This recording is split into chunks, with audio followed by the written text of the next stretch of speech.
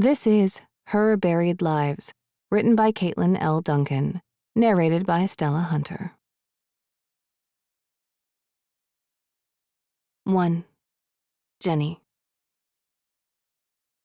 The highway stretches before us, winding through the oncoming mountains like a trail leading to a new life. At least that's what I expect. I glance at my mother, gnawing at her lower lip, her hands gripping the steering wheel as if the harder she digs, the slower we'll get to our destination. But with each passing second, we're nearing her childhood home and all the secrets it entails. A navy sedan to our right veers into our lane. The tires travel closer to us over the white dotted lines of the highway. A breath lodges in my throat. No, not now. I should have driven. The lack of control will only make me spiral even more. I grip the door handle, tunneling my fingernails into the hard surface. The edges of my vision blur. My heart races, and I attempt to call for her, but my voice catches in my throat. She doesn't see the car. A horn blares. I'm not sure whose. The sound echoes in my head, but she still carries us over the concrete at 60 miles per hour. The vision veils reality, and there's nothing I can do to stop it. 25 years of these morbid, intrusive thoughts force me to fall into an impassive routine when they show up. Mom. The word finally comes out in a low moan. Her head tilts to the side, too slowly for my reaction. The thick strands of dirty blonde hair slide across her shoulders. I try to focus on her instead of the inevitable crunch of metal breaking through the squeal of tires. I fling my arm out, as if the parental gesture she used on me as a child will stop what's about to happen. I'm always too late. I need to close my eyes and breathe, but I can't. Everything moves quickly now, as if on fast forward. My eyes remain glued open. My mind needs me to see what I've done to my mother. The car bumps against ours. I imagine the gray metal molding to the shape of the other vehicle. Her mouth falls open in a silent scream as she lifts her foot to slam on the brakes. It's too late. The sedan grinds to a halt. We fly forward. The seatbelt snaps back, cutting against my chest. The windshield caves in on itself. Fragments of glass pepper the dashboard and our bodies before pelting the floor. I'm paralyzed with fear, but all my energy focuses on closing my eyes. This will all go away. I just need to breathe through it. A large chunk of glass cuts my mother's neck. Thick burgundy liquid pools from the gash. The violence isn't new, and it's not the first time I've watched her die. I grit my teeth and inhale a sharp breath before closing my eyes. The image of her impending death disappears. 5. The number blinks in my vision, replacing the wretched curse haunting me. 4. My breathing howls in my head, removing the sounds of the accident and my mother's wailing. 3. Another breath. The air filling my lungs burns, but it's a welcome relief. 2. The hum of the tires on the highway returns, and a dull ache settles into my fingers. I peel them from the handle. 1. I open my eyes. We're still barreling down the highway. The Navy sedan is no longer careening into our car. Granted, it never was. Other than for that split second before the driver must have noticed and veered back into his lane. But I manifested a scenario far less innocent. A second. Yet my visions live in minutes, the worst minutes of anyone's life. The other driver clicks his right blinker and heads toward the exit ramp. My heart hammers in my chest as if I've been sprinting. Jenny, are you okay? My mother asks. Yeah. I croak and look at her. Turning my head is much harder than it should be. I expect the worst. Glass cutting her face, the explosion of blood across her chest. There's nothing to worry about. It's all in my head. It's always in my head. The movies, visions of a future that doesn't exist feel as real as the concrete road under us. You look pale. I hold back a groan. She's noticed. I skipped breakfast. It's not a lie, but also not the reason for my pallor. If you can wait, there's food off our exit. It's another half hour. That's fine. I try to keep my voice even. Burdening her with my tendencies only makes her worry. As far as she knows, I grew out of my visions years ago. My coping mechanisms don't always hide them well, but they work to prevent those around me from misinterpreting what goes on in my head. Otherwise, she'll ask incessant questions and may demand I see Dr. Abel again. While I didn't mind seeing the therapist on a weekly or monthly basis, it was an expense we didn't need and couldn't afford. Over the years, I've learned to hide it. Lately, it hasn't been easy. Not since finding out about my mother's childhood home. The visions, which I could normally hold off for days at a time, have been recurring multiple instances a day, harder to ignore or go unnoticed. I face the window, turning my body away from her. The tendrils of the vision remain. I draw in another breath before letting it out slowly. At least I have time to gather myself. As a nervous driver, she doesn't see much other than the road in front of her. She's tugged at the edges of her sleeves dozens of times throughout the ride, though I imagine part of her nervousness stems from going back to her hometown, a place she rarely discusses. When it has come up in the past, she's always diverted the conversation. Somehow, even in the August heat, she's still cold. She tugs at her sleeves, stretching them over her knuckles. I've never seen her without long sleeves on, even in the middle of the summer. Her petite frame never gives away the amount of food she actually eats. The stressful years of our one-parent family is still evident even though I'm capable of making my own way. Living together is a matter of convenience. I pay more than my fair share of rent and essentials. We like Ridgefield.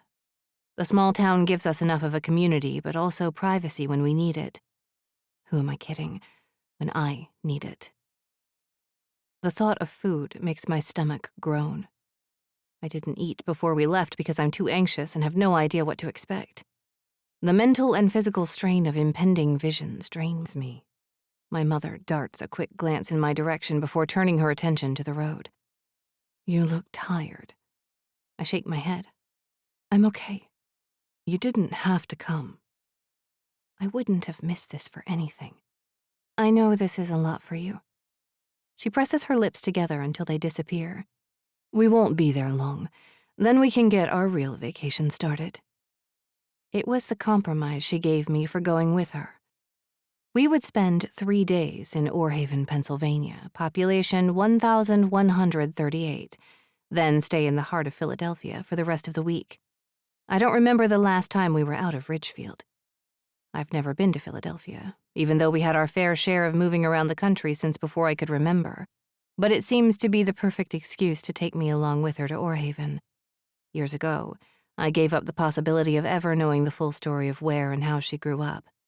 The first time I heard the name of the town was a week ago, after receiving a letter from a lawyer about the inheritance of her childhood home. She rarely speaks about her past, but I know enough about the traumatic history of her family that 3 days in Orhaven is more than enough. This is the only opportunity I will ever have to discover what her life looked like before I knew her. In family homes, there are boxes of memories, pictures of childhoods. Hers, filling the gaps, might help ease the questions in my mind about her forgotten family. After opening the letter, she didn't speak for several hours. Granted, we both had work. Her as an at-home care nurse for an older couple in town, and me at the restaurant. Even with the bustle of serving the lunch and dinner crowds, I checked my phone for any kind of response from her. Between orders, I researched Orhaven. It's a 3-hour drive from Ridgefield. We lived 3 hours away from the town for the last 5 years, and I had no idea. There's no family left to meet, but I'm sure there are clues of the past in that house. In a town of a little over 1,000, at least one person has to know more about my mother. That night, my mission came as clear to me as a vision. Thinking of the violence in my head made me want to go even more. For 25 years, I rarely asked about her family or my father. Even as a somewhat rebellious teenager who went online to research my family, I couldn't find much based on our last name, Miller. It's common enough that I never found any concrete records. Even with the first name of Nora, without my father's name, I gave up after a time, knowing that we were all we needed in life. When the opportunity presented itself, those years of holding back my need to understand more turned into a burning desire. If I want to find out anything about my relatives, it's in that house. While there are years I want to catch up with, I have a bigger purpose. The near crash on the highway solidified that. The visions that send me spiraling into another dimension where the world insists on maiming and killing everyone around me. If I could find a family member who suffered from them, the loneliness within me might not seem so bad. A hint of information would be more than I had a week ago. With that, I hope to find a clue about how to live with them and if I'll ever have a normal life. I want a family, but I can't inflict these visions on innocent people or pass them to another generation without understanding their genesis. The need is as visceral as my visions.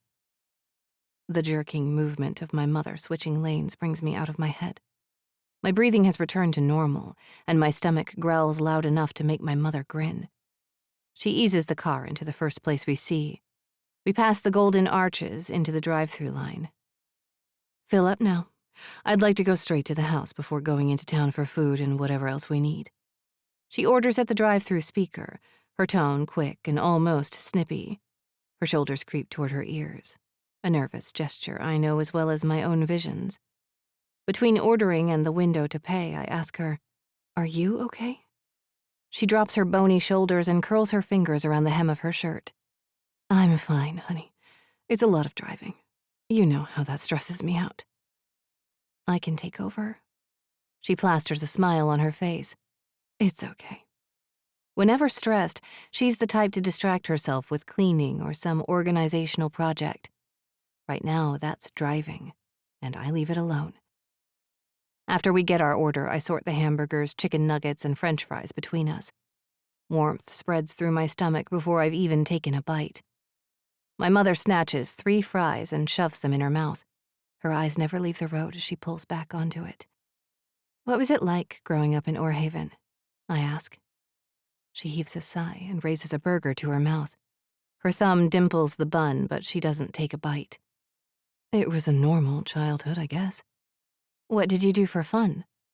I steer her away from thinking of her family, even though it's all I want to talk about. Did anyone else freak out at various moments of the day, imagining worst-case scenarios? Did they live with it or end up in an asylum? I shiver at the thought. The crease of her lip tightens. There wasn't much other than the main road with places to browse. A small movie theater, a malt shop.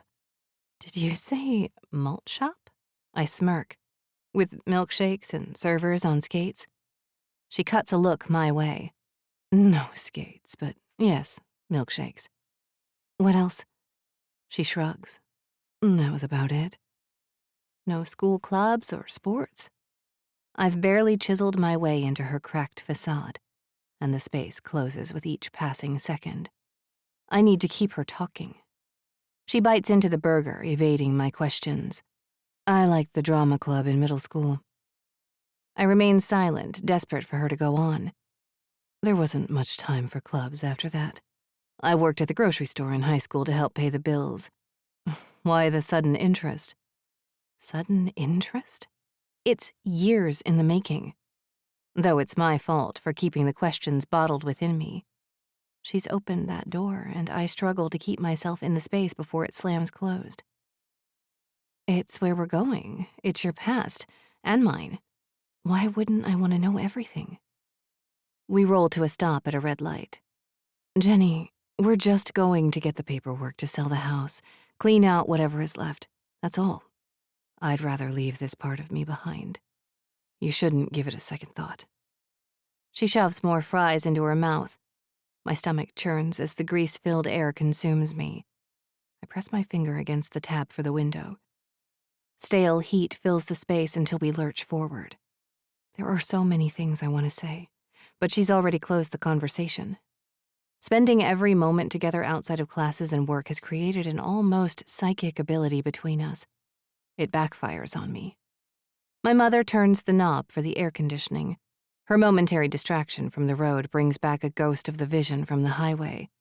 Within seconds, her attention is in front of us again.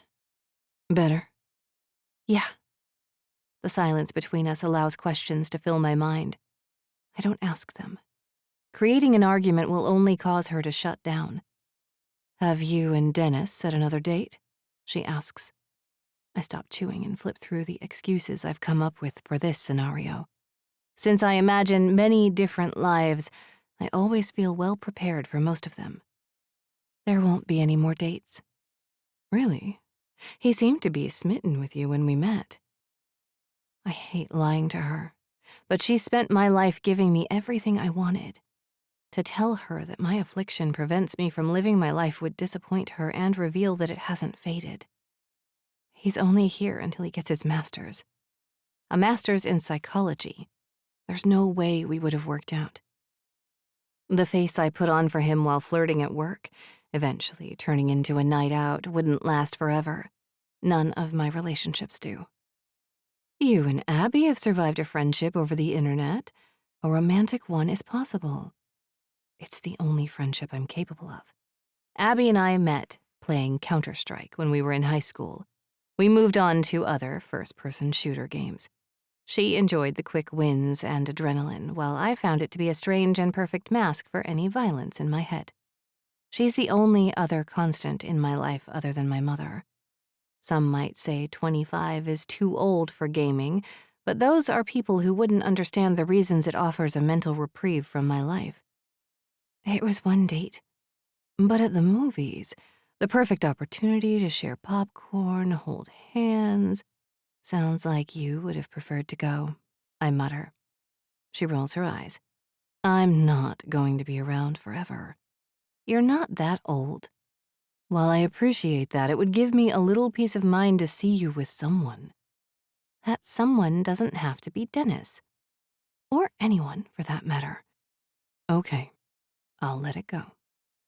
I finish my meal and collect the wrappers and small boxes while my mind wanders to the date. Staying late after his shifts for a week, Dennis finally asked me out. His damn dimples and charming smile did me in. He left it up to me what to do on our date, and I chose the movies. At least there he wouldn't notice when I had a vision.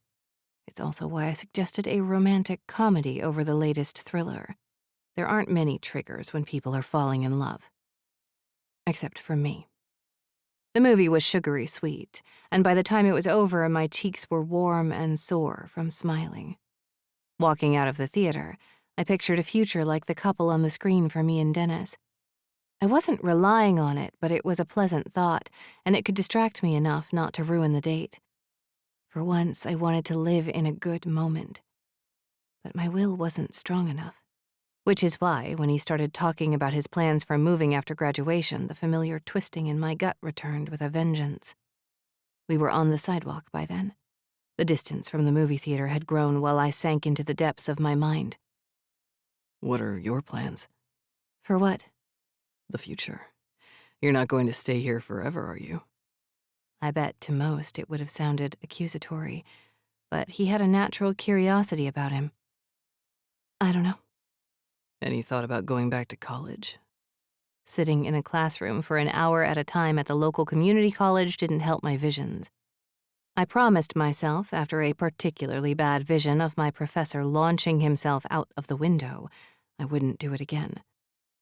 I've taken some online classes. You can do that from anywhere. Why are you asking? He grinned, and my stomach erupted with butterflies. I'm curious if you're staying in the area. The hopefulness in his voice struck me. He wanted me to match his desire to travel the world like he planned. Yes. The possibilities that opened during the movie slammed closed around me, creating a curtain of impenetrable darkness instead. This is a great place. I glanced at the road. Parked cars on either side of the street of the downtown area blocked any danger. A tendril of a vision appeared at my periphery. This was a not-so-gentle reminder of why I couldn't have a normal life. I should get going. I thought we were getting dinner. The street lamps whined above us. The snap of electricity brought the gruesome vision to life. The groan of the nearest electrical pole filled my ears. He didn't see it, given that it wasn't real. But standing there, seeing Dennis's cold, unmoving eyes staring up at me from the ground while the metal pole crushed his insides was too much. There was no time to count down. Instead, I ran. A dip in the pavement jostles me from the memory. The car veers from the main road down another canopied by trees. The aftermath with Dennis is all my short-lived relationships ever are. Over the last week, I've closed myself off from him, even though he's more than happy to try again. But I constructed a wall. It's easier this way. Eventually, he gave up. He no longer lingers after his shift, and soon enough he'll move on. Friends, potential boyfriends, they all do eventually. He'll be better off without someone like me. Sorry, my mother says, like it was the bump that bothered me instead of the memory of another brief relationship. I forgot about that part of the road. She shakes her head before continuing. When I was around 7, my father popped a tire there. The hairs on my arms tingle and my attention snaps to her. I wait for her to stop and not share any more information about her family, no matter how trivial. She proves me wrong. He was so mad. The words come out like a lead weight, slowly, and with the ability to press against my stomach. It was in the middle of winter and at night. There weren't any streetlights then, at least not that I recall. The cold was sharp. I remember my feet aching. He left us there to wait for him while he walked off to locate a garage. What happened next? I accept the risk of breaking through her thoughts and ending her recollection, but I need to know more. We sat there for what felt like hours. Eventually, my mother came into the back seat to warm us up. Your sister was there too? She was. The remnants of memory fade from her eyes. The shadows of our family sink into the depths of the past. I imagine my aunt's face, an amalgam of my mother's and the grandmother I made up in my head, possibly the sharp jaw that my mother and I share, painted onto a young girl. Did they have the same color hair? Or was it more like mine, dark and pinned straight? With no photographs of them, I always imagined the women of the family to look the same and my grandfather as a darker figure. My features could also be from my father's side of the family, but I'm more interested in my mother's past than him. As much as her family hurt her, a man who left a pregnant woman alone is on my list of people I don't waste my already crowded brain space on. I don't know what we'll find at the house, but I've forgotten this place long ago. I've worked to create a better life for you. I hope you know that, no matter what this place tells you. Okay. She unwraps the last hamburger. The crinkling wrapper barely conceals a sigh. She has a consistent habit of holding her breath during tough conversations. There's more to discover, but it will come in time. A ping from my phone draws my attention. I pick it up. A message from Abby fills the screen. Are you there yet? Almost. Send pictures and let me know about the internet situation. Outside the car, the trees clear as we pull toward a sign for Orhaven. The painted letters resemble the darkness of the wood. The letters are barely there, but they're burned into my vision as we drive past. I doubt I'll be able to log on while I'm here. I get it, but I'm here if you need a distraction. I can always count on Abby. She doesn't need to be physically present in my life for me to have someone to confide in. It's better for our relationship anyway. Thanks. Dense forest creeps toward the road on either side for several miles, narrowing our view of the town. It's different from the back roads leading into the more populated towns around Ridgefield. At least there are houses there occasionally. There aren't any here for at least 5 miles. The odometer behind the steering wheel ticks the distance toward an old life for my mother and a new one for me. Images of the house where my mother grew up flit through my mind. In the same way I imagine the faces of my family, the blurry vision of the house is just out of reach. A small sound escapes from my mother's throat. If I show I've noticed, she'll put on her facade. So I ignore it Silently, I count down from 5 and slightly tilt my chin toward her. Her long fingers grip the steering wheel as if it's the only thing keeping her heart pumping. The thin skin above her knuckles pales. Her nostrils flare, yet no audible air escapes. Her pale blue eyes bore into the road. The hum of the car beneath us drones on, and I realize we didn't turn the music back on after we ordered lunch. I reach for the dial and turn it as slowly as possible. She doesn't seem to notice my movements, and I won't be the one to wake her from her trance. The metallic twang of a banjo filters from the speakers, accompanied by a crackling of static. Ahead, the road dips and the trees continue as far as I can see. Even inside a car on a 2-lane road, the world shrinks. There's no going back now. The road pitches downward on a steep slope, and instead of the hopelessness of never-ending trees, they seem to take a step back and welcome us with sharp, splintery arms. As we approach the town, the claustrophobic tightness in my stomach subsides as we navigate the roads. The downtown area reminds me of Ridgefield. From the crowds of people walking the sidewalks, it seems more like a town-wide event. There aren't more than a dozen cars driving on either side of the street, and several are parked against the curb in front of the hardware store, a diner, smaller shops, and the movie theater. I strain to find the malt shop she mentioned, pulling her younger essence from it. One that I yearn to connect to even more than I already do. Houses spread apart in a familiar pattern, reminding me of our current home. Children run through sprinklers. Men with baseball caps and beer bellies mow the lawns. Sunday summer activities pepper the town. A fluttering sensation within me adds a skip to my racing heart. I'm unsure why Orhaven feels different from anywhere else. In my mind, I've kept this place cradled in my hands like a cherished snow globe. It holds all the answers for me. Now, I just have to find them. 2. Jenny. My mother hasn't uttered a word since we left the downtown area, and I'm unsure how to start a conversation as I take in everything around me. The landscape leaves much to be desired. Ridgefield summers are filled with lush, manicured yards. Here, most of the properties further from town are in various stages of neglect or overgrowth. The tans and browns force a swirling, bleak pool of dread into my stomach.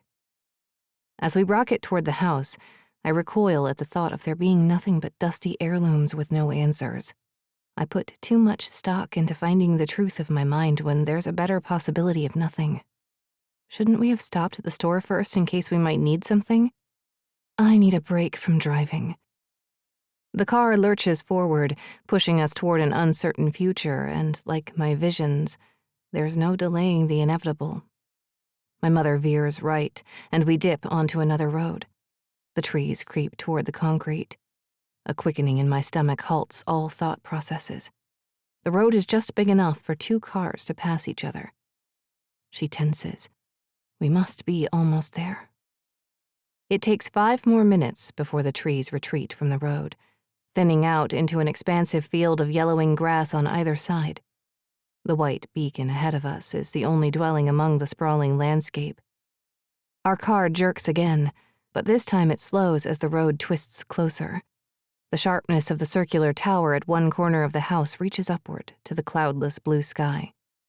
My mother presses her chest against the steering wheel, peering closer, as if we aren't heading toward the only likely destination. It's in better shape than I thought. The confirmation is all I need. There's no going back. The image of what I thought of the house molds into the reality of what it is. The Victorian-style structure holds firm to the land, claiming it as its own. From my limited knowledge of houses from the 1800s, I expected it to be smaller. The forest obscures the house on 2 sides, while the rolling landscape continues toward the horizon. As we get closer, the years press upon the chipped paint and the orange-tinged rust against the gutters. The painted green shutters appear to be the only part of the exterior not ripe with age.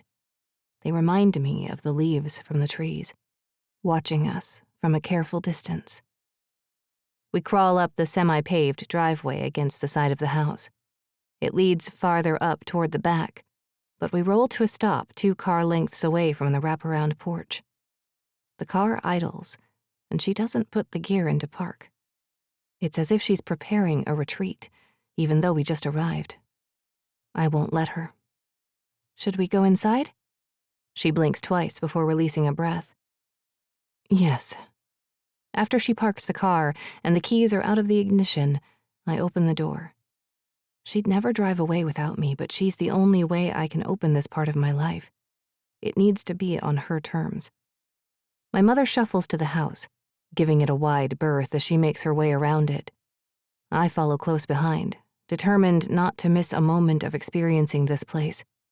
She reminds me of a doe standing in the middle of the road, deliberating the danger on either side. The stiffness in her steps matches the tightness in her expression as she inspects the exterior. While I'm able to conjure the most vivid and horrifying images in my head, I don't think they're any worse than what she's seeing in her own mind. She twists the edges of her sleeves, pressing them together until I can't tell where her hands begin. Our feet crunch over the dehydrated grass as we move at a snail's pace around the structure. The disrepair is clear, but also gives it a sense of life. It has weathered storms and still stands proudly. If this house can do it, surely she can.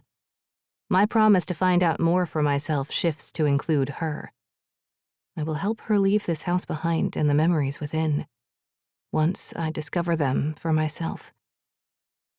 Cracks run through the stone front steps, but like the foundation, they hold strong. The planks stretching across the patio have held up over the years with barely any chips. I crash into her, not realizing she's stopped. Sorry.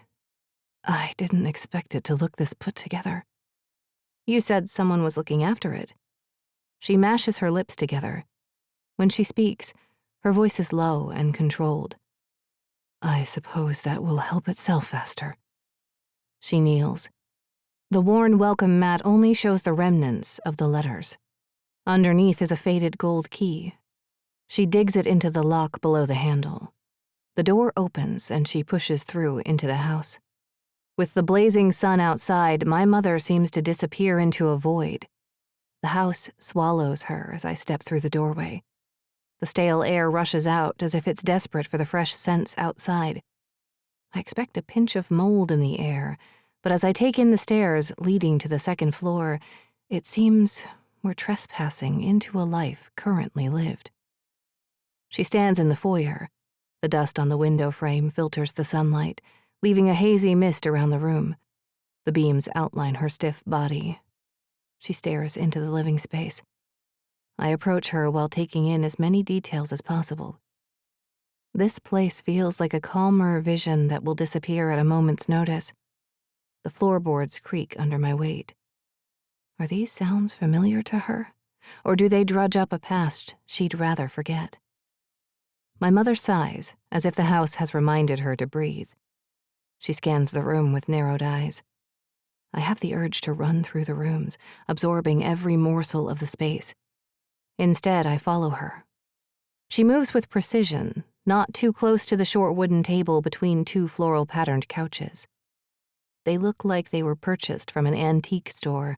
Most of the furniture does. It lives in another time entirely. The area rug dampens the sound of our footfalls, but the wood groans, letting us know we're not entering this house unnoticed. I expect to find framed photographs of our family on the mantel over the stone fireplace, but it's empty, other than the light coating of dust. I'm unable to get closer before my mother wanders into the next room nestled at the back of the house. Out of the 2 rooms, the kitchen looks as if it has time-traveled further, but at least we'll be able to make decent meals during our visit, if the appliances work. The hum of the refrigerator grounds me in the space. A carved table sits in the center of the room, surrounded by 4 chairs, a reminder of the family who once lived here. I spot a door with a key hanging from a nail next to it. I assume it's a basement. One of the bits of information my mother never shied away from was her fear of them. She didn't explain why, but I don't need to guess that it came from this place. I round the table and look inside the refrigerator. It's empty, yet immaculate. "We should make a list of what we need," she says. "Let me figure that out." Ever since I started working full-time, I chose restaurants. The fast pace of the kitchen always keeps my visions at bay. Working double shifts through high school and whenever possible, it's been my only savior from the violence. In that time, I've become the main cook in the family, as I've learned from seasoned chefs. I open the oven, flicking on the light. Like the refrigerator, it's clean. We have to meet with the lawyer soon. With her gone, I'm free to explore the house on my own. I can stay here. I want you with me. The vision of my exploration disintegrates from my mind. I can't refuse her, not while we're here and she's dealing with the memories of her past. Besides, there will be time to look around. Okay? Her cell phone trills from her pocket. She silences it. It's work. I wave a hand at her. I'll look through the cabinets and see if there's anything not expired. She makes a modest living as a home care aide, but we never let food go to waste in our house. I have a list of pantry recipes that could fill a cookbook. She rocks on her heels and glances around the room. Then her attention lands on me before she picks up the phone. Hey. Yeah, we just got here. Hold on, I can't hear you that well. She rushes out the back exit, and the screen door slaps against the frame as she disappears from the house. Through the window, I see her round the corner toward the driveway. I take in the space's silence, breathing it in. The hairs on my arms shimmer awake. I'm alone in this house. I have a few minutes to do anything I want. Exploring the second floor is out of the question, as I wouldn't be able to get back in time without answering questions about why I ventured on without her. My phone pings and Abby's face appears on the screen. You there yet? I raise my phone to snap a picture, but my finger hovers over the screen. I want some time to get comfortable before opening this place to anyone else. Instead, I text back. Yeah, just got here. Is there any chance there's Wi-Fi? You know your phone sucks. I smirk at the message. As a tech nerd, Abby always has the newest devices. Unlike me, I keep what isn't broken. Give me a few. Through an archway from the kitchen, there's a dining room. The dust haze is stronger since only sheer curtains frame the windows. In the corner, the turret reveals a cushioned seating space with built-in bookshelves. My mother is always reading at least 3 books at a time. I wonder if she's always done that. I imagine her as a child curled up on the cushions, experiencing other worlds outside of this isolated one. Her muffled voice emerges. She's standing in the front, her hand curled on her hip. I back away from the window, checking the space for any modern electronics. She stops within view, digging the toe of her shoe into the dirt. I leave the room through a second doorway closer to the front door. The stairs to the second floor call to me, but so does the kitchen. Mostly, the basement. The door is locked, and I rip the key from the nail and shove it in the knob. My hands tremble slightly. Why would there need to be a key to a basement door? The first 2 steps lead downward into an abyss. I lean closer, looking for a switch. In all my life, I've never lived in a place with a basement. My mother preferred apartment buildings without them.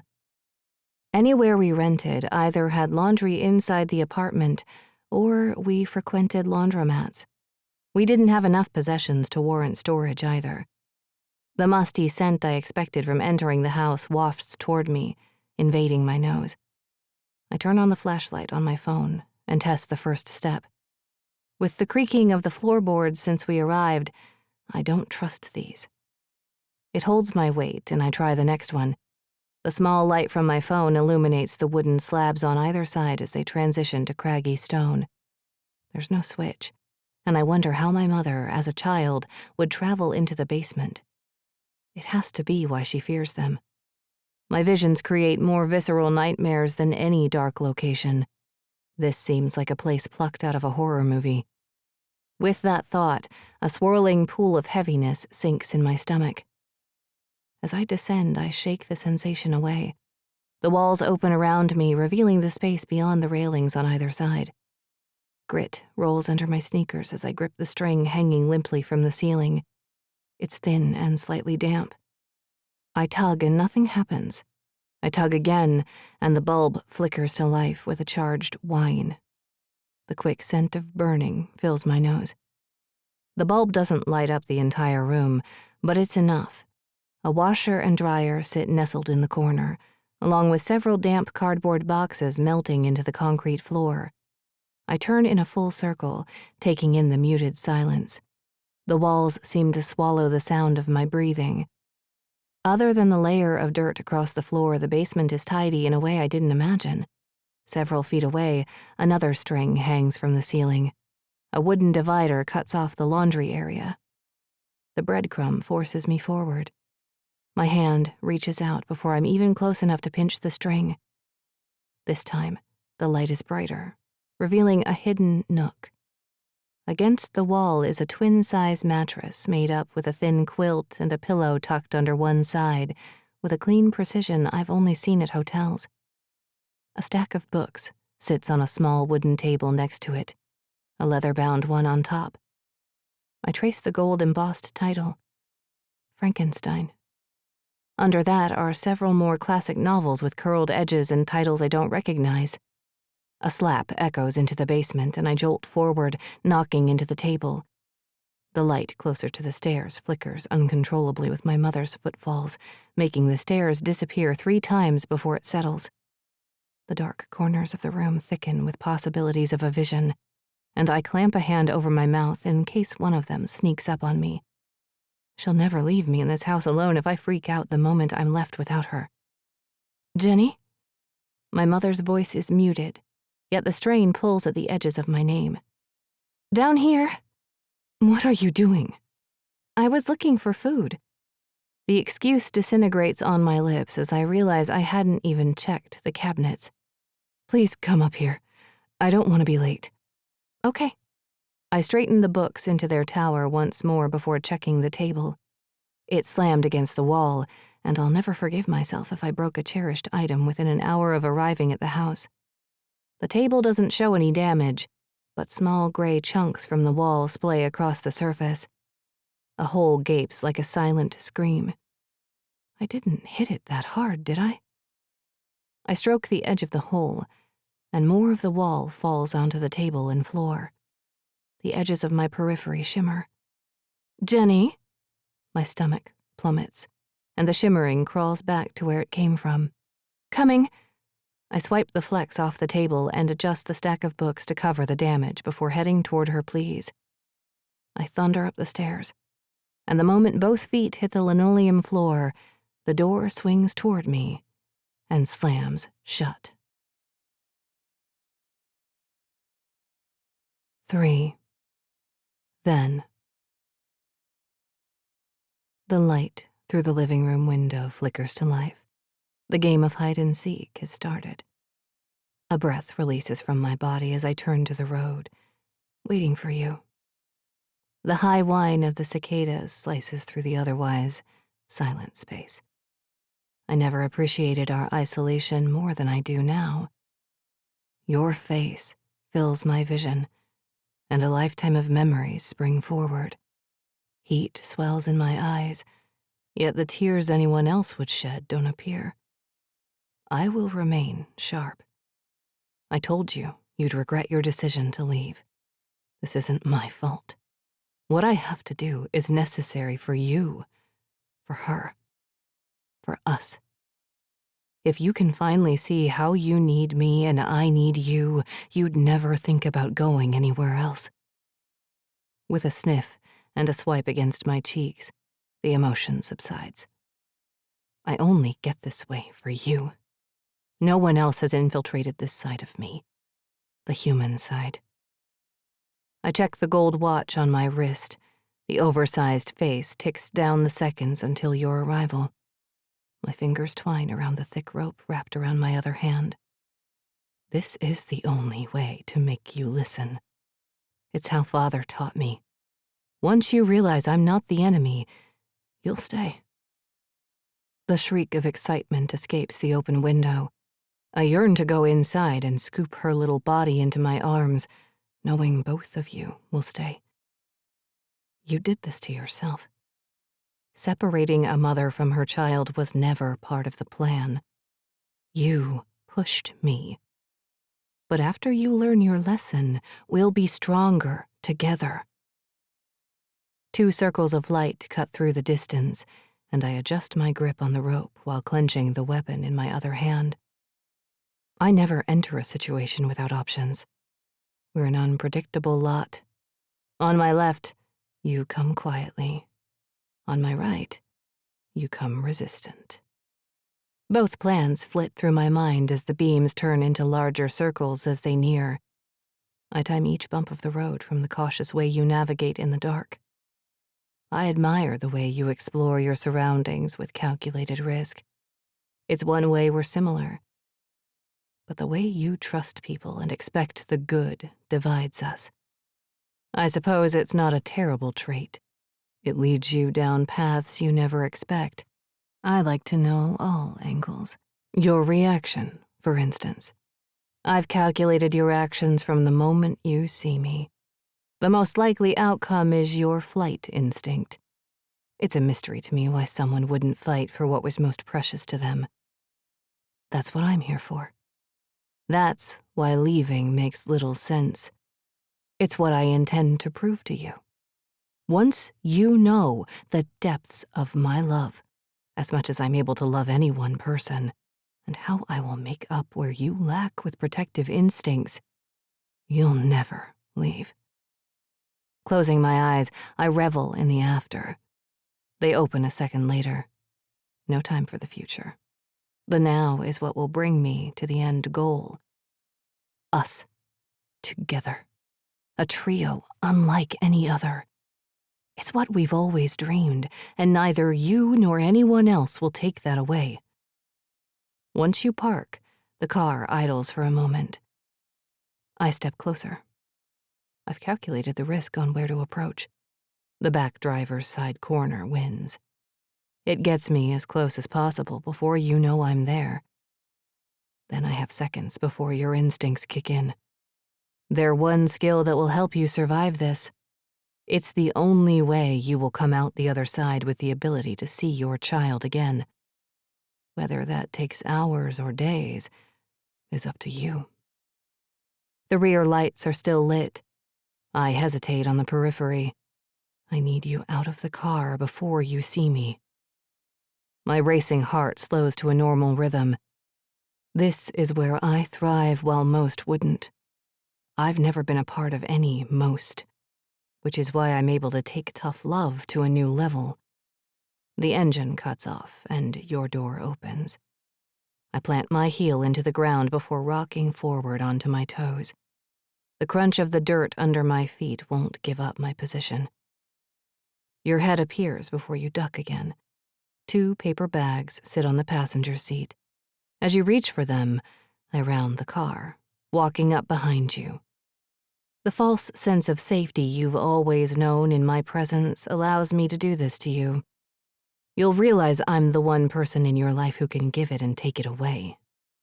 The second before you spot me, heat spreads throughout my body. The scent of coppery blood fills my nose. It's a faraway memory, but enough to ready myself for what I must do. Our eyes meet, and the flash of fear melts into confusion when you take in what I'm holding. I say nothing. There will be plenty to say when you're ready to listen. The frayed edges of the rope scrape against my skin. You dare to drop your gaze down to my hands. A mistake for you. The car door bumps against your back. A spike of adrenaline runs through me as I imagine you shoving out your arms and fighting for yourself. There isn't enough time for that scenario. The moment you turn away from me, Plan B takes effect. I raise my right hand and bring it down against the fleshy part of your beautiful neck. The carotid is the sweet spot that won't cause too much permanent damage. You fall like a brick. I have honed my skills over the years, but it doesn't make what I'm doing any easier. Any other time, it's been for the beast inside of me and to protect our family. The grocery bags lean gently against your body. This won't do. I rip one of them in half, and the brightly colored cereal box falls out. I flip you on your side as 2 oranges bump against my hand, then roll under the car.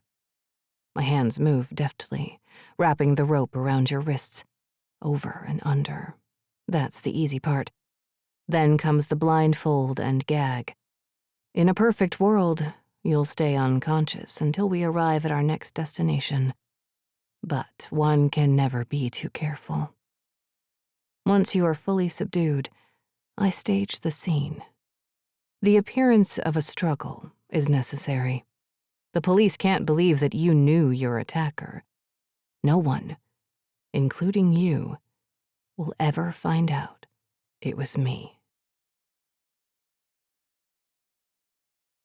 4.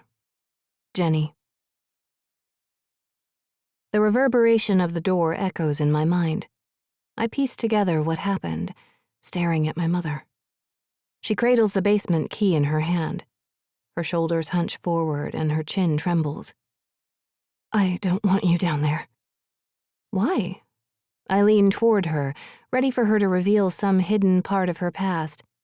She's going to tell me that someone locked her in the basement, which is why she hates this house and the memories within the walls.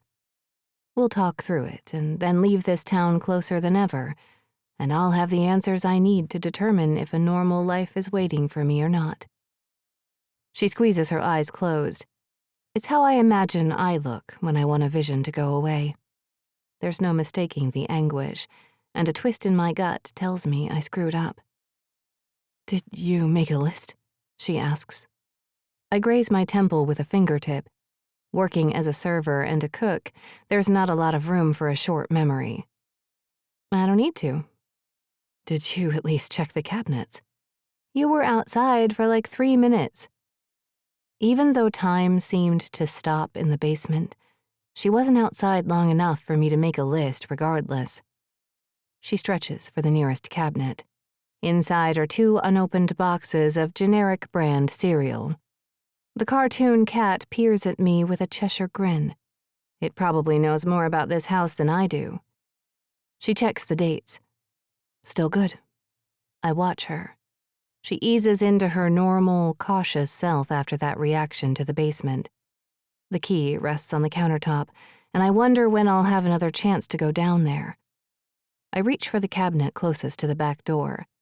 Dusty glasses and mugs stacked together create a warped reflection in their surfaces. The next cabinet has plates and bowls, all with a thin layer of dust. Without a dishwasher, we'll have to clean them by hand. None of the cabinets I search have food, so I move closer to her. She's cataloging what she finds, pulling items and leaving others. I find soup cans. I review the expiration dates, and they are still good. A question hovers on my tongue. I'm no expert on food storage, but these couldn't have been purchased when she had left all those years ago. So who was in the house more recently? She said there weren't renters, but maybe whoever was caring for the place took breaks inside the house knowing it was empty? With each new intrusion into this life, more questions arise. And that need to know grows within me. I imagine different questions I can ask her to open the conversation again, but from the way she smashes the cabinet doors closed, not even a sliver of that window opens. We should go. She's already across the room, heading for the front door. As we leave the house, I silently promise to not force her feelings to the surface like that again. I'll do what she asks and help get the house in a saleable condition, but I will get my answers in a different way. The ride back to town appears to take less time than when we drove to the house. With the house behind us, my mother melts into her seat, releasing the tension which had tightened every muscle in her body. What did Carl want? I ask. She furrows her brow before shaking her head. Oh, he forgot where he put the combination for the medicine cabinet. I wrote it on the instructions. It makes me regret any type of break I take from that house. He doesn't think of the details. She goes on about the issues at work. I suspect to divert my attention from the house, and I allow it. After her panic with me in the basement, we both need a break. Once we reach the downtown area, she slows toward a parking spot in front of a hardware store. The window displays several lawnmowers and bug zappers through the streaked window. She unbuckles and turns to me. I'll meet with the lawyer first. Then we can get some food and settle into the house for the night. She pushes the door open, and the conversation is over. I slip out of the car and drop my sunglasses over my eyes. The sun strikes down on the concrete, and I swear it's 10 degrees hotter here than at the house. An older couple waddles toward us, linked arm in arm, and I move closer to the curb to allow enough space for them to pass. My mother spots them and freezes. Standing at the front of the car, her gaze darting toward me, then the other side of the street. The older man isn't paying attention, but the woman spots my mother and stares. She opens her mouth, but my mother's words come quicker. "Mr. and Mrs. Peters, it's good to see you." Mr. Peters bobs his head while the older woman holds her eyes. "Never thought I'd see you again, Nora." The porcelain skin under her chin wobbles with her words. My mother clears her throat. "We're here to sell the house, and then we'll leave." Her tone is sharp, yet her eyes don't meet the woman's. She's grown, yet she's acting as if Mrs. Peters is about to scold her. Mr. Peters watches them with disinterest. The brown-brimmed hat on the gray smattering of hair shades his eyes, but I assume he doesn't remember her. "Good riddance." Mrs. Peters curls her lip and tugs her husband along. Her hunched posture doesn't allow a quicker escape, but her jerky movements hint that she'd sprint if she could. My mother stares after them. Her jaw tightens. "What a warm reunion," I say. She lets out a small laugh. "They never were the nicest people. We always avoided their house on Halloween." "You had trick-or-treating here?" "Orhaven isn't so different from other places." I recall the drive through the town. "Did you have to hop in a car to get from house to house?" "There are some neighborhoods with houses closer together." She walks toward the building, and I follow. An image of a younger version of her in a princess costume skipping down a street with other kids fills my thoughts. Did her sister go with her? Or were they the type of siblings who weren't that close? She releases her hair from the elastic, and the shaggy mess covers the sides of her face. In a small town like Orhaven, I doubt the Peterses are the last awkward encounter we'll have. We lived in smaller towns before, and most of the time gossip ran like wildfire. In a place like this, memory is longer than most. Possibilities open for me. If I can't get everything I need from the house or my mother, then I can talk to people in town. I test my theory. "I can run to the store while you're with the lawyer." If given the opportunity, I can act like I've lost my way and reveal who my mother is. I imagine receiving fragments of information from the past and collecting them like precious jewels. "I want you with me." She checks her phone for the address. I trail behind her, peering through windows of the businesses. With the beating sun overhead, the reflection of myself and the street blocks most of my view inside the buildings. The law offices of Walter Wallace are on the second floor above a florist. The mingling scents from the flowers bombard the narrow staircase separating the two. It doesn't help that there's no outlet for the air. The weight of it presses over me as if I'm living inside a perfume bottle.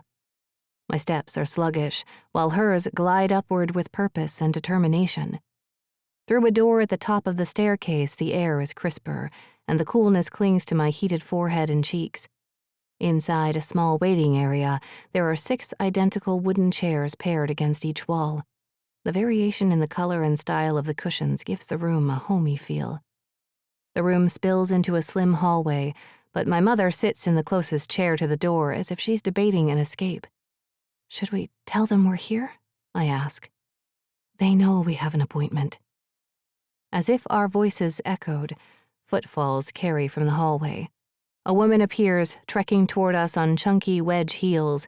Her full red lips part into a brilliant smile. Her deep brown eyes hold a kindness, which eases my mind about this place.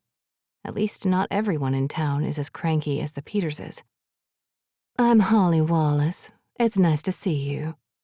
She tilts her head slightly in our direction, clasping her hands in front of her. A rosiness shimmers against her dark brown cheeks. She looks to be around my mother's age. I wonder if she has any stories from her youth. "You can follow me through here, Miss Miller." I start forward, but my mother holds up a hand. "Stay here." "You said you wanted me with you." "Here in the office." There's no one here for me to question or any opportunities for exploration of the past. I can go to the store now. Kill two birds? "Jenny," she says, glancing at Holly. "Please, I won't be long. Stay here." She hurries after Holly and I'm left alone. My cheeks bloom with heat, but I sit by the window, obedient. After exploring the basement, I suspect she doesn't want me too far from her sight. Have I already given away my hand in my personal investigation? Outside, life resumes in Orhaven. But when I'm not in the fray, meeting the people and getting a better picture of my mother's secret life, it doesn't seem as interesting. I turn to my phone, scrolling through the messages from Abby. Throughout the day, we send each other funny memes and videos, but she's been silent. She always has an inclination of how I'm feeling, and I doubt she wants to interrupt this homecoming. Guilt presses against my chest like a heavy weight. I hadn't been completely honest with her about the trip. How could I? She has no idea I experience morbid visions. Separating that side of me is the only way I can preserve both of my closest relationships. "Can I get you anything?" Holly's smooth voice chimes. "Water or iced tea? I made some cookies, too." "I'll have tea and a cookie, thank you." She smiles again. I imagine her at home, singing in the kitchen while making them. She seems like the type to always have a positive attitude. It's foreign to me, but welcome. "Why don't you come with me? Stretch your legs a little. Nora told me you had quite a ride today." I push out of the chair. "Thanks." Holly leads me through the hallway. My mother's voice sounds behind the second door on the right side, accompanied by a booming and jovial male voice. I assume Walter's. "Mr. Wallace is your husband?" Holly veers into the room across the hall. "For 23 years. Wow." A rattling window air conditioning unit greets us. A desk sits in the center, just large enough to hold a computer and a printer. A neat stack of folders and paperwork rests on top of the scanner. In a lawyer's office, she has to know information about my family, even if she doesn't know my mother personally. "Are you from here?" Holly moves to the table behind the door, supporting a pitcher filled with mostly melted ice and tea, a coffee maker, and a plastic-covered paper plate with a heaping mountain of chocolate chip cookies. "No, Walt and I met during our college years." "Why did you move to Orhaven?" "We did the city life for a while, but when Walt's grandmother fell ill, we moved up north to help. Then a job for a local lawyer came up a week after she passed, and we never left. This place might be slow-moving and small, but it's become home." "Do you have any kids?" "No, we weren't blessed, but I have 10 nieces and nephews to spoil." "That's a big family." The urge to talk to her about life growing up with a single mother comes as swiftly as it goes. I don't want anyone to feel bad for me. I want answers. As much as Holly's kindness draws me in like a warm hug, my mind wanders across the hall toward Walter's office. If only I could listen to what they want to hide from me. My attention moves to the door to its right. "Do you have a bathroom?" Holly plucks 2 cookies from the plate and wraps them in a napkin. "Right there across the hall. I'll bring your tea in a moment." "Thanks." I leave the room, slowing my steps as I approach Walter's office. I strain to hear any decipherable words. I'm inches from the door when it swings open, revealing a massive man. The glass of his thin, wired spectacles reflects my terror as I stumble away from him. His kind eyes and smile match Holly's. He reaches out to shake my hand. "Oh, sorry to startle you." He straightens his tie before his hands drop to his sides. It's okay. I peer around him. His office is a stark contrast to Holly's. It's cluttered with pictures and degrees hanging from the walls. The sun can't quite pierce the thick white blinds covering the window. My mother sits in a chair next to the desk, her head bowed over a manila folder filled with a stack of paper. One of her hands covers her mouth as if she's yawning or surprised. Her head lifts slightly, and I angle my body behind Walter's. I'm just looking for the bathroom. Right next door. Thanks. I scoot in there before my mother sees me. The bathroom is the size of a closet. I shimmy past the toilet to close the door. A small window set higher on the wall gives enough light in the room to highlight the chipped floor tiles and the subtle dark ring tattooed in the porcelain sink. I lean against the wall between the office and the bathroom. Walter's voice appears again. Then my mother's. I strain to hear them, but their voices mingle together in a muffle. So much for that plan. I flush the toilet and run the water in the sink before leaving the room. Defeated, I head out, and their voices become clearer. Walter must have forgotten to close the door after walking back into his office. Holly is still busy with the tea. I freeze in my spot, not daring to move and shatter this opportunity to find out what my mother didn't want me to hear. It's all rather straightforward, Miss Miller. Walter's voice is softer and more serious than when I spoke with him. Nora, please, she sighs. Is there any way to change it? It's her wishes. Screw her wishes, my mother says under her breath. This is ridiculous. It's how you can get the house. What if I don't want it? There's a long pause before Walter clears his throat. It's my job to carry out these requests. We've already priced out the value, and you will leave with all the profit. At what cost to me? Jenny? Holly's voice crashes over me. She holds the glass and napkin-wrapped cookies in her hands. She glances into Walter's office. I told you I'd bring this out. Oh, I wanted to stretch my legs, as you said. Holly purses her lips. She doesn't believe me. But as quickly as the doubt scratches at my skin, she smiles again. I understand. She lifts her chin toward the waiting room, and I peel myself from my spot and follow her. I sit a lot at work, so I have to set a timer to make sure I get up at least once an hour. In the waiting room, Holly places the glass on the table next to the chair I sat in before. She hands me the cookies. Let me know if you need anything else. I glance down the hallway at the office as more questions flood my mind. Selling the house isn't as cut and dry as my mother had let on. But from the surprise and annoyance in her voice, I doubt she lied on purpose. She expected this to be easy. Over the years, I didn't push to find out the whole truth about the most important parts of me. Now, I'm not sure if she'll ever open up. Once she gives the house over to a realtor, the last bit of her hidden past will be gone. Pushing her about it when I'd been complacent my entire life won't get us anywhere but into a fight. While eating the cookies and sipping from the tea, I run through scenarios of how to approach her about the fragments I already know, with the goal of opening her up. 30 minutes later, my mother walks out of Walter's office. I leap up from the chair, my nerves bursting with anticipation for news. How was it? Fine. The flatness of her smile offers the truth. I wait for her to mention that she heard me eavesdropping, but she doesn't.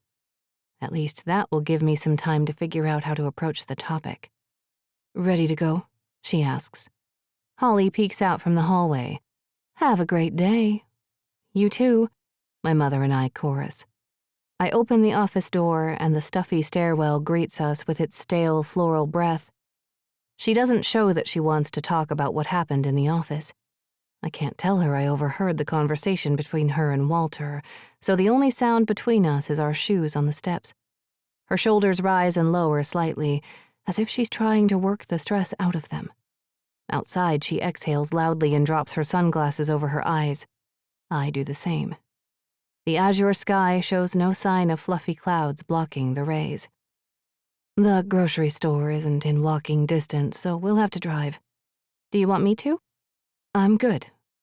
I sense she needs the distraction from whatever Walter said to upset her. A tinkling bell sounds to our left, and my mom stops so quickly that I barely miss crashing into her. I grab onto her bony shoulders and am about to ask her why when I locate the object of her attention. A man walks out of the store, cradling his cell phone against his ear. I'm sure she'll be back later, sweetheart. If you need anything, call me back. He glances at my mother and stops as abruptly as she did. He sputters my mother's name. Nora? Hi, Mike. She breathes out his name as if it's going to be her last, and if it were, she seems entirely okay with it. They walk closer to each other, their hands rising to meet in an awkward mix of a handshake and a hug. Even though the temperature outside is oppressing, a shiver rolls down my spine as if someone has poured ice down my back. The way their gazes lock is intimate enough that I turn away from them. He blinks and looks to me. Jenny? My attention snaps to his. I've never met this man in my life, yet he's close enough with my mother to touch her after all these years, and he knows my name. That shiver halts before spreading itself throughout my entire body, settling in my gut. Her smile falters. This is Mike Allen. We went to school together. Mike cackles and smooths his hand up her arm to cup her elbow. We were more friendly than that. She's smiling at this stranger. No, not a stranger, they've made that clear. The word friendly takes on a whole new meaning with this man. He's nice looking, with kind eyes.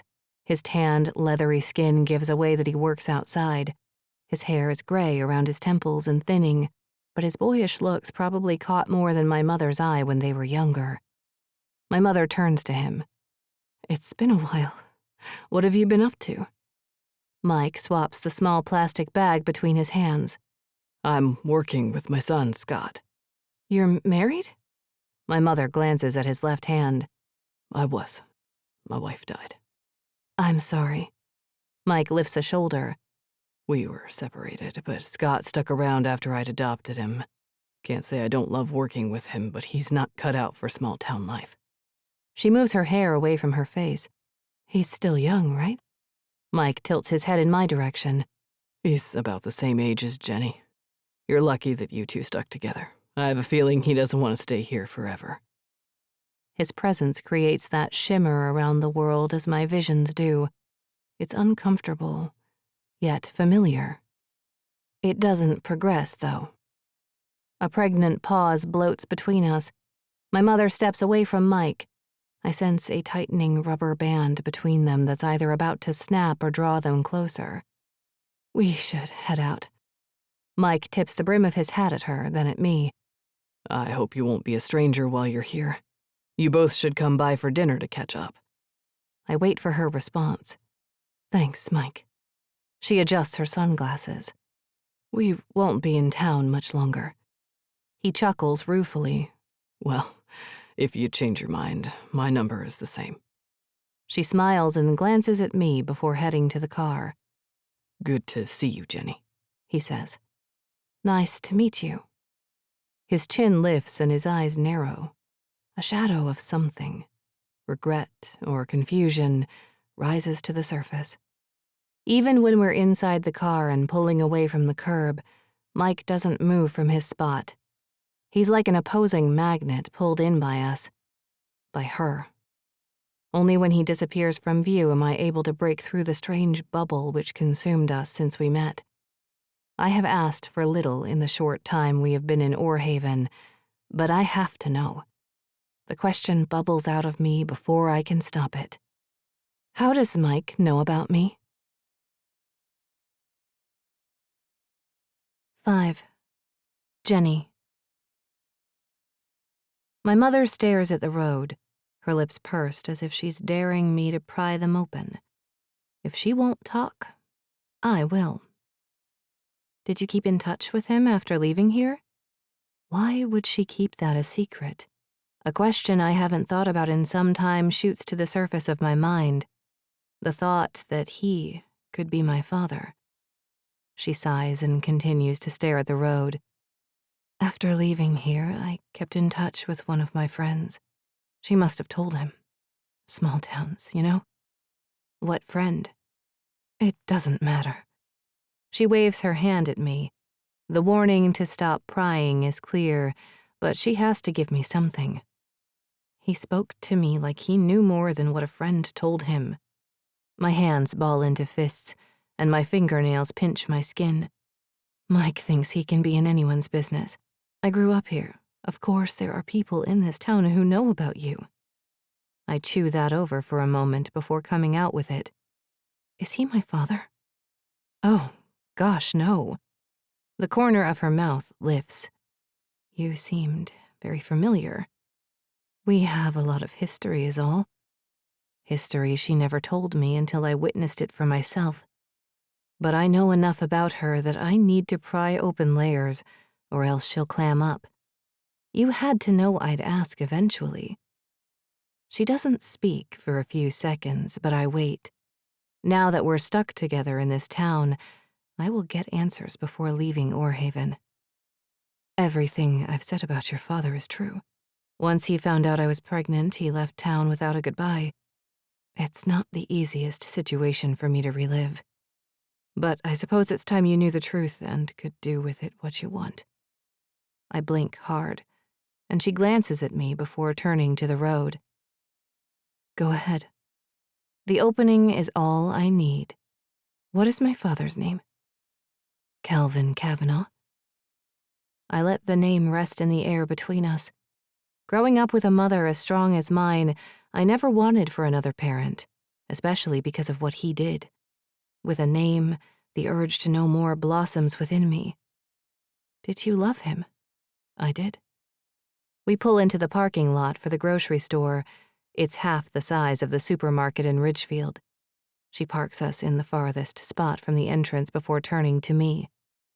I'll answer any questions you want about him, but the reason I haven't before is that I didn't want you to look for him and feel disappointed with what you found.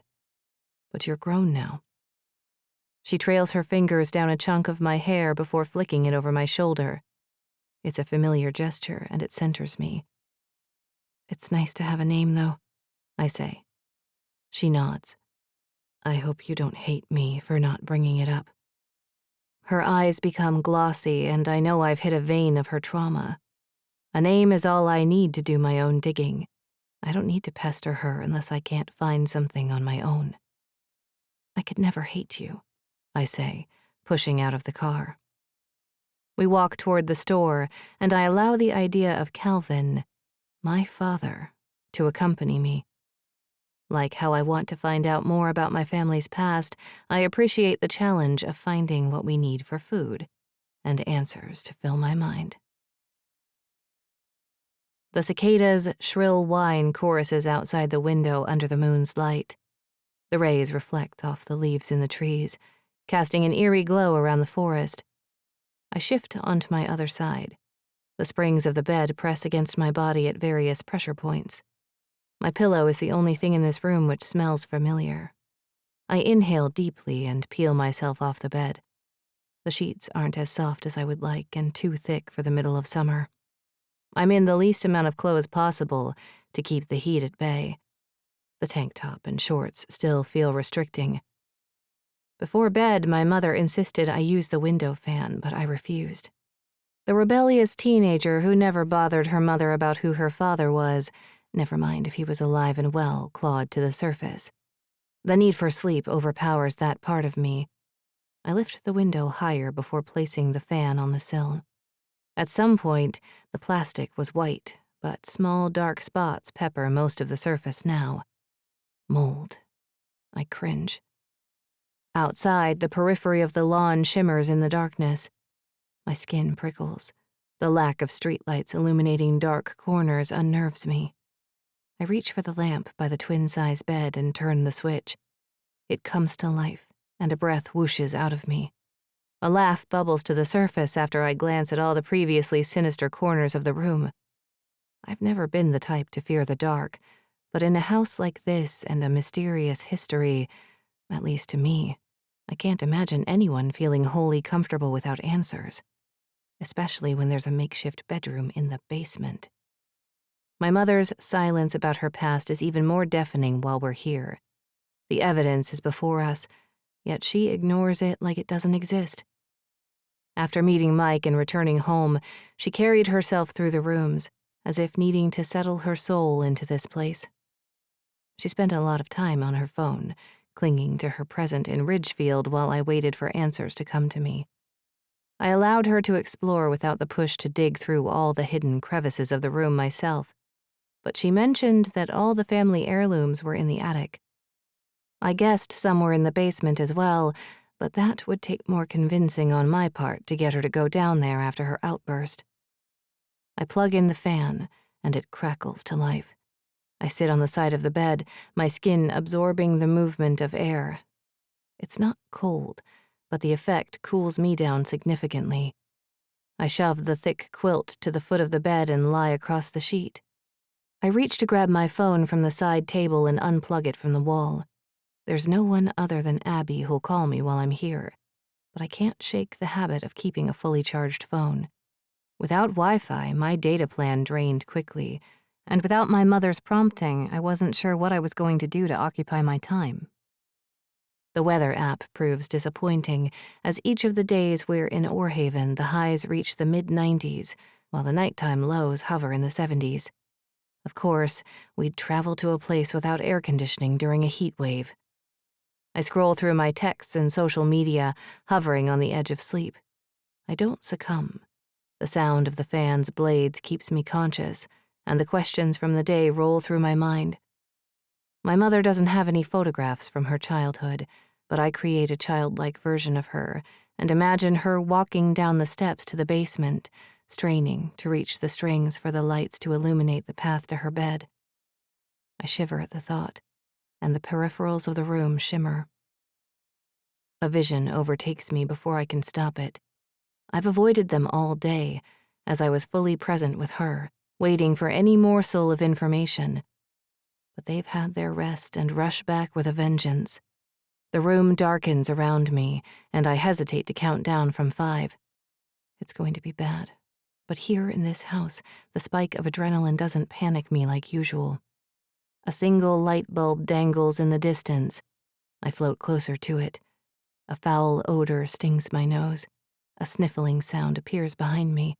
I'm unable to turn around to see who it is. The sniffling turns into light sobs before the wail of a child roars in my ears. My legs and arms persist, but I can't turn to her. Instead, I reach toward the string, wrapping the thin cord around my fingers. I snap my wrist and the light blinks out. Then it fills my eyes like I'm staring at the sun. I sit up and shield my eyes from the light burning all around me. Jenny. My mother stands beside the bed. Brilliant sunlight beams through the windows. I fell asleep at some point. That's never happened during one of my visions. Perhaps that's why I felt so calm. It wasn't a normal one. It was birthed from exhaustion. You're sweating, she says. I lie back and untangle the sheets from around my legs. It's hot in here. Concern wrinkles her brow. She sits next to me and her fingers brush over my forehead. Her normally chilly hands are just as sticky and hot as every inch of my skin. I need to go to town this morning. Okay? She checks her phone. I wanted to let you sleep, but I should go soon. Do you want me to come? The racking sobs of the child from my vision fill me with sadness and rage. I can't pretend to ignore it minutes after. I need alone time. She sighs. You look tired. I settle and curl my legs to my chest. I didn't get to bed until late. It's not a lie, but not telling her the entire truth creates a sharp twist in my gut. I stare at the window, wishing she'd leave without too much of a fight. Occasionally, I try to use my visions to predict a better version of the actual future, instead of one leaving me or my mother maimed or close to death. Sometimes it works, sometimes not. I yawn and close my eyes, feeding into the half-truth that I'm tired. Maybe I'll be able to explore the house without her hovering over me. Moments later, her weight lifts from the bed. A whisper of the sheets moves up my body and rests around me. It takes all the strength I have not to fling my eyes open, but I need to play this right. For as long as I've known her, her slightness gives her the ability to slip in and out of rooms with little notice. Here, the floors announce her departure. The closing of the front door rattles the bones of the house. Then the roar of the car engine is the catalyst I need to sit up. The bedroom window looks out over the long, winding driveway. As soon as the vehicle disappears into the woods, I bolt from the bed and head for the hallway, needing to get to the room my mother slept in with the short amount of time I have. I pause outside the door and shoot a quick text to Abby. Can you research the name Calvin Kavanaugh? I love the alliteration. Do you have anything else on him? Not yet. On it. I grab the knob and it turns easily. A haze of dust and light settles over the furniture. A twin bed sits in the center of the space with end tables on both sides. This room is a mirror version of mine, other than her suitcase set by the door. The top is open slightly. One tug of the zipper and she's ready to go. She already has one foot out the door while I'm desperate to linger. The walls are bare, yet there are small dings in the paint, showing this room once had a personality. With such a small bed, it had to belong to either my mom or aunt. The dresser drawers are first.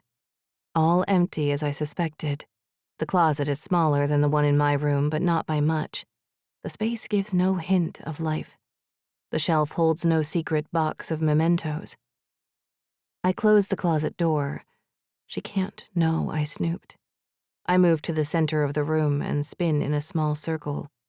If there was anything to hide, where would it be? Staring at the bed for a few seconds, a thought emerges.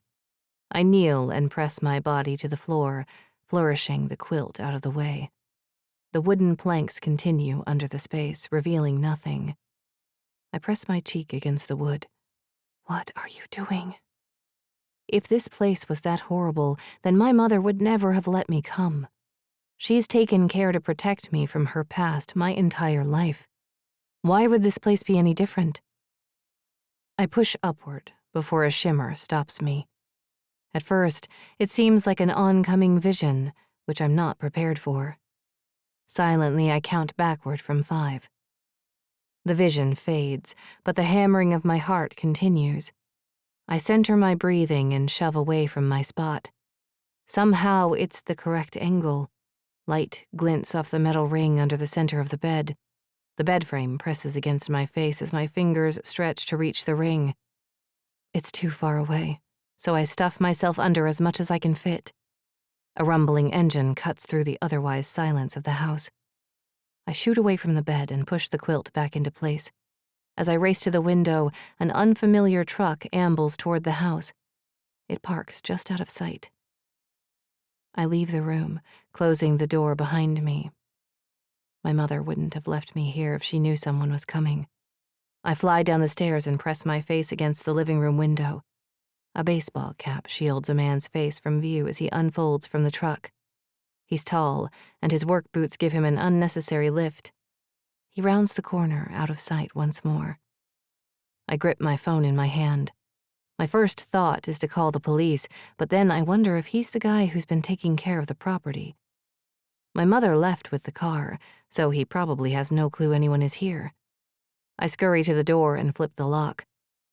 My mother must have left it open, knowing no one was around for miles. The only other entrance is the back door through the kitchen. I slip down the hallway toward it. If he's here to mow the lawn, I doubt he'll want me to bother him, though he might know my mother. If he does, then I'll have more of an opportunity to question him without her around.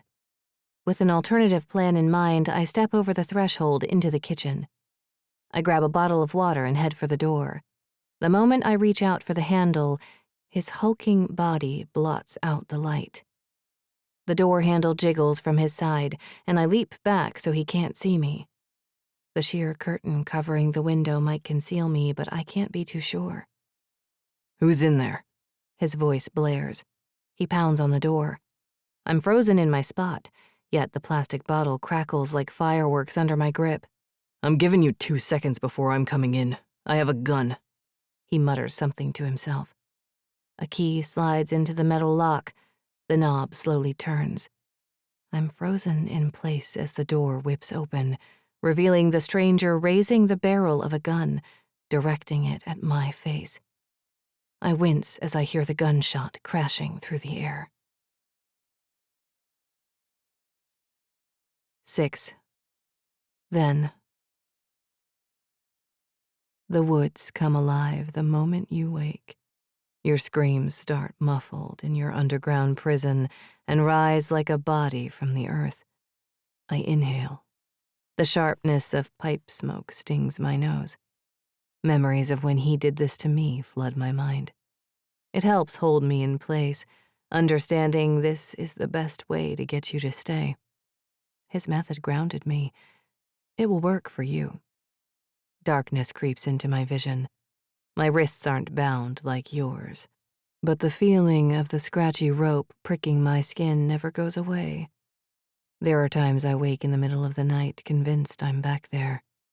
It's the safest place I've ever known.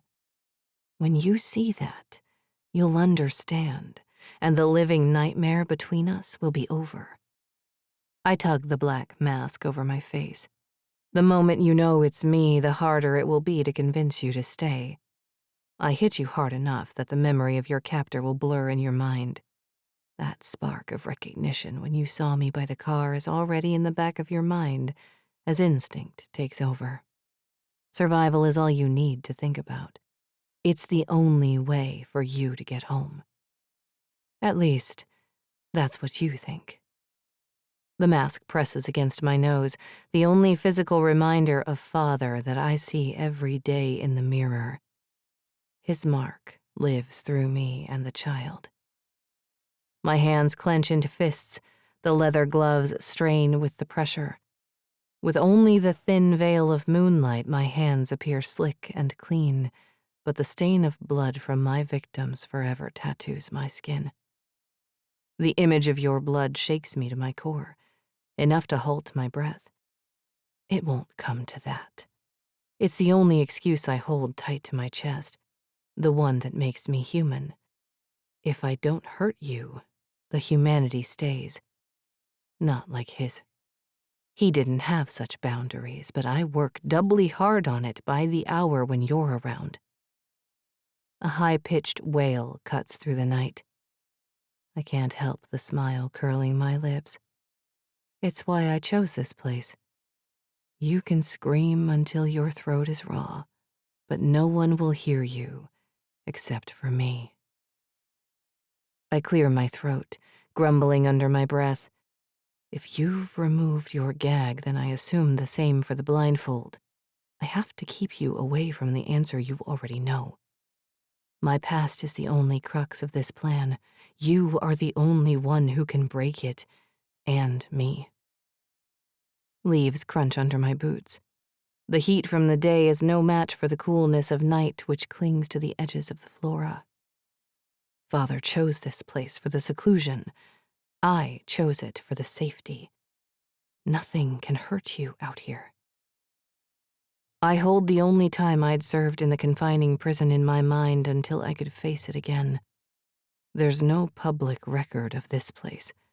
I checked. No one would find it unless they were looking. It's what I intend for you. When I finally free you, you won't be able to lead the police here. If you do, I'll be watching.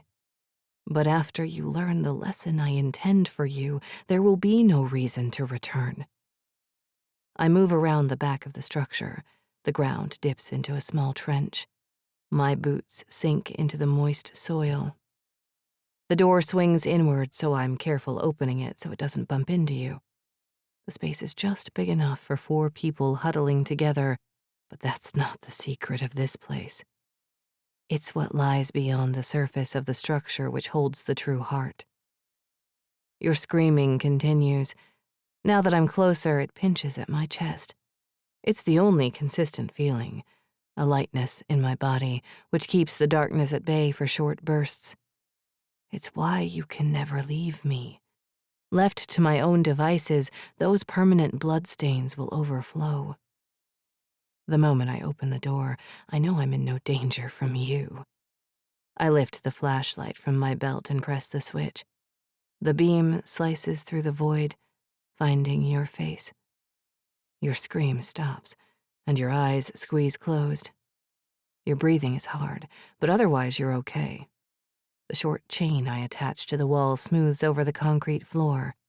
The ropes around your wrists hold strong, but I need to work on the blindfold and gag. I lower my voice, channeling Father. He's the only one who ever scared me, and I need him to help me scare you, too. Scare you into staying until you hear my message. Don't scream. I don't expect you to listen, but you can't blame me for hoping. Your eyes stay closed since I don't take the light away from your face. Tears pulse across your cheeks and soak into the ground. No one can hear you. You stop. Your chest heaves as you struggle to catch your breath. What do you want from me? I wait for my name to caress your lips, but it doesn't. At least that part of the plan is working. I have a child. You strain to meet my eyes. You can't carry on how you do without consequences. You have the wrong person. Please, I won't tell anyone, I promise. This is all a mistake. I just want to go home. The excuses flow from your mouth. I try not to feel disappointed in you, but these things take time. You're not ready yet, and that's okay. I can't be away from the house too long. Each step of the plan requires full cooperation. I step through the doorway into the night. Where are you going? You scoot as far as you can toward me before the binds catch. Wait, don't leave me here. I don't want to die. I press my lips together, tempted to spill everything within me, opening what I have of a heart to you and giving you all the answers. But I can't. Search for them within yourself first. You have to want to stay and prove to me you understand how important your life with me truly is. I silence your screams with the door. You're smart. You won't use it for too long before it leaves you entirely. As if you have a hold on my thoughts, you stop. Sobs rack your body, and I want to comfort you, but I won't see anything friendly in your eyes until you're not chained up anymore. I prepared for a week, but we both want this over sooner. Each step away from you claws at me.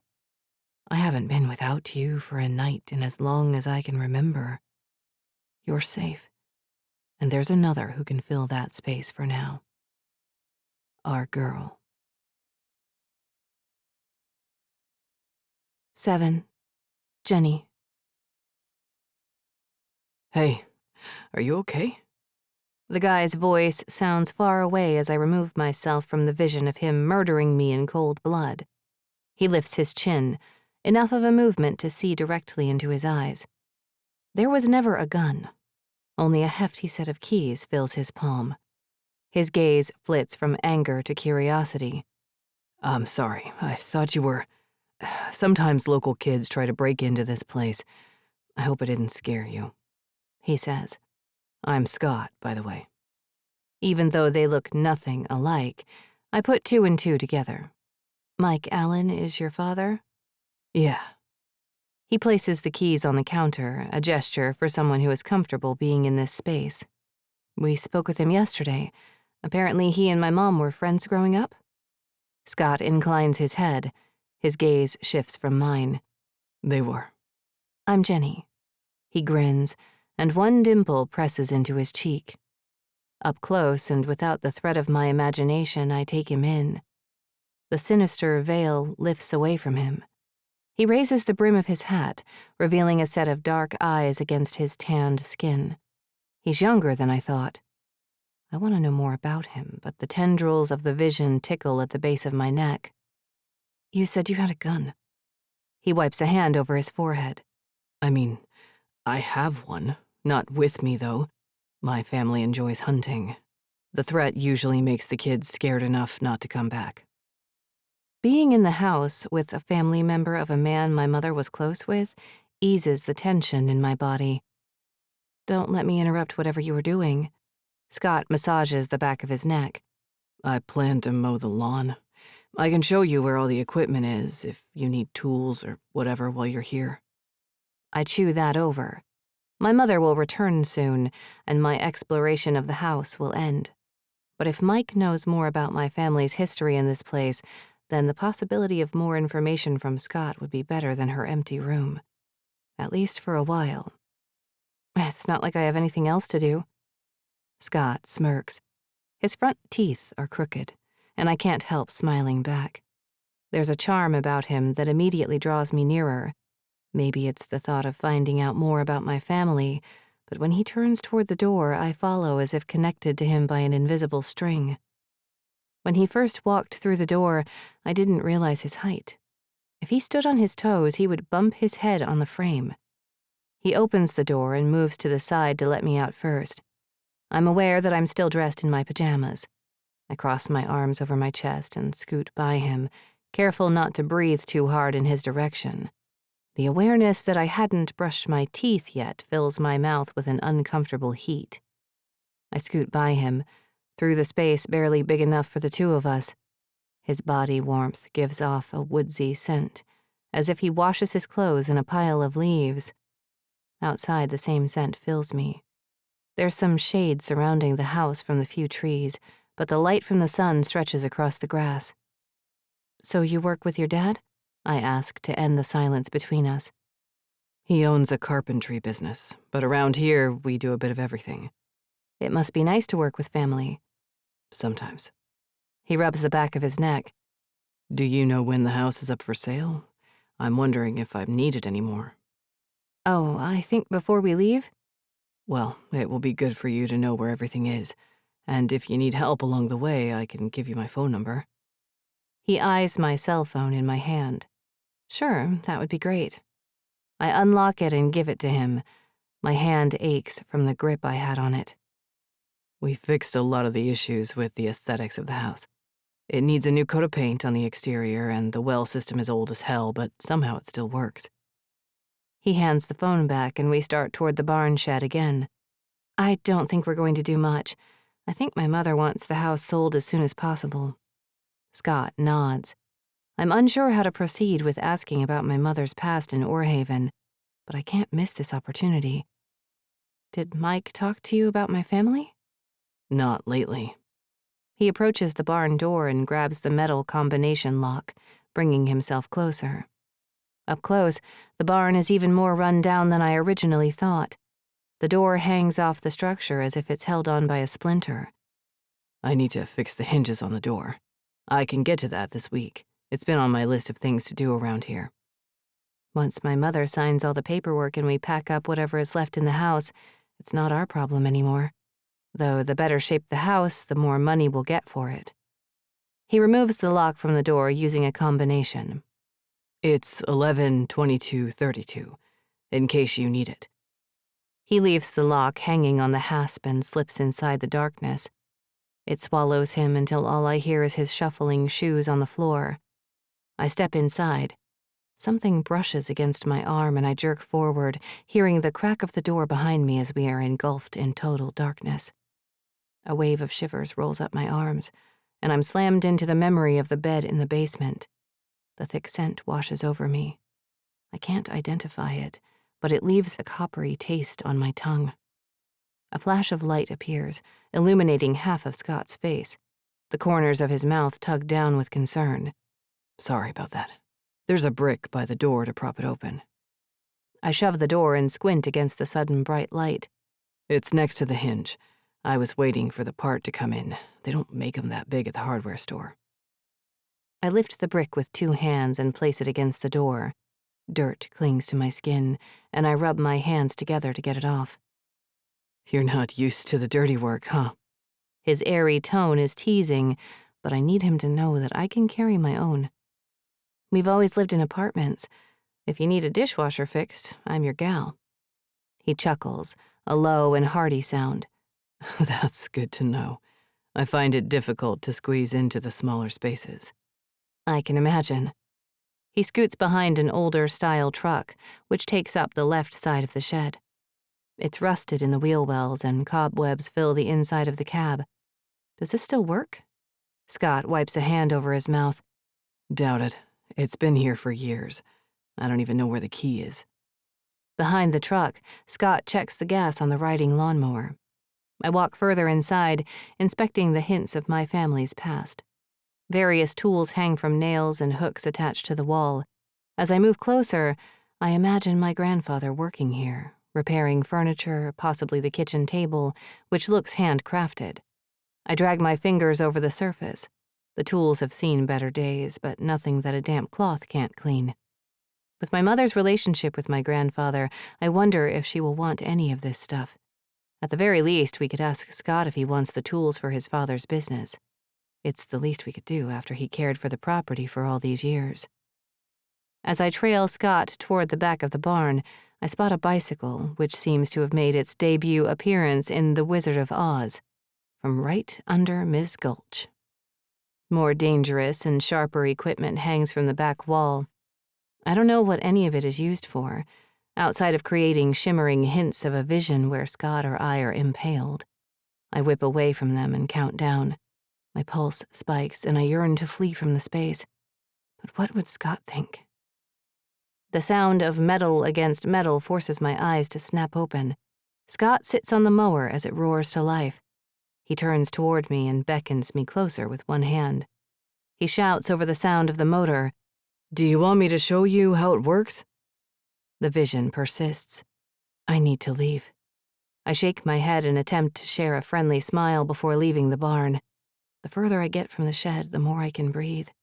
The sound from the mower dims, yet the vision persists. The echo of bone against metal creates a tightening in my throat. I attempt to ground myself in the present, thinking of the abrupt conversation with Scott about my family.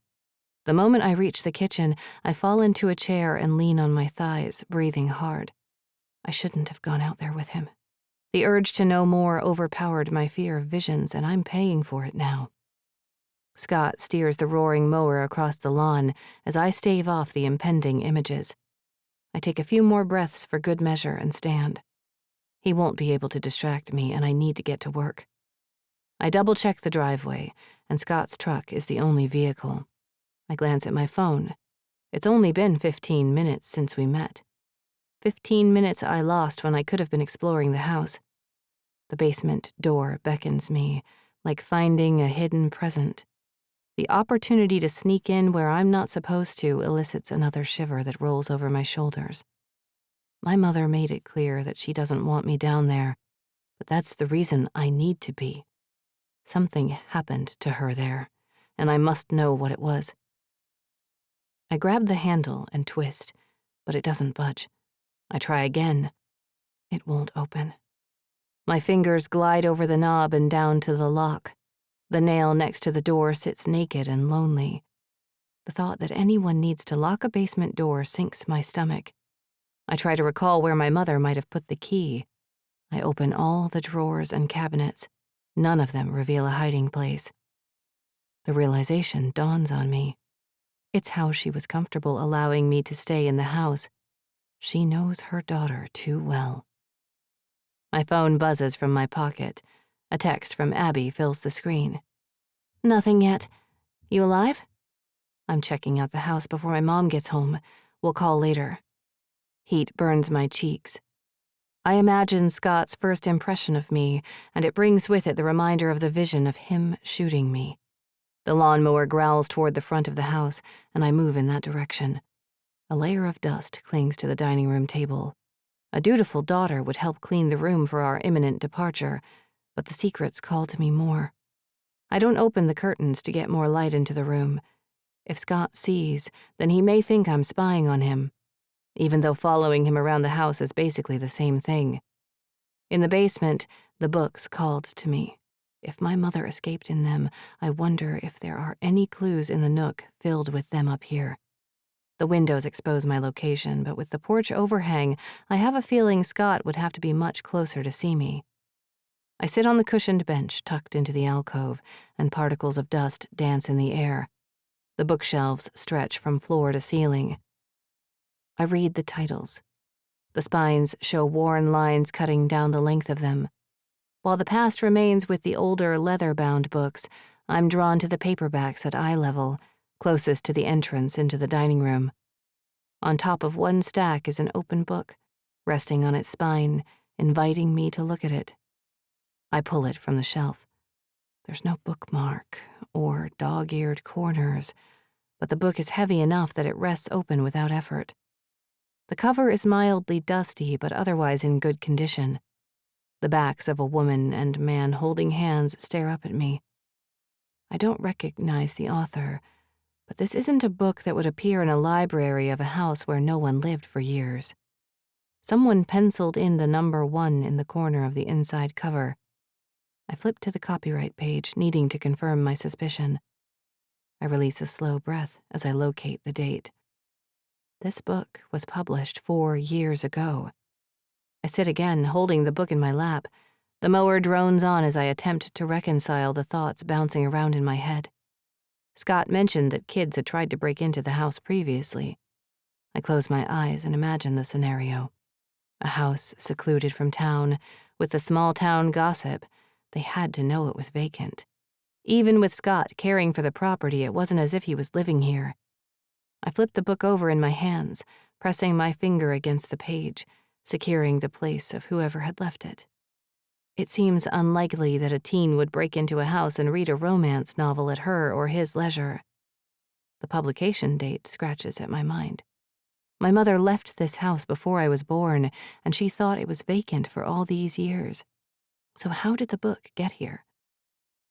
Removing my hands from the pages, the pristine paper reveals the leftover dirt from the doorstop at the barn. I scrub at it with the side of my hand, but it doesn't come off. For once, I can't imagine a scenario. The most logical conclusion is that someone lived or visited here within the last 4 years, either with or without my mother's knowledge. After shoving the book back where I found it, I head into the kitchen to wash my hands. My mind whirs with the possibilities of this place. A reasonable explanation comes to mind. Is it possible that someone rented this house? I can't imagine my mother leaving for as long as she did, and it looks the way it does without more dust and disrepair.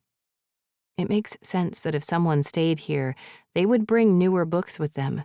If this weren't my family's home, I could see it as a private getaway. Maybe a creative person who needed space for their next project. The moan of the mower halts, and in its place a low hum fills my ears. I peer out the window.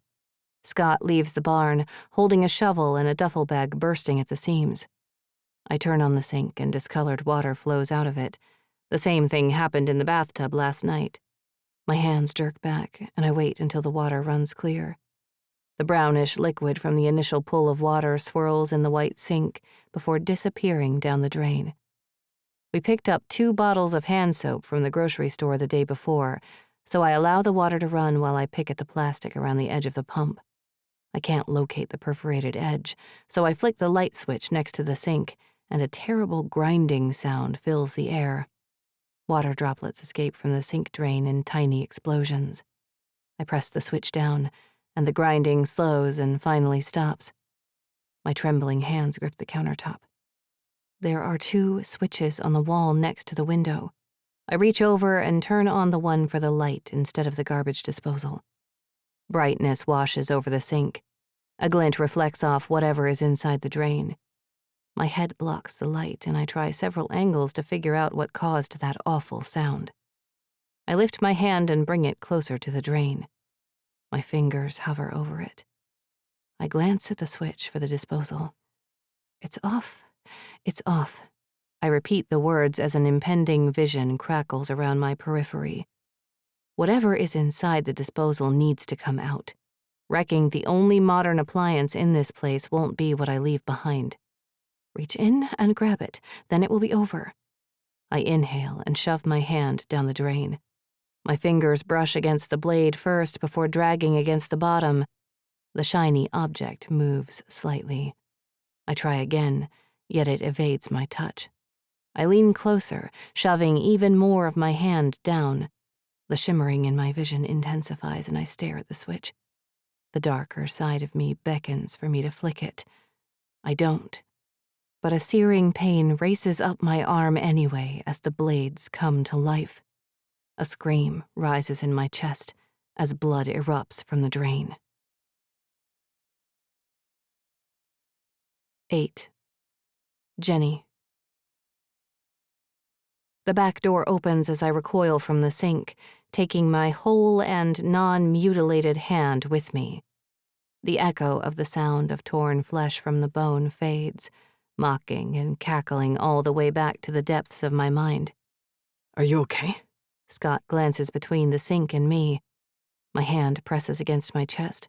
The thrumming of my heart slams back at it. It's whole, and I'm alive. I'm fine. I think there's something stuck down there. I was just checking it out. Scott's brow furrows. You screamed. He must think I'm nuts. I force out a laugh, stepping away from the sink. You startled me. Scott stares at me for a few seconds before he checks the sink. If he realizes I screamed before he came into the room, he doesn't say it. He peers down the drain, and I can't help leaning toward him. The memory of blood appears and disappears each time I blink. This vision sticks longer than usual. A swooping heat sears my skin, and I shuffle to the refrigerator to get away from the blood. My heartbeat throbs in my chest. Do you want water? I ask. I open the door and breathe in the cool air wafting from the pristine space filled with neat rows of water and just enough food to last a few days. Sure. I'm sorry I scared you. I understand how you might feel. This place always gives me the creeps. I remove a bottle from the refrigerator. Really? Why? Maybe he can fill me in on a memory of this house. Scott massages the back of his neck. His eyes scrutinize me as if he's assessing whether to trust me. Because of what happened here. What happened here? His eyes narrow slightly as if gauging my question. A ghost of an uncomfortable grimace touches his lips. Your grandfather died in this house. Oh. He rubs his neck again and clears his throat. You didn't know? I shake my head. I know he passed when my mother was young, but in this house? Then she had to grow up here on top of it? No wonder she hates it here. I shouldn't have said anything. No, it's fine. Scott probably already thinks I'm crazy. I have to make light of this situation or else it might get back to my mother that I'm scared to be here alone. You don't believe in ghosts, do you? He reaches for the bottle and his hand covers mine.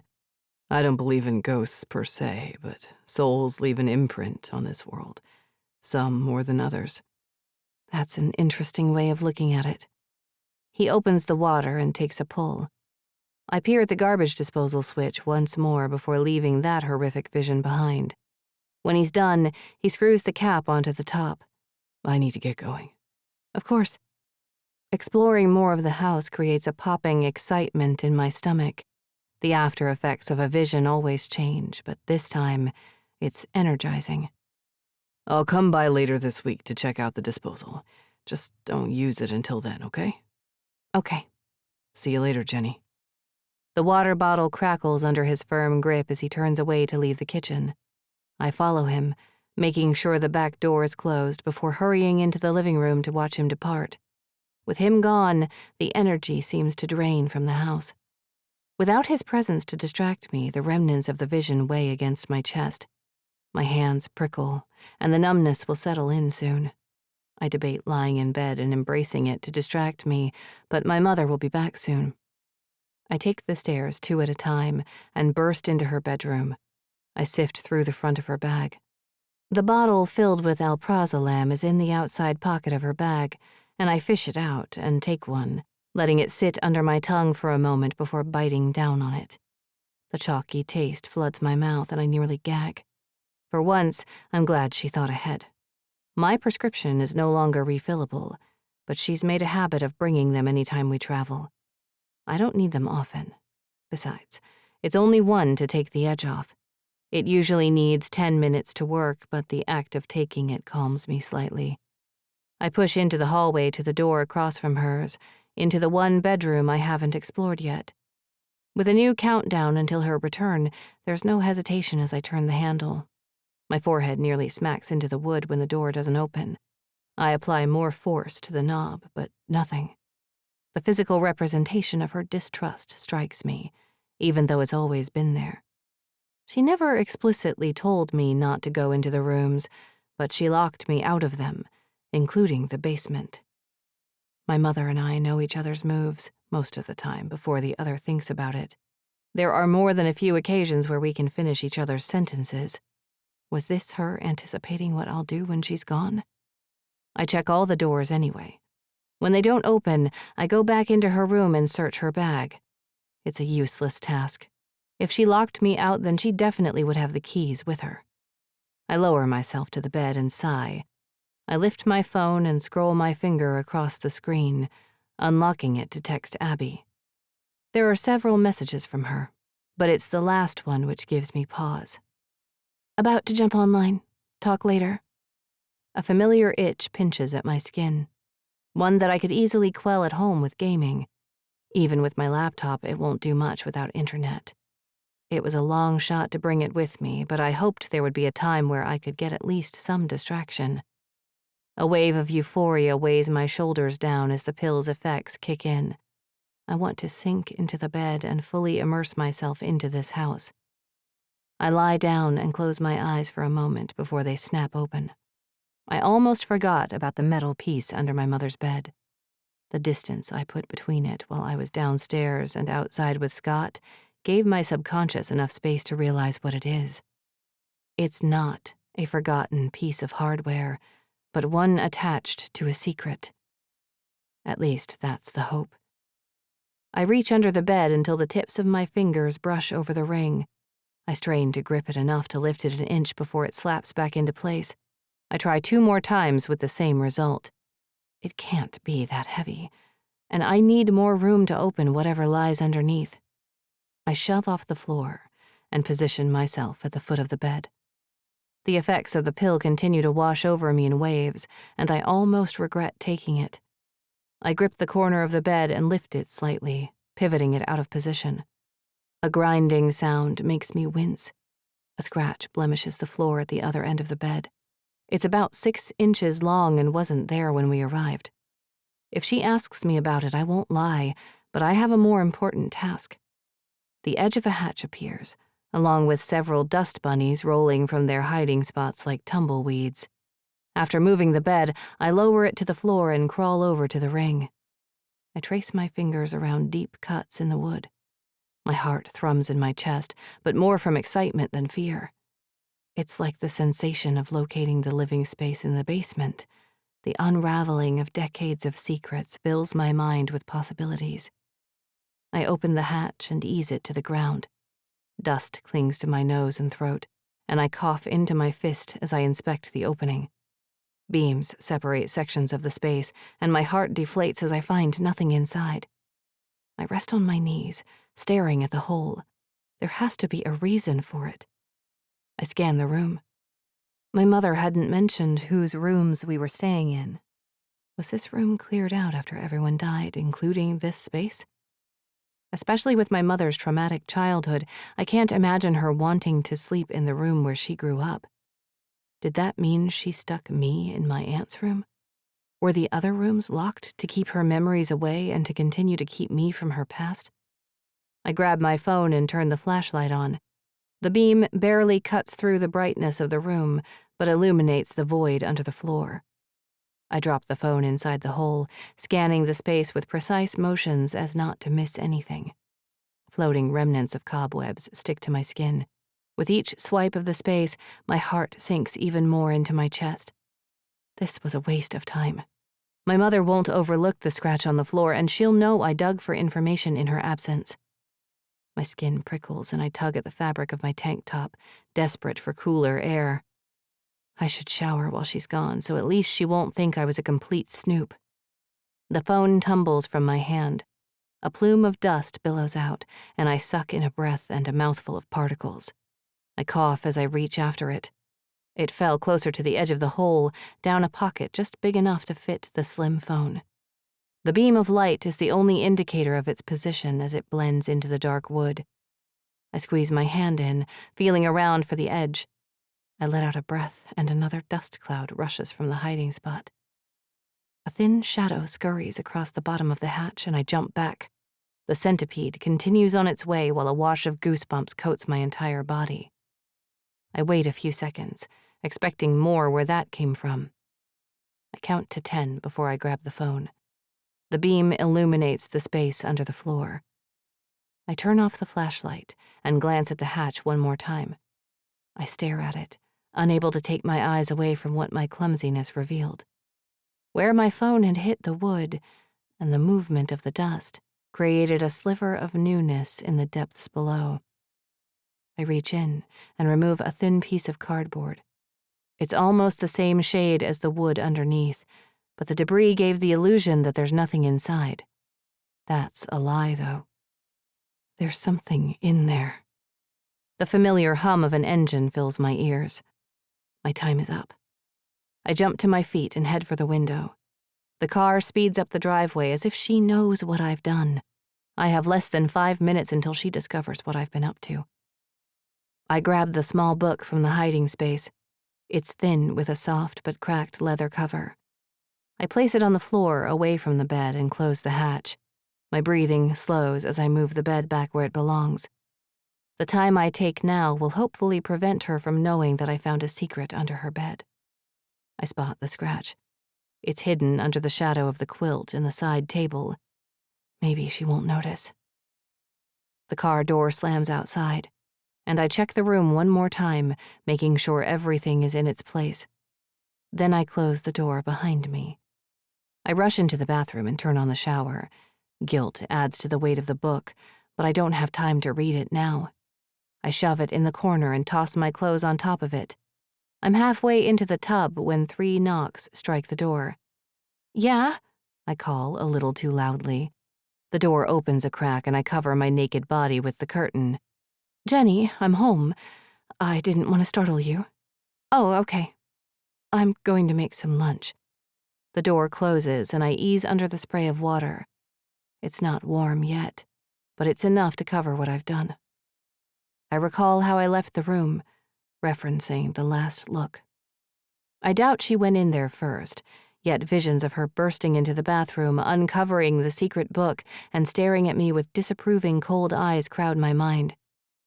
A vision of her burning it in the fireplace pulses through me. I charge across the room as the pages curl into each other, blackening with each passing second, keeping their secrets. The epic argument between us is worse than any of the few ones in real life. I scream at her about keeping me away from our past. She tugs at her sleeves, crying and desperate for me to stop. It feels like hours. The rippling effects from the one thing I've found here wash over me. The despair and loss of any explanation of my past drains me. When I finally snap out of it, I choke on cool water. I turn the shower off and my teeth chatter as I reach for a towel. Sometimes even the visions without physical violence strike me more than the bloody ones. I dry off, trying to shove away the imagined fight and quell the shivers racking my body. I scoop up my clothes with the book concealed between them, then leave the bathroom, depositing everything in my room. I don't have time to look through what I've found, and the weight of uncovering a secret nearly kills me. When I enter the kitchen, I spot 2 ham and cheese sandwiches next to each other on the table. My mother's back is to me as she opens a bag of chips. I steel myself and shake off the guilt of sneaking around on her. I sit at the chair closest to the door and try to control the waver in my voice. "How was the meeting?" She drops the bag of chips between us before sitting. She lets out a sigh. "It wasn't the news I expected." "What do you mean?" She rubs a hand over her face. "I have to make a trip to get some old paperwork at a different lawyer's office a few towns over. It's how we can get all of this over with." The thought of getting more time alone in the house creates a flurry in my gut. It's short-lived as I realize she won't allow me to stay here by myself again. "Are you okay being here without me?" she asks. I hold back any surprise. When do you have to go? Tomorrow. A full day alone. I try to appear as if I'm not doing backflips on the inside. I can come with you. I drop my hands to my lap, crossing my fingers. She licks her lips, pulling them together until they disappear. I was hoping you could finish sorting through some boxes from the attic. I just want to be done with this. What boxes? The locked rooms upstairs apparently hold more than I thought. That's our task this afternoon, to bring down those boxes and clear them out. I've already hired Mike's son to bring them out of here the day after tomorrow. Scott. I bite into my sandwich. He stopped by here earlier and mowed the lawn. Did you know they were taking care of this place? I had a feeling, even though Mike wasn't explicit about it. If she wasn't in contact with him, what made them work here? Do we need to pay them? The estate covers it. Walter is paid through a trust. She waves a dismissive hand. It's complicated, but covered. Even without her taking a massive bite of her sandwich, it's obvious she's getting to a breaking point with the conversation. I change the subject. There's something stuck in the garbage disposal.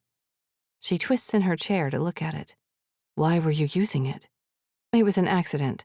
I turned on the wrong switch. Scott said he was going to fix it. That was nice of him. She turns back to her food. We fall into a lull, and I'm satisfied enough with her allowing me to explore what's left in the house. Maybe she's not holding all the secrets I thought. 9. Then. The way children play and imagine displays how we're born innocent. It's only the sins and influence of our caregivers that spin us in the wrong direction. My mind wanders, as it does, while she lies on her stomach, staring at the corner of the room. Nothing is there, at least not physically. Her eyes dart from side to side as her imagination reveals a movie. Maybe she sees an imaginary friend. With her distracted, I fall into the memory of my experience in the woods. The overwhelming silence of the hidden shelter. The claustrophobic pressure. An all-consuming worry that you'll die there. Everything seems different when you think you're going to die. You learn to understand the important things in life. Good things can come out of the bad, too. Out there are no distractions to impede the thinking process. By the end of this, you'll know what you have to do to give us a good life, to give her a good life. I fall into your role, going through the bedtime routine. Slipping into your mindset is easy. I've been doing it for years. I remind her I'm as important as you, and leaving this place isn't an option. I'm rooted in her life as much as you are. We sing the toothbrush song.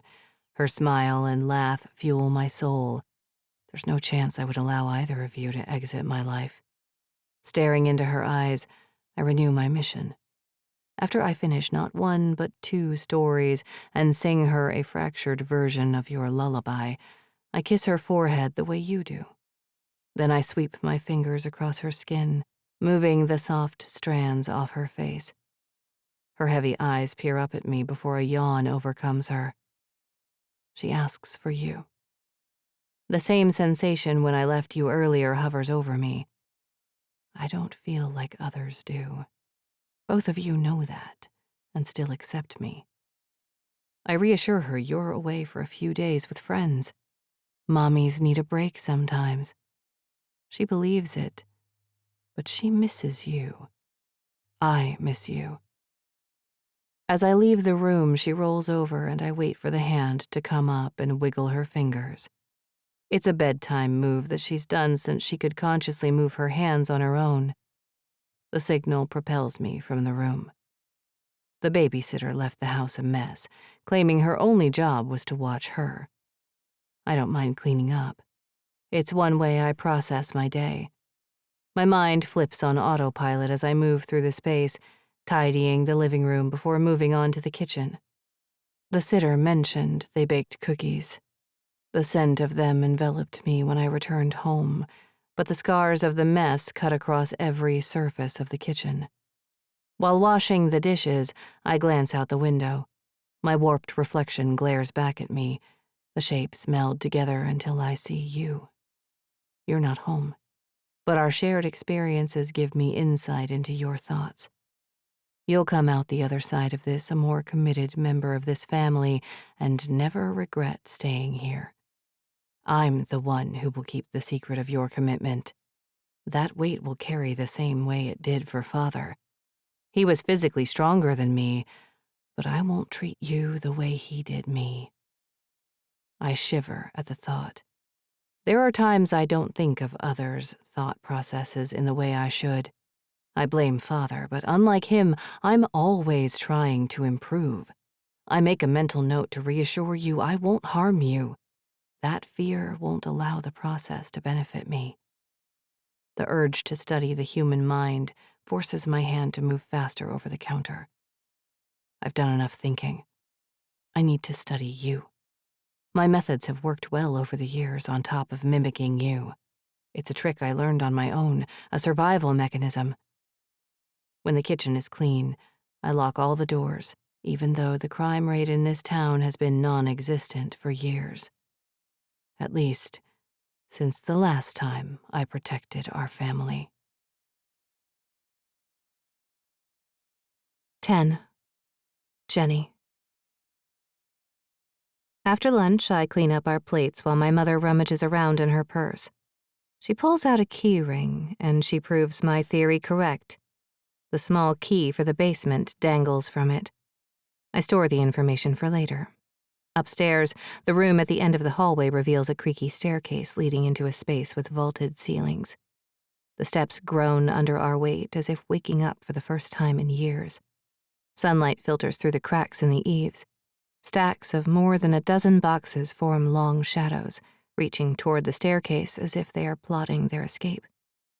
The cardboard boxes are without labels, leaving the possibilities open for more information that my mother has locked away in her own mind and past.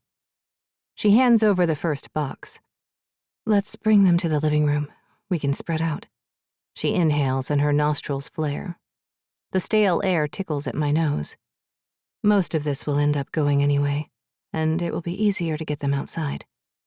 Her diplomatic tone suggests that she's preparing herself to leave most of it behind. I don't linger in the living room long, not wanting to give away my excitement at delving into the past. As a dutiful worker, I retrieve and stack boxes until there's only one left. I drop the box next to the stacks I've placed against the wall by the larger windows facing the front lawn. In a neat row, out of the attic, the boxes aren't as intimidating. The lives of those who lived here are concentrated into one sad space. My mother walks past me and into the kitchen, rubbing her dusty hands together. There isn't much privacy for me to look at the boxes alone with her one room away. I debate it, though, only for a moment until a tickle in my throat propels me toward the kitchen. I need a drink. The water isn't running, but she stands by the sink, her back facing me. Most of her arm is inside the porcelain basin. Her body twists at an unnatural angle. The echo of the garbage disposal sound fills my ears. My chest clenches, hard enough that I can't breathe. The onslaught of images from yesterday melds into new ones with her. I rush over, cradle her into my arms as blood and ragged skin drip and hang from her bones. Jenny, are you okay? Her voice doesn't match her lips. I know what I need to do, but I can't. The sorrow overcomes me. Close your eyes, honey. I do. The images disappear and the scent of blood retreats from my nose. There you go. 5, 4, 3, 2, 1. I rush. Breathe, she reminds me. Tears cut down my face. She holds me tighter. This is my fault, she says. I open my eyes to find her frowning. No, it's not. I should have done this on my own. It's not that, I say, even though I'm not sure that's entirely true. I can't put this guilt on her. It's been happening a lot more lately. That part is the truth, and I'm not sure why I say it. I know where it's going to go. Why didn't you tell me? I can handle it. I know you can, but it's okay to ask for help. I untangle myself from her and stand. Her arms hover next to me, ready to catch me if I fall. I wipe away the tears, and my cheeks heat up. We should look in the boxes, I say, needing to get out of this room. Are you sure? I'm fine, I promise. Her eyes narrow, but I go into the other room hoping she will follow without any more questions. Why don't you sit for a minute? She says. I said I'm fine. Okay. She flips one of the boxes open and peers inside. This can get donated. What's in it? I ask as she opens another. Her body blocks the upturned lid. China. She pulls out a plate, the blue edges intricately designed. We never used it. You can go through those boxes if you want to take anything. Really? I ask. Sure. A smile crosses my lips and I flip open the nearest one. A wooden chest takes up most of the box. I open its top and a thick gold band catches my eye. I bring it closer for inspection. The round clock face stares up at me with an accusing eye. It's a man's watch. The only man in my mother's past in this house was her father. I hold it out to her. You don't want to keep this? I don't want any memories of him. In the way I don't want her to pry into my visions, I don't pry into her memories. I leave the echo of her words between us and move on to the next. Sifting through the boxes takes most of the day. Some she spends longer on, while others immediately go into the donate pile. She insists that we cook an early dinner together, and not too long after, while we're on the couches relaxing, her eyes rest closed and the corners of her mouth tug downward. Her chest lifts and falls slowly. The boxes beckon to me, but their contents can wait until tomorrow. She freely allowed me to look through them, knowing there's nothing incriminating within them. The hidden book, on the other hand, might tell me something. Each step across the room sounds like I'm rattling the house awake. I can't risk her hearing me, but when I'm midway up the stairs and she hasn't budged, I hurry up the rest. It's warmer upstairs, but I don't turn on the fan just yet. If she wakes up, I need to hear her coming. She can't see me with what I've found. Losing her trust won't help me understand her past. I close the door, leaving it cracked to alert me of her presence.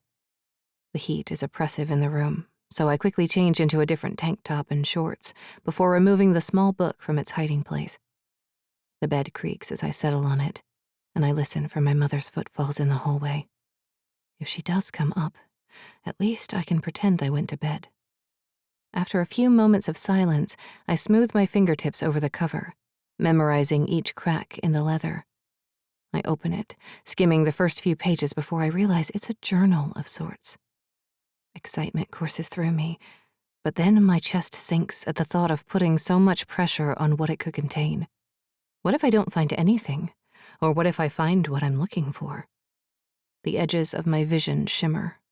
Now isn't the time for a vision. I close my eyes, count down from 5 as slowly as I'm able. The forced switch from guilt and nervousness from hiding something from my mother to excitement and anticipation keeps them at bay. When I open them, the world is clear and sharp around me. I focus on the first entry. I expect pages full of words detailing the life of the author. Instead of words, a pencil sketch fills the page. A young girl stares at me. Her eyes are slightly off-center from each other, as if the artist chose a particular style. But the open-mouthed, silent scream elicits a deeper emotion. I trace my finger over the curve of her face. Her eyes are wide with surprise. Or terror. Her hands are tucked behind her back, and a shadow looms to her right. The second shape towers over her. My skin prickles at the fear in her eyes, but I move to the next page. Whoever drew in this journal didn't waste paper. The back of the first page has the same child depicted in the center of an otherwise entirely black surface. Whoever drew this must have pushed the pencil to its limit, allowing no white space. In this one, the shadow seems to have overcome her entire world. But she's not screaming. Only thick tears slash her face. The following pages proceed in the same way. A lump lodges in my throat as I flip through, the journal depicting more horrible scenarios in greater detail and skilled precision.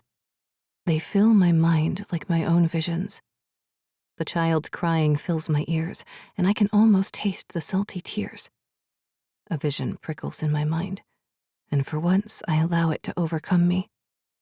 The drawn images turn into an actual child standing in a dark room while an unseen hand reaches from the darkness to bruise and cut her face and hands. Tears spring to my eyes, not because whatever was in this person's mind is horrible, but it's what I see every day in mine. I come back to reality, needing to understand. Whose journal was this? Could it be my mother's? It was under her bed. If it was, I could show it to her and get answers. But if it belonged to any other family member, then there is no chance for me to speak with them about what they illustrated. The images in the journal are horrific, but they are a link to this family, showing no doubt that I belong in some twisted way. Jenny? My mother's concerned voice floats down the hallway toward my room. I shove the book under my pillow and replace it with my phone, seconds before she appears.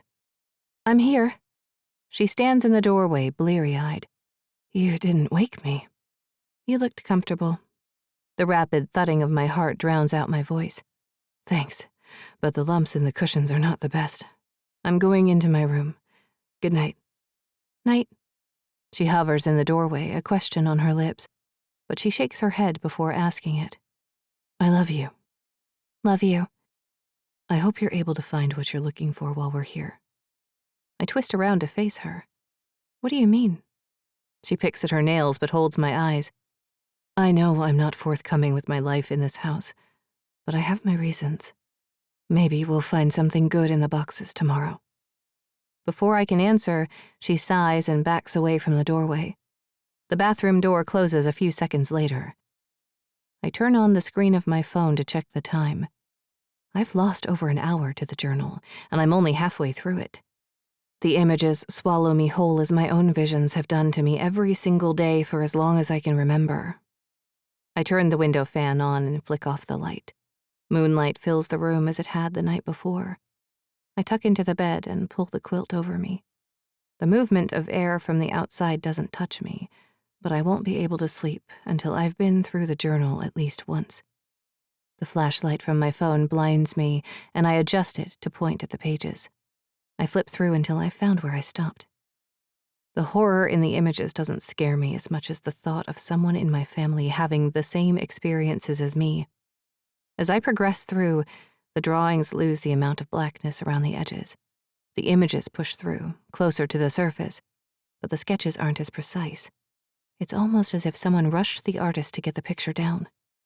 When I experience a vision, I'm able to recall it for a short amount of time. If this person was the same way, then they must have wanted to get all the details before they forgot. The pictures always include the two young girls in various positions of anguish and pain. In one image, they're both decapitated at the bottom of a staircase. I push past that one quickly. My view of the artist shifts to my grandmother. My mother had mentioned that hers used to paint when she was much younger. Was the anguish depicted in the drawings hers? There are no words for the weight of the pain, but the pictures give some clue. Back then, I doubt there were the types of psychological help as today, so this was probably her way of processing it. My chest swells and heat springs behind my eyes. The hurriedness of the drawings swiftly moves to a different style. Letters cut into the design as if they're meant to be there. It takes a few turns of the journal to realize they spell out a phrase. Danger to self. I flip to the next page, immediately finding a letter in the center. I rotate it again to find another phrase. Obsessed. More phrases link themselves into the drawings. Unwilling. Untreatable. I'm close to the end of the journal when the illustrations change. They aren't as sharp, almost as if they are rushed. The slates of the structure are warped, like the world in the journal is tilted on its axis. The shape of the cradle is distinct, though. Even more so is the emptiness within. Her. I shiver. What is the meaning of this image? Even though it's compelling, my stomach twists and I shove to the next. The last page of the journal is a half-completed drawing. It's not as detailed, only showing faint lines. I lean closer to the book. It isn't one or both girls, but a man. His twisted body lies in a heap. His eyes are open, staring through me. One more phrase cuts into me. Stop him. I slam the journal closed and shove it under my pillow. My breath clings to my arm, but I don't move the quilt. I sink into a vision, the violence and terror living within the artist's mind. A low ringing settles in my ears, and I drop my head to the pillow. The journal presses against my fingers. I trace the spine. I wanted to know the secrets of this family, and I found a big one. I'm not the only one with this curse. I focus on the feel of the leather under my fingers, keeping myself present even though the images flit through my mind like the soft pages. Whoever experienced these things has a lot of trauma. I think of my mother. Either she or someone else in this house has been through some horrors, most likely created by the depths in their mind. I shove the quilt off my face and inhale the swirling air blowing from the fan. It's not exactly cool, but it refreshes my skin enough compared to the heat from my cocoon of nightmares under the covers. 11. Jenny. My dreams swarm with black and white sketches from the journal. I'm used to the nightmares. Sometimes, after a terrible vision, my mind ruminates while I'm sleeping. I'll relive each moment until it sorts itself out. I'm a vessel for these unlived scenarios to live and die. The moment I arrive at the edge of consciousness, my eyes fling open, desperate to view the mundane. Darkness still consumes the room, but a sliver of light cuts through the horizon.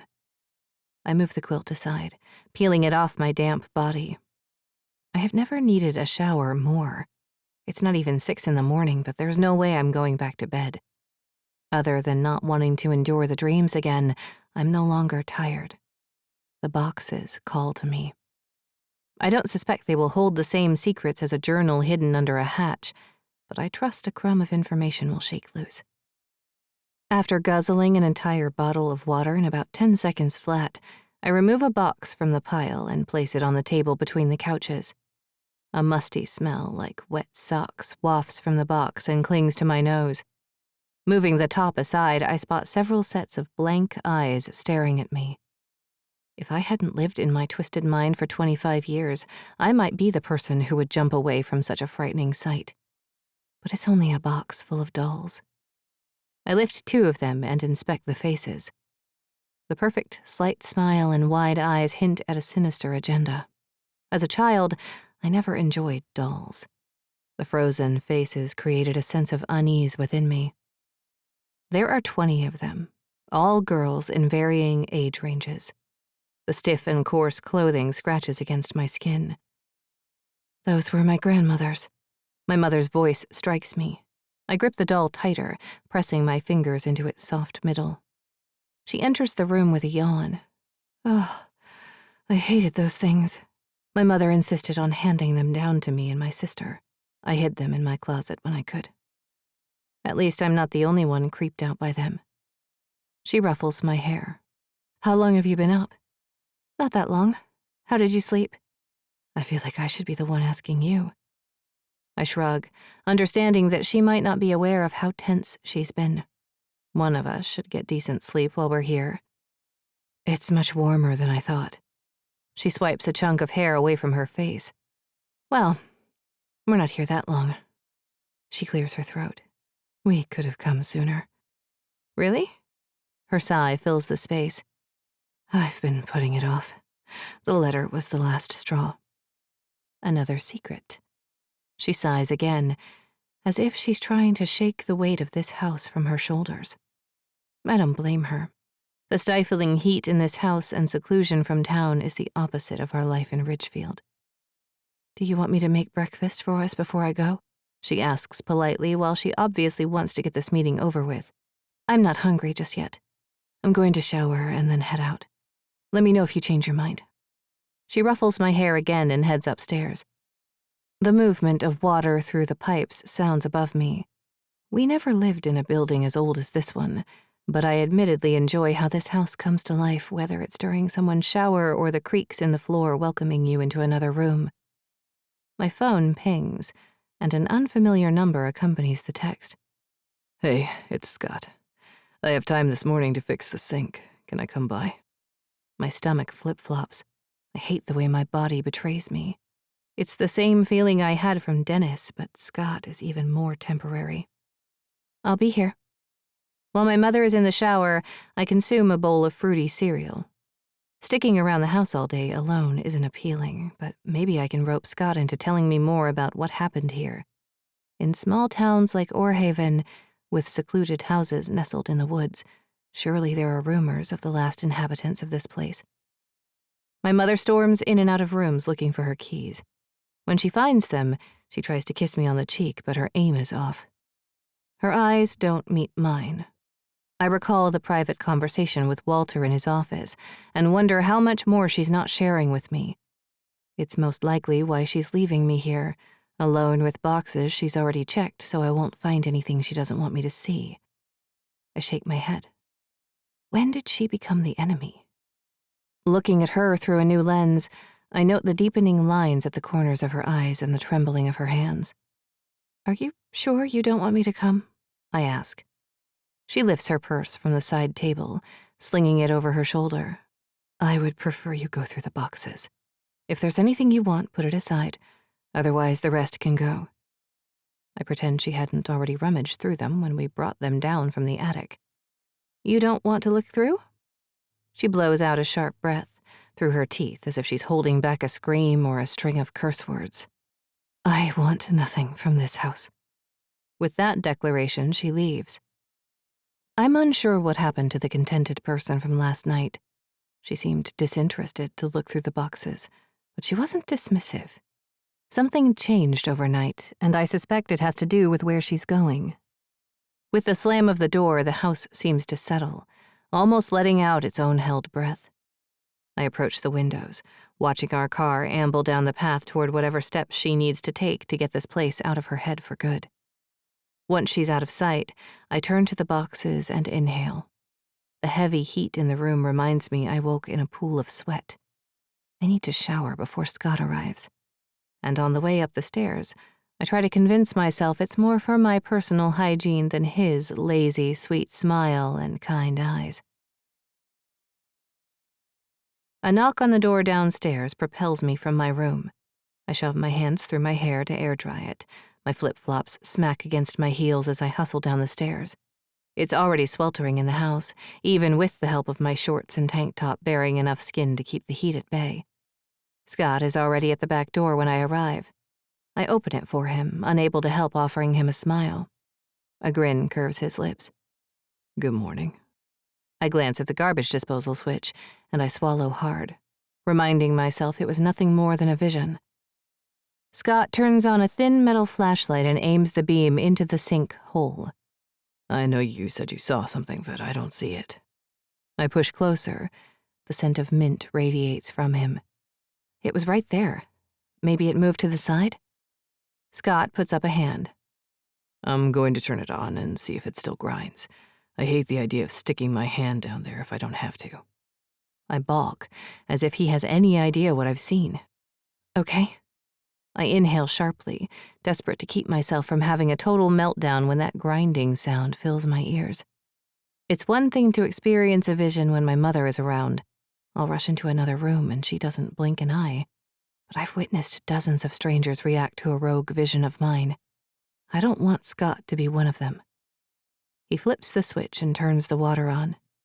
I expect the blades to catch, but they don't. The water swirls down the drain, but that's it. After a few seconds, he switches it off, biting down on his lip. Looks fine. A frown tugs at the corners of my mouth. Was it a vision on top of a vision? It doesn't feel that way. Prickly heat bites at my neck, and I rub the spot with numb fingertips. These old houses have a lot of quirks. I stare at the dark drain. Did I make the whole incident up and waste Scott's time? I examine what I know is true. I saw the item and saw my hand getting stuck, I'm sure of it. Whatever was inside was too large to fit down the drain. Scott's presence doesn't help me concentrate, but I can't move from my spot. A tingle in the back of my mind awakens as it sifts through my memories. Then I see her face, my mother. Yesterday, she jumped away from the sink when I brought the final box down. I'm unsure that what I see in my visions doesn't match reality, but when I saw her in the kitchen, I wasn't experiencing a vision. She took whatever was inside the disposal out. I'm sure of it. But why? I shouldn't be upset with her, but clearly she's hiding something from me. And there's no way I'll ever get the answers I want unless I push for them. Scott moves his tools around in his bag. He's still the only source I have for some truth about this place. Sorry to make you come out here. Scott lifts a worn rag and wipes his hands.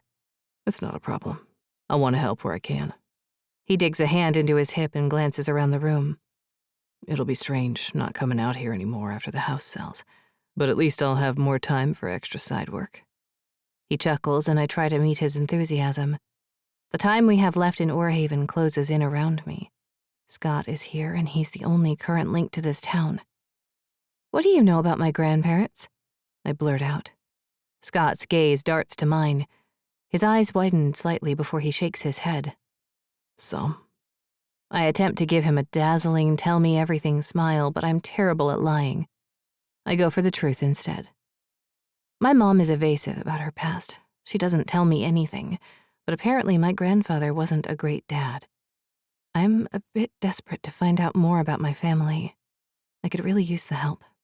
I won't tell her you said something, I promise. Scott crosses his arms, leaning against the counter. Well, what do you know? I want to know more about my grandmother and if she was anything like me. I stretch the truth a little. It's not like Scott will tattle to my mother. I know my grandmother had issues.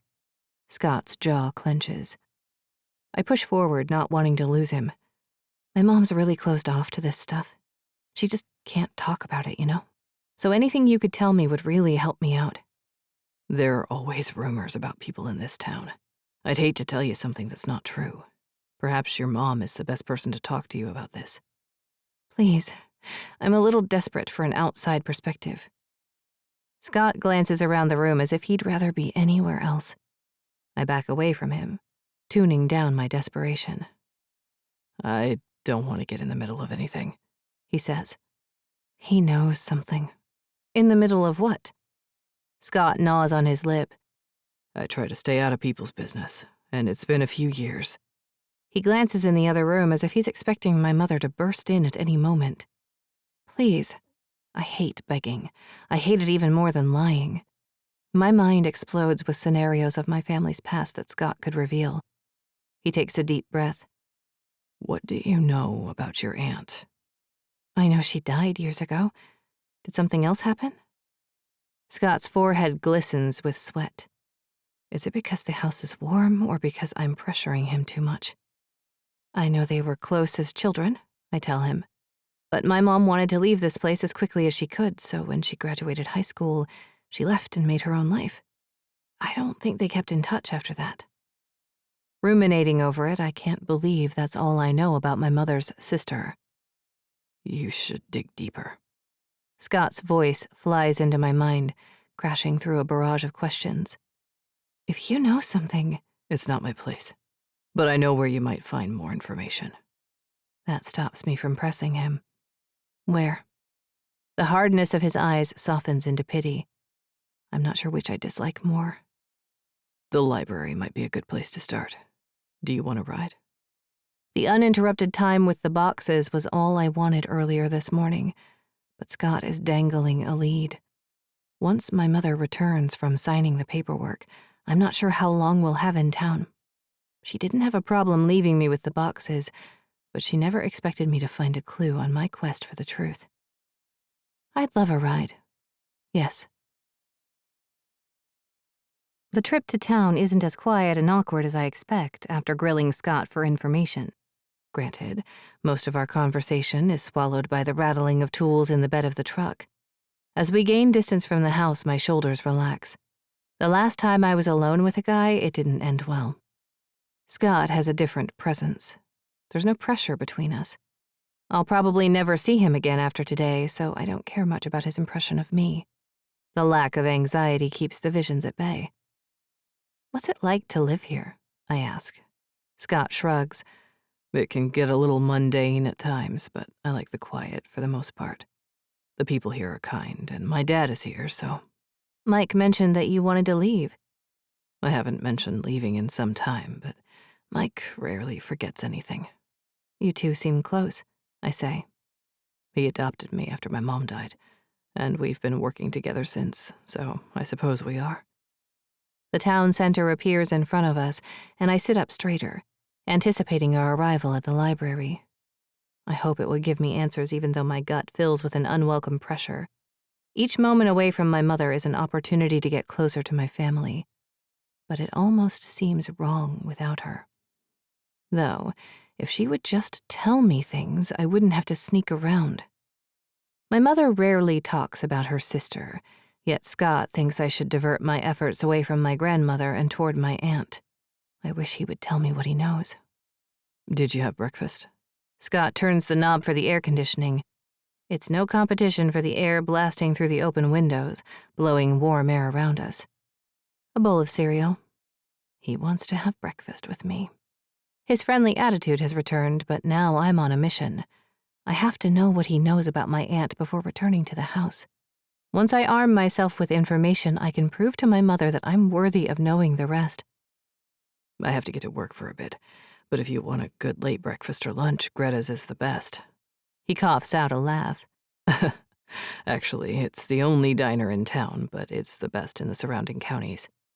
Sounds good, thank you. Not a problem. I focus on the road and feel the heat of his eyes on me. Family stuff can be hard, but maybe you should keep an open mind, he says. I have about everything since we arrived in Orhaven. Now I may have a family member who experiences the same visions as me, and I understand it could be genetic. Peeling open the curtain to the Miller household can't be much worse. Have you always kept an open mind? He smirks and my gaze drops to his lips. It took some time. Growing up in a blended family does that, I suppose. But I needed a place or people to feel as if I belong. As long as I'm okay with my own actions, I'm content. I wonder if I'll ever feel that way. Most likely, Scott knows the intricacies of his past and his family while I don't. The truck pulls up to a building. The words Orhaven Library are cut into the wooden sign. Thanks for the ride. Anytime. Scott rests his arm on the back of the bench seat. His hand brushes against my shoulder. If you want to take me up on the offer for a meal, you have my number. I close the door. The metal groans with the effort. I do. Scott's slow grin forces me to turn away. He's like the sun, too bright and warm to look at directly. I should be in town for a couple of hours. I can bring you back later. I don't know when my mother is getting back to the house, but at least the promise of a ride won't leave me stranded here. Yeah, let me know when you're done. See ya. Bye. I move away from the truck, and he navigates farther into town. He's turning the corner when I whirl around to face the library. A hard body smashes into my side, knocking the wind out of me. I suck in a breath. I'm so sorry. Are you all right? The girl can't be over 13. Her dark eyes well with tears, but not because I hurt her. Fire burns within those depths. She pushes closer to me and points a black-polished finger in my face. I'm too stunned to move. You! I didn't mean to bump into you. I wasn't paying attention. She gets in my face. Where is my mom? I step away from her, wondering if I've stumbled into a twisted yet normal version of a vision or possibly a strange dream. I'm not from here. I don't know your mom. Are you lost? You came back here, spawn of that twisted family in the woods. Now my mother is missing. Where is she? What have you done? I blink a few times. There's no one else around. I don't know what you're talking about. Maybe I can help you look for her? I glance around at the street. Help me? She shrieks, loud enough for a group of 3 teen girls to turn and gape at us. Whoa, calm down. The girls walk away, clearly not wanting to be involved. Almost as much as I don't either. Tell me where she is right now, the girl demands. What's going on here, Zelda? A husky voice calls from behind me. I tear my eyes away from the girl, Zelda, and come face to face with a police officer. Her navy blue uniform screams authority. Even though I'm not involved with any disappearance, I lift my hands slightly in surrender. The officer's eyes are hidden behind a set of aviator sunglasses, which she doesn't remove. Her deep umber skin is flawless, but her expression is tight. This woman knows me from nothing and will take the girl's side over mine. I'm going to get arrested today. This is my punishment for leaving the house. I open my mouth to plead my innocence before Zelda interrupts. You know it's Z. Z snaps at the woman with a familiarity I've never had with a police officer before. How will I explain myself to this officer when she is on a first-name basis with Z? All right, Z. I know you want Ren home, but it doesn't do much for you to accuse random people in the streets. The officer tilts her head to me. You can put your hands down, ma'am. I'm Davina Anderson, town sheriff. Can I get your name?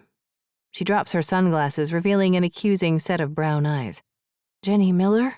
I say, trying to keep my voice and mind steady. Z's hands grip her waist, digging into her jeans as if she's trying to squeeze the life out of them. They come back and people go missing. You, of all people, should think that's fishy. She points another finger at me. I understand you're upset, Z, but we're working on it. I know that's difficult to hear. Don't you have to get to your volunteer job? Davina has a calm tone with her, mesmerizing even. They would understand if I caught the person who did something to my mother. That's enough accusing now. Davina stands straighter, angling herself between Z and me. I'll stop by after I get my breakfast, and we can speak privately. Fine, Z says with an eye roll, and then turns to me. I'm watching you. She whirls on her heels and races up the stone steps to the front door of the library. Just my luck. Davina turns to face me, and I avoid her eyes. But I'm not sure for how long without explaining what the hell that girl was talking about. 12. Then. 4 days is too long for you to be out there. Even though I check on you twice each day, once in the early morning and at night to conceal as much of my identity as possible, you're not responding to me in the way I want. I've planned for a week out here before you fully break. There's no way you can stay away from her much longer. You've been through the steps, each of them ticking a check mark in my mind. You tell me about your life, your daughter. You scream at me until your voice is hoarse. You cry and threaten me. I remind you that once you've done what I want, you can leave on your own. You don't believe me. You don't listen. You want out. It's the one challenge I knew I'd face with this method. You need to realize how important your family is. I want you to cherish us, so when you return home, you'll have a sense of what you need in life, instead of what you think you want. Leaving this place was never an option. Today feels different. The sun is nearly down across the horizon. I have little time tonight, as she's getting used to me being the caregiver, a position I never thought I would fill, yet I yearn for it. It brings me to a different time. When you get home, you'll be surprised when you see how close we are. A calmness surges through me like a cool breeze during this heat wave. Too bad there isn't one. The mask scratches at my face tonight. It's too warm, but my identity needs to remain secure. Today is the day that you will submit to your life in Orhaven. No more talk of leaving this place. You say that as if it's a curse, but no other place could handle people like us. We can be who we are in this small town where we've been accepted since childhood. I try to make enough sound with the leaves and debris under my boots to alert you of my arrival. I'm typically good at predicting your moods, But in this situation, I anticipate all the versions of you I've seen. Preparation is key to this plan working. The door is the last announcement that your captor is here. I push it, but it barely moves. I push again, harder. This is a new test for me, and my heart races at the challenge. You clever woman. At least your fighting spirit hasn't faltered. My excitement turns to an icy dread when I realize how far you've gone across the room. The rope shouldn't allow you so close to the door unless you've somehow freed yourself. I lift the club from my belt. I haven't used it on you since you've been in the woods, but I won't hesitate. The lesson is more important than your vanity. If I need to subdue you, I will. I shove my body against the door, hoping to alarm you enough to catch you off guard. The door still resists, and yet you're not there, ready to attempt an escape. It's the most probable reaction, and it's one you haven't tried yet. The scenarios of your escape flit through my mind. It would make sense for you to wait until I was inside before you use that rope against me. It's the only weapon in your arsenal. The most significant weapon I have is expecting all your moves. Coupled with the club, you're not getting out of here without my explicit permission. Movement from the ground forces my foot forward. The heel of my boot connects with your body. You fall to the ground like a sack of soil. Holding the door open with my foot, I grab the flashlight attached to my belt and shine the beam at you. A breath lodges in my throat. Your hair across your face isn't right. I didn't kick your chest. The scene in my mind shifts to reality. You weren't coming after me. You're coming after no one in that position. My dirty footprint mocks me from the back of your shirt. Get up. Nothing. A moan escapes my lips. I rush to the ground and scoop you against my body. I move a chunk of hair from your face. Your mouth parts slightly, and no breath comes out. You're too heavy. Dead weight. Dead. I stand on trembling legs and bring you outside. There's enough moonlight for me to examine you and help, if there's anything left to help. The steps of my process drift through my mind. I did everything right. You shouldn't be dead. You were protected. You're not bleeding. That's where I'm wrong. As I place you on the forest floor, your head slumps to the side. Blood stains my arms and shirt. Where is it coming from? I drop the club and flashlight, needing to assess the problem and fix it. You will not die in these woods. The only blood on my hands has been to protect you. Without you, my moral compass will swing back to where it was. Even she can't bring me out of it. I roll you onto your side. Your wild hair covers your face again. I leave it there. I can't stand to see the stillness in your eyes any longer. The source of the blood is your wrists. There's nothing inside the shelter you could have cut yourself on. You aren't the suicidal type. You're stronger than me in so many ways. Besides, you have her to think about. I rip the bottom part of my shirt into 2 strips. I wrap them around your wrists tight enough to stop the bleeding. I need to untie the rope, but my fingers hover over the woven fabric. The blood-stained, torn threads barely hold your binds. A heavy darkness spreads through me, and I recoil from your body. A sharp pain explodes at the sight of my head. My eyes close as a whine erupts in my ears, but only for a moment before my instincts snap into place. Father taught me to bounce back from these incidents quickly. Fingers claw at my neck before the sweet release of air kisses my cheeks. No, you're awake. Somehow you're here, looking at me with the widest eyes. The surprise morphs into anger. I've gotten used to that expression over the last few weeks, but that was when you didn't know it was me. I fight the urge to hide my face, understanding that I need to control the situation again. I'll worry about the rest later. You strike me again with the club. This time, you hit the right spot. The ground rushes to meet my face. It doesn't compare with the hurt thundering in my head or the screaming in my mind. Get up, get up. It's not the voice in my head, but Father's. For once in my life, my body doesn't do what it needs. Instead, as the edges of my vision peel away into darkness, I watch you run. If you go to her, you'll never return to me. I must stop you. 13. Jenny. Davina scrutinizes me. I need to take hold of this conversation, or else this woman might think I had something to do with Z's mother's disappearance. I'm sorry that I upset her. We're about the same height, but when Davina lifts her chin, her presence looms over me like one of the massive trees in the woods surrounding the house. Nora's daughter, right? You know my mother? Yes. Her lips press together slightly, guarding a secret I'm not privy to. A rush like when I was alone with Scott fills me.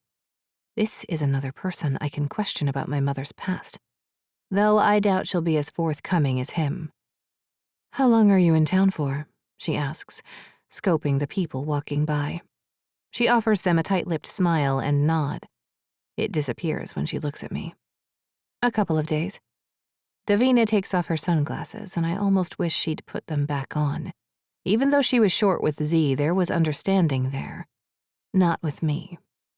I suggest you and your mother keep to yourself in that house while you're here. Because of Z? I told you I didn't do anything. She looks away, almost as if she's speaking to someone a few feet behind me. Orhaven has been a quiet and peaceful town for a long time, and I intend to keep it that way. You think we're going to do something? Her lips purse together. I can't help but dig. What do you have against my mother? Do as I ask. It sounds formal, but she lands the hard consonants of the words, effectively shutting me up for fear of landing myself inside of her car. She lifts her phone from her belt and reviews the screen for a few moments before replacing it. Do you need a ride? I'll happily escort you. The accusation from Z and subsequent evasiveness of the cop makes me want to go in the library even more to question the girl. No, I'm fine. I have my car. I gesture at the street, hoping she doesn't call my bluff. Well then, have a nice day. Davina dips her head before slipping by me. I walk in the opposite direction.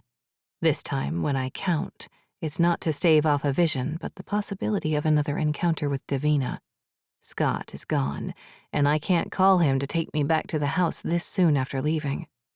I have to find out more. Davina said she was coming back to check on Z, so I have a limited amount of time, and I intend to make every second count. With a deep breath, I peer over my shoulder to make sure Davina is gone before heading back toward the building. Inside, the library lobby's arched doorways lead my gaze upward to the second floor. A railing wraps around the balcony, revealing stacks of books leading farther than I can see. Across the room, a woman sits behind what I presume is the checkout desk. She stares at a computer screen while I absorb the rest of my surroundings. An open glass door next to the desk reveals a computer lab.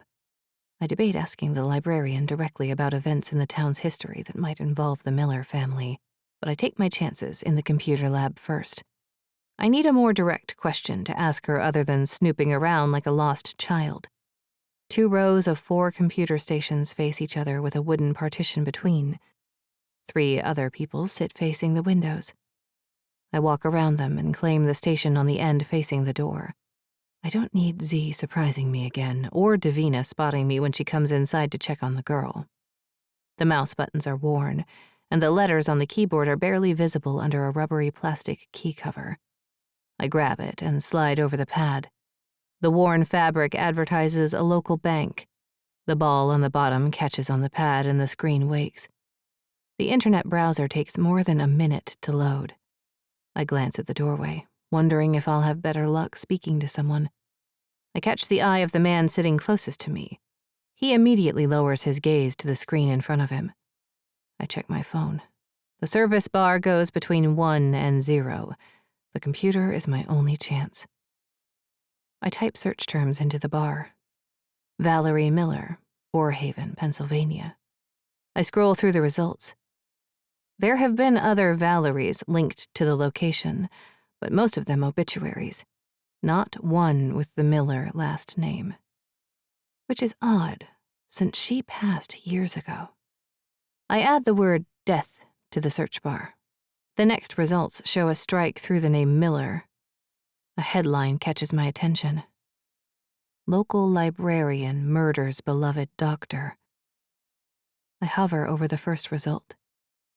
It's from the Orhaven newspaper.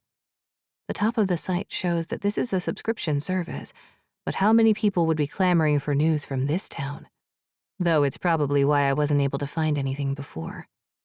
The two-sentence blurb underneath reads, Valerie Whitford has been charged with the death of Dr. Archibald Bradley. After a town-wide search, local authorities unearthed the body of the doctor who had served the town of Orhaven for over 35 years. I click the article, and it opens the top banner of the news site. The words don't appear until several agonizing seconds later. My heart counts them down with thundering bumps. The date of the article is 2 years ago. The mugshot of the woman slowly reveals itself. My leg bounces with anticipation. I glance at the other computers. All of them look like they're from the 90s. When it finally pushes through, there's no doubt in my mind that this woman, Valerie Whitford, is my aunt. The slope of her nose and the slight, crooked smile match my mother's. I scroll down. The article goes into detail about the accusation of my aunt murdering a local doctor. The facts are all there, but my mind takes it a step further, pulling from the violent depths of my visions, plugging in my version of the story between the words. I see the police in a backyard pulling out an older gentleman's dead body from the earth. The journal pages return to me. The last picture. The faint sketch of the living room. The man on the floor. My gut twists, and the rush of an oncoming vision blurs the computer lab. 5. I push through gritted teeth, closing my eyes. A flicker of light from the room peeks through. Refocusing my mind and grounding myself in public rarely works, but I need it to happen now. I've avoided enough public places with my visions, but when they happen, it's not a pretty sight. I can't draw more attention to my family than Z's already brought to the sheriff. 4. I breathe slowly and peer through blurry eyes. No one else in the room notices the world inside my mind falling apart. 3. My fingernails dig into my palms. 2. I open my eyes and focus on the blurry words on the screen. This is what I came here for. This is what I need to do right now. I hold at 2. The cracking of bones depicting what may have happened the night of the doctor's death rolls in a continuous loop in my mind. 1. I breathe through it, focusing on the words. While I'm experiencing the vision, they don't make sense and are a jumble of letters. But the more I stare at them, the easier the vision fades until I take control of my mind again. I read the article again, deliberately absorbing each sentence. The body of the doctor was buried in the garden at the house. My mother's house, and found weeks after his death. My skin prickles. This must be what Scott meant about not wanting to talk to me about my aunt. My mother lied to me about her. She said Valerie had died years ago, and I believed her. I suspect it was one way she could prevent me from researching my family. My mother must have changed our last name at some point, as she never married my father. But Valerie was convicted 2 years ago. I understand Z's outburst now, somewhat. My aunt murdered a prominent person from this town, but assuming we're involved in her mother's disappearance is a stretch. Though I'm sure my aunt has made quite an impression on the people in this town. Since my mother hasn't been to Orhaven in years, the two events could be more than coincidence for them. The journal with the horrific images, which I initially pegged as from my grandmother, shifts in my mind. If Valerie committed this crime, she has violence inside her, unlike me. My stomach rolls, and I dig my fingers into the shortcut keys to print out the article. The printer in the corner churns out the 3 pages, and I race over there to grab them before anyone sees the horrific article title and asks questions. I can't imagine the citizens of Orhaven want to relive a time when someone in the community was murdered on the outskirts of town. When I reach the computer again, I go back to the main search results and plug in a new last name. Valerie Whitford, Orhaven, Pennsylvania. The articles reveal several mentions of Valerie throughout the years before she murdered the doctor. She'd been a part of local fundraisers, appearing in pictures but never smiling. She had a stand at a local farmer's market and even received accolades for her produce. In that article, the photo is grainy but clearly her.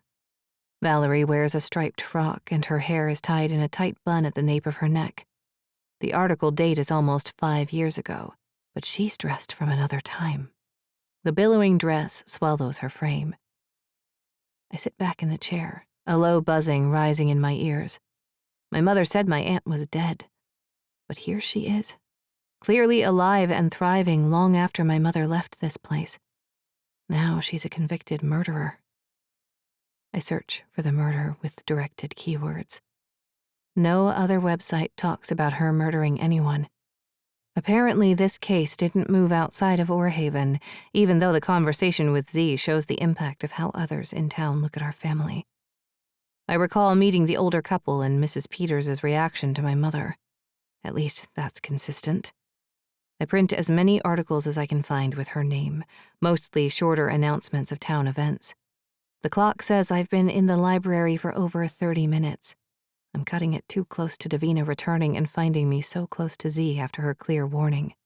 Outside, I may have appeared somewhat innocent, but I wouldn't if she caught me here. I race over to the printer and pull the remaining pages from the tray. With the articles in hand, I roll them up and stuff them into my bag. I have to process this information with no one around. Once I can do that, I'll have enough evidence to confront my mother. She'll have no choice but to talk. I leave the room, more aware of everyone around me. I wait for someone to point out I'm the niece of the Orhaven murderer.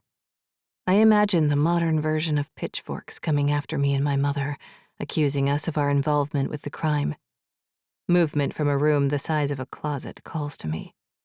Z holds a stack of books and is shelving them. A piece of paper taped to the wall outside reads, "Book sale" in a slanted scrawl. The massive double doors at the front of the lobby beckon me as I remember Davina's warning. But with the urge to know more, I ignore it and go to Z. Watching Z without the scowl on her face, she looks younger than she did before. The lines of anger cutting her cheeks are gone. Am I really about to interrogate this girl who's terrified about her mother going missing? Reality settles on me. This isn't her burden. I veer to the left, knowing I can't involve her in my family. "Hey!" Her voice strikes me more than the loud accusation outside. Z glares at me with narrowed eyes, her fingers curled around the books against her chest. "I was just leaving," I say. "Don't." Her eyes dart toward the front door before settling on me. "I need to know where my mother is." Like I said, I don't know anything. As I approach her, she shoves the books onto the shelf and crosses her arms. I'm several feet away before she holds her hands up. "That's far enough. What about your mother?" "I don't know why you're accusing my mother of having anything to do with yours." "She was the last person to contact my mom." I blink a few times. "That's not true." Z shakes her head. "I have proof." She lifts a phone from her pocket. The case is pink with a floral pattern across the back. It doesn't seem like her style. "She's attached to this thing more than I am. She goes everywhere with her phone. Read the last texts." She holds out her phone and I reach for it. She snatches it away from me. "You can read it from there. I don't need anyone destroying the evidence." This girl sounds as if she's seen too many crime shows. "We need to meet. This isn't over yet. I can't live like this anymore. Please. Our spot."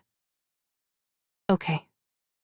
The contact of the last text isn't saved in the phone, but I recognize the familiar string of numbers starting with my area code. I check the timestamp. My mother responded yesterday morning. It was around the time when she woke me to tell me she needed to meet with Walter. Z takes her phone back. You see why I would accuse her? I do. Did you show this to Davina? She brushed me off, said she was going to talk to your mother about it. As much as I hate that my mother is lying to me about her whereabouts, she's not a criminal. My aunt is. There are secrets in this family, and I intend to dig up each one. But I can't convince myself that she would ever hurt another person. There has to be an explanation. And I won't allow this girl to accuse my family of more disappearances.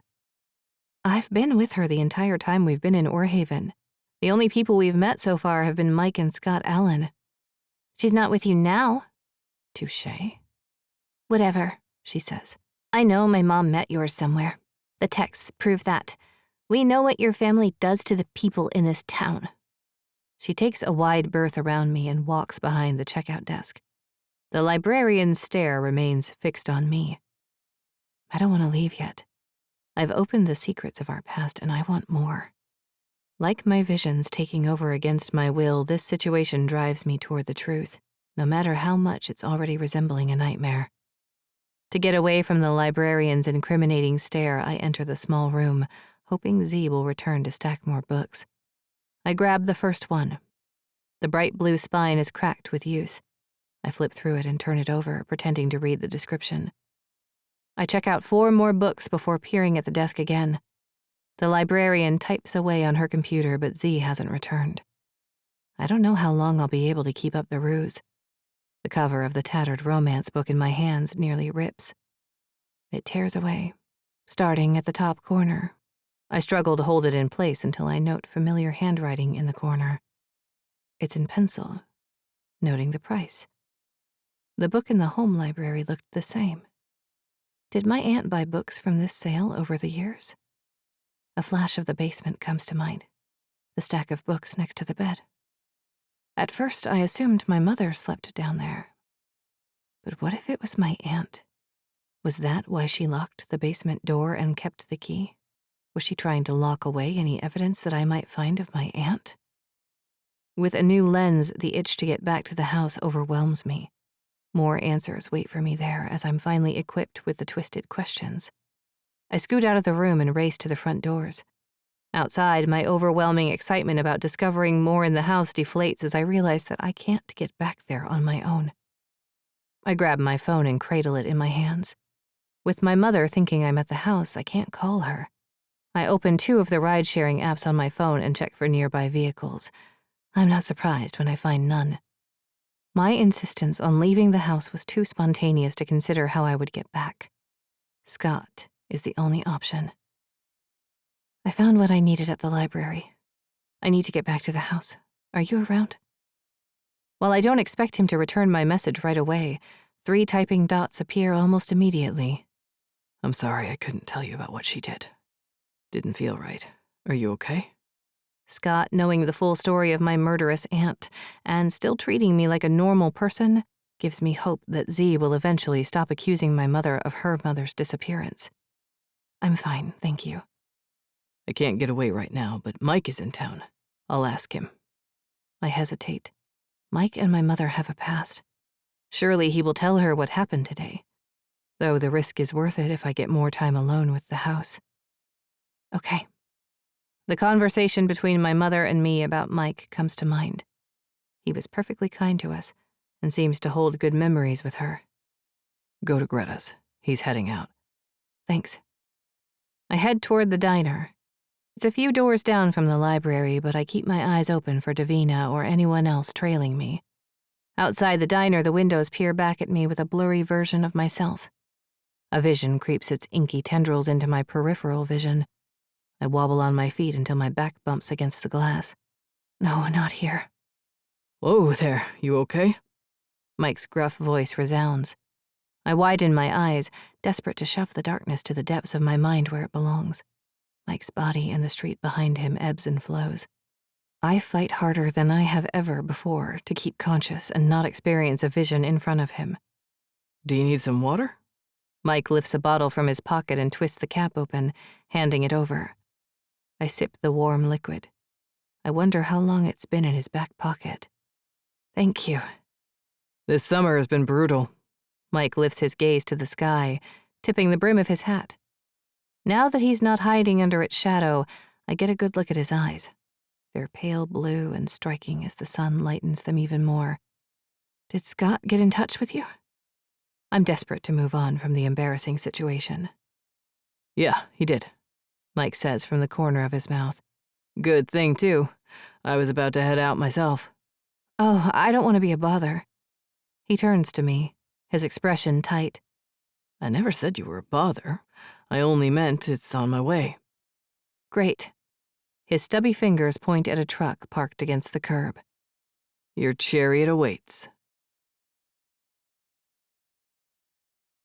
14.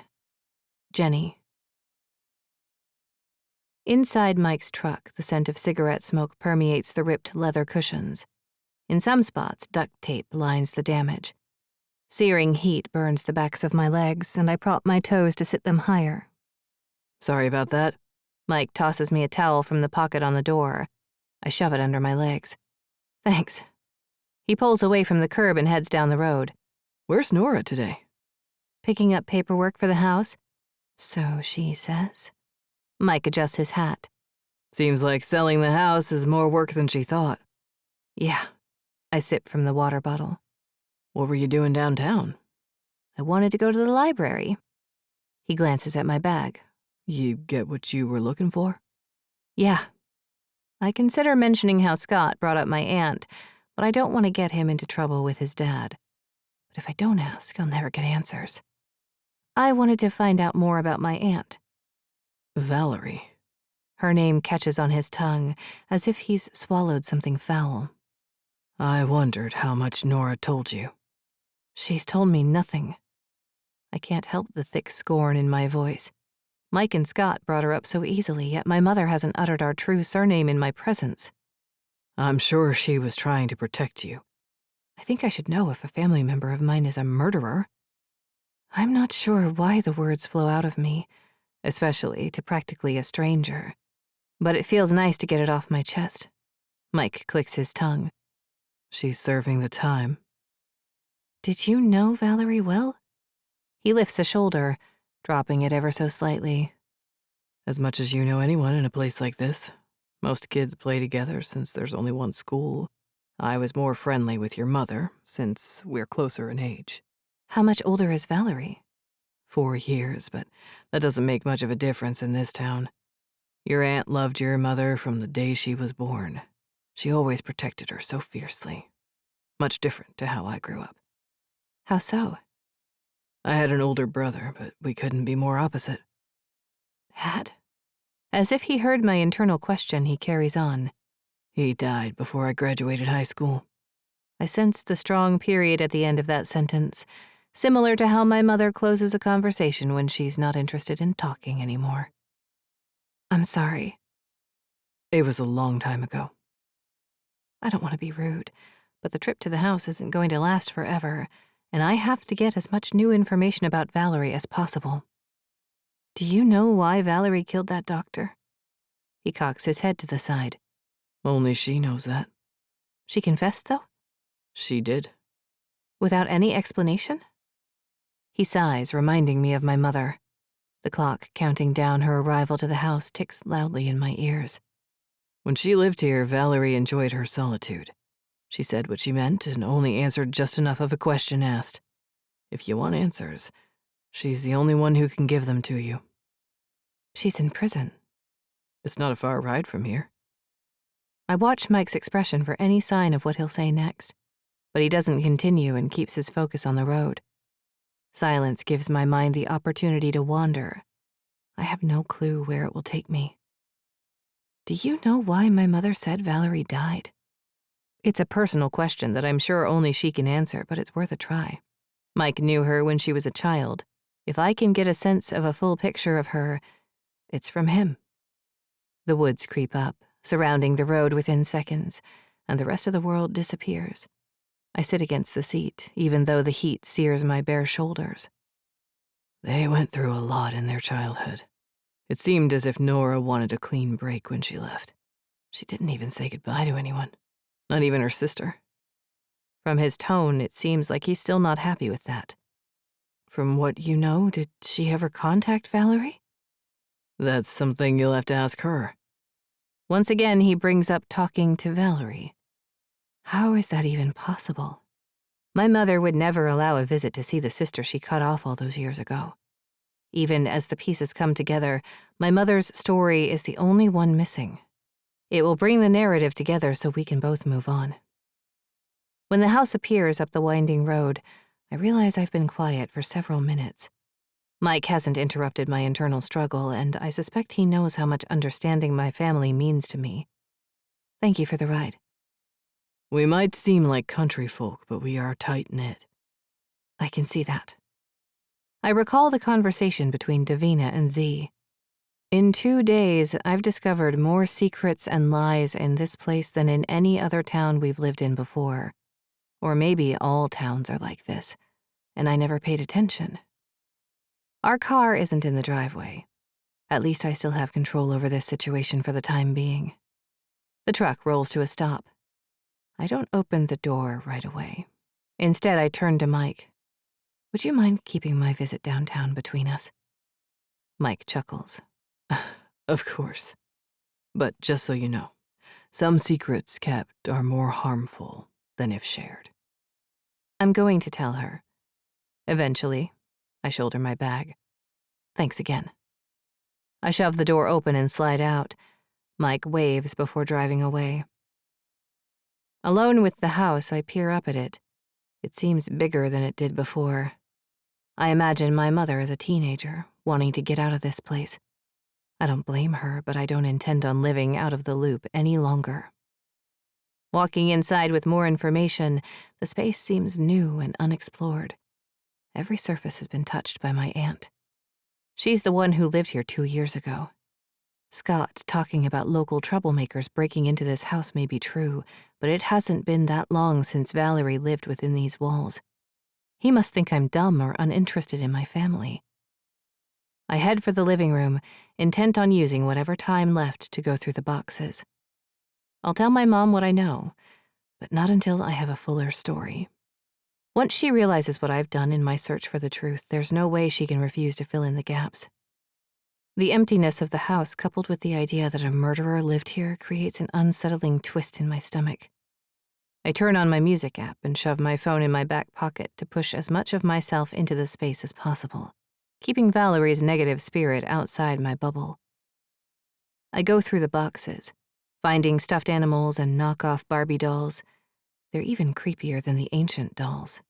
Some of them barely have hair, and thick red marker mars the surface of the unclothed bodies. The lines dissect the dolls like a surgeon might.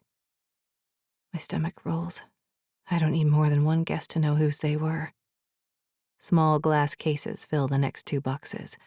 Collectible coins and decorative spoons remain frozen in time. I inspect the dates on the coins. Some date back to the 1800s. The coins might be worth money, so I put those aside. Clothes burst from the next box. The scratchy fabric and brown knitted patterns scream the 1970s.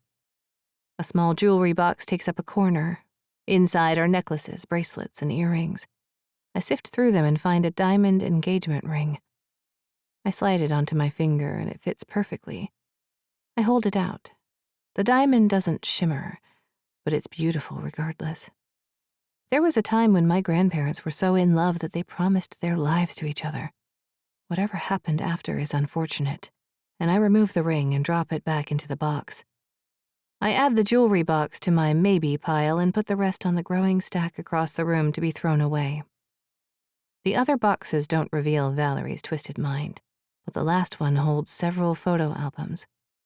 The spines crack open to plastic pages stuck together. I peel them away from each other, the plastic protectors ripping slightly. The color from the photos faded with time, but they are clear. The images of my grandparents as young parents fill the gaps in my mind. Their faces don't resemble what I originally thought. They're all fair-haired, even my grandfather. I suppose my father's genes colored my dark locks.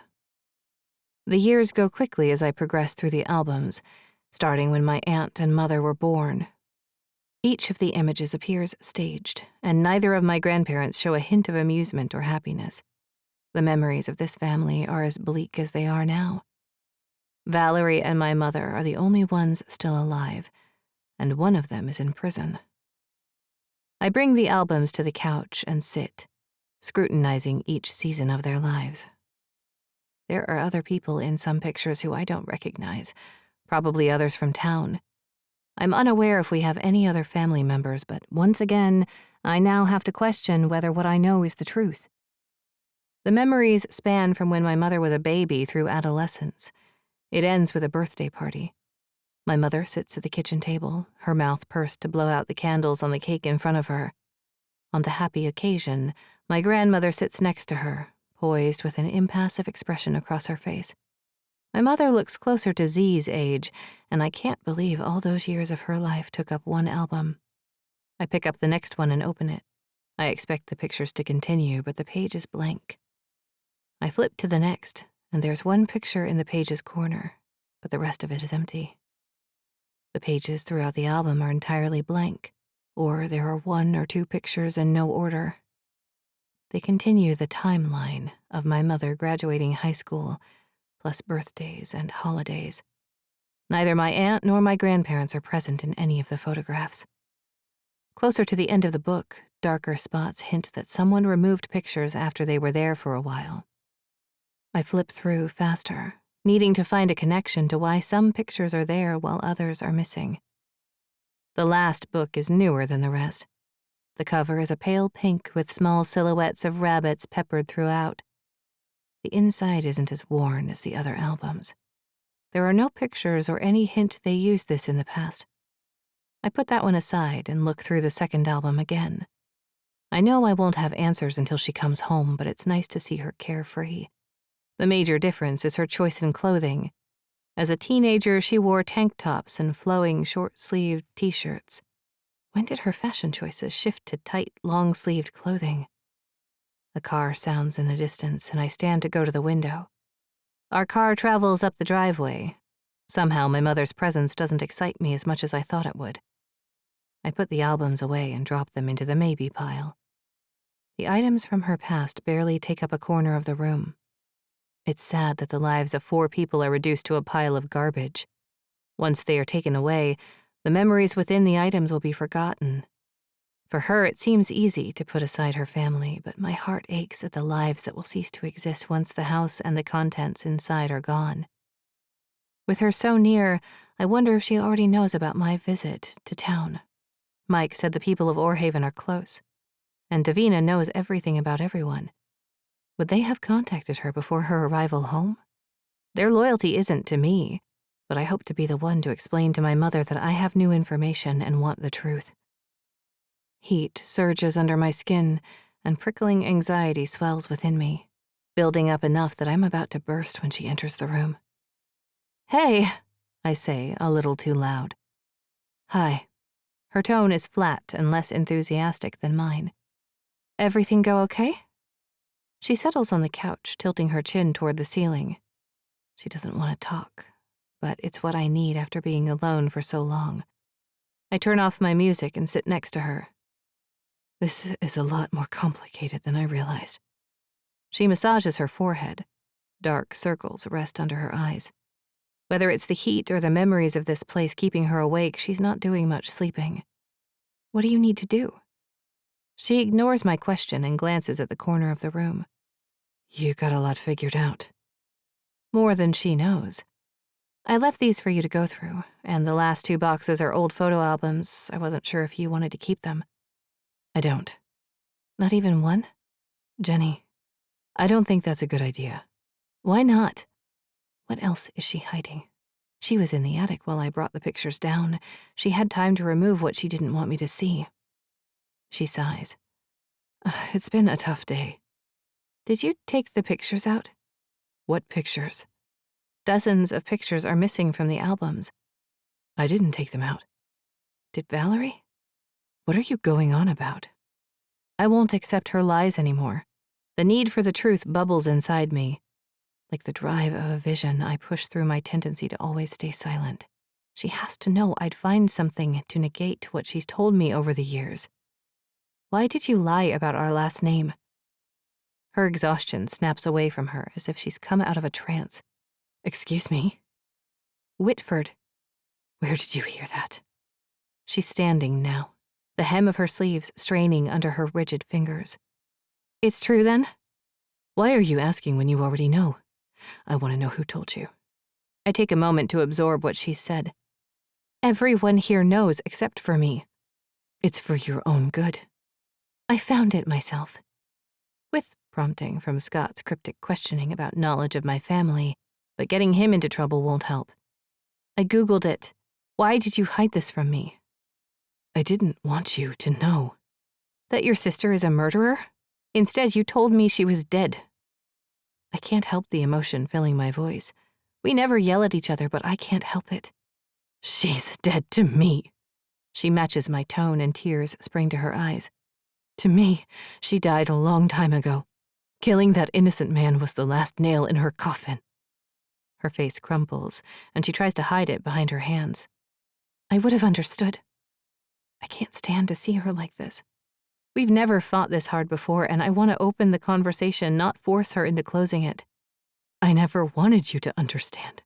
I didn't want you to know anything about this place. Because she killed someone? It's more than that. I wait for her to explain, but she turns away from me, crossing her arms over her chest. This was a terrible idea. I should have never come back. She speaks so quietly that I barely hear her. I'm unsure if she's speaking to me or herself. Then why did you? She sucks in a breath. Believe me when I say I regret it. I thought this would be a way we could both let it go. Both of us? I know you wonder about your past. You wouldn't be human if you didn't. But if you saw the house, it might have bought me more time. But now everything is different. Her eyes are far away, but I don't break through.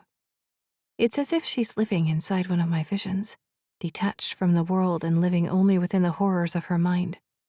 She has to realize it herself, and hopefully that will help her open up more. Valerie was always different. Scary, sometimes. She wasn't well. I left as soon as I could to get away from her, and I've been running ever since. She's tried to contact you? I'm done talking about this. Is that why we moved so much? Please, no! The gaping holes in the story seem to widen even with more information. The more Mom tells me, the more questions I have. Ignoring them will only fuel my need to answer them. Leave it alone, Jenny. Following Val anywhere only leads to trouble.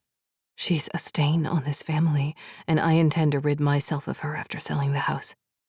If you just tell me, I won't bother you about it anymore. That's enough. The sharpness of her words cut through me. A flame ignites inside of me, and I lean into it. It won't be enough until I find out the truth. If she won't help me, I know one person who knows the other side of the story who might share it. 15. Then. I'm unsure how long I take to get up from the ground. The moment I close my eyes, the relief tricks me into thinking it's what I want. Sure, it's what I need after 2 blows to the head, but if you make it home, there's no way to explain what I've done. I know you. You won't listen to me. The blocks of the plan shift as I try to force my body to heed my mind.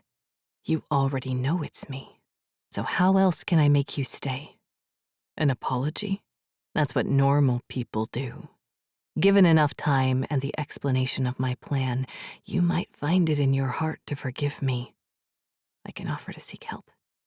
Out of everything I know about you, you yearn to create harmony in your life. It's how you will forgive me. I push up from the ground and the world tilts. I squeeze my eyes shut and continue to a kneeling position. I let out a breath, then move again, standing and falling. A pinch cuts into my skin. I peel one eye open, wrapping my hand around the stained rock. One edge is sharp like a shiv. You were hard at work during those days, weren't you? Too bad you weren't working on an attitude shift. Your therapy might need another level, but I have to stop you first. It takes 2 tries before I can open my eyes. A blurry version of the world appears, but I'm on my feet and that's all that matters. I stumble forward, through the invisible path I've taken so many times I could do it blindfolded. I won't. I need to be clear. No more mistakes. Before I take off, I pick up the rope, wrapping it around my arm. I put the club and flashlight back on my belt and tuck the mask and rock into my back pocket. I anticipate the worst-case scenario, where I take her and you go to the police to tell them about the person who captured you. You'll bring them here to try to find evidence of what happened. There will be nothing of me left here, and you'll fall into madness, losing the attention of anyone who has the potential to help you. Either way, you will be in my life always. There's no clear path to the shelter. Traveling to it at all hours in different light might confuse a novice, but not me. I pick up my pace to where I don't feel as if I'm going to pass out. You got me good. A smile curls my lips.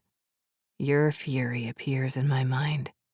I had too much faith in you. I should have seen a trick coming. I push my mind to think the same way you do. I've thought about what I would do, molding this situation into what Father did to me. But what will you do if I don't get to you in time? What's your plan? You'll want to leave me behind. You've always been able to get over things quickly and move on. I doubt you'll move on entirely, but she'll help you. Without me. The radiating pain in my neck surges again. There is no life without you. Not a good one. A low rumbling deep in my bones spreads through my body. Heat pulses, redness tints my vision. We will never be the same. But I'm not against creating a new normal with you. It's what I have to do to keep everyone in this town safe. Without you, I can't make any promises. With each victim, you'll hate me more, and you'll never understand that it's what I need to survive.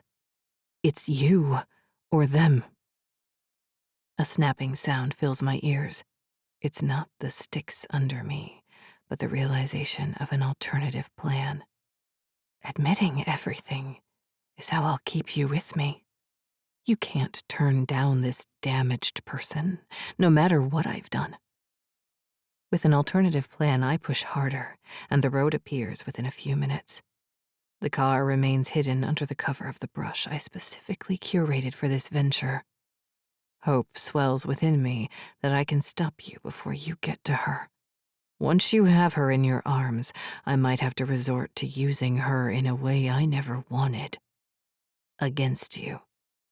I'll do what I must. I pull open the door, and the world shifts again. The light from the inside shows a pale version of my outline. Dirt and debris cover the side of my face. I try to wipe it away, but my hand shoots away from the sharp sting seeping blood from my ear. There isn't much time. I'll deal with my wounds later. You're my focus. I'm coming for you. 16. Jenny. The next morning, I break from the depths of sleep with a new sense of purpose. Last night, I allowed my mother to believe that my search for information was over, that I succumbed to her wishes. She's not a stupid woman, and I'm sure she knows I'm going to try again, but I will play along for now. The lack of service at the house barely allows the internet on my phone to function, but I can't go back to the library. The town already has it out for my family. If Z and I meet again, I'm sure she'll alert Davina. And if the sheriff thinks I'm stalking a teenager, I'll never get answers before my mother insists we leave. With the paperwork for selling the house in place, I may have one more day in Orhaven before she whisks me away from the entire truth. I slip into my clothes, jeans this time, even though they stick to my skin as I tug them onto my legs. They have a purpose. I can't take the car. Abandoning her in this house would be cruel, but I can't sit still. I need to talk over my plan with someone who will help me. Scott's texts fill my screen as I check the time he agreed to meet. I have 45 minutes to get downtown. He wanted to pick me up, but that won't help me escape my mother unnoticed. She'll get a note in the kitchen, knowing that I'm safe. I hope she understands my need for space. She won't know what I'm up to until after it's over. I won't ask her forgiveness until after I've already done the task. Only then I'll have enough information to be done with Orhaven in the same way she has been for years. I place the note on the kitchen countertop, sneak through the back door, and walk to the shed. Long gray clouds stretch across the horizon. The air is cooler outside than in the house, and the trees surrounding us come to life with the creak of branches and the chirping of birds. Every few seconds I glance back. My vision fuzzes. I hear the echo of my cell phone ringing, knowing it's her. The echoes of her screaming at me fill my ears. I grit my teeth, knowing my phone is on silent. I ignore the vision as it plays out, grounding myself in the present, and pick up my pace to the shed. I open the doors and place the brick against the wood. Without Scott's presence, the dark corners of the space seem to move and form ominous figures. I focus on the ground, ignoring the shadows ripe with the possibility of a vision to form. I clutch the handlebars of the bike, and I burst from the shed. My legs straddle the sides.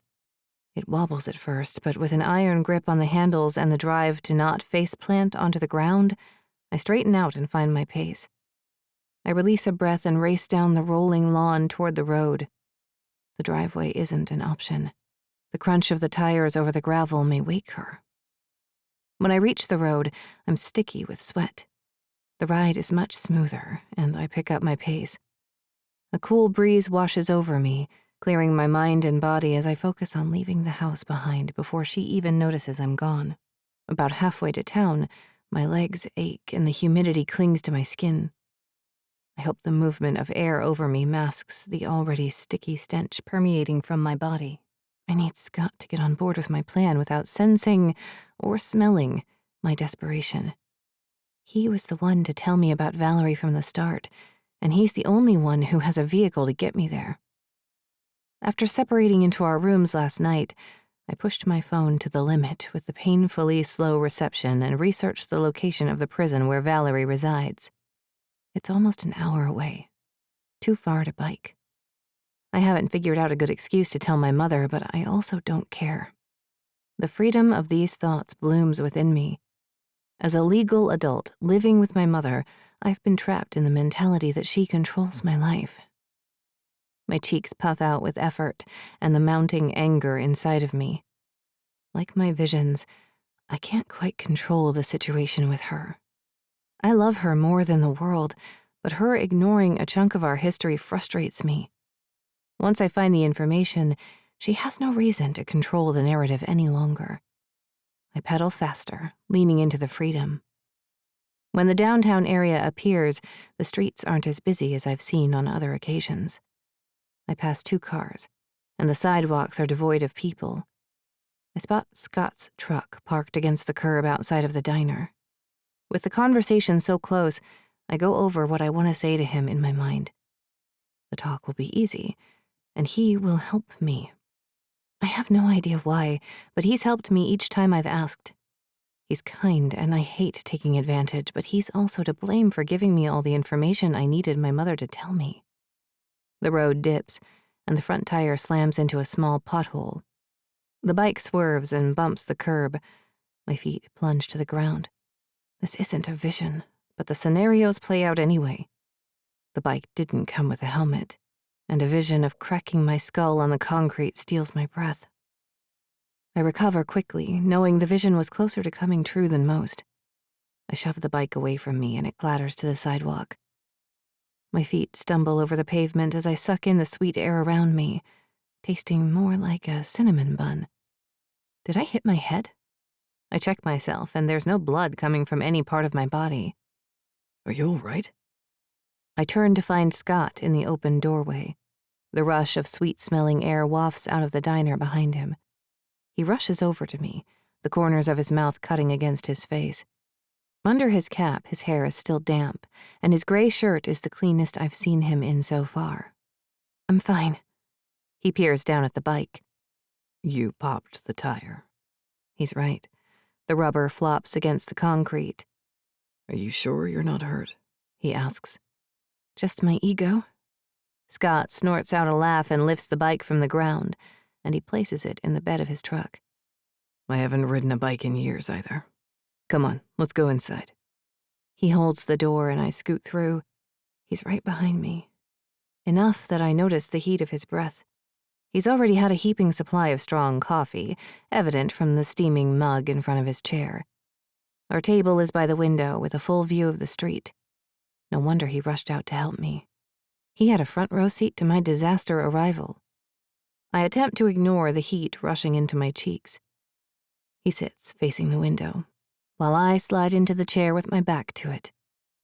A shimmering sensation within me wants to sit next to him so I can identify each person who walks into the diner. I imagine my mother has a sixth sense and knows where I am. I see her rushing through the door, insisting we leave Orhaven for good. There are only 12 tables tucked together. The brown carpeted floor could use an update. I allow my mind to wander, wondering if the children from the photographs in the album came here often. I imagine my mother and my aunt sitting together, playing cards at the table or kicking each other under it. If my mother came here, would she feel nostalgia or regret? A waiter approaches the table and I snap to the present. Scott's staring at me, more curious than judgmental of me sitting in my thoughts. Want a coffee? The waiter's gravelly voice touches a deep part of me. Yes, please, with cream and sugar. He pours the coffee into the mug in front of me, before sliding a one-page laminated menu my way. My stomach is too tight to eat. The house platter is great. Scott presses his finger against the line on the menu. It's enough food for 2 with leftovers. We could split it. If you want. He leans back in his chair, inviting me to tell him more. The usual, he says to the guy. The guy nods and walks to the table next to us, turning his attention to the older couple. You found what you needed? Scott asks. Not everything. He leans back in his chair, inviting me to tell him more. At first, I clam up. What part of my family's past is his business? Yet my aunt stained this town with the blood of the doctor. At least if I give Scott the truth, that's one narrative I can control. She still isn't opening up to me about what happened with my aunt. She said she was messed up as a kid, but nothing about the murder. She might not know the details. Mike mentioned that she left a long time ago. I doubt they kept in touch. I whirl the mug handle in my direction, and the edges sear my skin. I want to see her. Scott chokes out a sound before sipping from his mug. Do you think that's the best idea? I need to see her. How are you going to do that without your mother knowing? I stare at his forehead, not quite meeting his eyes. I was hoping for some help. He wipes a hand over his face, the same gesture as Mike. I don't know if it's my place. I just need a ride. I'll pay you for the gas. He snorts. I'm not concerned about fuel, Jenny. His tone suggests I'm about to get a lecture. I stiffen my spine, willing to push to make my case. She's not going to tell me what I want to know. I need to speak to Valerie face to face. There are rules for visiting inmates. I'll call them. What's the worst that can happen? A massive plate with a heaping pile of food appears on the table as I pull out my phone. My stomach growls. A mound of bacon and sausage sits on one end, with eggs propped in the center, glaring at me with accusing yellow eyes. The other side boasts a stack of toast soaked with butter. Eat first. Scott lifts his fork and digs into the eggs. The yolk runs free like a slow river toward him. I grab a piece of toast and nibble on the edge. We eat in silence for a few moments. Even though he's not saying anything, the sharp movement of his eyes back and forth gives me a hint he's thinking about my proposition. He empties his mug, places it on the table, and crosses his arms. Say you go. I can't do this without you. He tries to hide the quirk in his lips, but fails miserably. He uses the napkin to wipe his attempted poker face. Is it worth breaking trust with your mother? I wouldn't do this if she was more willing to talk to me. Have you given her the opportunity to do that? I've given her years of my life and a confrontation the day before. Finding the information on Valerie opened her up slightly. She didn't want to talk about it after that. If I speak to Valerie about her side of their past, then maybe I can force my mother into it. Scott's jaw tenses. What do you want to ask Valerie? His questions pry at the insecure part of me.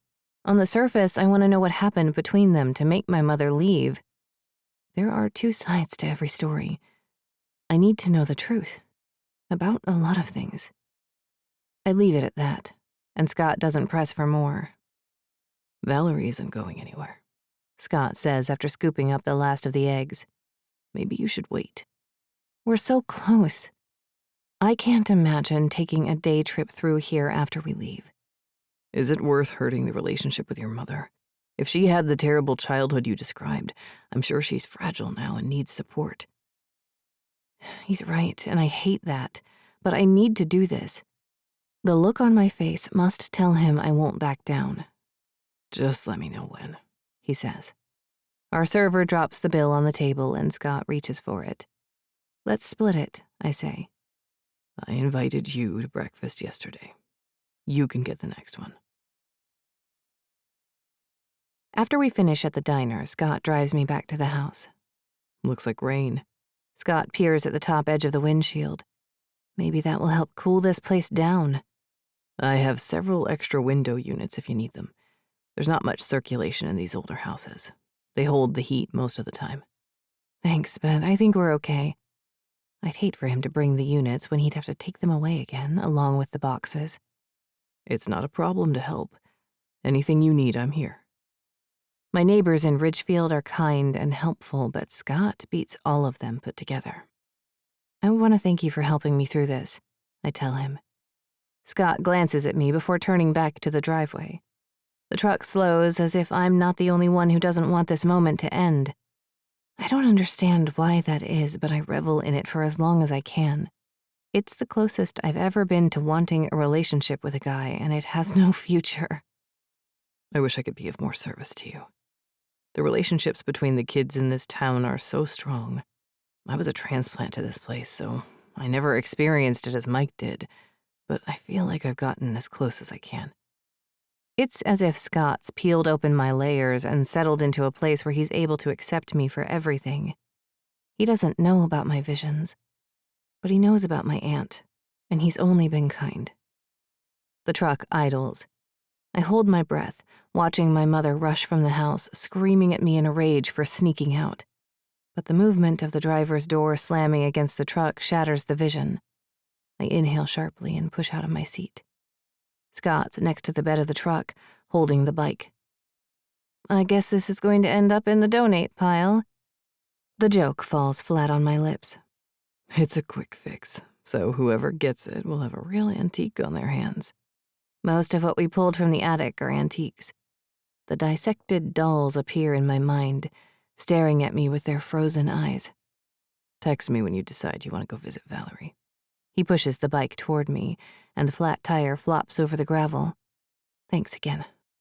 While walking the bike back to the house, I try not to turn around and let Scott know he's on my mind. A thick drop of rain smacks against my cheek, and I tilt my chin toward the sky. Scott wasn't kidding about the rain. Thick, dark clouds block out the sun entirely. I inhale the sweet scent of the storm and head for the back shed. I doubt my mother is still asleep, but if I can get away with bringing the bike back and throwing the note away, it will make the morning more tolerable. That relief falls away with the sound of grunting as I round the house. Movement from the garden stops me. This vision is unlike the rest. It's not ignited by stress, and it's not violent toward my mother. She's in the garden, on her knees. She leans forward and a patch of skin moves upward from the dirt. She's digging. Her body writhes as she collects more of the soil within her grasp. She grunts and lets out a sob. I blink. This isn't a vision. She's digging in the garden, with her hands. There are tools and shovels in the barn, but this looks primal. I glance toward the driveway, and Scott's truck is gone. 3 more raindrops pepper my face, harder and faster. "Mom?" My voice cracks. She keeps digging. I call for her again, louder this time. I'm unable to move and my hands grip the handlebars much harder than necessary. My fingers curl around the metal in the same way she scoops the dirt. She stands, shoving her sleeves over her arms. She pats the mound of dirt with her shoe. "We should go inside. It looks like rain." She turns on her heel and stalks into the house. 17. Jenny. The back door slaps against the frame, breaking me from a trance. Rain pelts the ground, propelling me to get inside. I lean the damaged bike against the house and rush after her.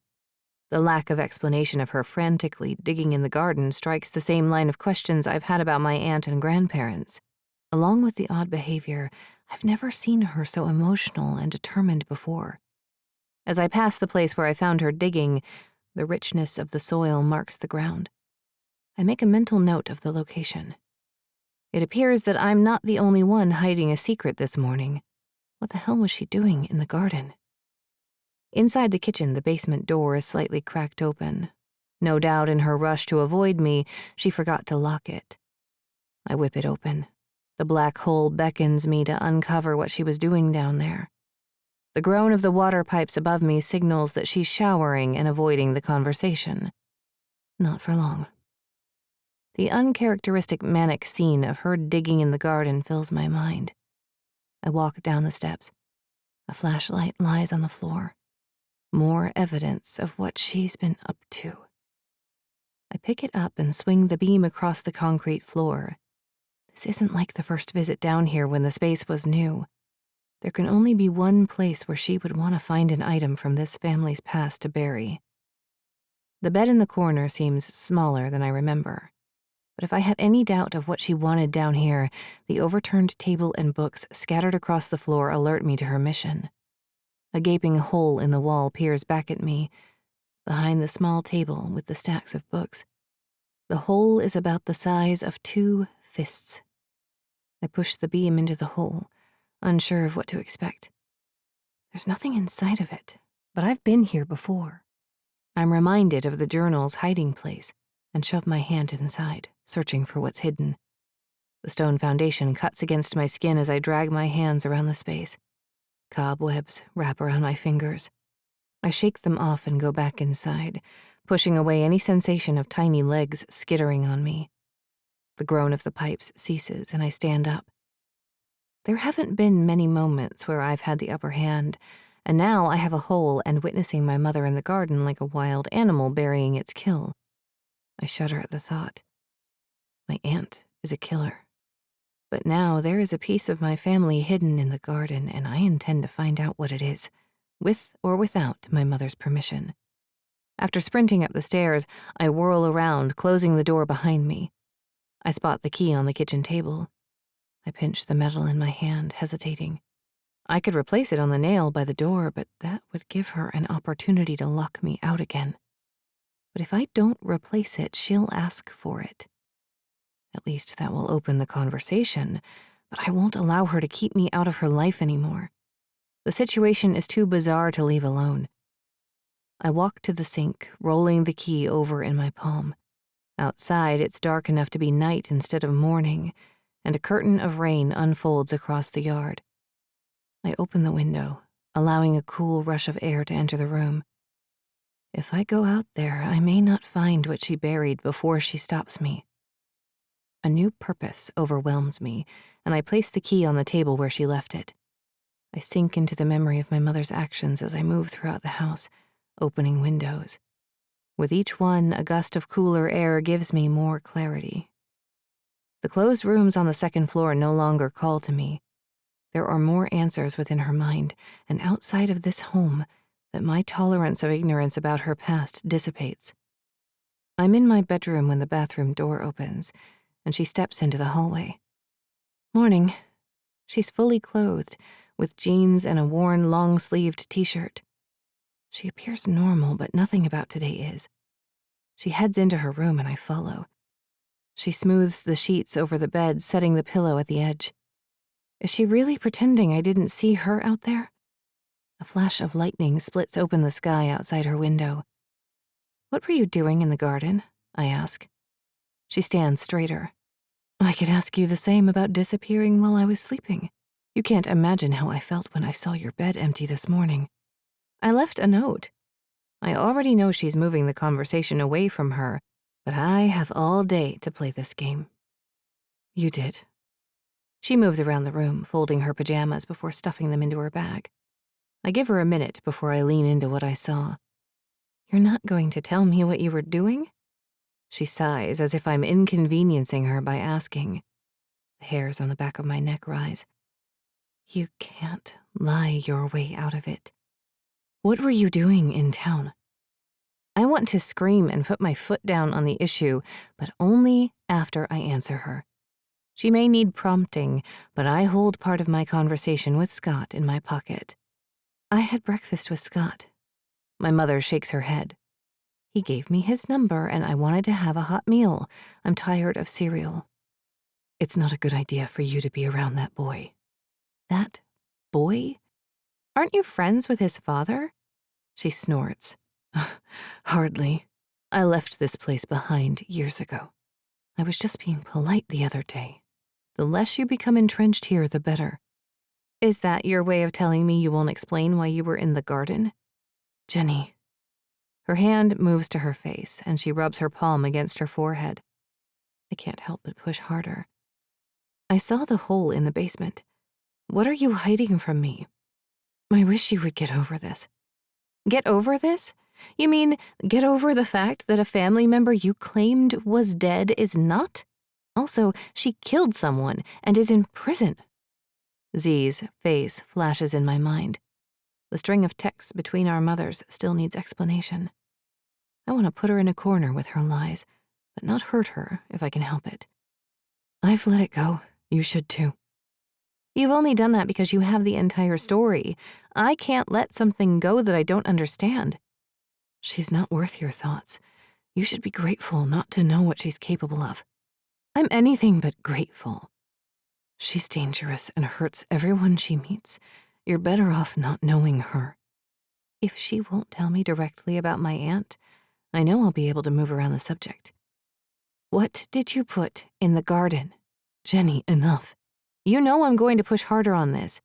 This has nothing to do with you. She crosses the room and leaves through the door, ending the conversation. There's nowhere in this house she can go without me following. I keep her pace, even as we both careen down the stairs. I won't let this go. Why is there a bed in the basement? Who slept down there? What were they hiding? My voice rises with each new question. My mother whirls around at me and I stumble back, nearly crashing into the television. Why are you pushing me like this? I've worked your entire life to give you everything. Your aunt has done horrible things, more than the people of this town know, and you're focusing on her? I inhale sharply. Her glossy eyes tell me I've gone too far. I've never seen her this close to breaking. The need to push her overwhelms me. I strike while she's vulnerable. A sick feeling rolls in my stomach, but it's the only way I'll find out the story without going to Valerie myself. Shimmering tendrils creep into my peripheral. At first, it appears like another flash of lightning, but it's not a white flash. It's like the inky black of my visions, but tinged with red. A tingling sensation pricks at my skin. The pages of the journal rush to the front of my mind. The girls. They are Valerie and Nora. The cradle. Valerie experiencing the loss of her sister. The loss turned to grief, then anger, then murder. I fall into them as if the world around me disappears. I no longer have an anchor. Numbness washes over me, and I can't feel my limbs. My mother's disembodied voice drones on, but the sounds don't form coherent words. I wallow in the darkness while snippets of images move forward before disappearing. The girls clutching each other from the journal pages sharpen and come to life. A child cries in the distance, and I need to find her. The cracking of wood mixed with the sound of panting and digging. I'm outside now. Rain falls around me, but I'm not soaked. I walk toward the garden. My mother is on the ground, throwing dirt around her. I move closer. Her body blocks the hole. I need to know what's inside. She continues to dig, and my legs feel like they are 1,000 pounds each. The effort it takes to move them leaves me breathless. I reach forward to touch my mother's shoulder, to move her out of the way, but I stop when I realize my hands and arms are covered in sticky red blood. I fall to the ground and my mother disappears. A hole is exposed, and even though I wanted to see what was inside, I already know. The blank stare of the doctor bores through my soul. A presence appears behind me, and I turn to face my mother. No, not my mother. Valerie stands there in the same floral dress as the picture from the article. Now it's covered in the same blood as me. She throws her head back at an unnatural angle and cackles. It gets stronger and louder until it overcomes the sound of the surrounding rain. "Stop!" I scream. She does. The sound cuts off immediately and she faces me again. This time I'm standing in her place, dressed in the frock. "Jenny." I close my eyes, willing the images to disappear. "Count, honey." I grip my teeth as the scent of the rain fills my nose. "5, she says. "5, I croak. "4, her voice cracks, and so does the vision. My stomach rolls, but I need to push out of it. 4, I say through my teeth. I don't know how long it takes to get through the numbers, but reaching the end breaks me out of my vision as if someone had chipped the facade with a sledgehammer. "Jenny." I crack open my eyes. My knees throb under me and I try to unfold them. "Stay there," she says, tucking me against her. "I'm sorry," I say. "Don't be.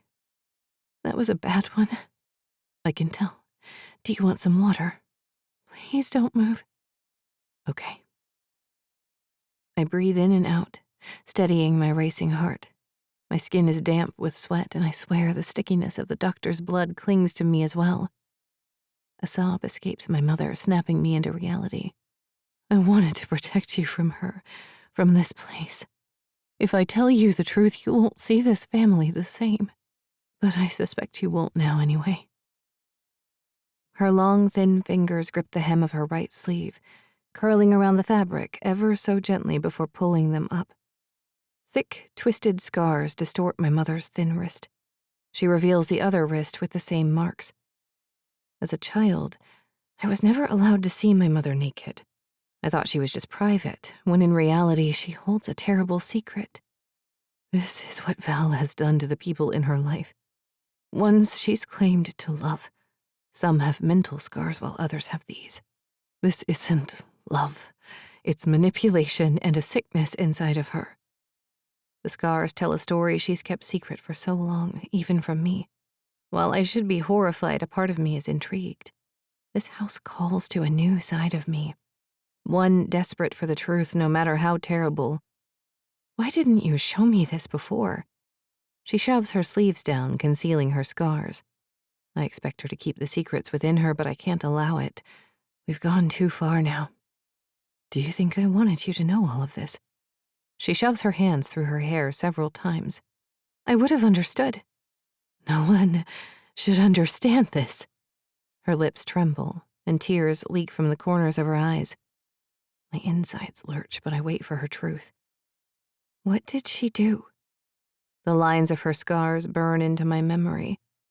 I doubt she will ever wear short sleeves or tank tops in public, but showing me was a step forward. The next might give me more information surrounding her trauma. She winces. "It's too much." I take her hands in mine. She pulls away slightly, but I hold tight. "Nothing is too much for my mind. Please, Mom, I need to know. Keeping this to yourself isn't good. I'm here for you, no matter what." She swallows hard. "Opening this part of the past doesn't involve just me." "What do you mean?" She licks her dry lips. "Jenny, this isn't the first time you've been here." I drop her hands. A fluttering erupts in my stomach, and the room tilts. I grip the arm of the couch to hold myself upright. The comfort I felt in this house isn't just because I sought out the truth. The scars and her admission of my past here come together like the perfect mold of our lives. Yet the cracks in the surface expand, and I have the impulse to fill them. You told me you left here before you met my father. That's not quite everything. What is it, then? Calvin is from Orhaven. He never liked it here and always had dreams of moving away when he was old enough. I was so naive then. I thought I could convince him to stay. But he didn't. He left before you were born. What does this have to do with your scars and Valerie? She blinks as if I pulled her from a trance. I've never heard her speak about my father for more than a few seconds, but this place seems to have us in its grip, no matter how horrific it is. Without him, I stayed here with Valerie. She helped me raise you. I searched my mind for any flash of recognition of the woman in the newspaper article. When did we leave? You were almost 3. Why did we leave? I glance at her covered arms. She abducted me. What? You lived with her. How could she? I trusted her too.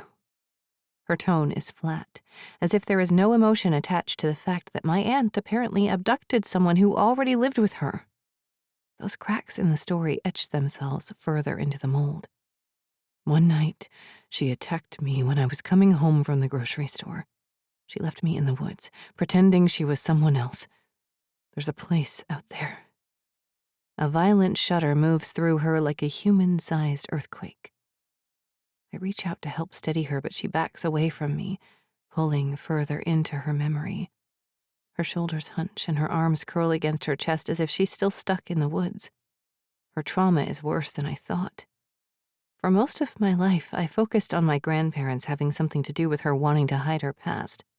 While they still might have had an influence, I shift my focus to the more direct problem with her family. The woman who killed an innocent doctor and scarred my mother both internally and externally. She left me there to die. But you didn't. Another shuddering breath escapes her. I had to get you away from her. You were the only light that kept me alive, Jenny. She would not snuff you out too. So I escaped. My expression urges her to tell me more. The story of her abduction in excruciating detail, even though it will challenge my visions to make it worse.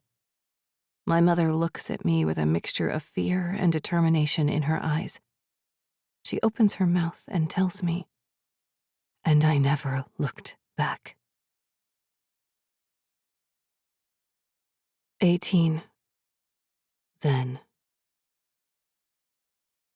The road to our home is empty as always, so I press the gas pedal harder. I scan either side of the road for you, limping for your life, trying to get away from the person who took you away from your family. I picture finding your slow form, pulling over and grabbing you. You'll try to fight me, but I'm filled with such purpose. You can't escape again. I'll explain that I did this all for you, for her, for us. I'll beg your forgiveness. I'll tell you I'll get help. Only if you stay. I'm practiced enough in emotions that I can bring them on within seconds and turn them off just as quickly. It's one of my more useful talents. You'll believe me. I'll leverage her, too. I'm the only family either of you have left. You know I'll give you whatever you want. Money is no object. You also have shelter and protection. I proved the latter by what I've done. You'll know never to cross me again. When I get to the clearing away from the forest-covered road, I glance at our house. The lights are on. I slow the car and check the rear-view mirror. The time on my watch blurs, and I try to count backward to when I had arrived at the underground shelter. I can't grab onto the time before I went to see you, before you ruined everything. A pulsing heartbeat thunders in my ear. The bleeding is not good, but if I stop now, then the entire plan will crumble. I debate going back to the road, shining my headlights on either side to find you. But my gut tells me to move forward. It's the same feeling I've had each time I took someone away from this earth. All becomes right in the world if I follow it. So I do. The purpose of the gut feeling becomes clear within seconds. The front door to the house opens, but it's not the babysitter. My focus has been on you for so long, I didn't notice that the extra car was no longer parked next to the house. Too much time has passed. I see that now. I know what I must do. Instead of pinching the bruised, soft spot on my arm as I normally do, I take advantage of my wound. I don't need a lot of pressure to make the tears spring to my eyes. The weakness pours out of my face as I slow to a stop in front of Father's truck. You're already inside the cab, but on the passenger side. I don't need to see her to know what you're doing. This has gone too far. Stop, I call out the moment I'm out of the car. Your head doesn't pop up in surprise. You know I'm here. I suppose you'd have to be hard of hearing not to. I suspect your senses are sharper now, especially with the adrenaline running through you. Too bad you've never experienced the elation of giving yourself over to the emotions attached to that surge of energy. The passenger side door closes. I expect her to pop up and watch Auntie cry for the only time in her life. It will be the last time. She'll never see me weak again. You come a step closer. I swear I will kill you. The words coming from your mouth move out of order and echo in my mind. You never had a violent tendency in your life. They left all that to me. Nora, how did you get here? You're not the only one who played in the woods as a kid. I could have taken a shortcut, but the babysitter needed to see me leaving the house in the car so she wouldn't suspect. My plan unravels with each passing second. I step toward you with my bloody hands in the air. Don't. Moonlight glints off the barrel of Father's pistol. We were both taught not to point a gun unless we meant it. The rush of the kill swells inside me. It's been too long. You don't want to do this. Even in the darkness, the dirt and grime from the forest cuts across your face like war paint. This is a battle for you to stay. I have to fight. I shove a sob out of me. I'm sorry. I wanted you to stay. By kidnapping me and leaving me in the woods to rot, I wanted to show you what was important and that I will always protect you. You were never in danger. You lower the gun and I take a step forward before it springs up again. You won't be able to hold that position for long. I know how twisted you are, but that's not my fault. You're getting worse, and I can't have Jenny exposed to you anymore. The words don't jumble this time, but I still don't comprehend them. There is no good life for me without you. You don't understand what I've done for you. I have some idea. I stop sniffling and stand straighter. My ear throbs, but with enough focus it turns into a dull ache. There's no need to pretend anymore. You made me reach this level. If you would have accepted your place here, I wouldn't have to do this. You can't leave here. I'll get help. You're beyond help. I'm going. Please. I won't ever forgive you for this. You need help, but there's no one in this world who can take the darkness from you. Redness invades the edges of my vision. I never thought my violence would focus on you. But you've given me no choice. My hands curl into fists as I rush you. I'm already 10 steps ahead in my mind. What I don't expect is the blast of sound and light exploding inside of my head. I register the gunshot too late, and the ground thrusts itself against my face. I slam into it, that light erupting behind my eyes again. My breathing is heavy in my ears, but I'm still breathing. As the light clears, your shoes come into view. They smell of the richness of the deep woods. A sliver of a memory peeks into my mind. Wood smoke and blood. My skin prickles and tingles, signaling that I'm still conscious. You shot at me. Don't come looking for us, or next time, I won't, miss. Your feet move toward the truck before they lift into the air and don't return to the ground. The truck roars to life and disappears from view. I know enough about injuries that I won't be able to catch up to you right now. But that doesn't mean I'll ever stop looking for you both. 19. Jenny. After my mother tells her traumatic story, I'm speechless.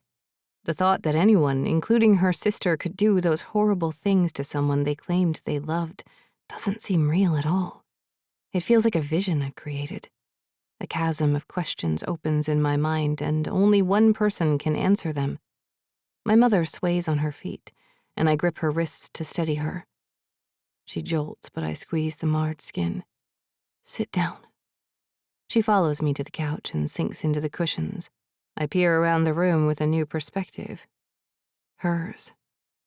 Coming back to this place must have been hard for her, even more difficult than I originally thought. My throat tightens, and my own words echo in my mind, pushing her to tell me her story before she was ready. Without my insistence, would she ever have told me on her own? Are you okay? She bobs her head. I worked so hard to block it from my mind. I suppose you had to know someday. You've had no contact with her since? No. She lived here all these years by herself? She looks around the room, wincing as if the air pains her. It seems that way. Did you contact the police after what she did? I couldn't. I sit back, crossing my arms. What do you mean? This supposed traumatic event put my family in danger, and yet she couldn't call anyone? You wouldn't understand. Valerie and I experienced a lot together. She's been like this for as long as I've been alive, but she's still my sister. She kidnapped you and killed someone. I know. She was so good with you and with me, until she wasn't. She chokes out the words around a sob. The tears flow faster than they did before. I took our father's truck that night. Other than what was in my purse, I had nothing else. I sold the truck and worked as hard as I could to pay rent on an apartment the size of a closet. Then I moved us farther away, convinced she'd find me. It was only after a few years that I believed I escaped her. But when I found out about the doctor, what she did to him, I knew what I did was wrong. I should have reported her. That way the police would know. They could have helped her get treatment. He died because of me. She can barely get out the last words. Emotion floods my throat. She's the one who needed therapy more than I did. I guess I'm not the only one hiding my true self. She killed him. You didn't, I say. While I have no memory of the time I spent living here, I imagine what it would have been like. Are my visions suppressing events that happened? Or are they a link to this family and the violence within? I didn't stop her. I stand as a crawling sensation rolls up and down my legs. It's as if snakes and insects have found a new home inside my body. I stave off a shudder, trying to keep my emotions in check. I have so many questions for her, but for each layer of secrets, she breaks down more.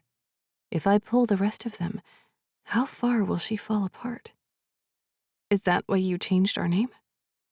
I'm not sure I'll ever consider myself a Whitford, but it's in my blood. She sniffs hard, and I pass the tissue box we purchased from the grocery store that first day. She blows her nose before continuing. She worked as a librarian and had a keen ability to find what she was looking for. Changing our name would keep her away from us, while preventing you from finding any link to my past. I thought it would be best if her reputation didn't stain your life. Before coming here, I asked Walter to not use my true surname. I'm sorry for all the evasion, Jenny, But this was the only way I thought we could get through this week without Val's shadow over everything. My aunt isn't the only one who's invaded our lives. This town and its people connect to the house and those who lived inside, no matter what decade. I think of Z and how her link to this family still carries on. With the truth spilling from my mother's mouth, I can't hold back what I know anymore. The truth needs to permeate all parts of our lives now, or else how can I ever trust her again? I met a girl in town, a teenager. Her mother is missing. With the situation close to my mother's abduction, it seems too much of a coincidence for her to go missing right when we returned to town. But Valerie's in prison, so it can't be the same as before. What else is she hiding? What does that have to do with us? The girl's name is Zelda, Z. She showed me her mother's phone with a text chain between the two of you. Her lips part slowly. Ren is missing. Apparently. What do you know about it? And why did she lie about contacting her? Her gaze flicks to mine before she pushes off the couch. She crosses the room and then paces toward the front door. For a moment, it appears as if she's going to attempt an escape, but in a rush of movement, she darts for her purse. She lifts her phone out and scrolls over the screen. I walk to her. Who is Ren to you? She's an old friend. She presses her lips together as she scrolls. And you know nothing about her disappearance? She cuts a look my way. Of course not. I meant to meet up with her yesterday. I thought you were going to take care of paperwork for the house. A blankness crosses her face. Only for a second, but a second too long. She's lying. Again. Even after our conversation. Though I suppose it's a knee-jerk reaction at this point. It's hard to explain. Try me. She sighs. I left an entire life behind that night, Jenny. I never thought I'd come back. And I don't plan to after we leave. She reached out to me, so I went to meet with her. Why didn't you tell me? She presses the phone to her ear. I cross my arms, letting her know I'm not done with this conversation yet. Davina. She turns her body as if the movement will block my ears. I just heard. Yeah, I did.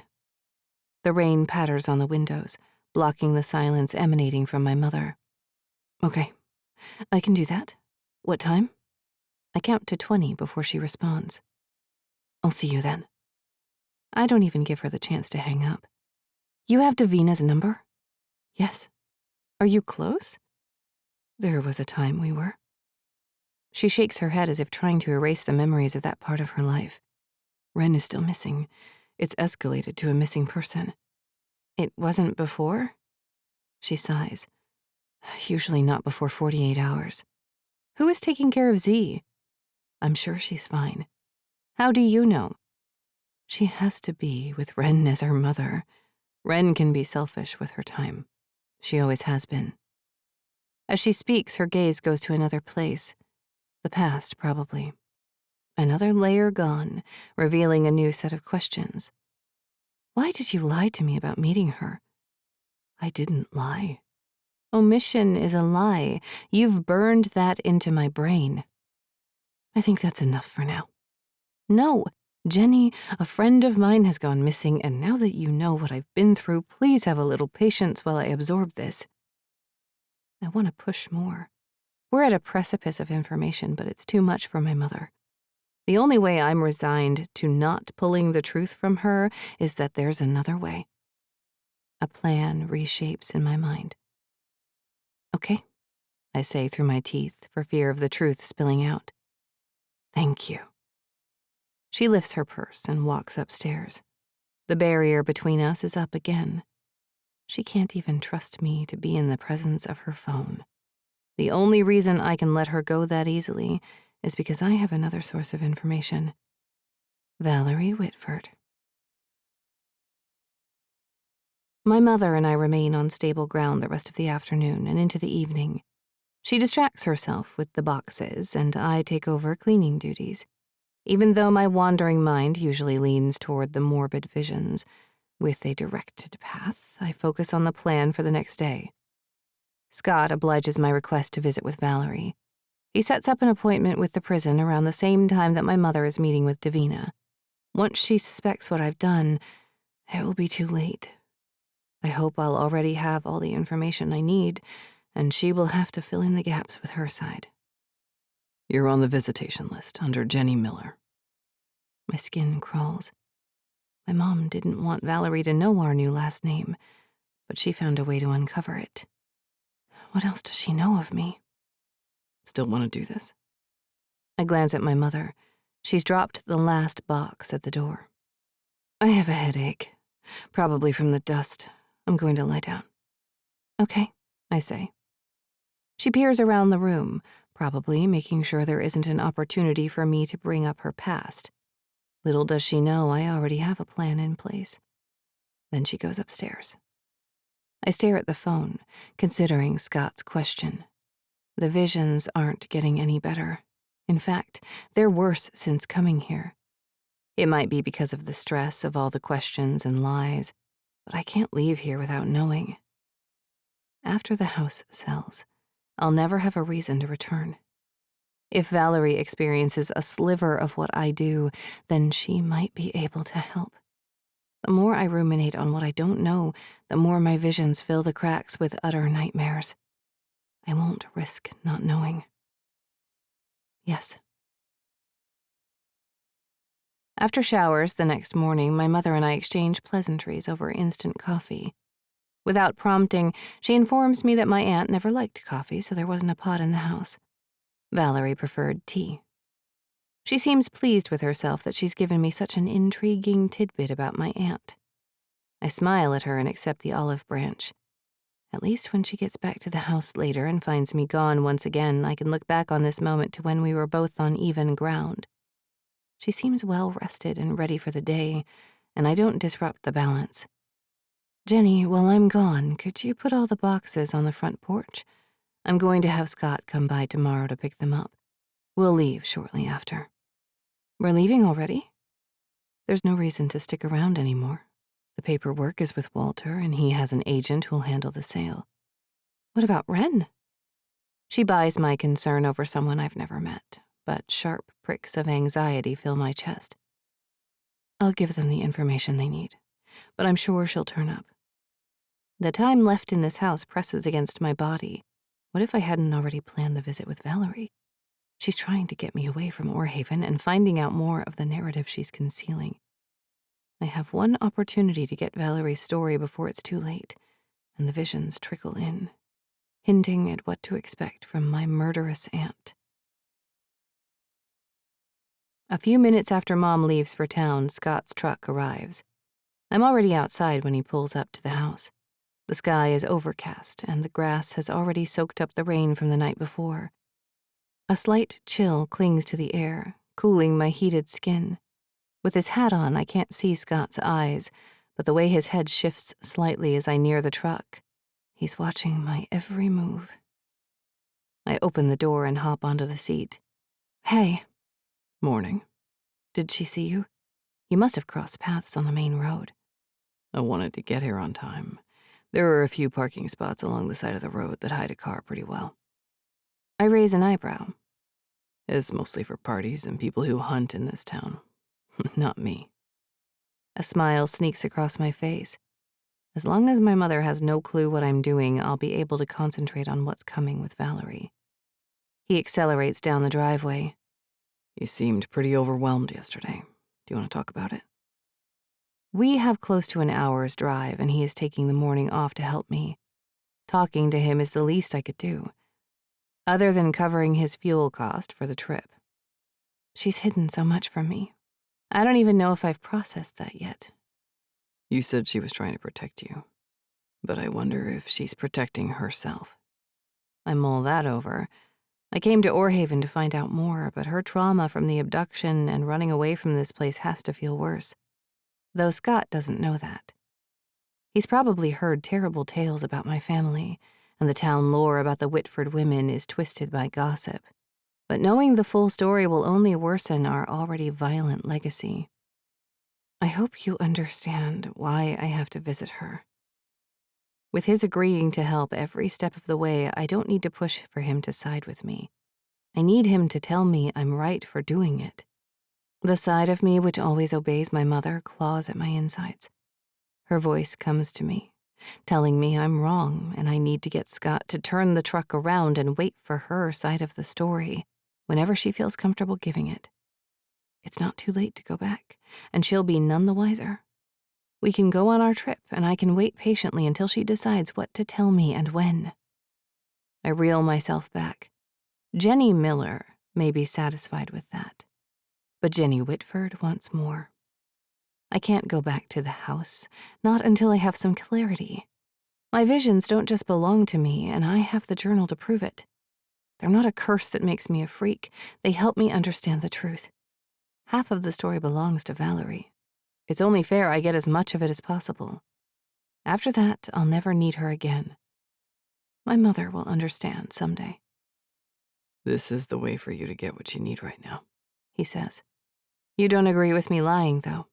My fingers twist in my lap. Scott quirks his lips to the side and narrows his eyes at the road. If my mother was still alive and I could have another day with her and ask her why she made the choices she did, I wouldn't hesitate. It's not as if Valerie is dying soon, but his meaning is clear.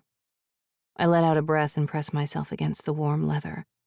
While talking, I sit hunched like my mother did the night before. I roll my shoulders, teasing the tension from them. Are you ready to meet her, though? I sigh.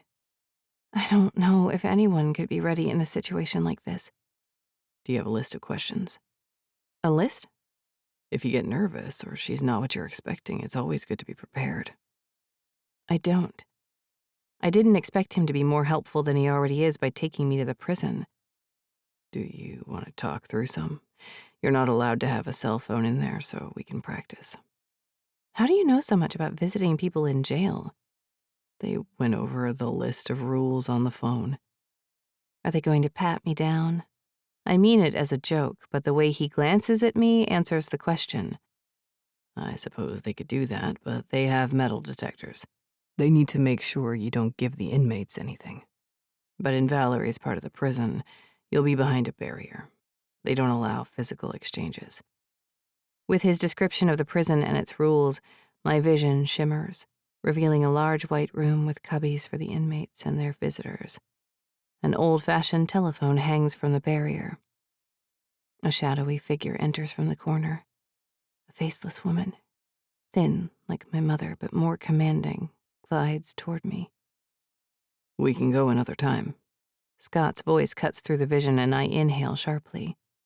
The concern in Scott's eyes gives me a hint he's noticed how I've disappeared into my mind. We're leaving tomorrow. This is the only chance I'll get. Then you better not waste it. I don't plan on it. But I only have the fragmented truth from my mother to go on for the full story of our past. Scott wasn't around when Valerie was young, but he had to be a part of the gossip mill around town after Dr. Bradley's murder. Can you tell me what happened in Orhaven after they caught her? He sighs. Oh, it was strange. Orhaven itself is peaceful most of the time, but the closeness of our family to yours cut a bit deeper, at least to Mike. How so? Mike's brother was close with Valerie when they were our age. How close? Something inside me bristles. I sense his hesitance, but I'm used to pushing now. Mike said they had dated at some point, but he died when he was in his early 20s. What happened, if you don't mind me asking? A hunting accident. I'm so sorry.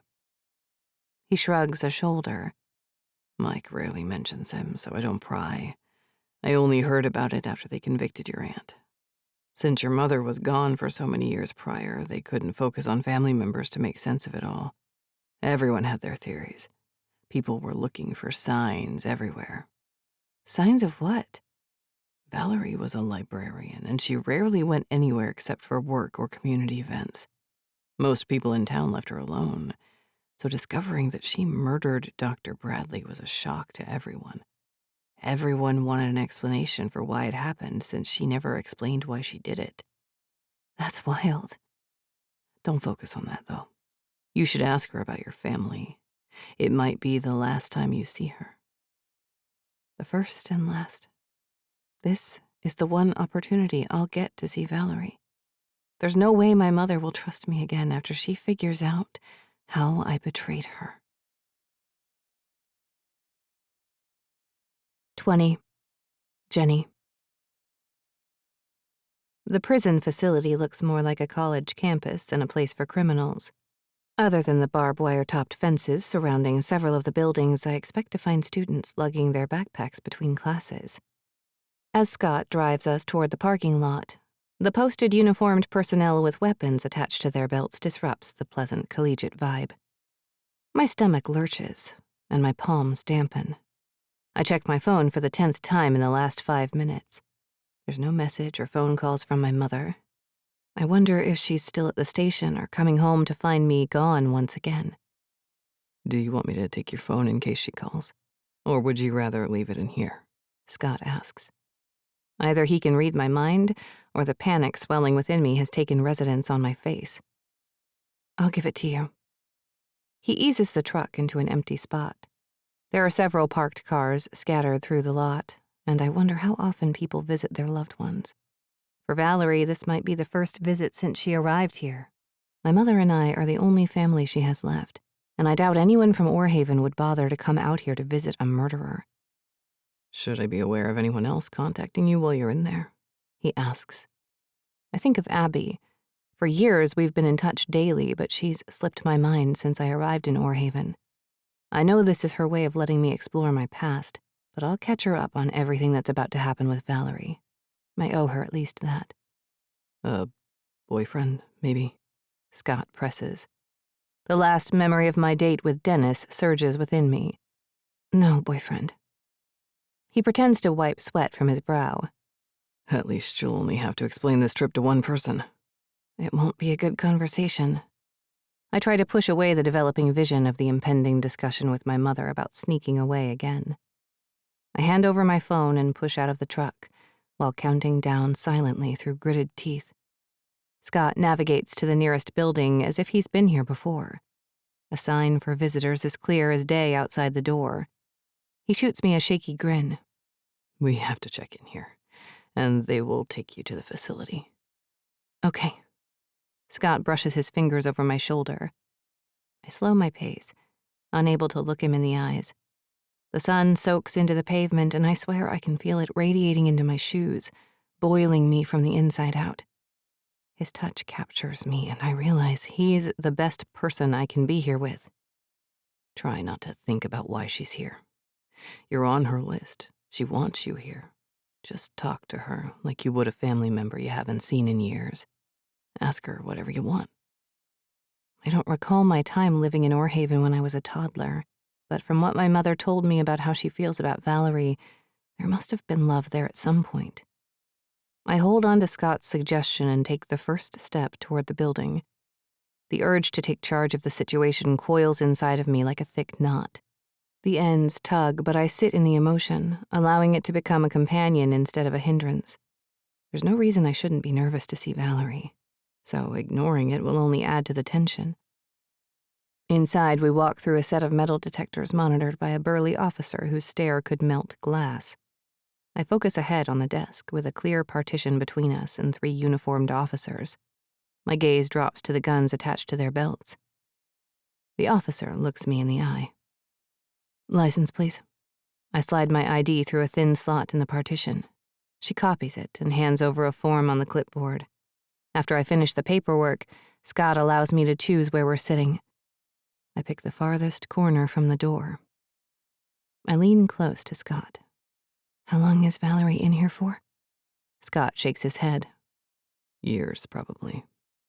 From the story my mother told me about Valerie's tendencies toward violence, I can't help the relief that she won't be out of here soon. It's bad enough visiting her, but if she thinks we'll have a relationship once she's released, I doubt my mom will forgive me that easily. Putting our family in danger is the last thing I want. Though if she gave me the information I wanted, it wouldn't have come to this. Scott bumps my arm. I tumble out of my thoughts and hear a brief echo of my name. I don't know why, but I squeeze his hand. Once again, his touch soothes me, and a swirl of courage propels me toward the door. 2 officers, both female, stand in the open doorway. "Jennifer Miller?" the smaller of the officers asks.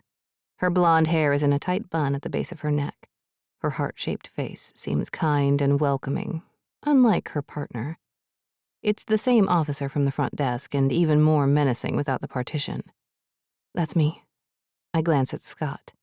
He gives me 2 thumbs up. The blonde officer is several steps behind me. A fluttering sensation of a vision tickles the corners of my periphery, but I focus hard on the present. I can't go away into my head in front of armed corrections officers. I don't know if they can revoke access to the prison if they think I'm not well. Besides, I don't want to show Valerie that side of me just yet. If she doesn't have visions, she may consider it a weakness. Once we reach the next building, the first officer looks at the camera attached to the outside wall and moves aside. "Look directly at the camera, please." I do as she says. After what feels like minutes, the door clicks open. The officer holds it open with just enough space for us to fit. This building is more modern than the visitor one. The white floors are slick, and the sharp scent of cleaner stings my nose. There's a desk to the right. 2 officers sit behind the glass. "Name?" the male asks. "Jennifer Miller for Valerie Whitford," the blonde officer says before opening the door to get inside the office. The male officer grunts and types into the computer before eyeing me up and down. "You family?" She's my aunt?" I unclench my fists, needing to steady myself. Another buzzer brings me and the first officer through a set of doors. The room is narrow, offering enough space for maybe 2 people at a time to walk side by side. On the right side of the room are almost a dozen windows peering into a similar space. Wooden partitions and chairs separate each visiting area. My breathing inverts in my ears as the room shifts slightly. I'm moving, but I don't control my body. "It's just you, so take whatever chair you want." The officer takes her position at the back of the room, standing with her arms locked behind her back. I sit 1 chair away from the door. It's made of hard metal with a thin red fabric lining. I glance at the black telephone connected by a metal wire. It reminds me of an old phone booth, but with 0 privacy. "You have 1 hour," she says. On the other side of the glass, a male officer appears. He has an athletic build and is incredibly handsome, like a model strutting down a runway. From the way his chest juts out, he knows it too. He struts to a door in the room's corner and opens it. Valerie and I are about to meet again for the first time in years, and my mother isn't here to stop me. I inhale a shuddering breath. I have the urge to flee the room. My fingers grip the chair, keeping me in place. On the other side, the door slams closed. The male officer escorts a woman from the space. Handcuffs swing from her wrists. There's no doubt this woman is a part of my family. She's an older version of my mother, with several hints of me in the curve of her nose and chin. Unlike my mother, who tries to appear the smallest person or item inside of a room, Valerie glides over to me like she's in a pageant. Even in a tan jumpsuit, she demands attention with the sharpness of her eyes. I draw in a breath as she sits across from me. Our eyes don't waver, and even though I'm in no danger of falling into a vision, I might as well from the way my mind tunnels the world to include only us. She points at my phone, curling her long fingers around the matching one on her side. I bring mine to my ear and my breathing fills the receiver. "You're exactly as I imagined." Valerie's voice is smooth and deep. Such a radiant woman. "Am I?" I cringe at the squeak in my voice. "This must be difficult for you." I nod. "I don't get many visitors, so this is a treat for me." The smile remains in her voice even when it doesn't quite reach her eyes. "But I'm guessing if you're here, your mother has no idea." Heat licks at my skin. She doesn't. Her eyes narrow slightly, but she seems pleased to see me. Too bad my mind has gone entirely blank. Even with Scott's prompting about going over the questions I want to ask, her presence is more overwhelming than I thought. A few days ago, Valerie existed as a ghost of this family. Unearthing her past and what she's done to the town of Orhaven wasn't an expected event. How much did she tell you about me? She asks. You were close as kids. But you died. A spark of amusement lights her eyes.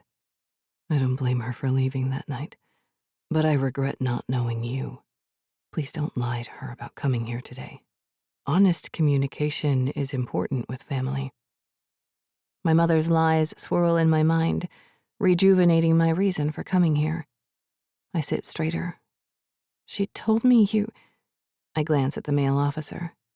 The reason she left, is that true? What you did? Yes, she wanted to leave Orhaven.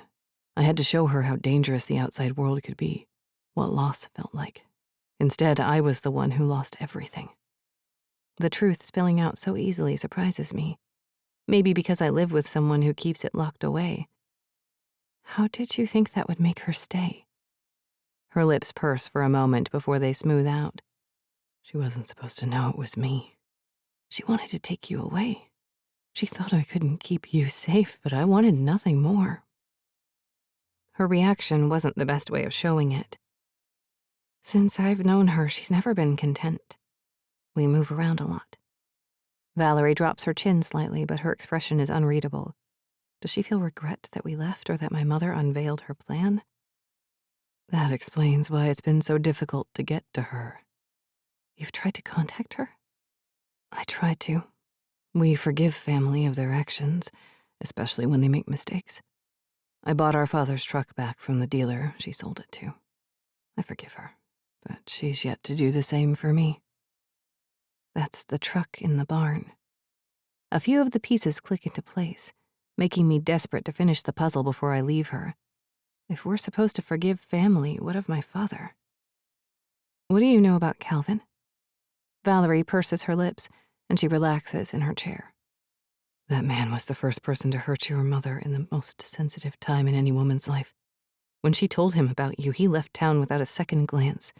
I picked up the shattered pieces of Nora's heart for months before you were born. Her eyes light up. You filled both of us with such joy. It was the only real happiness I've ever experienced. Valerie was in her 20s when I was born. She hadn't felt happiness before that? What were my grandparents like? What happened when you were children? How did they pass? Did they ever hurt my mother or you? The questions pour out of me like a poorly structured dam. I want to answer all the questions Nora hasn't, but I warn you, we didn't have a good childhood in that house. Nothing compared to the love she has undoubtedly shown you. I understand her wanting to shield you as a child, but you've grown into an intelligent woman and deserve to know everything. But that's a risk you must agree to. I have no issues bearing the truth on you, but the burden isn't light. Your impression of this family will change. Knowledge can be power, but it also comes with a cost. Valerie's known me for 10 minutes, yet she's burrowed her way into my psyche. Her warnings of knowing the darker side of the family intrigue instead of frighten me. Okay. Let's start at the beginning.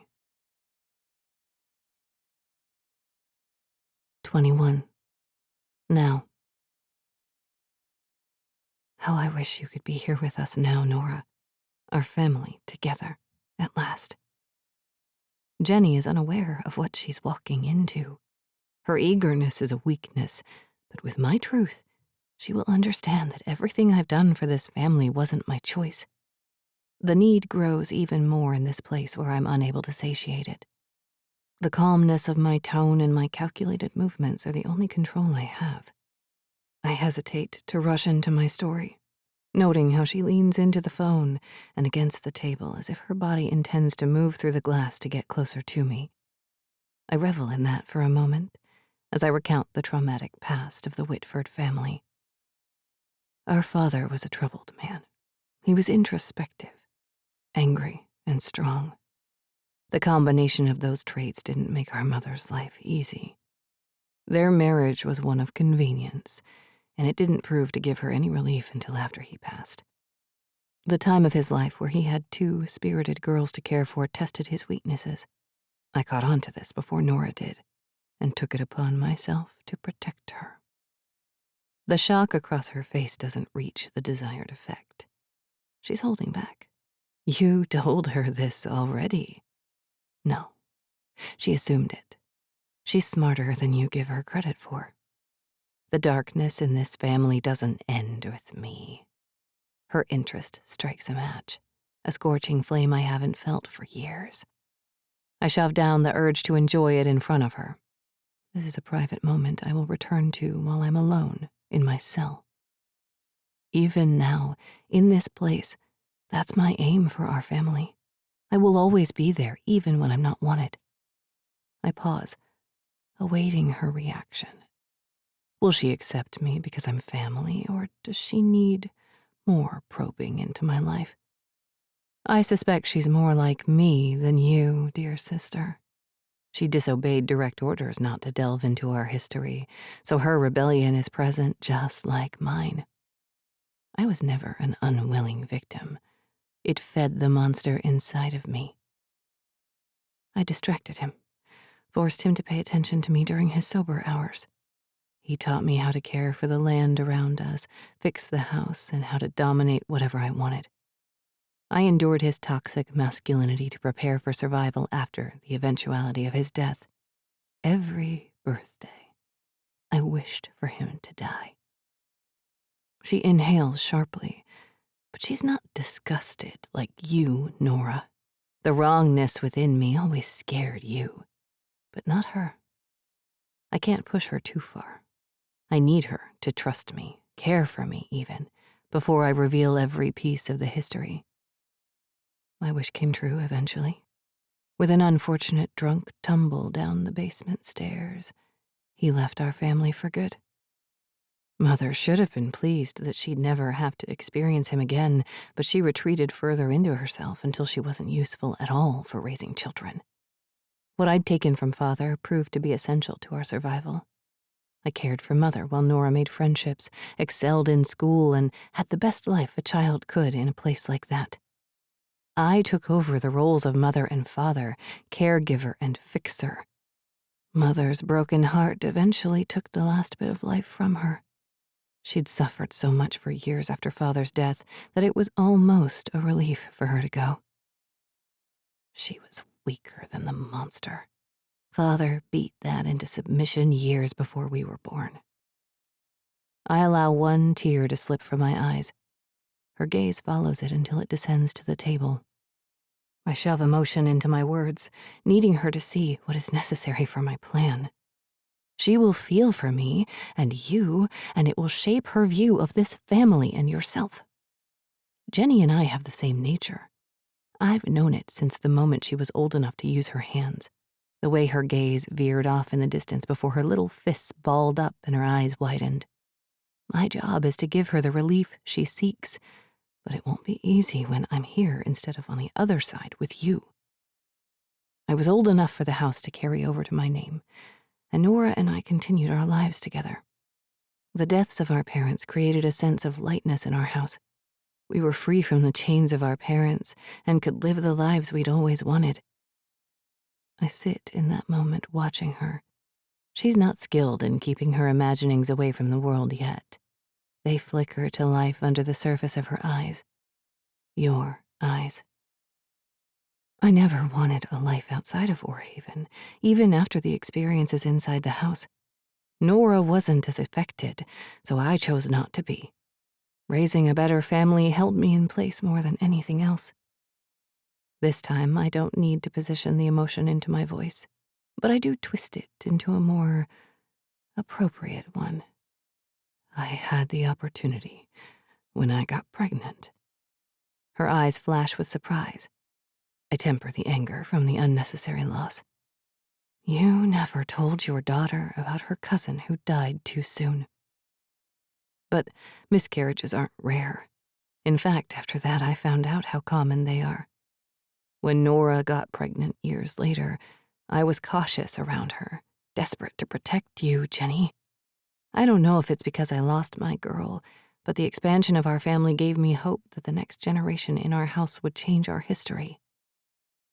I wish she knew how this is more of the truth than the rest of what I'm telling her. I have a duty to her more than you. I promised her that from the moment I saw what we shared. There was a time I pictured her and her cousin running around the house the way you and I did before Father's overbearing nature shifted my view of life. It was never a possibility after my loss, but it altered the structure of our lives entirely. She opens her hands between us, as if she's inviting me closer. Why did you abduct her? The whisper in her voice gives me the slightest hint that she's digging into your side of the story instead of mine. I'm practiced enough in controlling my emotions that I don't snap even when the audible crack fills my mind. There's so much she doesn't know, but with all my free time, I've plotted it out. She's jumping ahead, and I need to reel her back. I made the mistake of underestimating you once. I won't do the same with her. I did it to show her what she'd miss if she left. If everything was going well with you two, with us, why did you think she was going to leave? I should have known she was more like me than I realized. Cunning, intelligent, and too strong for you to handle. She's calculating, even though those muscles aren't shaped and honed yet. Her face tells me everything going on in her mind. I've lost so many years to your insistence that I wasn't her best protector. You were wrong to take her. Now she wastes her skills, and each step of the plan clicking into motion moves the cogs forward to the next one. I frown slightly. The muscles twitch uncomfortably, wanting to return to their natural flatness. She thought she could be anything she wanted. While you blessed our house with everything we might ever need, she always wanted more. I thought after your father left, she would see what a deadbeat he was. But she insisted on finding him. Foolish girl.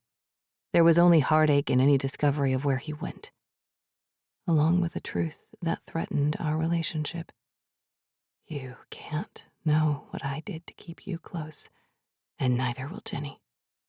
There are certain parts of people's minds which have to remain hidden to keep those we love safe. Disgust cuts lines into her face.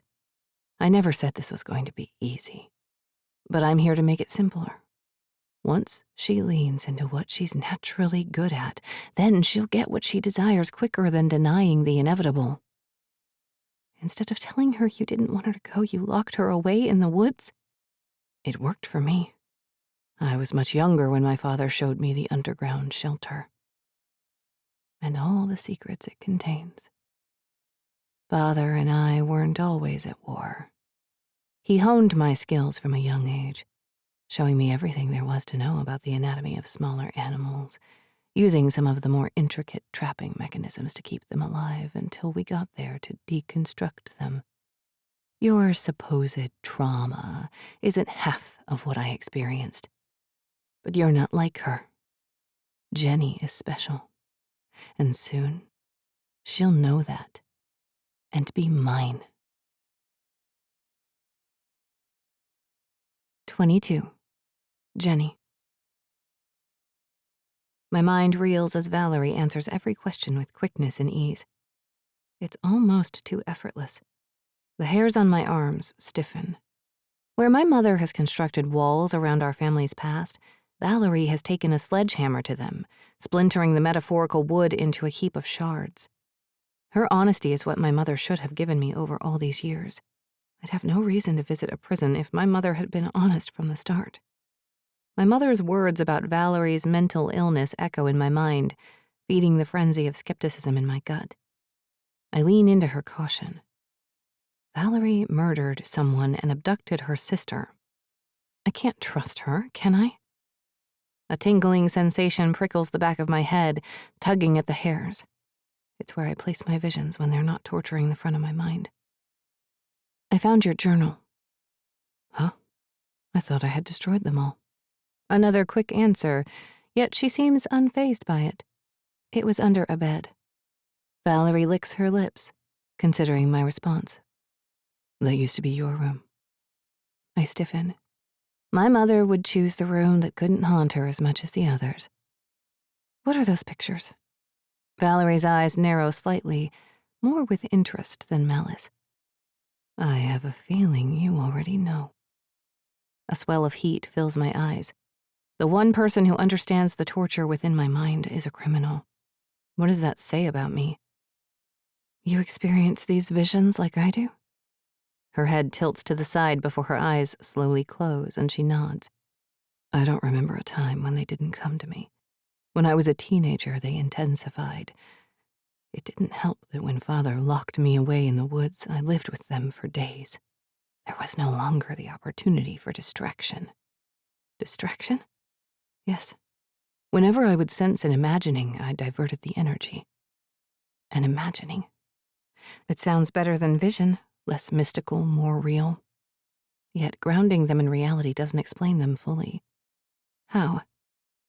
Valerie clicks her tongue as her gaze lifts to the ceiling. The brief reprieve from her eyes makes me yearn for them again. As much as I can't trust her, it's hard not to when she's so like me. I might have taken to cutting wood for the fireplace or mending a part of the house. Once I expelled the energy, they would go away a lot quicker. If you're asking, then I assume you're having trouble controlling them? You know how to do that? Have they gone away for you? My dear, they never go away. That would be like losing a limb. I sink in the chair. If there is a way to carve them out of my brain, sign me up. Releasing the buildup of energy satisfies them. The longest they've held off for me is about 2 years. My jaw slackens. 2 years? I've never been 2 days without one. What can I do to keep them away? She doesn't answer at first, but she's staring at me as if she's waiting for me to speak. My skin flushes at the scrutiny. They are a part of you. There's no need to fear them. They give you an opportunity. Opportunity to experience intense terror and loss? I don't want them. Valerie's lips curve into an amused smile, as if I've told a joke instead of expressing my displeasure with the way my brain constantly tortures me. My grandmother experienced them. My mother did as well, but by the time I took any notice, she was too far gone. This isn't something you can shake, Jenny. Lean into it. Is that how you stopped them for 2 years? Valerie doesn't hesitate with her response. That, my dear, is a question I'll answer at your next visit. She stands, turning away from the booth, but the phone is still firmly against her ear. Wait, I can't come back. Sure you can. We're leaving tomorrow for good. I have already cleared you for another visit. I'll see you then. She hangs up the phone and turns toward the guard. Wait, I call. Valerie carries on toward the door without a second look in my direction. The guard opens the door and she walks through. A shadow of another guard in the next hallway leads her away. I sink against the chair, allowing the conversation to wash over me. Like the revelation from my mother, I'm filled with the warmth of answers, but also the drowning sensation of more questions multiplying in my mind, and there's no way I can get the truth from her. The walk back to the first building is quicker than before, though I fall behind the officer several times. Enough that she glances over her shoulder every few seconds to check my pace. We enter the same back door of the building, and she opens the door to the waiting room. Scott sits quietly. He turns from the window. My knees wobble slightly as the weight of the conversation with Valerie washes over me. Questions flit across Scott's face, though neither of us speaks until we leave the building. How was it? He matches each of my sluggish steps. The more distance I put between myself and Valerie, the less I want to leave. The promised hour wasn't over, and according to her, there's more story to tell. There's no chance I can get back out to the prison to fulfill the need within me. Do you want to talk about it? He asks. Sorry, it was fine. I glance around us. The number of cars in the lot thinned a bit since we arrived. She wants me to come back.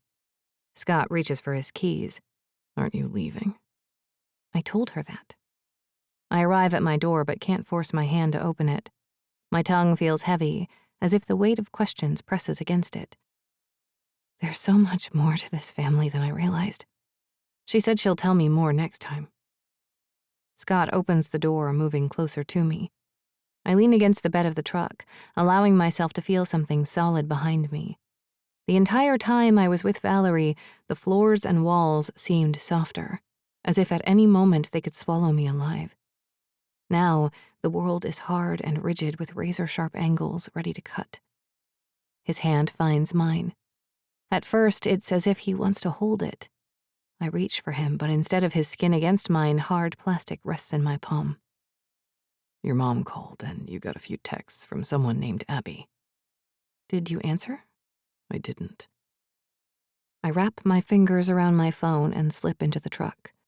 Scott closes the door. The air is stifling and the leather sears the backs of my legs. Instead of lifting my toes, I press harder. Sucking in a breath, I absorb the firmness of the present, while my mind locks more of the pieces of the past together. Scott's presence shakes the truck, and the engine turns over. Hot air blasts from the vents, and he rolls down the window. I no longer feel the seat against my legs, yet I'm calmer than I was a moment ago. The edges of my phone press against my hand, and I wrap my fingers around it. I can't call my mother yet. I can barely form a coherent thought. Scott is patient with me, and it's not until the prison is behind us that my aunt's story spills from my dry lips. Unlike how he talked with me through my mother's past, as he had on the way to the prison, Scott stays mostly silent, allowing me to analyze the conversation with Valerie. I leave out the personal bits about my imaginings, instead briefly mentioning that she had issues with her father, which he could easily pin on her being a murderer. There's nothing I can do about her reputation in Orhaven, so I don't try. We stop at a diner about halfway through our trip. While Scott orders our food to go, I call my mother. I don't want Scott to witness her yelling at me like a petulant child, even though I know I deserve it. The moment I place my trembling hand to my ear, she picks up. "Jenny, are you okay? Where are you?" "I'm fine. I'm with Scott." "Again? Why didn't you tell me? At least last time you left a note." Her voice breaks and tears well in my eyes. I'm such an idiot for not leaving a note. I imagine after the questioning about a missing person, she comes home to a missing daughter. "Sorry, we had poor service." I hate lying, but I need to ease her into the conversation about visiting Valerie. Without my presence, she'll have time to pack up the car and ready herself for my arrival. Then she'll force me to go. We can't leave. I have to go back to Valerie. It would be better if she comes with me so we both can close the Valerie chapter in our lives, but she'll never agree over the phone. Today's events will wait until I see her face to face. "What's going on between the two of you?" "Nothing serious, Mom." Scott's too far away to listen to her side of the conversation, but my cheeks flush regardless. Well, what am I supposed to think? I need to get out of this conversation. "We'll talk when we get home." "Don't do that ever again, you hear me? Leave a note or text at least." I won't promise her anything until I get the full story. "Did they find out more about Wren?" She sighs. "Oh, she's still missing. That's awful. Love you, honey. I'm sorry, I'm a mess today. This situation is just..." She trails off. "Love you too. See you soon." As I hang up, Scott's already on the way to the car, carrying 2 brown paper bags. They're both darker at the corners, stained from whatever greasy food is inside. He eyes me. Everything okay? The scent of the food calms me. It will be.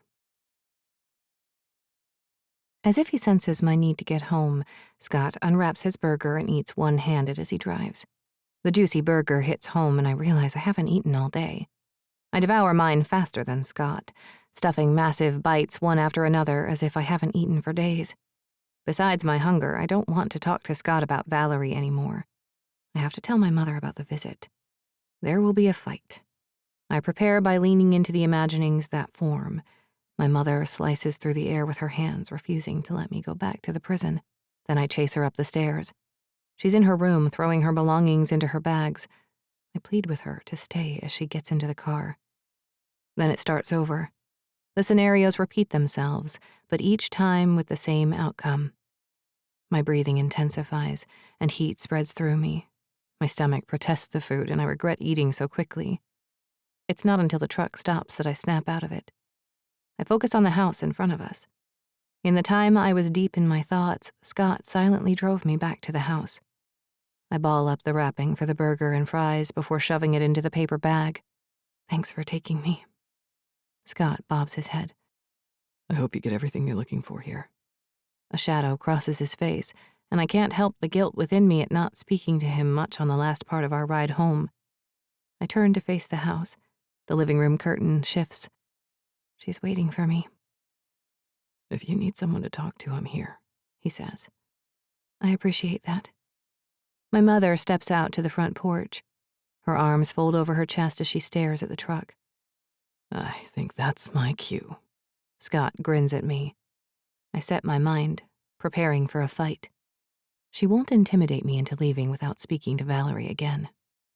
I'll let you know if I find anything else out about the doctor. Maybe you could be the first to give the newspaper the scoop. Ah, my life's goal.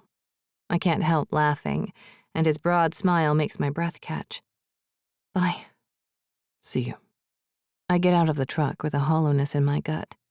A part of me lingers on the seat before I pull myself away. Did you eat? My mother calls from the porch. It's a strange introduction after the phone call, but I sense she's easing into it. Yes. I round the house, meeting her. Her hands grip the top of one of the wooden rocking chairs as if she's about to snap it in half. I lower myself into the one next to her. It creaks under my weight, and I lean forward so it doesn't fracture under me. There's more bare wood visible than the white paint coating it. We're not leaving tomorrow. She looks out toward the road, not meeting my eyes.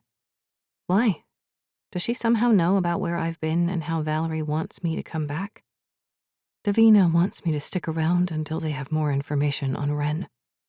My heart shatters. She has no clue I went to the prison. The conversation about her sister isn't going to be easy. At least I'll have some time to ease into it. Why do they need you? I ask. It's complicated, honey. I hope you don't mind.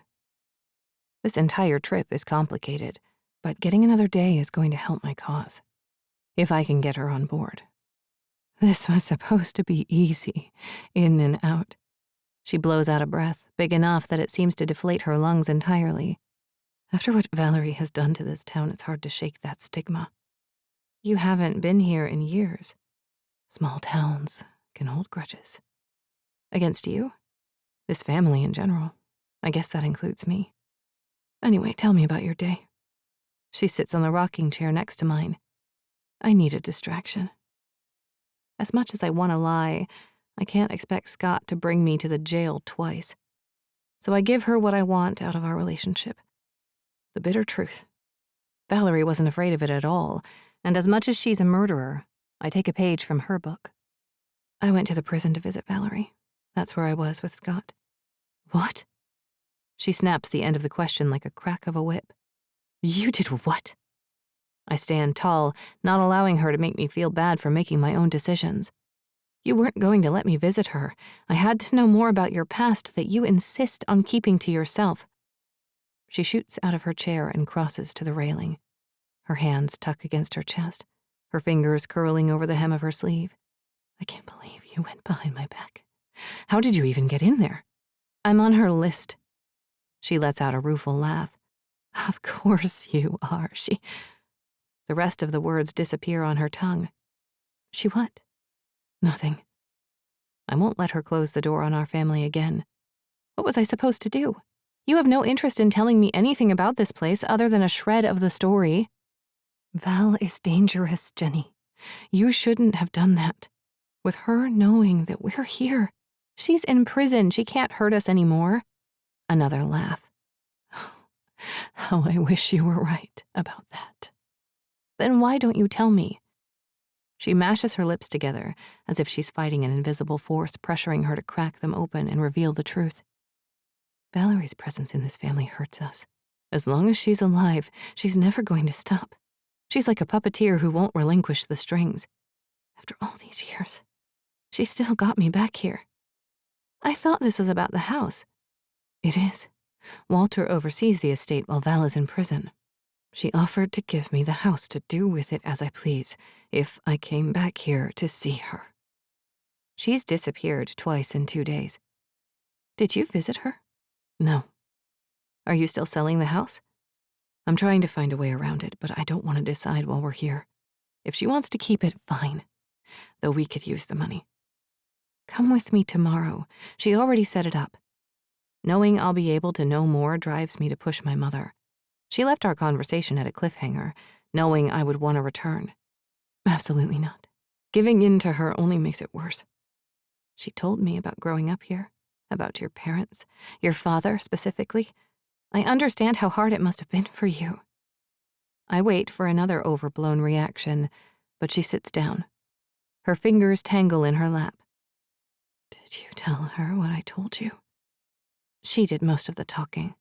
I hesitate, dropping my gaze to the jagged wood under my shoes. She spoke about her urges. She said she'll tell me more about our similarities if I go back. I have to go back. It's my last card. I hand it over, wanting her to do the same. This family tortured her. Even from a young age, she taught me there were two sides to every story. It still holds true, even when one of them is a murderer. She's manipulating you. You are nothing like her. You're kind, and it has nothing to do with kindness. There's something different about my mind. The thickness in my throat surprises me as my breath catches. The things I see. My mother frowns, and I'm sure I made a mistake telling her. She'll do anything for me. And if I can convince her that this next visit is for a reason to do with me instead of her, my plan might work. I found a journal of hers. The pictures show danger and terror. It's what I experience. Bringing Val into your life isn't going to help you. She knows how to stop them. Her eyes narrow. Is that what she told you? Yes.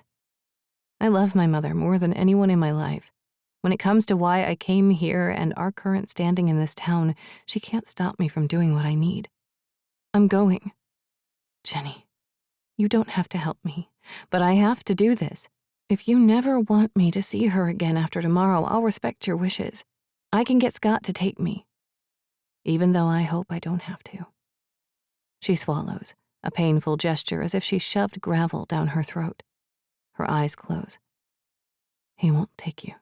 He will. No, he won't, because I'm going. 23. Jenny. The shift in my mother's attitude surprises me. You're going to talk to her? I said I'll take you.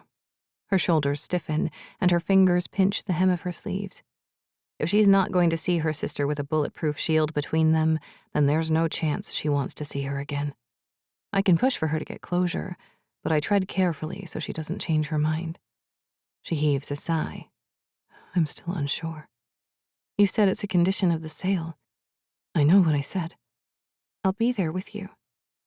She trails a finger across the railing. It would be nice to have money in savings, but at what cost? Giving in to her? I'm not sure I can, Jenny. I'm sorry. You don't have to decide now. I wanted to protect you from all of this, honey. I know the story. She turns away from me, focusing on the sprawling landscape. Is she seeing the ghosts of her past on the property? Knowing my visions, I would. I twist my fingers together. I've held back what's been inside of me for so long. Valerie's ease in talking about herself strangely inspires me. Even though she's done terrible things, it's nice to feel connected with someone else, instead of feeling like the only freak in the family. You're not a freak. You're nothing like her. There's so much more. Her voice trails off, and she seems to disappear into her mind. I watch her, wondering if that's what I look like when I fall into a vision. I want to push more, but she's already agreed to accompany me to visit Valerie. She could take that away at a moment's notice, so I drop it. This is it, Jenny. The last thing I'm ever doing for her, you understand? I want to be out of here the moment Davina says I can go. I understand. I won't waste the last hour I have with my aunt. Pulling my phone from my pocket, I open the prison's website to check visiting hours. Scott handled it last time, so I'm unsure of the process. Every second between now and then, she can change her mind. My mother has always kept her promises. Even with this one on shaky ground with her personal trauma, I know it's going to happen. Visiting hours open at 8 in the morning. My time in Orhaven is down to hours, and with each passing moment, the threads holding me here snap as I move toward what I've needed to find in this place.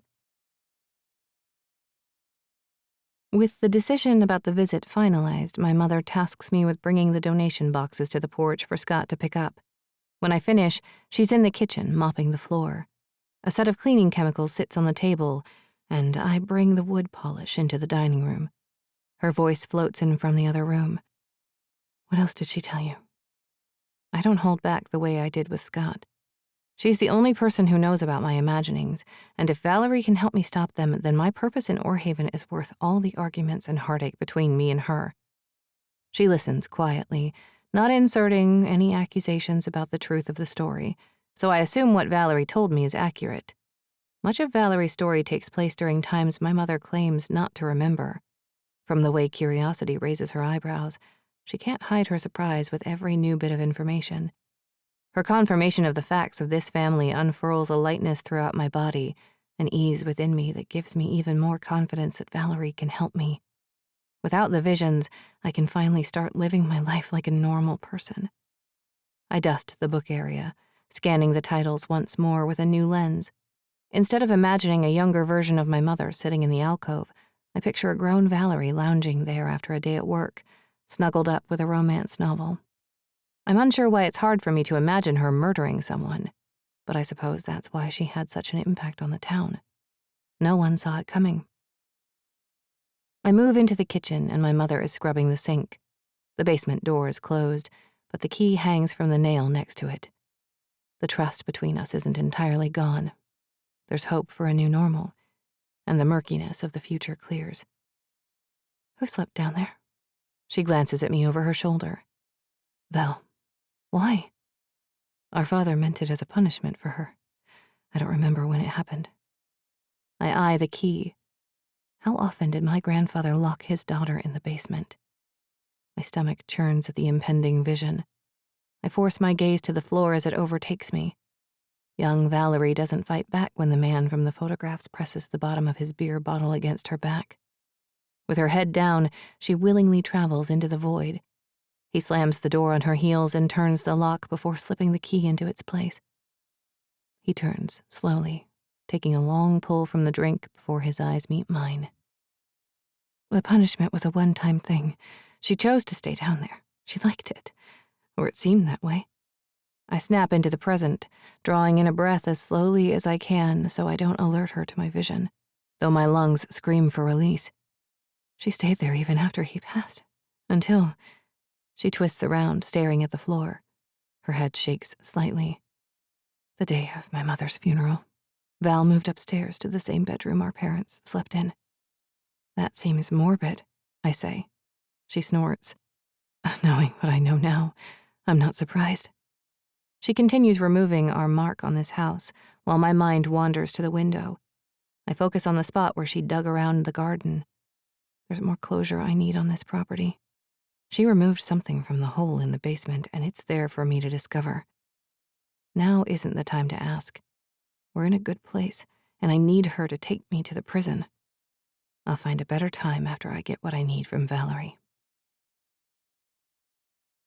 Later that evening, we drive to the downtown area for dinner. For most of our visit, she's kept away from public appearances in town, but I have a feeling she's trying to prove that she isn't like her sister. We're not connected to a disappearance like Valerie. As soon as Wren turns up, the town can clear her name. Then we'll be on our way with no more rumors of the Whitford family spilling from the lips of people who don't know us. We go to the same diner Scott and I went to the other day. The sun setting across the horizon creates a haze moving through the dining area, coating the patrons and reflecting the table's surfaces. When we enter the room, a few people glance over, some give us double takes. My mother's shoulders roll forward, shrinking into herself. She scoots toward the nearest empty table. She dips her head, her hair forming a curtain over her face. The impact of our arrival crosses the expressions of those strangers.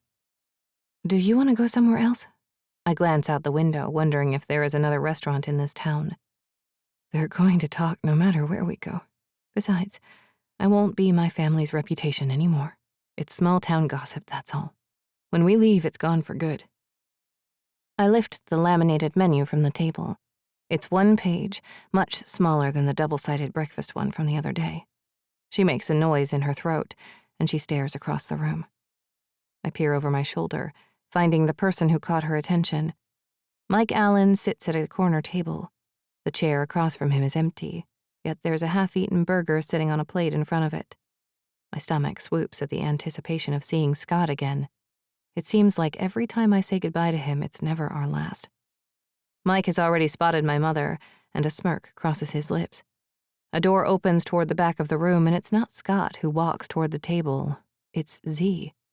That's Wren's daughter. It is? My mother chokes on the words. For once, I know something about Orhaven that she doesn't. Why is she with Mike? Mike waves her over. Z spots us, and her eyes widen. She doesn't sit. Instead, she glances at the door. Are you sure it's a good idea to talk to him? My mother shrugs. I didn't do anything. Z was really upset the other day. Maybe if she meets me, or if I explain that I was good friends with Wren. She stands from her chair and lowers her voice. Besides, we're not criminals. She seems adamant to speak to Z and Mike. She walks from the table, and I'm not sure if I should follow. Z may think we're ganging up on her. But if I stay, does that make us seem more guilty in Wren's disappearance? I don't have enough time to decide. Z zips around the other tables, heading in my direction. She shoots a look at my mother before sliding into the chair across from me. She tucks her arms close to her body. My mother sits next to Mike and glances at Z before speaking to him. They're too far away to hear their conversation, even though the volume of the other patrons stays at a casual rumble.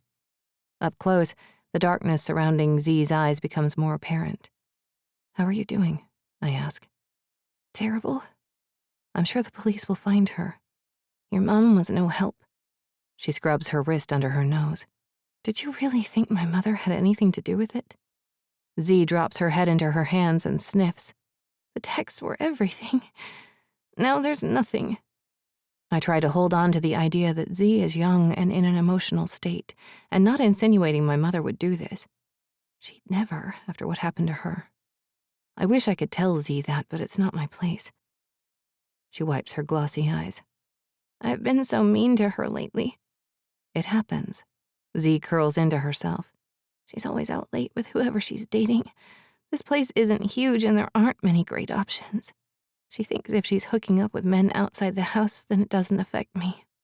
I blew up at her the other day. I called her some nasty names. I'm sure she's not upset with you. I called her a slut and might have thrown a bitch in there too. I can't help wincing. She lifts her chin to the ceiling. I won't ever say anything bad to her again. I just want her to come home. Her abrasiveness disappears, and a child sits in front of me. I can't help placing myself in her shoes. This is a small town. I'm sure something will turn up. Not if she's rotting somewhere. There's no longer any emotion in her voice. It's flat and morbid. I have experience with that, but my heart goes out to this girl. I can't imagine if I was that young and my mother went missing. I reach out and touch her hand. Don't say that. Z locks eyes with me. We're going on day 4 now. This is the longest she's ever been away from me. Z. Mike's gruff voice appears from behind me. His thick fingers curl against the back of my chair, brushing against my hair. He holds a styrofoam container in his other hand. I got your food to go.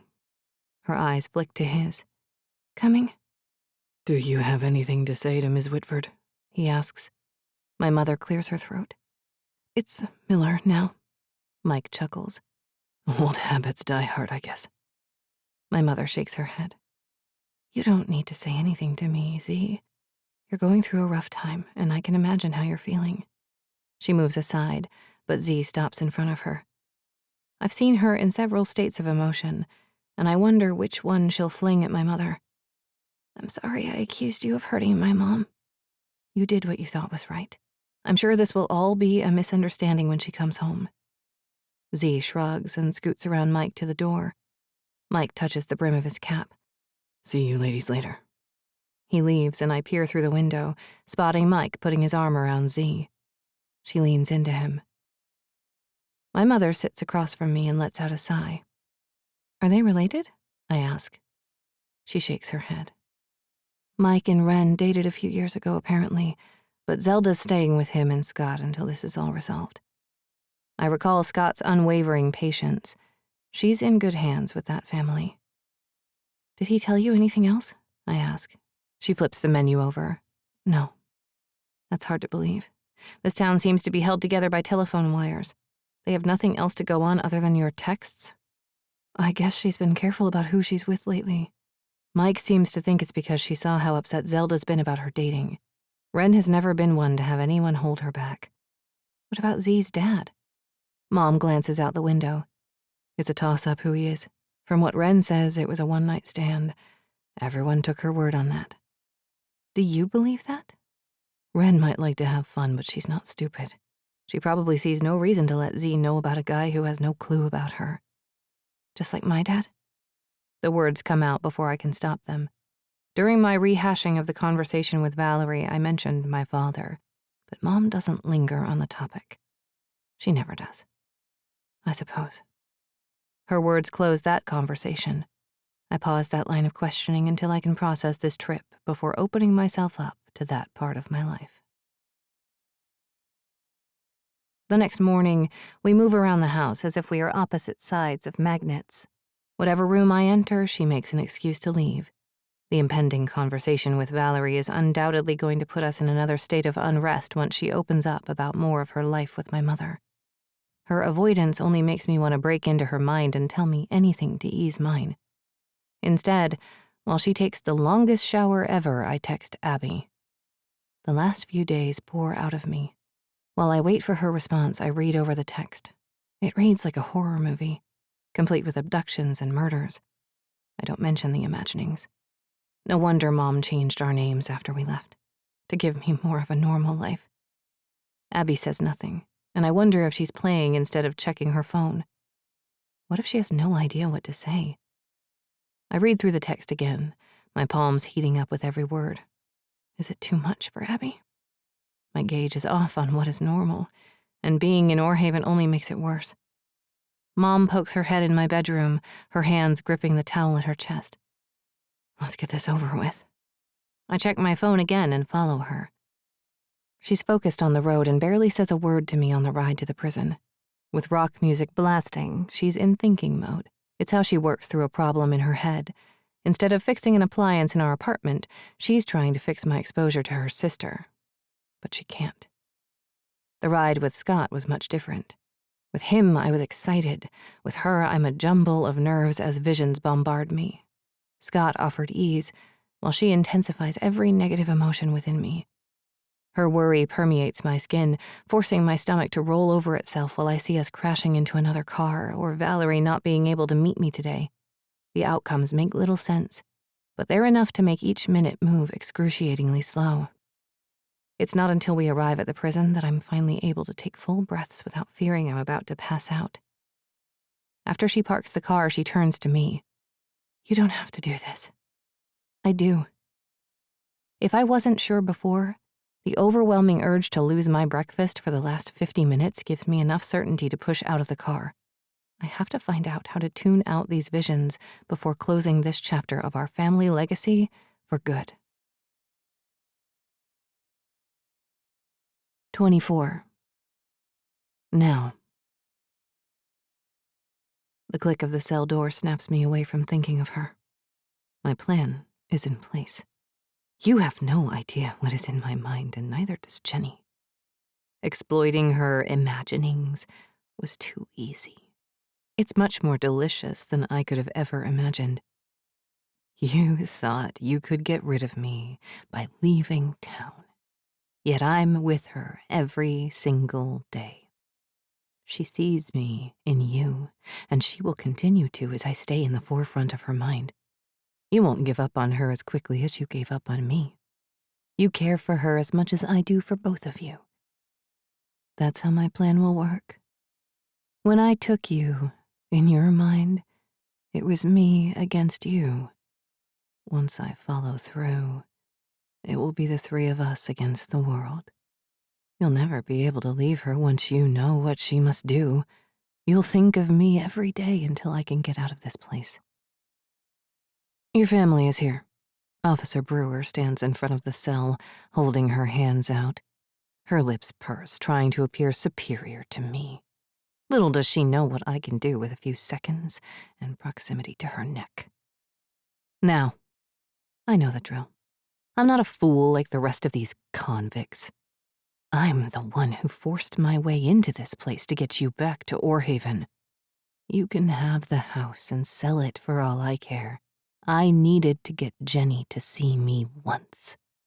Her instincts are raw, but we connect with those like us. The plan is already in motion with his help, which is what has kept me close to him.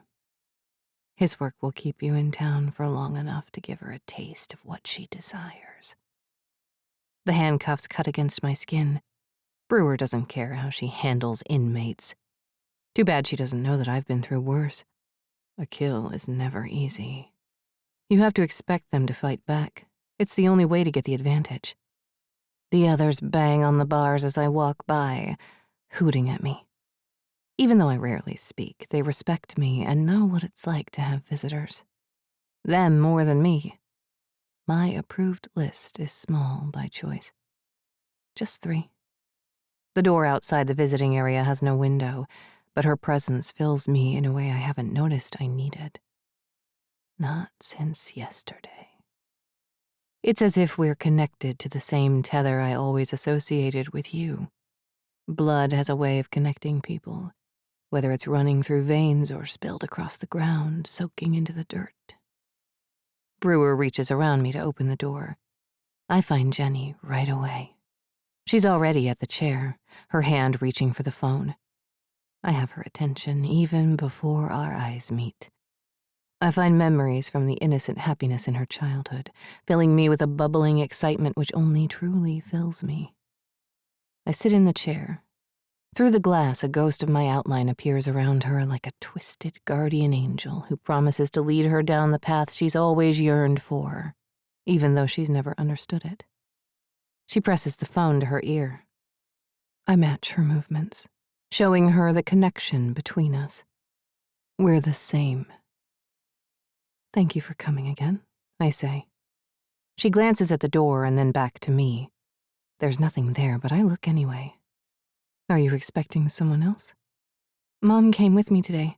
I thought... She shakes her head and sighs. I don't know why I thought she'd come in with me. You're here.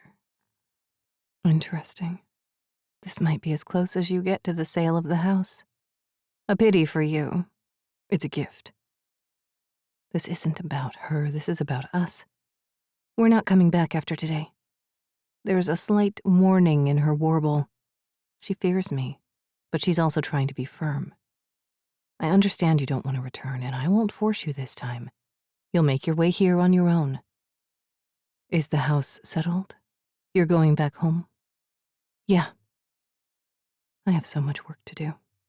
But it's a challenge I'm more than willing to take on. It's not as if I'm leaving soon. Then we better not dawdle. She sits up straighter.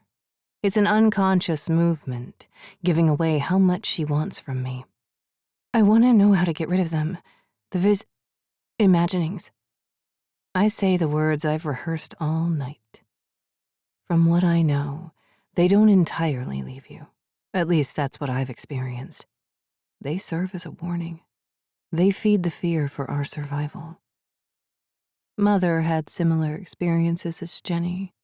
She allowed them to consume her, and they fed on her even more. Jenny is not weak. I'll make her my own. When I give in to the energy they produce, then it releases them. You said they've been gone for 2 years. Yes. How? I wait for her to put the pieces together. You know what happened 2 years ago. She blinks and realization floods her face. Her hand tenses around the phone as the feeling she's always endured but never embraced fights to earn its place in her conscious mind. I wait. I won't give her all the answers. The only way to understand is to force it out. She's held back for too long now. We have a long road ahead of us. You killed the doctor. Her voice is low, but the guards already know what I've done. She'll get a version of this truth until we're allowed to truly be alone. Then I'll show her everything. Light will shine on those dark corners, revealing the beauty in the terrifying. He wasn't as perfect as everyone in town thought. He was supposed to keep my secrets. He swore an oath. I swallow, acting as if this confession hurts. None of my truths hurt. How could they when I've orchestrated all of them? He was going to report me to the authorities. You saw the journal. I did what I had to. It takes most of my strength not to look at my hands. While most of my impulses haven't surprised me, the blood does. When I stare at my hands too long, his stains appear on my skin, reminding me what I've done. Sometimes I hold them in front of me for hours until the other inmates get restless from my laughter. You're saying I have to hurt someone to get rid of my visions? Repulsion twists her lips.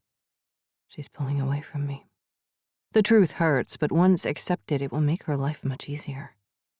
When Father was alive, I took the hard road as much as possible. It seemed to be the way of life until he died. His was the first human blood I shed. Experimenting was the only way through this. Here I am offering a foolproof plan. Her resistance is only as strong as her need to feed her version of the monster. I'll prove it to her, sooner than she thinks. The imaginings show you the way to their detriment. It's within us. That's not me. She shoves away from the table. The cord stretches to its limit, keeping her as far away as possible, though it remains close to her ear. She's intrigued. You experience violence every single day, I say. She glances at the guard behind her. They won't be able to do anything. Getting caught was easy.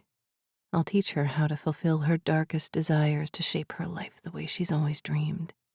She barely knows me, and I don't expect her to come back here once she's realized her potential. This is my farewell present. Knowing that she'll continue to pass this down to her children is my greatest parting gift. I won't. She will. Maybe not now, but someday. And how sweet it will be. Sit down, Jenny. She does as I ask, albeit as slowly as possible. She treats me like I'm a snake about to strike, but little does she know there's a fragile egg inside of her with a coiling creature ready for birth. The facade may not have cracked yet, but it will. That's the plan before your departure from Orhaven. I'm sorry if I scared you. I tried carefully. I've never meant an apology before, and she's no different. But she needs coddling right now. Not for too long. The clock ticks down the hour.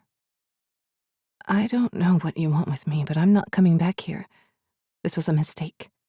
Her words signal a departure, yet she doesn't show any intention of leaving. You wanted the truth. I wanted your help.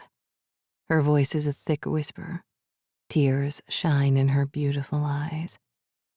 She wanted an easier way out of this. Nothing in life is easy. You truly didn't prepare her for life. A confidence lies in wait within her. A power that I can mold and wield to my will. I gave it. I understand you treading lightly around situations, which is how you never would have survived without me. You stunted her mental growth. I can show her what strength looks like. The chosen Whitford are burdened with gifts, and we can shape futures that may never exist without us. There's a missing woman in Orhaven. Her eyes finally reach mine. A flicker of the flame I know burns within her, igniting my own. She thinks I have something to do with this missing woman because of what I did to you. Are you ever going to let that go? My failed experiment will haunt me for the rest of my life. Knowing that she ended up the way she did without my guidance hurts more than you can imagine. What is your question?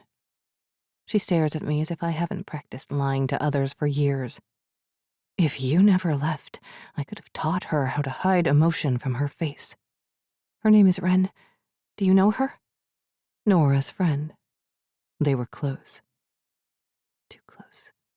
Enough that she needed more attention than the others. They brought my mom in for questioning. They think because of our family history, she spits the word, that she has something to do with it. Your mother wouldn't hurt an insect. You'd run away from it, but you don't have my instincts. I know, but it seems strange timing that it happened when we got to town. Almost as if someone planned to keep you here. She's starting to catch on. Maybe this isn't a lost cause. Are you asking me a question? Her accusing stare is a spark of what I need from her. Keep digging and she'll get to the truth, eventually. She hesitates but shakes her head. I should go now. This was a mistake. She wants more. It's why she came back and why she will again. But I don't push. Not yet. Some need more time to consider these options than others. I'm here for you always, Jenny. No matter what. She moves away from the table, hanging up the phone. I stay where I am, cultivating the last image she'll have of me this time. A sad old woman in prison. She's unsure of my strength and abilities, which is why, when she thinks about it hard enough, she'll come back to me and ask me how I had the ability to take down the doctor and the others before him. 25. Jenny. As I follow the guard toward the visitors' area, the conversation with Valerie fills my mind. My thoughts separate from my body like a movie playing out in front of me. I picture my mother's questioning looks. She won't believe me if I tell her any of what I learned. Or maybe this is what she already knows about her sister. I expected Valerie to tell me that her time in prison has given her the opportunity to meditate and reflect on her impulses. Maybe therapy sessions helped. But perpetuating murder? I should have known better. She hurt my family in so many ways. She's untrustworthy, and I was a fool to think otherwise. A bitter taste floods my mouth. Valerie's story changes nothing about my visions. She brought me back here to revel in the crime she committed. Why torture me? She could have guessed my mother told me about the doctor's murder. Maybe she was searching for information instead of wondering how much I knew. I suppose she knows my mother more than either of us thought. I had to find out about the murder through Scott, and Mom seems to only know the information in the newspaper article. If Valerie told the police about her imaginings, that might have put her in a different facility. But maybe a lesser sentence? The more I speak with my aunt, the more I want to dig into her brain and motives. Somehow she knows I experience visions. But I'm nothing like her. I can barely handle the death in my mind. There's no way I can embrace experiencing it in real life. Her? Not so much. It makes sense that after the abduction, my mother left. She took me away from someone who had the potential to hurt us without regret. In the waiting room, my mother stands by the door. I rush into her arms, and she strokes my hair like she did when I was younger. Tingles move down my spine. This is where I'm supposed to be. There's no judgment from her. We can talk when you're ready, she says. I give away nothing as we walk to the car. It's the same as yesterday with Scott, though she already knows most of the truth about Valerie's conviction and what her sister is capable of. She lived with a murderer for most of her life, and I can't imagine what she thought while I was in there. As the distance grows between us and Valerie, a weight lifts from my shoulders, but it doesn't disappear. It coils into a knotted ball, settling in the pit of my stomach. I can't talk about the visit yet. I need to process it. If I tell her what Valerie thinks I should do, I don't know how she'll react. I see the dozens of scenarios as we race down the highway back to Orhaven. None of them are good. I suspect she'll want to get me into therapy again, and I almost agree that it might be the best option. With the doctor, it seems like Valerie tried to do better for herself. But with the idea that murdering was helpful to stave off the imaginings, her idea of therapy is not quite the same as mine. Are you hungry? She lifts a finger to a sign posted near the shoulder showing several fast food chains off the next exit. I could eat. We cross into the exit lane so quickly I wonder if she was waiting for a response or not. I promise myself to tell her everything once we settle at a restaurant. I can't keep her in suspense anymore, knowing how hard it was for her to get that close to Valerie. I'm also not ready to tell her Valerie's solution. She knows I would never hurt a living thing, but if that's her sister's solution for our twisted minds, can I burden her with that? Valerie's prison sentence isn't set in stone. If I tell my mother that she won't stop killing to rid herself of her imaginings, she'll never sleep at night. I can live with the burden since I have an advantage she doesn't. Valerie connects with me. She shares the part of our mind I've always tried to hide. Even though I abruptly retreated from our conversation, her interest in my mind didn't waver. She wants me to follow her path, and I suspect she'll try anything to make it happen. Instead of going to a drive-through restaurant, my mother parks the car outside of a diner. The moment we enter the tiny space, the scent of eggs curls my stomach. The place is full and loud, with people chatting and utensils clanging against plates, but I follow her to an empty booth at the back of the room. We pass an open kitchen where several guys scramble through the space, shouting orders to each other. My head spins as if I drank too much the night before, and time seems to speed up unnaturally. It's not the same experience as a vision, but an inevitability of the upcoming conversation with my mom. A young server asks for our order, and I go with a grilled cheese and fries. It's enough to get my mother off my back about eating, but plain enough that it won't make my stomach even more uncomfortable than it already is. Food seems to be the only comfort in this place, and I'm reminded of Scott. Relief swoops through me just by ordering. Same, she says, and gives the menus to the server. Her hands come together as if she's praying. I imagine her nerves are as wound as mine. Drinks? The girl asks. 2 Cokes, when you get a chance. Mom gives the server a closed-lipped smile as if politely telling her to leave and not come back until the food arrives. Once the girl is gone, she turns to face me. The moment is here, but I'm still unsure what to say. The entire story, part of it? I glance behind me. An older couple takes up the booth, but they have enough trouble hearing each other. I doubt they'll pay much attention to a conversation about murder and convicts. She told me about the doctor, I say. Dr. Bradley? What did she say? Apparently she told him she had bad thoughts about hurting people. Stretching the truth is easy enough. Valerie didn't explicitly admit why she saw the doctor, but it was a cry for help, and he betrayed her, at least in her eyes. He wanted to tell the police, and she, I think of the journal, the words etched within her drawings. Now I understand most were his words. I don't understand her needing to kill him, but with the imaginings plaguing her mind, the possibility is always there.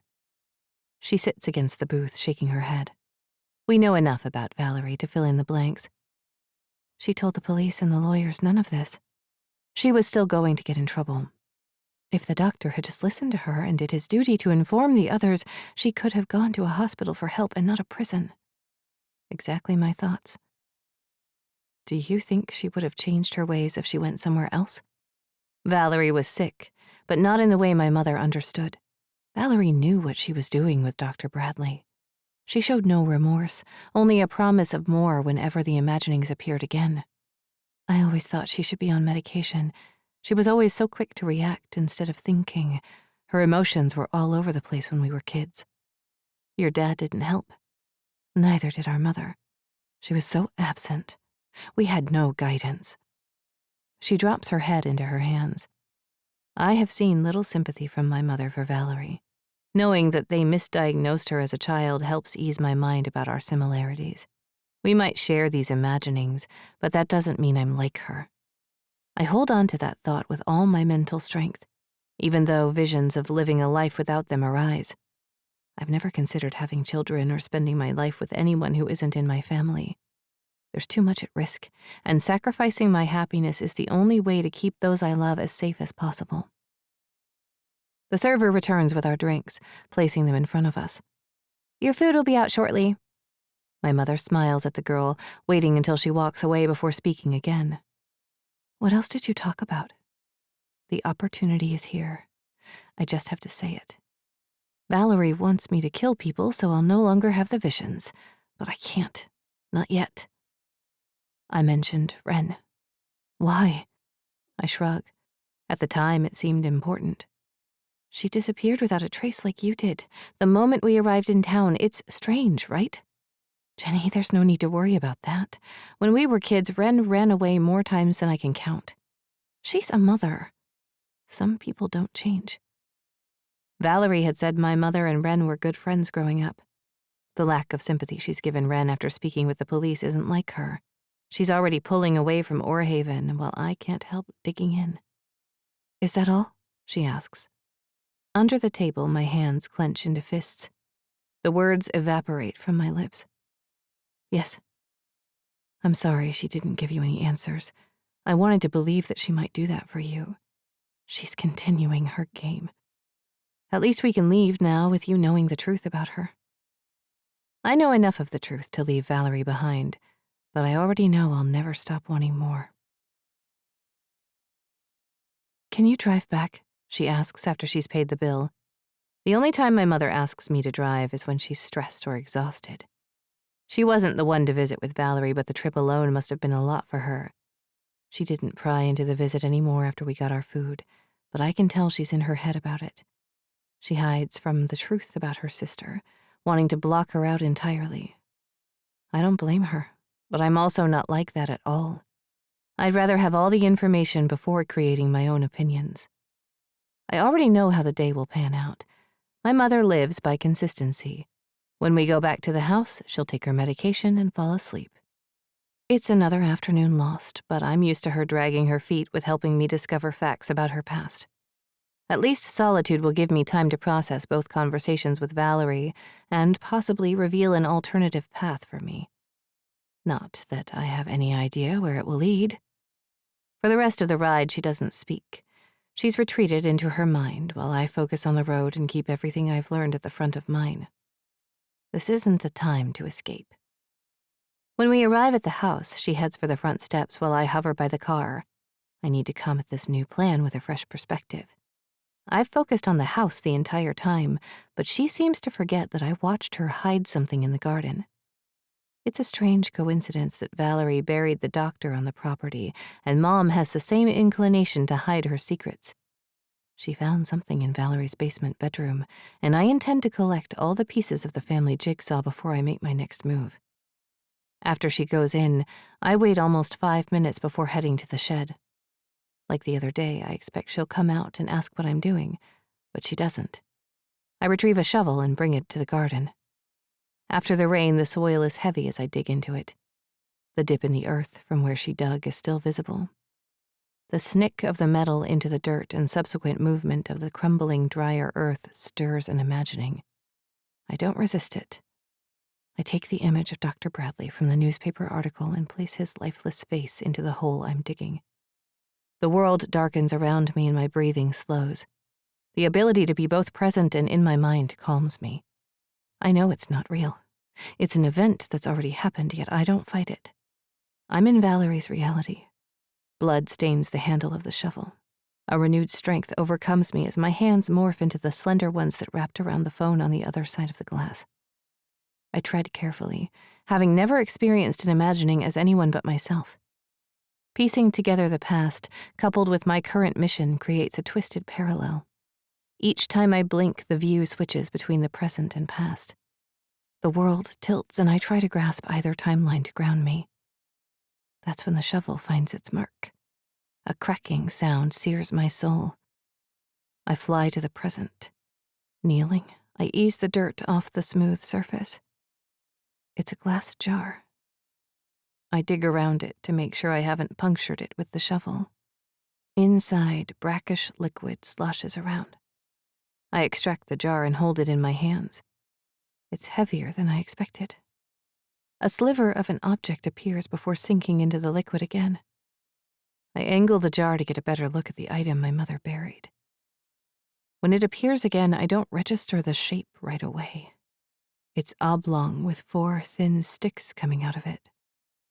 The word comes to mind, but it's not until I see the shriveled thread protruding from the center of the object that I understand.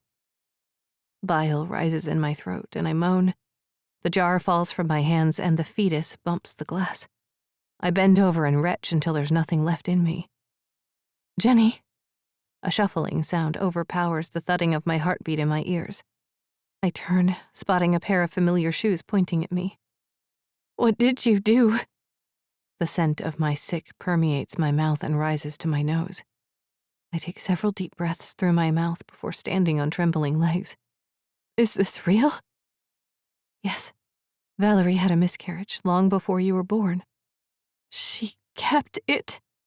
I can't hide the shriek in my voice. I didn't think she could surprise me after murdering a person. It was a tragic accident. She wasn't the same after that. Why did you bury it? I couldn't keep it in the house. I had to remove the last part of her. Besides, I doubt a new owner would appreciate it. She deserves a proper burial. She moves closer to me, slowly as if she's approaching a trap. Little does she know all the energy is drained from my body. I won't be able to move from my spot even if I try. Why are you keeping everything important from me? You didn't need to see this. Frankly, I'm annoyed you even bothered to look. You were out here like a wild animal digging in the dirt. How was I supposed to ignore it? I'm more willing to trust Valerie than you. She answered all my questions. A look of hurt flashes across my mom's face. You shouldn't trust her. Why? She's the only person who wants to understand me. She told me how to get rid of the imaginings. You can't believe anything she says, Jenny. She understands me, even if she wants me to commit terrible acts. She shakes her head and turns away from me. I've ripped the bandage off, and now with her wounds exposed, I'll dig in until it hurts.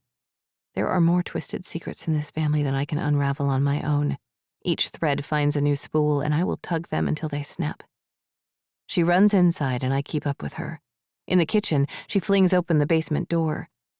Within seconds, she's thundering down the stairs. I hesitate at the doorway. Before I can say anything, she appears at the bottom holding 2 pairs of boots. She stomps up the stairs. One pair is worn with age. The other looks almost brand new with no blemishes. These should fit. Put them on. She sits at the table, flinging her shoes off before slipping her feet into the worn boots. You insist on pushing me, Jenny. Now I'm going to show you why Val isn't the one to trust in this family. I don't recognize her flat tone and fiery glare. My pulse spikes as I'm reminded of Valerie. They are sisters, and I've driven my mother to the breaking point. Where are we going? To the woods, where she took me. You can decide for yourself how much to trust her.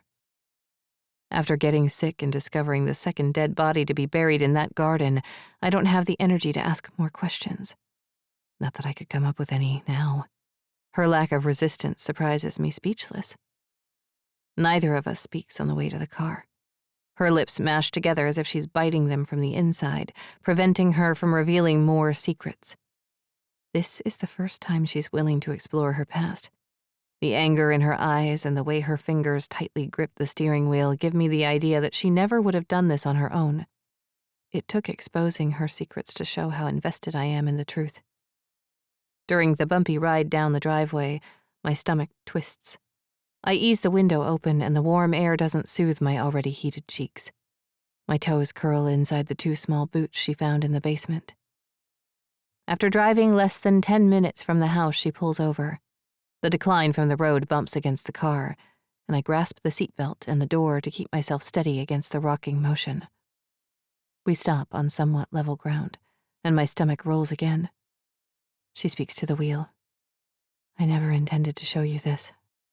I should have known that taking you with me to Orhaven would spark some questions, but I didn't think we'd be here.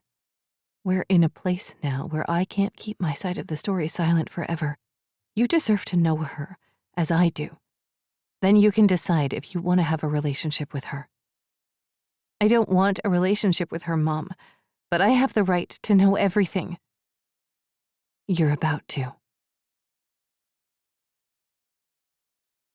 26. Jenny. My mother pushes out of the car, slamming the door hard. I jump out, desperate for more of the story. My boots sink into the soil. From the rain the other day and lack of sun closer to the thick forest, I suspect this won't be an easy trek. I peer around the area for any hint of what she's about to reveal.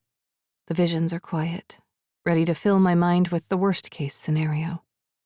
The empty feeling in my stomach revolts with a fluttering sensation that I'm not sure I want to shake. Under the canopy of the trees, the temperature drops a few degrees. The sweat at the edge of my hairline cools my body enough that I shiver. There's a narrow, worn path, and I walk behind my mother. She shoves away a large branch, holding it in place for me to pass. The baby isn't the first time Val's preserved the dead. When we were kids, she enjoyed experimenting with small animals. Chipmunks, squirrels, a cat once. She used to bury them under the tree behind the garden. Sometimes I would see her out there, talking to her animal cemetery. She kept jars hidden in the basement and in the shed. It wasn't until after he died that she claimed the shed for herself. It made sense since our mother never went inside there after he passed. A flash of the journal pages comes to mind. His body at the bottom of the stairs. How did he die? The basement stairs were in disrepair for years. I rarely went down there. One night he fell. For years I thought it was an accident, a drunken mistake. But he forced Val down there enough that it was only a matter of time before she fought back. She winces as if she's the one in pain instead of the memories of her sister. I remember she moved aside and he fell. Our mother grew up in a time where the man ran the house and his word was law. Val never bowed to that mantra. She was old enough to know what she was doing. For years I wondered if what I'd seen was real or imagined. I now know. Our feet crunch along the forest floor as she collects her thoughts. A movie plays in my mind as if I were there. A young Nora, Valerie, and a cobbled-together version of my grandmother. I hear bones cracking with each fateful crash against the steps. My mother clamps a hand over her mouth as the memory lingers in her mind. She drags a breath into her mouth. When he was at the bottom, no one went to him. I remember Val turning to us and saying, "Now that's done." She had no expression whatsoever. While she had removed him from the family, she created a different person to fear. Even my mother was afraid of her, enough that she let Val do what she pleased. The fear my father created in our family had bonded us girls, but that broke apart the moment he drew his last breath. She killed him, Jenny. She killed him with no apology, and I always knew she would do it again. I reach for her. She's never been the type to be overly physical, and I'm realizing why. Valerie took that from her the moment she abducted her. Though this time my mother leans toward me as if I'm the parent and she's the child. It makes perfect sense. She never had the support of a mother like herself. Her father was an overbearing, neglectful man, while her mother allowed a murderer to run the house after that. No wonder she didn't want me to know any of it. To her, the absence of the truth protected me from her nightmares. I don't need her to guard me anymore. I'm sorry you saw that happen, I say. I could have helped him. A part of me doesn't regret his death. It's why I forgave her, why I tried so hard to be happy in that house. She sniffles. Do you understand why I didn't tell you? I had to separate us from them entirely, or Val would have weaseled her way back into our lives. I do. She gently wipes her tears with the sleeve of her shirt. The fabric bunches, revealing the thick scars. At any other time, she would have turned away to cover them up. As she's doing with the truth, she's loosening her control over it. It's through here. The path veers to the right, but she doesn't follow it. Debris under our feet crackles and shifts as if this land hasn't felt a person in decades. The area around us is undisturbed by the wreckage of humanity. She slows and I stop. This is the place? There are no markers of life or a shelter. I can't go over there. Her voice is small, like a terrified mouse. I follow her eye line. A swell in the ground is the only proof of the shelter. I walk the area, giving it a wide berth, Her arms tuck against her body as she takes a few steps back. My gaze darts between her and the shelter. She'd never leave me alone in this place, but from the way her eyes bulge and her body stiffens, she doesn't need much motivation to run away. I won't torture her by staying long, but I need to experience the place she and Valerie described. Both have different accounts of what happened here. Valerie tried to isolate my mother while Mom broke free from her captor. She left me here to die, as much as she tries to say otherwise. I would have said or done anything to get back to you. Val had to realize there was no future with us the moment she took away my choice. I glance at the ground. Shimmering red spots blemish the leaves under me. They blink away quickly, but I have enough information to see the space from both points of view. Mom worries I might side with Valerie because of our similarities, but the truth is the opposite. I saw the calculation in Valerie's eyes each time she opened her mouth.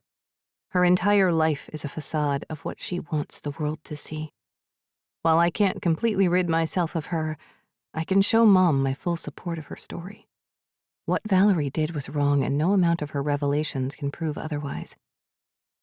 The closer I get to the shelter, the more details come to light.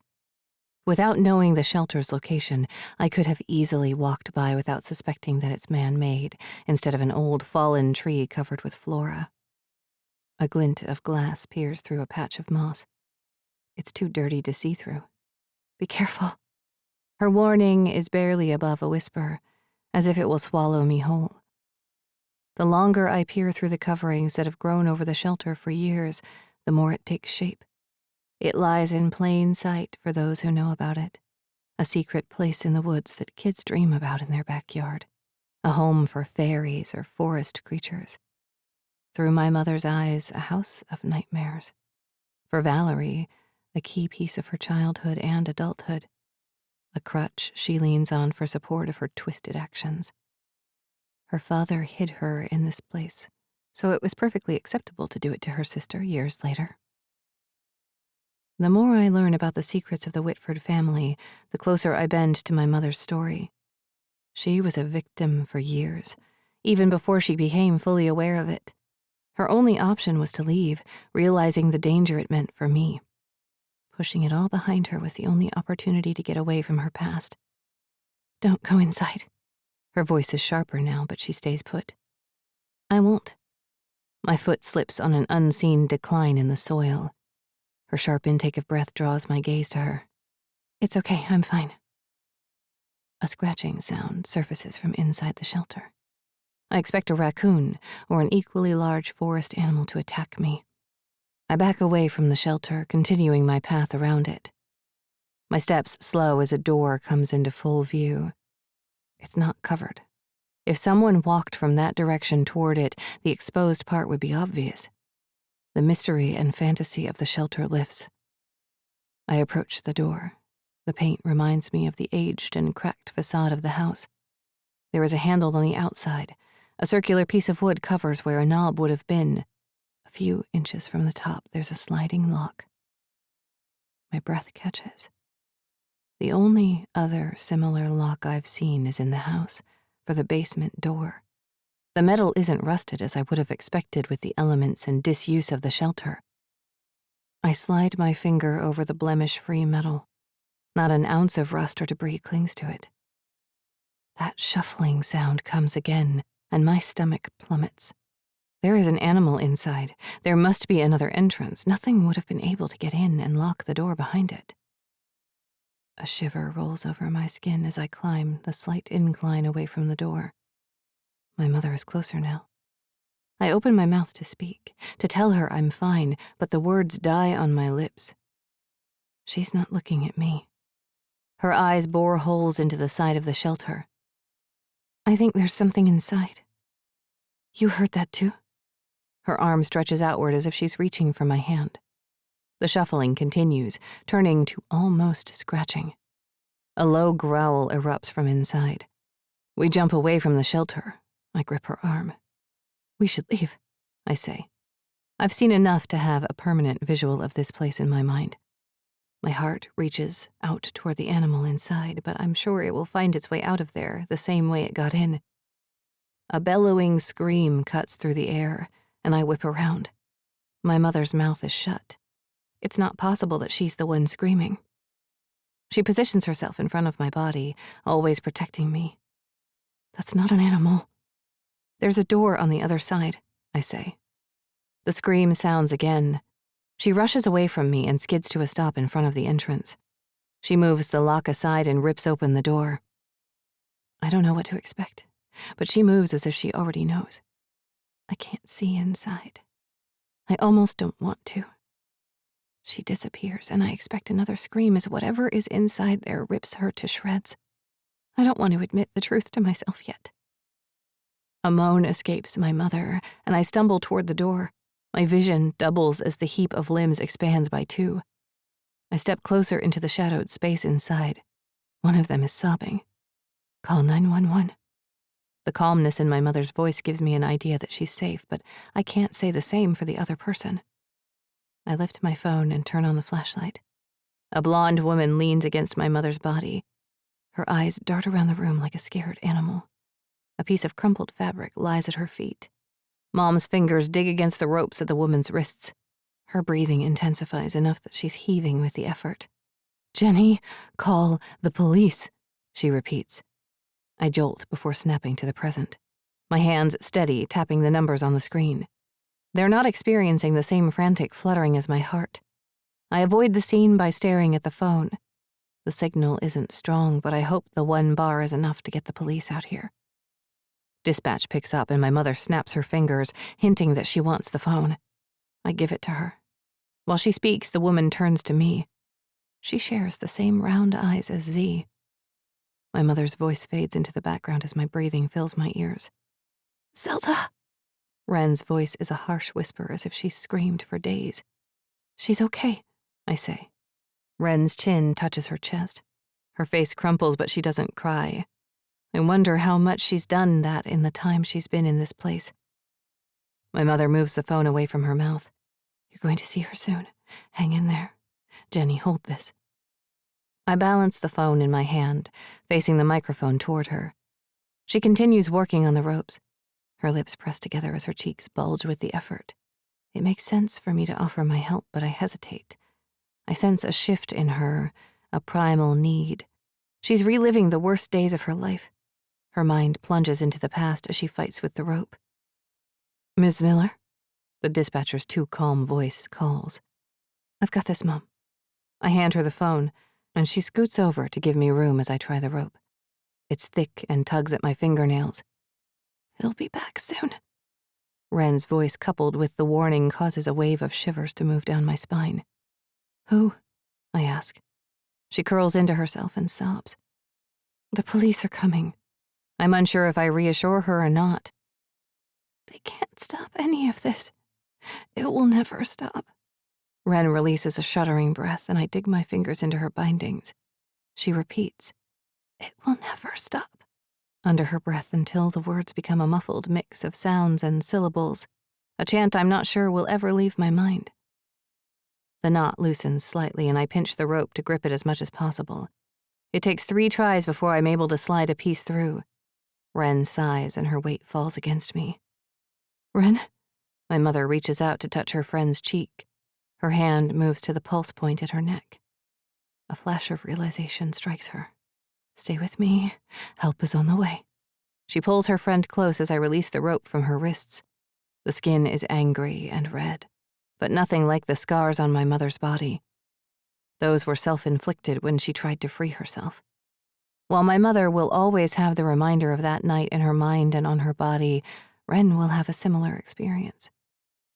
I coil the rope in my hands, holding on to Wren's warning. If whoever took her is coming back, we have nothing to protect us. We should get her to the road. Do you think you can walk? It doesn't matter. You need to leave. Wren's voice isn't any stronger than before, but it's pleading. I'm tempted to take her offer. I came to Orhaven to find the truth about my family, not to put myself between an abduction plot. But I follow my mother's lead. This is her time to make the choices she never could for herself. We help Wren to her feet. Even though she has a similar frame to my mother, she lacks the ability to keep herself upright. My mother wraps a hand around Wren's waist, pulling them together in a side embrace. I try to do the same, but I'm barely holding on to her as we move out of the shelter. It's a slow shuffle up the incline in the direction we came from. I scan the area. Is her abductor out there watching us? Would he dare to attack 3 women? Technically 2. Wren would be useless in a fight. Who am I kidding? We all would be. For a man who abducts women, maybe he'd like the challenge. I stifle a vision, but not before seeing a shadowed man in the woods racing toward us. I count out of it as quickly as I can, needing to stay present. He's not here. It's just us. My mother focuses on her friend while I watch our surroundings. Each snap of a twig catches my attention, even at the detriment of my ability to keep Wren moving. Her breathing slows, and I'm sure at any moment she's going to fall and not get up again. A rush of movement steals my breath as a man truly appears from behind a tree ahead of us. I want to call out, but an unfamiliar name floats into the air. Wren's voice is a breath. Quinn. The lumbering guy rushes us.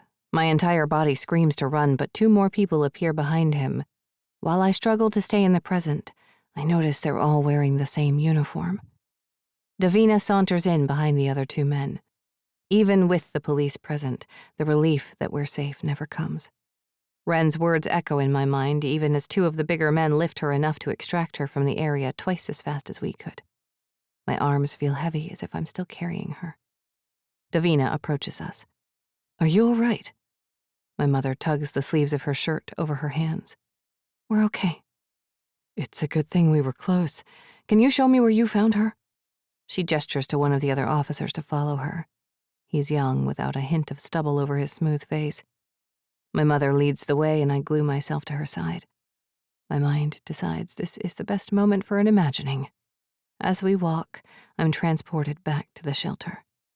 I watch Wren writhe almost in slow motion. My vision circles her body, as if I'm the one who put her there. I'm the hunter. I'm Valerie. Wren morphs into a younger version of my mother. She goes still, lying on the ground. Silent tears spill from her eyes.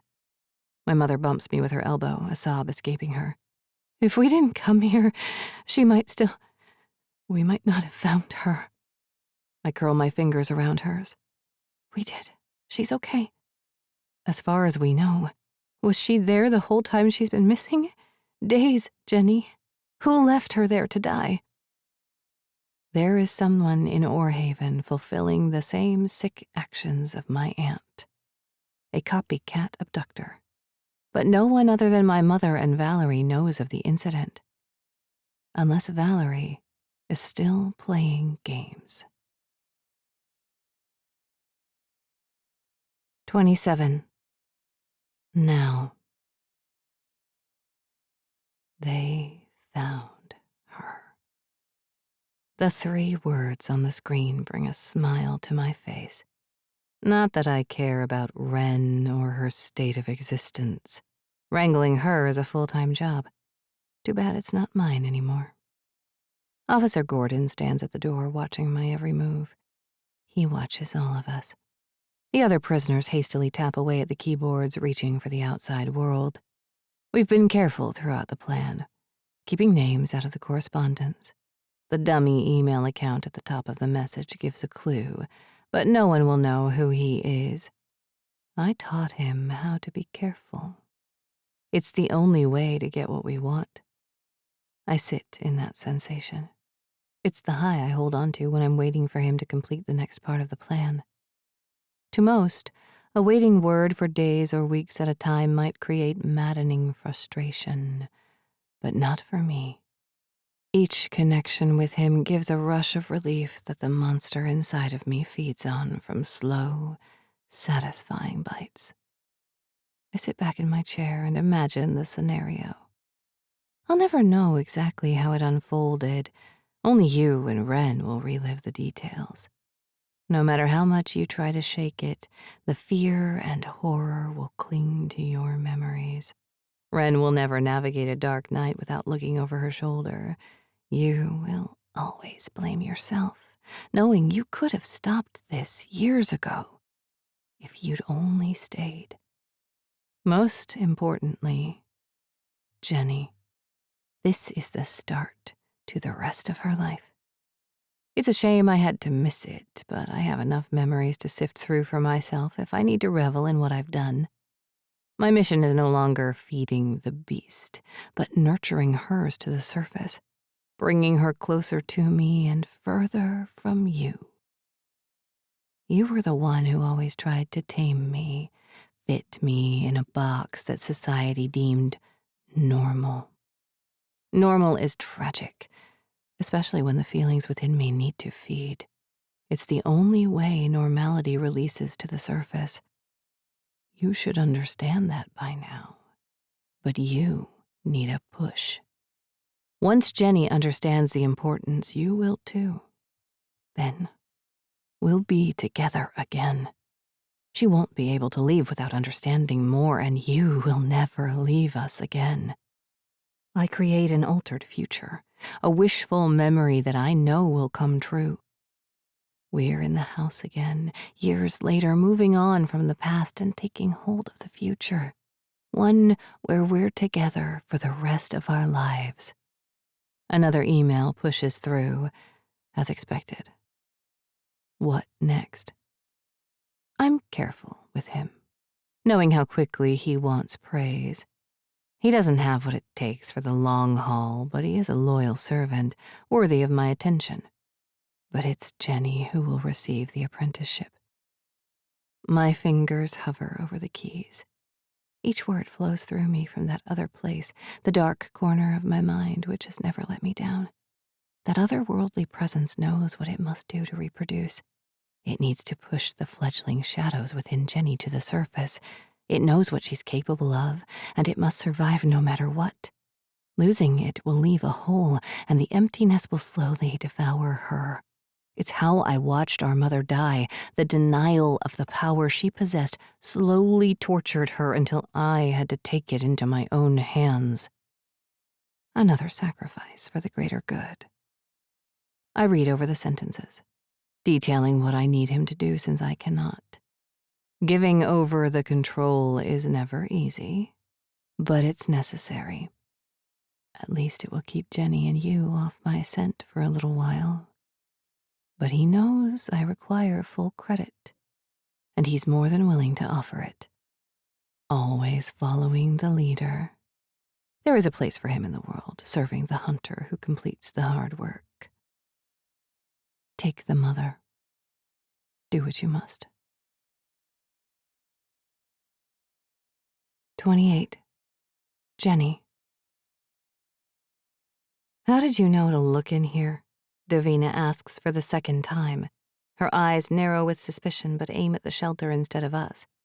Like I said, my mother starts. We were out for a walk and heard what sounded like animal noises coming from inside. Based on how she leads the conversation, she doesn't want Davina to know about Valerie abducting her all those years ago. While it's coincidental that it happened the same way again, Valerie is in jail and there's no way she could have done this herself. There are animal sounds throughout the woods. What made you stop? Davina asks. I can't bear to look inside the shelter. My visions are wild, desperately trying to steal my attention. My mother heaves a sigh. We don't live in the woods anymore. The sound was out of the ordinary for us. I'm glad we did. I can't imagine what would have happened to Ren. She mentioned a man. We'll get her statement once she's checked out. Davina steps back from the shelter, assessing it. I have the urge to reveal what Valerie told me about this place, but that would also bring attention to what happened to my mother. My mother observes Davina the same way the sheriff does the shelter. Davina moves closer, kneeling. She moves the Flora with her bully stick. The other officers follow her lead, standing several feet behind her. They clump together, whispering to each other about their theories. Davina snaps up as if someone's poured ice-cold water down her back. Her eyes meet my mother's. Nora and Jenny, we're going to need a full statement from both of you at the precinct. I don't know what else I can give you. My mother reaches for me the way she used to when I was a kid crossing a busy road. We'll need it anyway. Then you can be on your way out of here. My mother stiffens.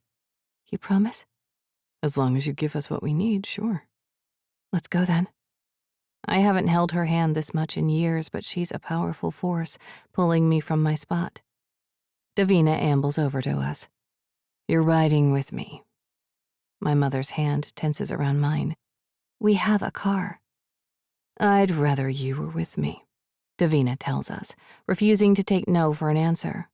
Someone will have to bring us back, my mother challenges. It's not a bother at all, Davina says, not missing a beat. Why are you treating us like suspects? Davina raises her hand. I'll stop you there. This is an active investigation, and you too are witnesses. You can come quietly, or not. She peers at the larger officer staring at us from behind her. My mother looks at me. Fine. Davina stalks toward the road without a glance behind her. If we want to get out of this place, we can't test her patience. The police chief adjusts her speed, ensuring we don't fall too far behind. There's no way I can ask my mother what to say when Davina interviews us. We're innocent, but the way she's treating the entire situation makes me feel as if she suspects us instead of a man who's still out there. When we reach the road, 3 police cars with spinning lights on the roofs surround our car, close enough that we wouldn't be able to move it even if we tried.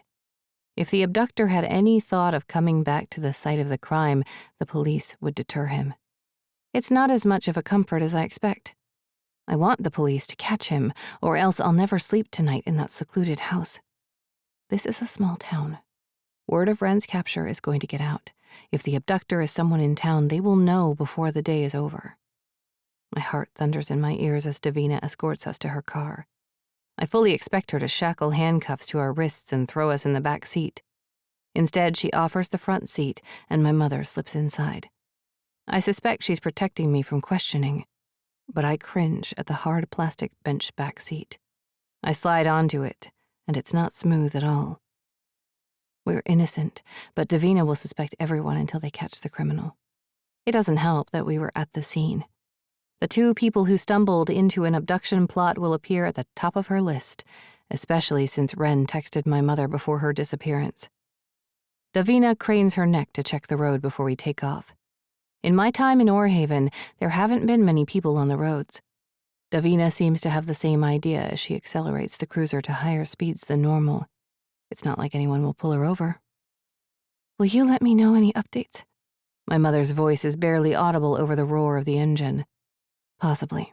Come on, this is Wren. You haven't been friends in years. Even I know that. You know why I left. The way she speaks to Davina is as familiar as her talking to me. In my time in town, I focused so much on finding out about my family's past that I didn't notice my mother's life outside of the house. She was friendly with Mike and Wren, but how far did her relationships extend? Mike said kids around the same age hung out together. Would my mother's relationship with Davina help us get out of this situation? She was the only one keeping us in town. After the interview, we could be on the road tonight, leaving this place behind. I'll keep you in mind. Davina's voice breaks into my thoughts, but you have to tell me the truth at the station. I am telling you the truth. Davina glances at me through the rearview mirror before returning her attention to the road. There's a select few of us who know about that place, all with alibis. I suck in a breath, loud enough that my mother stiffens. She claimed that she told no one about what happened in the woods, that if she had, the police would have arrested Valerie much sooner and the doctor would still be alive. If this is happening again, I need to leave as soon as possible, my mother says. The radio crackles. Davina glances at the electronic equipment between her and my mother. She lifts the mic and wraps her hand around it, drawing it closer to her mouth. We're headed back now. I'll need 2 rooms. Copy that, says a male voice. Will you require a lawyer? Davina asks. I stare at the back of my mother's head as she answers the sheriff. We're not hiding anything. Good. Davina's voice lowers, but somehow it strikes my chest. I have the urge to defy my mother and tell her I want one.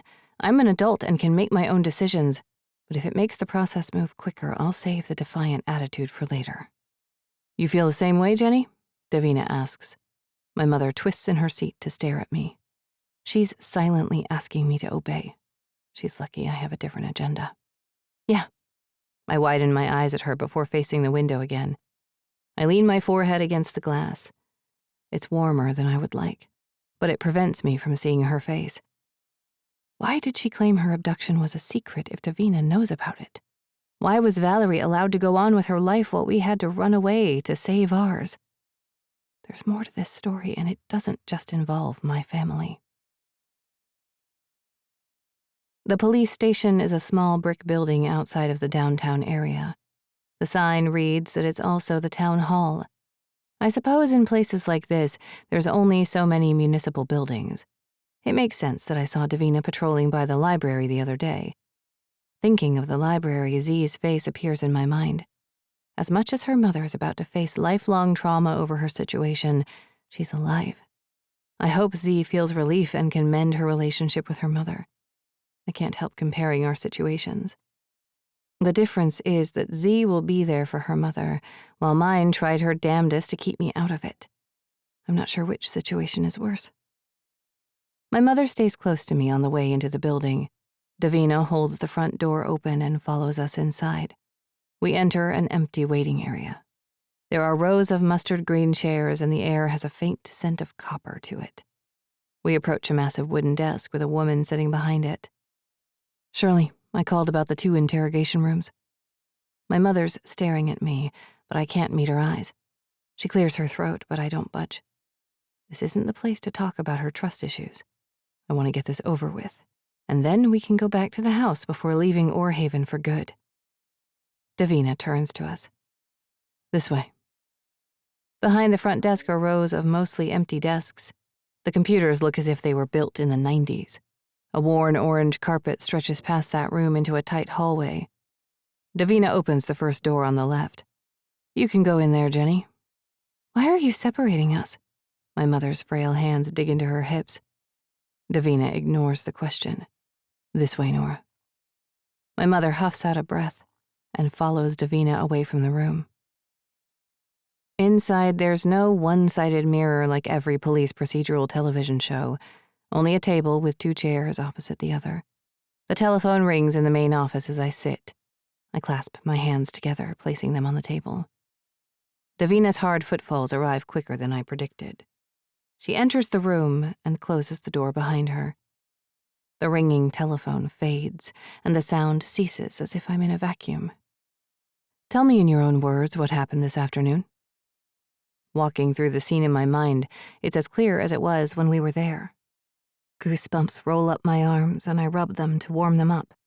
The nights in Orhaven have been warm, but under the cover of the trees, I can't imagine it was too comfortable for Wren, especially wearing only a short-sleeved shirt with shorts. Jenny. Huh? I snap out of my head. You went away for a moment there. My cheeks flush.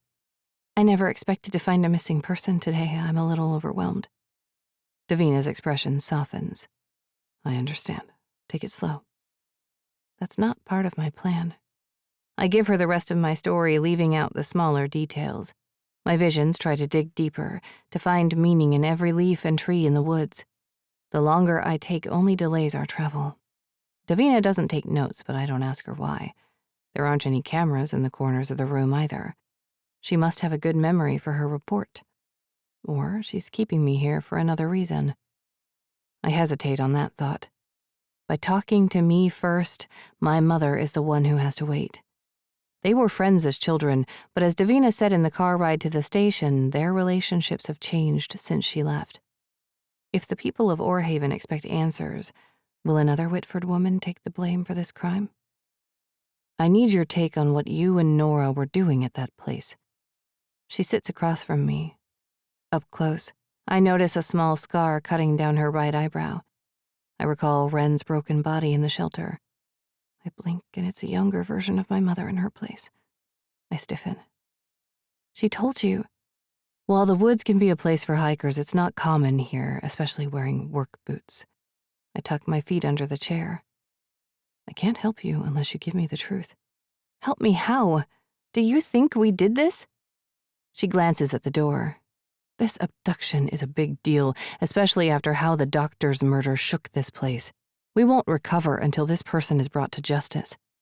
It was just a walk. Neither of us knew Wren was there. Is that your statement? Yes. She considers me before shoving away from the table. She opens the door, standing like a sentinel. You can wait in the lobby for Nora. It shouldn't be long.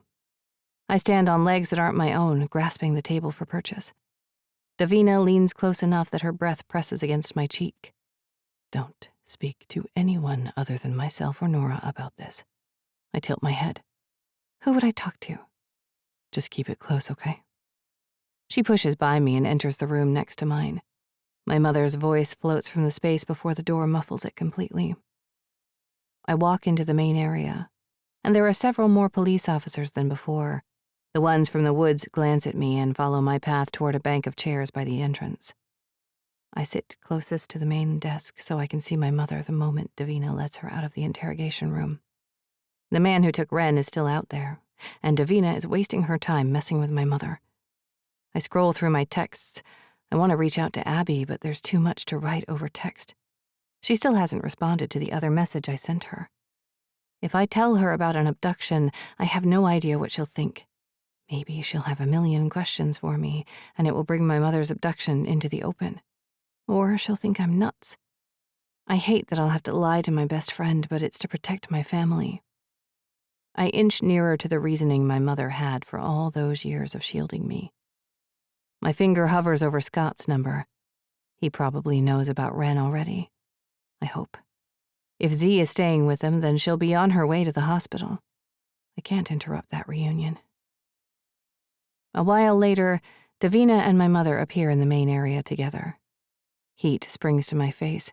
As much as I'm upset with her for lying about her past, she's my mother, and we went through a traumatic event together. Like Z, I can let go of my anger and promise to be better. She breaks away from Davina. The moment she's close enough, she wraps her arms around me. No matter what she's lied about, her actions come from the urge to protect me. I understand that now and allow myself to lean into her embrace. What did she say? I whisper. We'll talk when we're alone.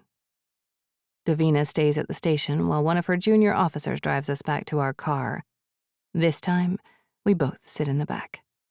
My mother's hand doesn't leave mine, and I'm not sure if I could handle it if it did. Our vehicle is where we left it on the side of the road. To anyone passing, it might look as if someone broke down. We thank the officer and he drives away. My mother's shoulder rolls forward as we're left alone once more. The glove compartment is open, the paperwork inside strewn over the front seat. A coating of dust clings to the steering wheel and door handles. If they wanted fingerprints, they could have asked. She sits in the driver's seat and retrieves from the center console a square black cloth she normally reserves for cleaning her sunglasses. She wipes the wheel and door, streaking the dust across it. I stack the paperwork from the glove compartment. The registration and insurance card rest at the top, but an envelope with the name Nora in thick script catches my attention. The handwriting is unfamiliar to me, but it seems important. I toss it to her. Is this from them? My mother glances at the envelope and her jaw tightens. Where did you find this? Here? She jumps out of the car, hovering close to the boundary of the road. Her head moves from side to side as if she's an eraser, trying to abolish the envelope from existence. She jolts as if someone has startled her. What is it? I ask. This is impossible. Her fingers trace over the letters. I move to her side, looking at the envelope again. What seems like an innocent correspondence doesn't match her reaction. This wasn't already in the car, was it? No.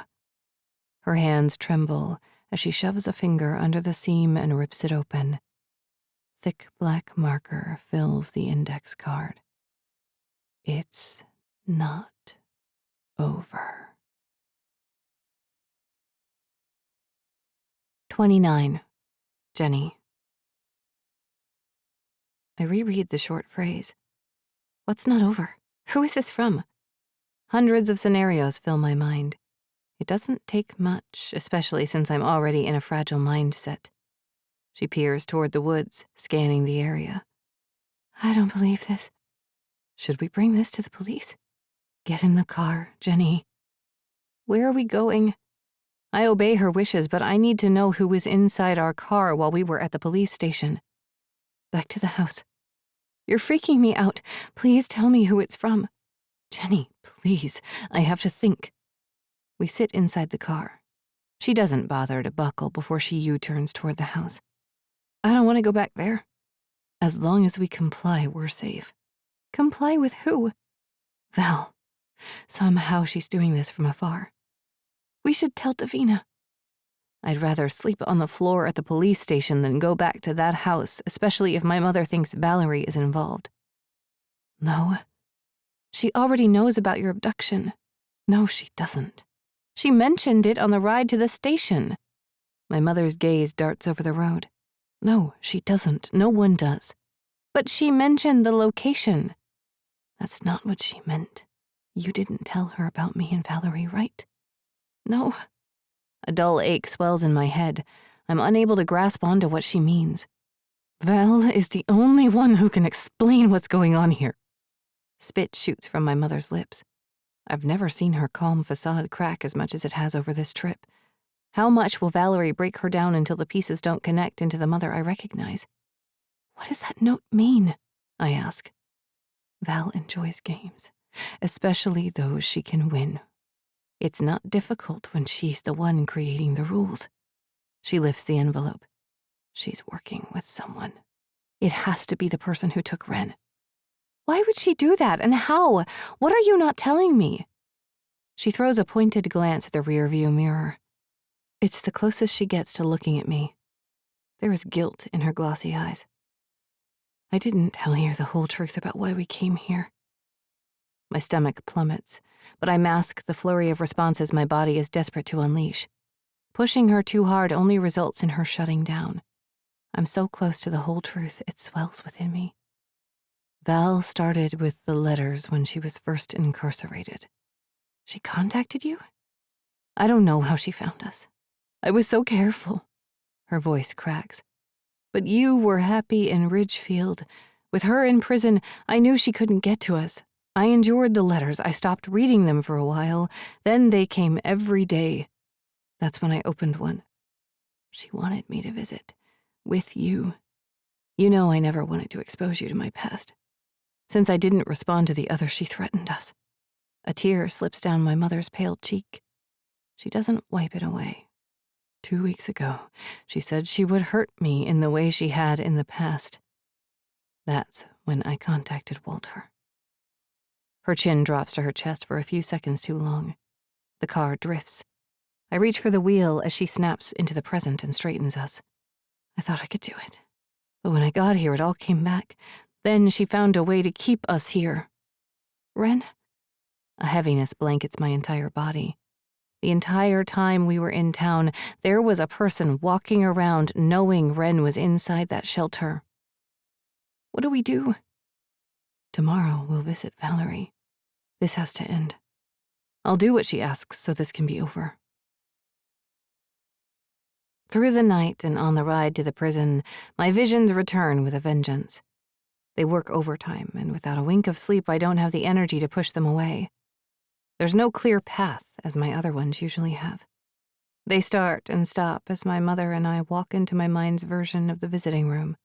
Valerie sits behind the glass with her hands clasped together on the table, watching us with interest, as if we're one of her experiments on her dolls. From there, she's able to manipulate my mother and me. She watches while my mother rushes forward, slamming her hands on the glass. A faceless security officer drags my mother out of the room, leaving me alone with my aunt. I approach before the vision shifts. Val stands with a twisted smile across her face. This time, Mom isn't there. She's not in the next one either. The endless loop brings me to another reality entirely. I'm no longer afraid, but numb from the effects of the visions bombarding me. It's not until we ease into the parking lot of the penitentiary that I'm able to break free from the endless loop. If she notices that I've been in a trance, she says nothing. I imagine she's preoccupied with the imminent encounter with her sister and abductor after all these years. My mind is blank. The visions meld together enough that I'm sure I've already done this before, and I'm seconds from entering another one. I allow my mother to lead us to the main building and through the check-in process. We barely sit down before an officer calls our names. It's the blonde one from the other day. She offers a smile, and I can barely muster one to match. The procedure is the same as I know and imagined throughout last night and today. Mom takes my hand as the door opens to the visiting room. I push back the expectations of my imaginings and hold my breath as we enter the space. It's empty. Why I expected anything different, I have no idea. A slickness appears between our hands, and she's the first to let go. She wipes her damp palms against her shirt and steps further into the room. Let me finish this. Her voice strains. She rolls her shoulders back before they slowly curl forward again. The transition between the strong person I've always admired into someone who can barely handle living in her own skin strikes me. We all have secrets within us we try to bury, but circumstances and people around us hold the shovel, ready to cut into the soil as soon as we allow them. The officer points at the station in the middle of the room. There are already 2 chairs waiting for us. Like this was the plan all along. Valerie couldn't have known we would come together. Was this her hope? Or did she know that my mother and I would be inseparable at this point? I sift through the many possibilities as we wait for the door on the other side to open. My mother's leg bumps against mine as it bounces. She sucks on her bottom lip as she stares at the door. She hasn't been here yet, so she doesn't know what to expect. To be honest, neither do I. Nothing about Valerie is predictable. I hold that thought in my mind as the door clicks open. My mother sits straighter and clears her throat. Her hands splay in her lap before curling into fists. I touch her hand again, attempting to convey that I'm here for her. Valerie glides over to the chair. She stares at my mother. A pleased smile smooths her lips. Neither sister reaches for the phone. I want this visit over as soon as possible. I place it between us with the speaker facing upward. Valerie sinks into the chair, her eyes darting between us. Her skeletal fingers curl around the handset as she brings it to her ear. I'm so happy you received my message. Her voice is small and tinny. I want to bring it closer to my ear, but I allow my mother to control this visit. I've already had enough of Valerie. This is closure time for my mother. What you did was despicable, my mother spits. The pleasant and calm facade I experienced in my previous visits never reaches the surface of Val's face. It's replaced by impassive, flat lines of her mouth, and even the sunburst of skin at the corners of her eyes barely moves. This family needs to stay together. Ren was going to ruin that. What does Ren have to do with our family? I blurt out. A stirring sensation prickles within my gut. I know what she's done to my mother, but orchestrating Ren's disappearance from inside these walls fills me with fear. I lean toward her. Valerie snaps her attention to me. Her narrowed eyes burn into mine. She clicks her tongue before refocusing on my mother. You didn't give her the full history? Of course not. An impenetrable bubble forms around the two of them. It's the same one that keeps my mother and her truth at arm's length. I recall the conversation with Davina. She doesn't know about my mother's past with the shelter, but she shares a truth with her and Valerie. But who else? This is why I brought you here. Even after all these years, you're still predictable, Nora.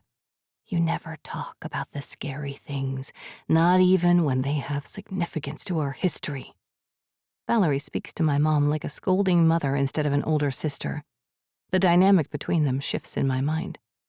Though it's not Valerie's fault that their father didn't respect the women in the family and my grandmother checked out the day he died. My mother heaves a breath. A job of a mother is to protect her child. No, it's not, Nora. You prepare a child for the ugly world you've brought them into. Maybe it's a good thing you never had to do that. Valerie blinks hard, as if my mother circumvented the plexiglass and slapped her across the face. My mother's lip curls, marring her otherwise kind face. As much as Valerie has transformed, she has too. I found what you hid. Valerie sucks on her cheeks, pulling them into her mouth as if she's biting on them. Her face hollows as she waits for more information about the jar. Now you have nothing to say. That all depends on what you say next. You put her back, correct? My mother drops her gaze to her lap, diverting a look in my direction before answering, "She deserves better." You put her back, Valerie repeats through her clenched teeth. I need my mother to lie. She doesn't. There was an unfortunate accident. How dare you? I want to tell her I broke the jar, but my mother pinches my leg, stopping me. She's doing what she's always done, protecting me. The coward inside me allows it. It's for your own good. What if the next owner found it and the truth came out about that night? You've worked hard to keep it hidden. I buried her for good. It's what she deserved years ago, not your sick preservation of her body. Valerie strikes the glass with her fists. You had no right. She moves so quickly I jump backward from my chair for fear of her breaking the barrier and following through with the murder in her eyes. My mother remains still, as if this isn't the first time she's witnessed this side of Val. For me, it's terrifying. I try to hold on to the present as my visions threaten to suck me under. I'm not sure if they would be worse than this. Valerie pummels the barrier with her fists until blood streaks the surface. The officer behind her speaks into his radio before approaching her from behind. The blonde officer on our side of the glass rushes toward us. "It's time to go." Her voice echoes far away in my mind as I watch my aunt. The fire in her eyes ignites a vision. I see Dr. Bradley under those fists, his life beaten from him. With her relentless fury, his death is painful and anything but quick. The passion and focus take over her body, shifting into the monster buried underneath the surface. The officer kicks the chair to the side before speaking to Valerie. "Back away from the barrier, prisoner Whitford." Valerie's hands slide down the glass. Her unblinking eyes bulge from her face. "This isn't over, Nora. You thought you had it bad last time. You're going to regret this moment until your last breath." The officer grips Valerie's wrists, pulling them behind her. She rears her head back. I expect her to submit to him, but not blood. She buries her teeth into the officer's ear, and his cries pierce through me from the handset. A chunk of flesh falls from Valerie's bloody lips. She smiles, her teeth rimmed with red. Her head tilts back and her laughter echoes through the phone. My heart races as two more officers flood the room to subdue Valerie. But instead of her fighting them, she submits by kneeling and putting her hands up. It doesn't stop one of the officers from shoving Valerie's face against the floor and digging her knee into my aunt's lower back. The injured officer holds his ear while shouting into the radio again. Liquid seeps from between his fingers, and I can't help staring. The room goes silent, enough that my ears ring. Chaos fills both sides of the room. The blonde officer directs us to the door. Her lips move, but I fall into a real-life imagining. My heart slows and the world quiets. It's the closest I've ever been to peace for as long as I can remember. No visions tearing through me, only silence, peace. The sounds around us sharpen and my breathing fills my ears. The officers heft Valerie to her feet, the three of them standing at arm's length in case she finds another victim. She licks her lips and bows her head in submission. Not before her knowing eyes meet mine. "Jenny." With one word, the vision shatters and the world returns with a vengeance. Alarms blare and my mother's firm grip drags me from the room. She and the officer keep the same pace as we're escorted from the building. The fanfare ends as we're brought within visual distance of the parking lot. "I have to go," the officer says, jutting out her chin before leaving us. We walk to the car. The ground swallows my feet with every step. Inside, I'm hollow. Or is it shock? It's as if Valerie carved out the insides of my body with her teeth. Or was her advice a plausible way I could rid myself from the visions? I get in the car and sag against the seat. It takes effort to buckle my seatbelt. The moment the car starts, we pull out from the parking spot, leaving the prison behind. A ghost of my former self tethers to that place. I doubt we'll ever go back, or will be allowed to after Valerie's outburst. But I'll never be the same after this visit. As much as both my mother and I distance from Valerie, she's in our blood, and now she's in my head. Every vision is linked to her, and she will always haunt me. 30. Now. As time wears on, I lose myself in my thoughts. It's the only way to stay sane and solitary. For some, it might be a punishment, but without the constant hum of women talking, crying, and screaming, I'm more at peace than at any other time since living in this place. I walk the 5 steps to the other side of the cell before turning around and doing it again. When I stop, your satisfied smirk appears in my mind and my hands ball into fists. The display of unrestrained anger isn't like me, at least not since the doctor. You do this to me, Nora, but more is to come for you. If all goes well, she'll beg me to give her another taste of the numbness that accompanies the bloodlust. Jenny's expression after the show in the visiting room elicits a pleasurable sensation within me. I sink into the last memory I have of her before everything changes. As much as I've studied personal connections and interactions deemed normal through the eyes of characters in novels, I've had to radicalize what society deems that way, which is why the world is better without my victims. My father, the abuser. My child's father, the arrogant. Jenny's father, the degenerate. The doctor, the liar. Officer Keelan, the molester. It didn't take long for me to locate my next victim. While some women here don't mind his hands on their bodies in hidden corners of the prison, he's supposed to protect, not take advantage of his status in this place. It didn't take much convincing to connect with him. He's not picky about his choices. I may be 10 years his senior, but my mother gave me ample resources to use to my advantage. This was my last chance to show her what she could do to have some sense of normalcy. It's not a simple life, but if she understands that taking out those who don't belong in society will only improve both aspects, she'll make it work. Under your care, I expected Jenny to subdue her imaginings. Your need to people please and keep harmony in every situation. A boring and unnecessary life, especially when you claim your daughter is the most important. We don't hold back with those we love. We bring them to the surface and allow them to rise. Now, I must wait to hear if she has risen.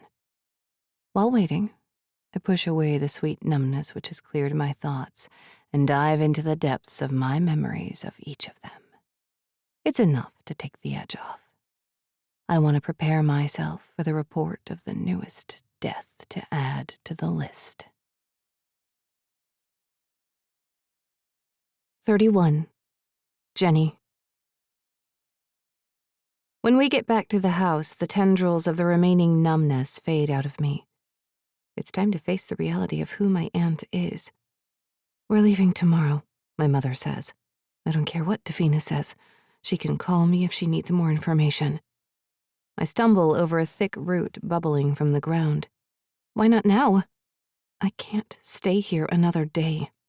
It's too close to Valerie and whoever she's working with, the person who's carrying out her tradition of locking away innocent women inside of an underground shelter.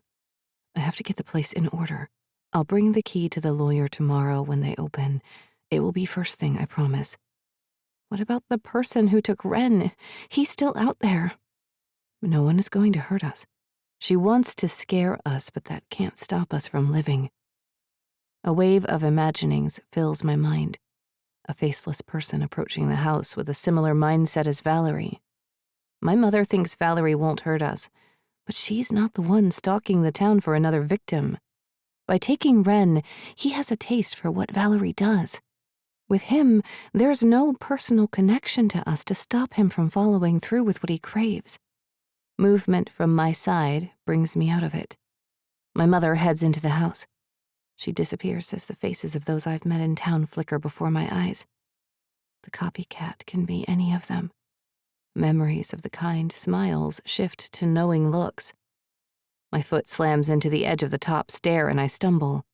My knee twists the wrong way and pain shoots up my leg. I blink out of the vision and grip the railing to balance myself. The ache in my leg lingers. I need to stay present as much as possible. A light breeze rustles the trees, catching my attention. I whirl around and scan the woods. The shadows ebb, pulling my attention to several areas as I spot movement. This isn't like my visions. My fear seeps into reality, forming bodies in the spaces between trees. What are you doing? I turn to my mother. She stands in the doorway with a cardboard box. The donation items. I thought I saw something. Honey, do you want one of your pills to take the edge off? No, thanks. I need to be present in case Valerie's friend visits us next. Help me get all these boxes outside. Are you sure we can't just leave the key here? If Scott has to come here to get the boxes, I'm sure he won't mind taking the key with him to Walter's office. My mother sighs. I don't trust leaving a key to this place. Who's going to break in? Jenny, I'm exhausted, and I don't want to drive today. We have to finish packing and cleaning. Let me get a few hours of sleep. It's not as if we could enjoy a vacation to Philadelphia after all this. I'll be surprised if she still wants to go after this. I'm not sure I want to either. I want the familiar comfort of our apartment. But with Valerie knowing where to send mail, I don't know how much longer we'll stay. I can drive. I'm pushing too hard, but I can't help the pulsing movement of my heart throughout every inch of my body. Her "this conversation is over" glare wins. After bringing all the boxes outside, I head into the kitchen to clear out the refrigerator. It's not until I open it that my stomach wakes. I can't recall the last time I ate, and I reach inside to grab the last of the deli meat, cheese, and condiments. We're taking everything home, and the refrigerated items won't last the trip. My mother moves through the first floor, opening drawers and cabinets in the living room, dining room, and finally the kitchen. I place the sandwiches on the table. That looks good. I shrug. It's a sandwich, nothing special. She tucks her body against mine. I rest my head on her shoulder and can't help the sigh escaping my body as if I haven't breathed in hours. This will be over soon. I want to reassure her I feel the same way, but I already know my mind won't stop until we're out of here for good. I debate bringing up another move, away from Ridgefield. As much as Ridgefield has been my home, it doesn't feel safe anymore. Not even the apartment. I'm not sure I'll ever stop looking over my shoulder. The only hope I have is Davina questioning Wren about who took her. If she can identify him, then we might get a head start. My thoughts shift, unveiling paths ending in foggy futures. There's no clarity, but we have to move forward.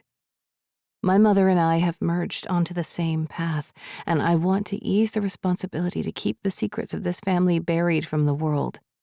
I'm armed to take my role in this family, but no longer at the cost of chipping away at my mother's trauma. We eat a mostly silent lunch. The room illuminates more meaning than it had before. The ghosts of the past wander the space. A family sitting at the table. All three women watching the head of the household, wondering when he will snap.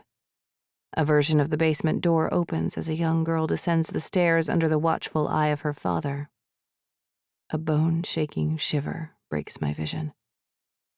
My mother is gone, her shoes shuffling in the living room. I don't know when she left. I inhale a breath before eating the rest of my sandwich. A sound against the window makes me jump. I whirl around. Droplets of rain pepper the glass. When did it start raining? I have no plans to sleep tonight, but I hope for a cool breeze brought on by the storm to ease into the possibility of a nightmare-filled slumber before our trek home. Thunder rolls in the distance. Seconds later, the backyard lights up with a thin electric arm reaching across the sky toward the woods. My gaze catches on the shed. A paralyzing ache lands on my chest. An extra shadow appears next to it. I don't know why, but I can't stop staring as I count down to the next hint of thunder. It rumbles again, and quicker than before, the lightning comes. The dark form is closer this time. I sprint from my spot and head for the back door. I can't think about how stupid it is that I'm going to see who is wandering in our yard during a storm right after an abduction in town. I need to know that it's not real. The screen door slaps against the side of the house, but I catch it on its trajectory back to me. Blackness swathes the yard, and rain sprays across my face and bare arms. The cooler air allows me to breathe easier, yet I can't take a full one. I scan the yard for the intruder. 2 more strikes of lightning illuminate the sky. The figure is gone. The moment the last one hits, a hand falls on my shoulder.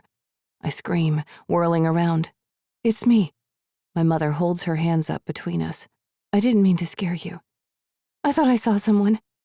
The words tumble out of my mouth as I race into the kitchen, closing the door behind us. I twist the lock and push past my mother to the front door. She follows behind, and her closeness eases the tightness in my chest. Jenny, I know this has been a stressful trip. I lock the front door and peer out the thin window beside it. A double reflection stares back at me of a scared woman who might be as twisted as her aunt. There's no one there. She's probably right. If I've learned anything, I can't trust what I see when I'm stressed with visions. A text lights up my mother's phone screen. She reads it. Oh, thank goodness. What is it? She turns the phone, revealing a text chain between her and Davina. We have a suspect in custody. I deflate against the door. My mother's closeness wraps me in a warm embrace, one which brings me back to a time when I was small and untainted by this family's horrific past. Another vision must have sneaked up on me, playing into my fears of the situation in Orhaven. I release a breath into her hair and inhale the fresh scent of her shampoo. Having her so close to me grounds me. I tighten my arms around her. I recall her offer from before. I think I would like to take a pill. She squeezes me. That's a good idea. I slam awake. As I sit up, my hand presses against my chest as if a weight shoved the breath from my lungs. The window calls to me as a whistling breeze snakes through the screen. Tiny bumps form on my skin, even though it's anything but cold in the room. The glow from the moon lays a white stripe across the floor, leading to my bed. I check my phone. It's 9 at night. One pill has never knocked me out that hard before. But I haven't been sleeping much. The stress from the last few days must have caught up with me. Dampness clings to my armpits and chest. I billow my shirt, allowing air to flow through. Across the room, the window calls to me again. I imagine the dark form from before now standing in the moonlight. I count backward from 5, easing my runaway thoughts. The police caught the person who took Ren. They have restored Orhaven to the boring, sleepy town it was before we arrived. But I get up to prove to my mind that nothing is out there. The lawn stretches toward the woods, unblemished by intruders or any form of nightmare. I settle on the bed, and it squeaks under my weight. My phone sits undisturbed on the side table next to a stack of my clothes. I want to leave this place as soon as possible. Thirst clings to my throat, yet I can't force myself up again to get water. The leftover bottles are downstairs with the rest of our bags. Going down there will only wake me further, and no doubt a vision will take advantage of that distraction. After that, there's no chance I'll sleep tonight. I reach for my phone to check the time. My texts to Abby are still unanswered. From now on, I promise to keep her away from the sins of my family. My chest aches as I turn that final lock, vowing to keep the darkest parts of myself away from the one person who has never judged me. The longevity of my plan cracks under the weight of my future. I wanted to come here and realize that I could have a normal life with a partner and maybe children. My life stretches before me, a tightrope headed into the unknown. The longer I picture it, the more I mourn for the life that I pushed so hard for over this visit. Bringing a child into the world is my farthest desire. I can't pass my mind onto another person. Offering this curse will only cause more heartache for them. I shake away the thoughts and focus on the present. I pull up the keyboard when another message comes through. It's from Scott. You awake? Yeah. Ren's reappearance must have been a stressful time for his family. I appreciate him reaching out to me, and I long to comfort him. How was your mother? We're okay. It was a lot. An understatement, but he's been so patient with me. Is she sleeping? The question stops me. I don't have time to respond before another one comes. Have you checked on her lately? She's sleeping. You didn't look. A breath seizes in my throat. I count down from 5 and pinch my arm to make sure I'm in the present. I reread the text. The words are sharper than before. I stand from the bed, dropping my phone against the quilt. The creaks in the floor scream at me as I walk into my mother's room. The door is open when she's had it closed all week. I slow, not wanting to startle her awake. The quilt from her bed lies in a crumpled heap on the floor. The empty mattress stares back at me. I blink to make sure I'm not imagining it. Mom? I call out and wander into the hallway. The bathroom is empty and so are the other rooms. I bolt down the stairs. She's not on the couch, not in the kitchen. My already quick steps pound down to the basement. There's no longer any fear of the place where Valerie's imaginings took over her life. My mother is not there. Her name spills from my lips again. At first it's a normal call for her, but as I run upstairs and fling open all the doors just to make sure, I no longer care who can hear me. I scream for her. Blood rushes through my body, slamming my heart against my chest. My heavy breathing fills my ears, muting my screams. I stand in the hallway before running into her room again. I fling open the closet, not sure what I'm looking for. The space mocks me. Her phone is on the side table with her purse sagging on the floor next to it. The shelter appears at the front of my mind. That figure I spotted in the storm wasn't my imagination.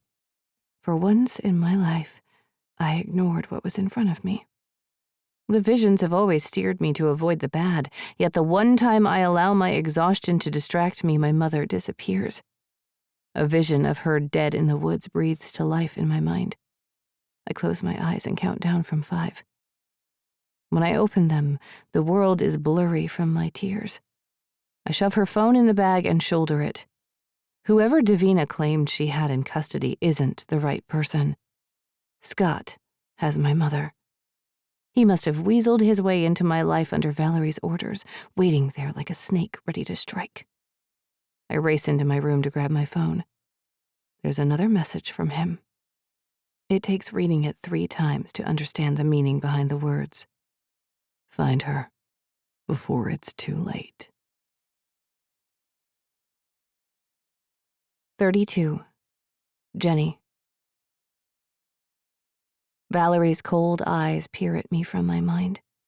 Somehow she manipulated Scott to do her bidding outside of the prison. Now, my mother is in danger and I have no idea what to do. Rage echoes through my hollow body, curling my hands into fists. My heart thunders in my ears. Throughout the years, my mother wasn't Valerie's only target. She threatened my life to get us back to Orhaven. But my refusal to go along with becoming her murdering partner pushed her.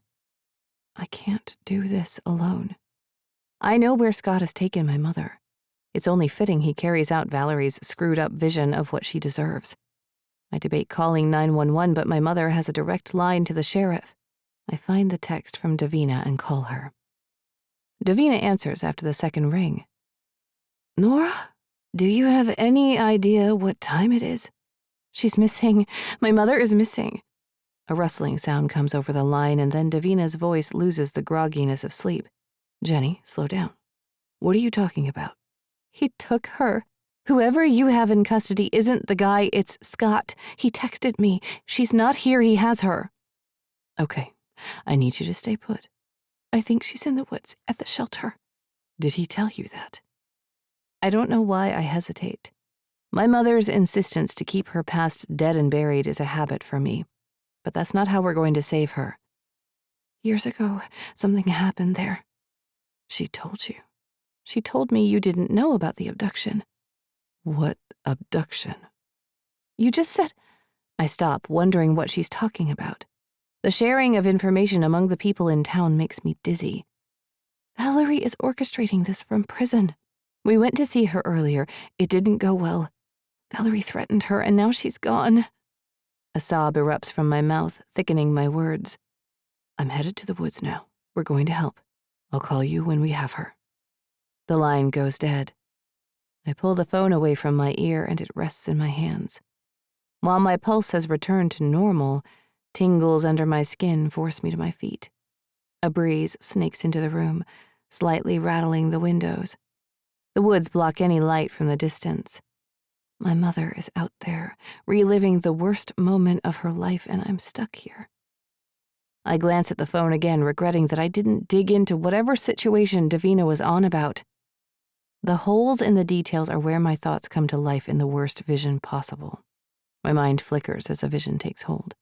Scott stands outside the shelter in the woods, staring at the door while my mother's muffled screams attempt to call for help. I watch him tilt his head back and laugh. His hand reveals a knife, preparing to finish what Valerie started all those years ago. I propel myself from the bed, desperate to think about anything but my mother dying alone in the woods. 5 minutes later, he texts again. You shouldn't have called the police. Those words pierce through me. How did he know? I didn't. Calling his bluff doesn't work. This is all because of you. Ren was supposed to die. Now your mother will take her place. I'll do anything. Come get her. You know where to look. With trembling hands, I call Davina. It goes straight to voicemail. She may already be on the way. I text her instead. He's texting me. What do I do? I wait several seconds before texting her again. He's going to kill her. I wait 10 agonizing minutes before deciding. Staying in the house won't save my mother. Scott's already angry that I called the police, but I have Valerie on my side. If he's following her footsteps, then I can plead with him. The visions overtake my mind as I start the car, and I don't bother counting them down. They ramp up my pulse and somehow comfort me as I speed down the long path toward the main road. With the visions firmly in place, I'm not lonely in this journey. They take the edge off the utter panic throbbing through my veins. Knowing every possibility will only help me when I finally confront Scott. I'm unsure what I'll do when I find them, but I know enough about Valerie and her twisted love for me that he might not hurt me. He resisted during long rides and spending time with me at the house. Maybe I can play into that side of him. Heat pools behind my eyes, and I struggle to focus on the road. I try to calculate when Scott could have taken her. Each second is crucial. If he leaves her in the shelter, I will find her and get her out. But if he has another plan, then I might already be too late. My vision turns fuzzy, revealing the truth of my mind. She's on the ground. Her body lies still on the forest floor, staring at me with unblinking eyes. Blood pools on the leaves around her, coming from an indeterminate wound. My mind doesn't care for the details of the how, only the aftermath. I press harder on the gas pedal. If there are police out here, then they can follow me to the scene of a potential crime. I check the rear view mirror more often than necessary, waiting for a set of red and blue lights to blot out the void. A familiar ringtone sings from my mother's bag, and I reach inside to grab the phone. Ren's name appears on the screen. I pick up. Ren, it's Jenny. Where is Nora? The tears that have threatened me since realizing my mother was gone overflow from my eyes. The road blurs and I balance my elbow on the wheel as I clear them. She's missing. I know where he took her. The woods. I'm on my way now. I already called Davina. You can't go there. That's what he wants. I have to. This is bigger than you, Jenny. Davina is already handling it. Come to the hospital. I'll tell you everything. No. The need to save my mother overpowers my want for information. Besides, I already know what Valerie wants with my mother. She's going to prove her strength even from prison. Nora wouldn't want you to go. The entrance to the woods where we found Ren appears. Even if I didn't recall where we were going, 3 cars parked haphazardly on the side of the road beckon me. I have to go. I hang up before she says another word. Scott's truck is the closest to the woods. I don't recognize the sedan or the boat of a car parked behind it. Davina and another officer? I can only hope. I turn both phones to silent and shove them in my pocket. My eyes drag over the seats, searching for a weapon. Nothing. My mother's phone buzzes from my pocket, but I ignore it. I can't listen to Ren right now. The reality of my situation won't help keep my mind clear. I get out of the car and head over to Scott's truck. The bed holds his tool bag, and the only choices I have for worthy weapons are a screwdriver and a hammer. I grab both. The hammer is much heavier than I expect, but I adjust my grip as I move toward the trees. My footfalls are like gunshots in the night. My eyes adjust to the darkness, but I stumble over exposed roots and other forest debris. I try to stay upright, but the longer I walk, the more my confidence wavers. Scott is much bigger than me. The hammer that slips through my damp fingers is a well-used tool for him. The moment he takes it, I'm going to be in as much trouble as my mother. The only hope I have is that Davina has him in custody already. My trek into the woods shows my dedication to my family, but I don't have the confidence or strength to go against someone like Scott. A twig snaps from my right, too far for me to have caused the movement. I stop, pressing my lips together so as not to reveal my location. Whatever made the sound doesn't make another one right away. It's just an animal. An innocent animal. I repeat the mantra in my mind. I step forward, pressing my heel into the ground before rolling to my toes. The purposeful walk barely makes any sound as I continue down the path. Up ahead, a flash of light appears. My entire body jolts before I pick up my pace. She's there, alive and well. I picture Davina handcuffing Scott's hands behind his back. Even better, his face is against the ground as Davina checks to make sure my mother is unharmed. I allow the vision to wrap around me like one of my mother's hugs. We're going to be fine. We're going home today, and we will never look back at this place. It's the first positive affirmation I've come up with in a while, but it's weaker than the morbid ones. I don't get the release of tension I do when I sink into the darker areas of my mind. The light ahead blinks out before a steadier light source appears. A fire. It's small, but it's enough to lead me toward her. As I get closer, I make out 3 forms. To anyone who might stumble upon the scene, there doesn't seem to be an immediate danger. 3 people at a bonfire seems innocent enough, but it doesn't explain that 3rd car on the side of the road. If Scott took my mother in one and Davina is the other, then where is the driver of the last car? My skin prickles as another set of footfalls approaches from behind me. I grip the hammer and whirl around. I wish for a pair of feral animal eyes to look up at me. Instead, I face Scott's chest. My body tenses, but I raise the hammer and swipe at him. He jumps back as I complete the motion. The hammer is too heavy to bring around again quickly enough. His hand jerks to the side and he grabs the handle. He pulls it from my weak grip and tosses it to the ground. I open my mouth to scream. I'm close enough to the others that they will hear me. Scott's hand covers my mouth before he pulls me to the ground. My knees slam into the forest floor as I writhe under him. I try to bite his fingers to loosen his grip, but he's like a vice around every important part of my escape. Saliva floods my mouth, and his leathery hands press harder against my lips. He suffocates my screams as his lips touch my ear. Be quiet. You'll give away our position, he says. I twist in his grip, desperate for the fresh forest taste in my mouth and not his hand. Please stop. My voice is muffled, but I speak anyway. Why did you take my mother? His body stiffens. I didn't. Your text. He has my phone. Who? Mike. Mike? I'll let you go if you promise not to scream. I don't know what he's going to do if he knows we're here. I grind my teeth together and stare at the scene in front of us. I'm still too far away to understand what's happening near the fire, but if Scott is here and Mike is there with Davina and my mother, is Scott the threat? They could be a father and son team of psychopaths. He's willing to let me go. I have to work with that.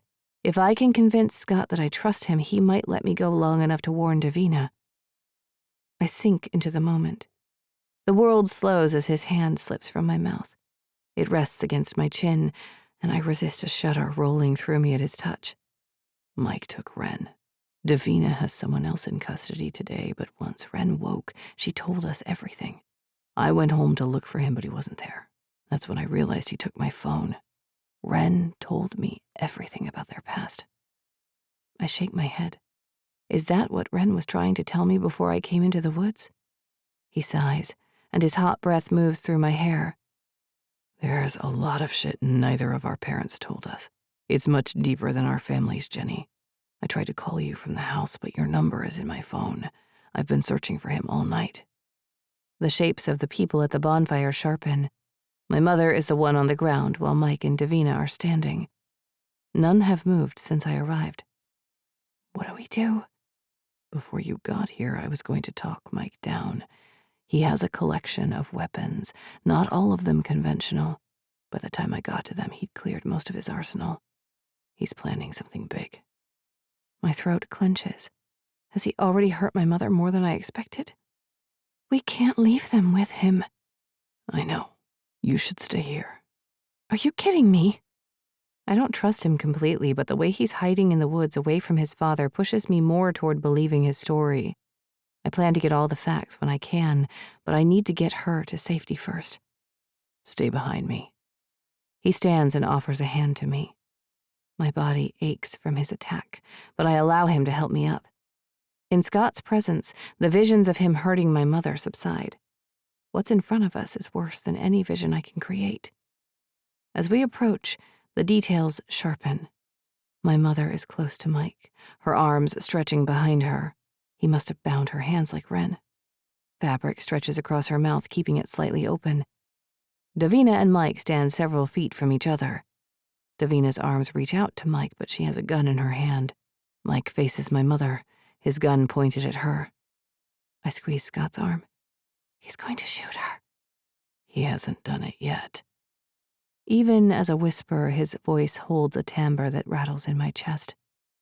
Davina's voice is smooth and calm for the situation she's in. Put the gun down, Michael. Not until she comes. She's not coming. I glance behind me. Who else did he invite to this twisted party? My mouth dries as my hand brushes against my pocket. I lift my phone.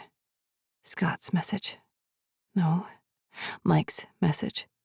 He's been watching us since the moment we arrived in town, waiting for the right moment. I rest a hand on Scott's shoulder, and he stops moving. He's looking for me.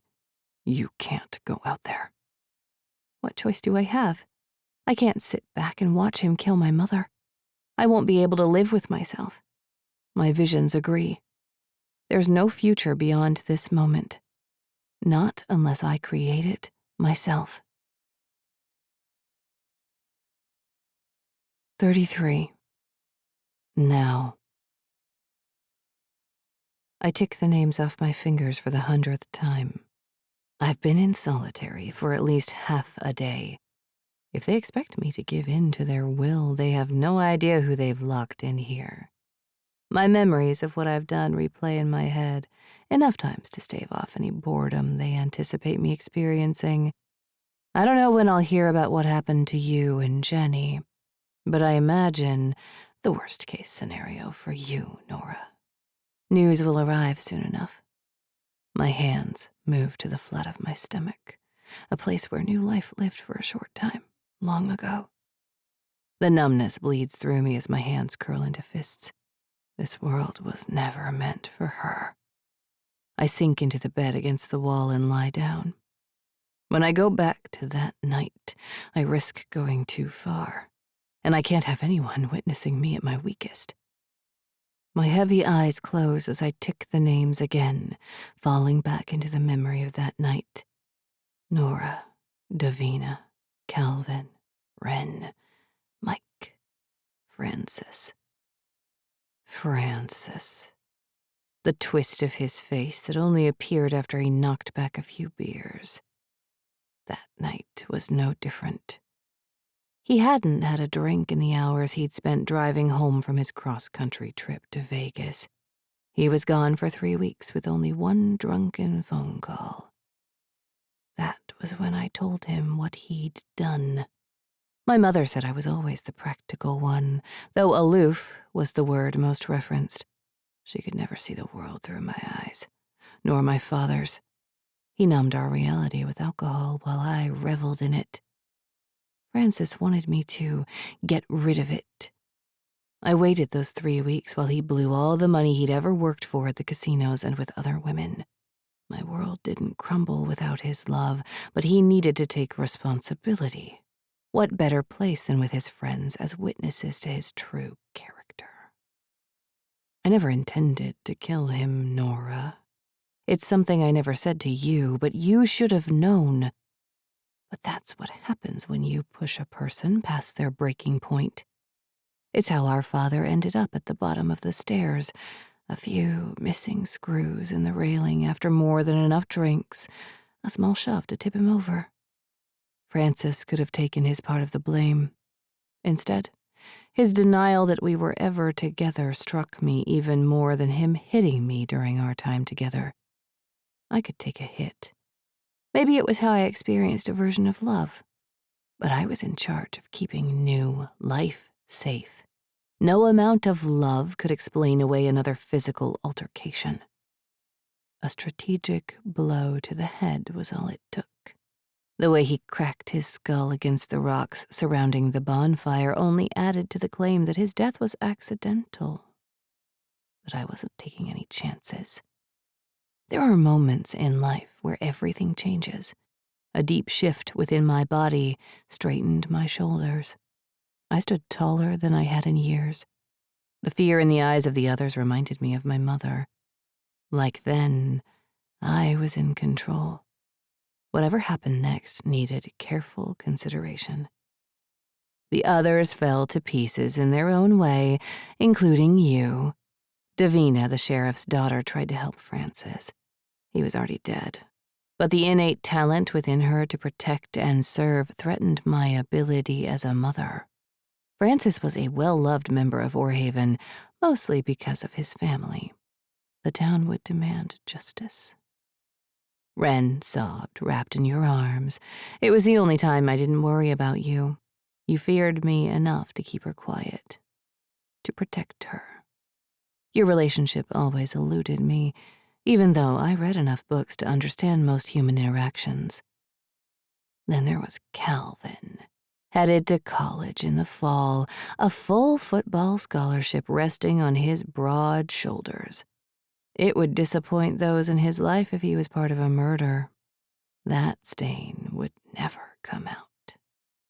Mike stood on the fringes of the group, a quiet version of Wren. His eyes were wide and unmoving from his brother's dead body. I stepped over Francis's legs, bumping Davina. There's no use. You killed him, Wren sobbed from the ground. Your arms tightened around your friend. You knew my ability to kill. Our father's death might have seemed like a nightmare of an accident, but you knew who you lived with. You saw him attack me.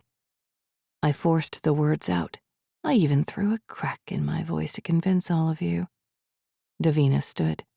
The fire illuminated the doubt in her eyes. He pushed you away. I'm pregnant. He knew that. He's an abusive man, and I fought back. Davina glanced at Mike. Calvin fell to the ground, gagging before a spray of beer came up. When he finished, he coughed a few times, breathing hard. This isn't happening. I lean into his fear. You were a part of this. You didn't stop him. All of you did this. Davina dug her hands into her hips. We did nothing. You want to be an accessory? There was no force in this world strong enough to put me in prison while my child was on the outside.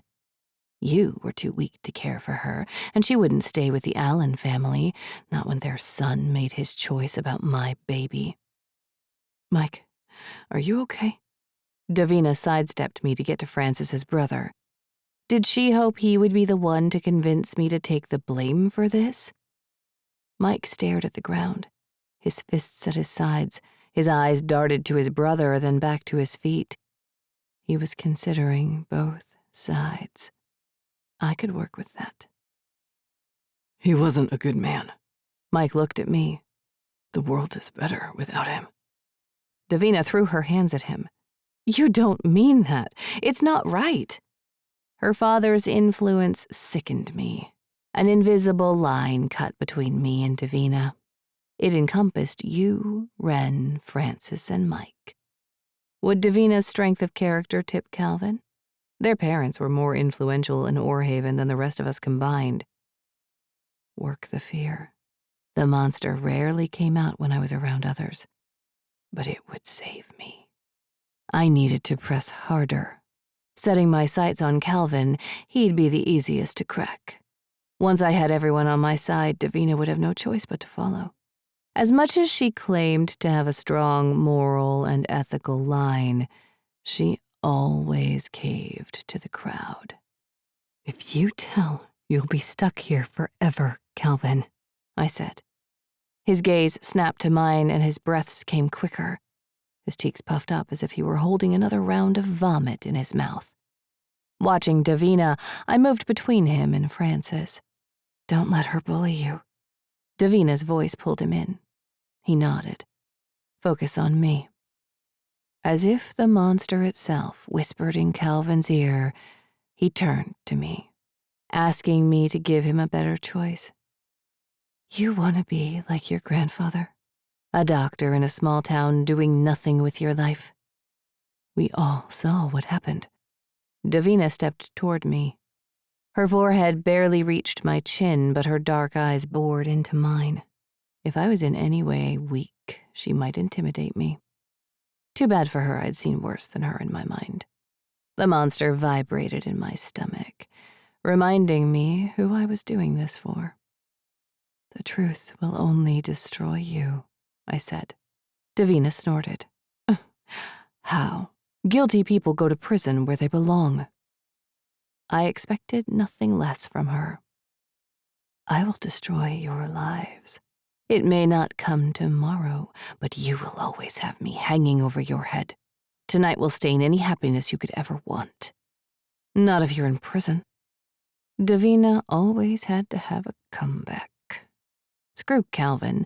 I needed to put this woman down before she destroyed my life even more than Francis already had. I'm sure your daddy doesn't want to know about your after-school activities. Davina blinked, harder than normal. I dug into that insecurity.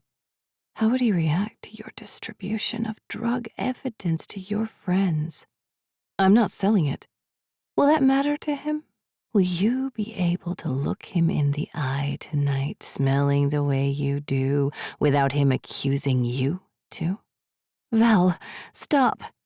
Your voice cut through the thick space between me and Davina. A glimpse of my future loomed before me. Keeping the secret of Francis's death wouldn't be easy, but revealing their truths would hold them accountable to their eventual agreement of what I needed them to do. You and Wren have been closer than best friends. I doubt Wren's parents will be happy to hear what really happens during your sleepovers. Wren's jaw dropped, and she skittered away from you. Your face fell. The same surprise that stretched across your face after our father fell down the stairs. I didn't do this to hurt you, but I couldn't risk her telling or you leaving. Francis isn't worth all of this. Mike knelt beside his brother. He disappeared once. He can do it again. He hated this place. No one will miss him. You're talking about covering up a murder. Davina's harsh tone softened, more resigned. She was almost there. Mike dropped his sweatshirt to the ground. Francis's unseeing eyes peered at the sky with a version of awe. His soul was gone, but his trouble remained. Like Father's death, I needed to clean up my mess. Mike's hands reached toward the flames, illuminating the hand-shaped bruises circling his forearms. Francis was never meant to be a father. This was an accident, right? Calvin cleared his throat. The sound made my stomach roll. I could handle death, but not him throwing up again. Morning sickness was the only downfall of the impending expansion of my family. Showing weakness wouldn't get me what I wanted. Davina inspected Mike's arms. You never told us. Do you think he would have let me? His eyes lifted to mine. Are we all in? What do we say if someone asks about him? Calvin sniffed and spat at the ground. I swallowed hard. We never saw him tonight. It will be easier than keeping stories straight. We get rid of the body. How? Wren's whine grated at my nerves. Calvin coughed again. I'm not touching him. You're the strongest of all of us. Mike took the words from my head. He would have been handy to have around at the time of Father's death. You were too young to help, and our mother was useless. Without help, it took a full day to get him to his last resting place. I glanced at the underground shelter. The irony didn't deter me from forming a plan. We need to get him over there. Everyone except Mike looked at the darkness. There's a shelter. It's hidden, and no one will ever find him. Mike chucked Calvin in the arm. The massive football player let out a grunt and shook his head. No way, man. We're in this together, or we're not. Davina's shift in tone surprised me. With her acceptance of the plan, I expected little resistance from the rest. Calvin, you take the legs. Mike positioned himself at Francis's head. He tucked his arms under his brother and lifted. His teeth dug into his bottom lip, and even though the scent of blood from Francis was enough to satiate the monster within me, I yearned for a drop of Mike's too. Both guys shuffled toward the shelter with me at the helm. Davina crouched by Wren and you, whispering soothing words. You didn't take your eyes off me. You must have seen the correlation between this situation and the one we faced years ago. Even though you didn't come here with me, you were too young, but that didn't stop you from questioning his location after I returned home, covered in blood and dirt. It was much easier to claim he had left our dead-end town and his disappointment in his daughters than explaining the truth about falling down the stairs. As much as we didn't need our mother, suspicions would have turned on her. Becoming orphans with the potential of having to move from our home wasn't part of my life plan. Like the others at the bonfire, all it took was a little coaxing to target the intended future. When we reached the shelter, Calvin dropped Francis on the ground. I did my job. I can't be a part of this anymore. I'm going to have nightmares the rest of my fucking life. Mike opened his mouth, but I put my hand up. It's not big enough for all of us. I'll take him the rest of the way. Rest of the way? Davina's appearance surprised me. She was sneakier than I thought. There's a crawl space in there. Shadows covered her expression.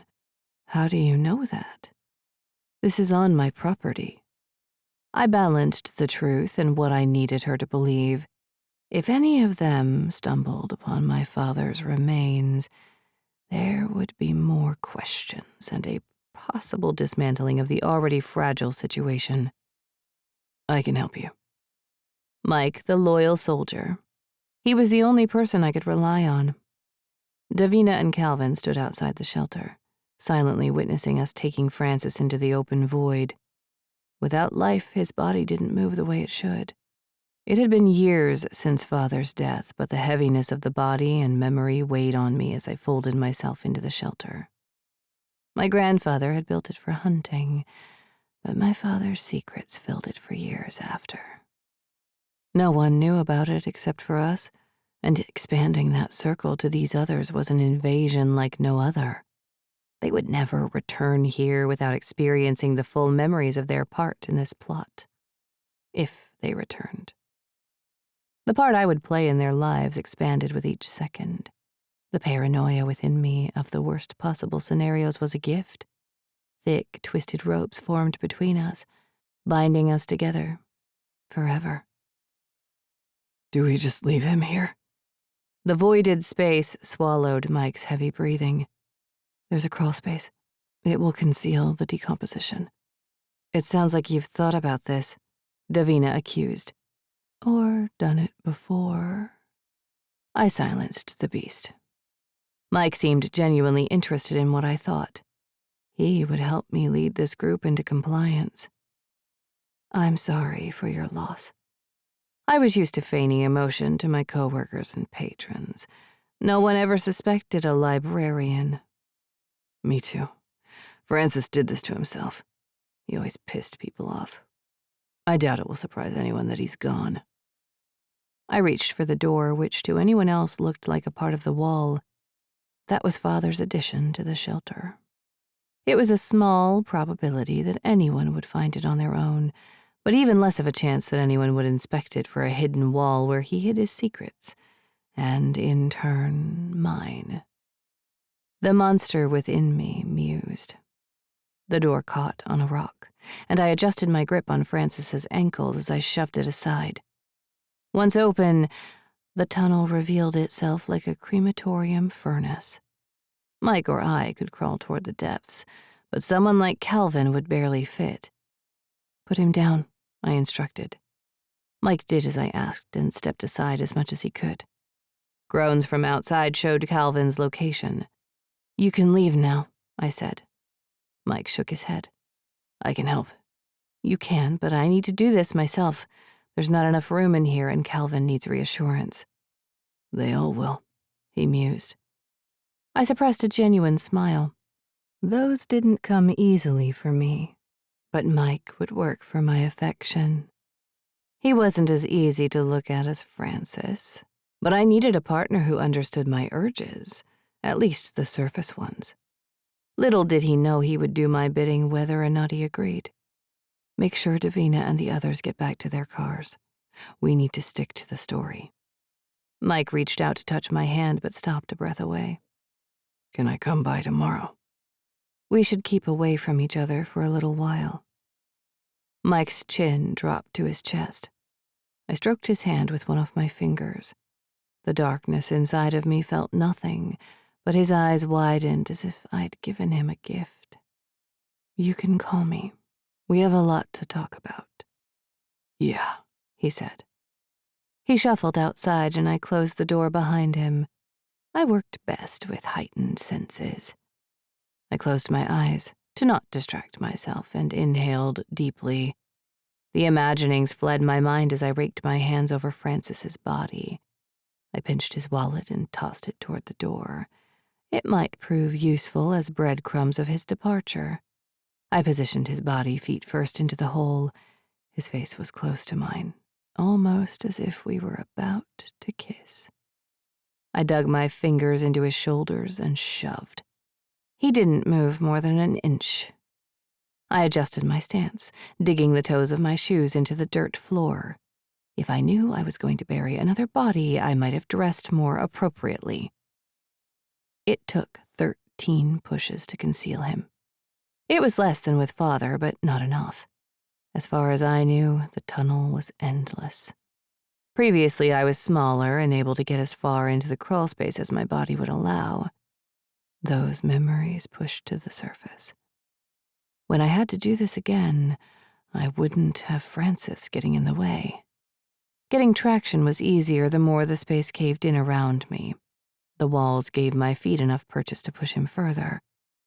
It wasn't until I pushed 3 times with resistance that I went far enough. I ignored the hearty scent of decay in my rolling stomach as I scooted out of there. I went far enough that there were at least a dozen body lengths between the door and Francis. No one would ever find him here. Once I entered the exposed space of the shelter, I opened my eyes. The moonlight was like a flashlight, and I immediately closed them. When I opened them again, the light had shifted. Not the moonlight. You. What are you doing here? You moved the beam across the forest floor in front of you. This is where you put him. I raised an eyebrow at you. Out of everyone involved, I didn't expect you to be the one to worry about. I never knew, you said. Will you tell? I asked with warning in my voice. You shook your head. You already took care of that. Don't be so dramatic. I scrubbed the dirt off my knees and stepped out from the shelter. The scent of smoke and wood permeated the air. I inhaled deeply, replacing the scent of death with fresh forest. You killed someone. Again. I'm the dramatic one? I couldn't help the laugh bubbling up from deep within. Relief that I got away with it again, coupled with a question from my naive sister. A sharp pain accompanied the laugh, almost as if it broke me to show amusement at her level. It radiated from my pelvis and rippled across my middle. It swiftly encored, harder this time, doubling me over. Val? I threw a hand your way while the other pressed against my middle. Something was wrong. Val, what's happening? Are you okay? I already knew, but I needed proof. I shoved my hand down my pants and found sticky warmth between my legs. You moaned louder with each second as I brought my hand to my face. The blood I shared with her rested between my fingers. Your screaming sliced through the air. I whirled around at you. Your mouth was closed, yet the sound still sang in the air. I brought my other hand to my mouth, understanding that the sound radiated from me and not you. My knees crashed against the sticks and leaves. I waited for the pain to shift to another part of my body, but it bloomed like a spider stretching out its legs. It pierced through my child, and I screamed until I no longer had a voice. 34. Jenny. Before Scott can stop me, I speak loud enough to give away my position, knowing I can't go back. I'm here. Now let my mother go. Mike doesn't take his eyes off Davina, but a slow smile crosses his lips. Welcome, Jenny. What are you doing, Dad? Scott stays put. Mike shifts from foot to foot, but his aim is steady. Come closer, so I can see you. Wait, Scott hisses. I follow his gaze to the glint of firelight off the traps in the ground. The unconventional weapons that Scott mentioned. He's booby-trapped the area. My mother tries to speak around the gag in her mouth, but all that comes out are incoherent words. Her eyes widen as she shakes her head. Strands of hair cut across her face. Scott, Jenny, you stay there, Davina says. Listen to her. Scott is the voice on my shoulder, urging me to do the right thing. A trained police officer is handling the situation. But I've seen multiple scenarios of how this will end without my involvement. My visions give me enough of a warning of what might happen if Mike does what he pleases. I have no idea how he arrived at this situation, but I won't let him threaten my family. I step away from the fringe of the woods into the clearing. Jenny, no, Scott hisses. I have to help her. The fire crackles and pops, and I watch a bullet strike my mother every time. My mind finds it hard to separate that natural reaction of the bonfire with the possibility of Mike shooting her. I'm here. Put the gun down. Not till she does. Mike lifts the gun toward Davina. Davina adjusts her grip on the gun. Like hell I will. You know what happens to people who threaten our truce? Mike steps closer to my mother, positioning the gun at her head. No! I rush forward. That's far enough. Mike booms and I freeze. Tears soak the gag as my mother pleads with Mike. Her words are muffled, but the meaning clear.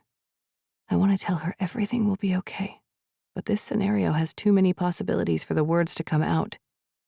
Scott steps forward, keeping behind me but circling the group. Mike glances at his son. I knew you couldn't stay away. What did Nora do to you? Scott asks. I know you like them, son, but my alliance is elsewhere. My mother grunts. The intonation of curse words is directed at Mike. Let the children go, Michael. Davina steps closer to him. This is between us. I have to continue what she can't. The flatness of Mike's tone reminds me of my aunt. There's no humanity there. I've seen what that does to a person, and it doesn't give me confidence that my visions won't come true in his presence. Ren kept the truce, Davina says, glancing at my mother. Mike clicks his tongue. Don't be naive. They were going to work together against us. With Valerie in prison, they thought they had a chance. Davina's gaze narrows at my mother. That is why you two met up? My mother nods. A mix of tears and saliva coats the edges of the fabric. Scott's gaze falls to me. The weight of it tingles against my skin. Valerie's legacy will continue through you. Mike grins at me like a proud father, a psychopathic one. My mother grunts and kicks her legs back. Her feet connect with his knees.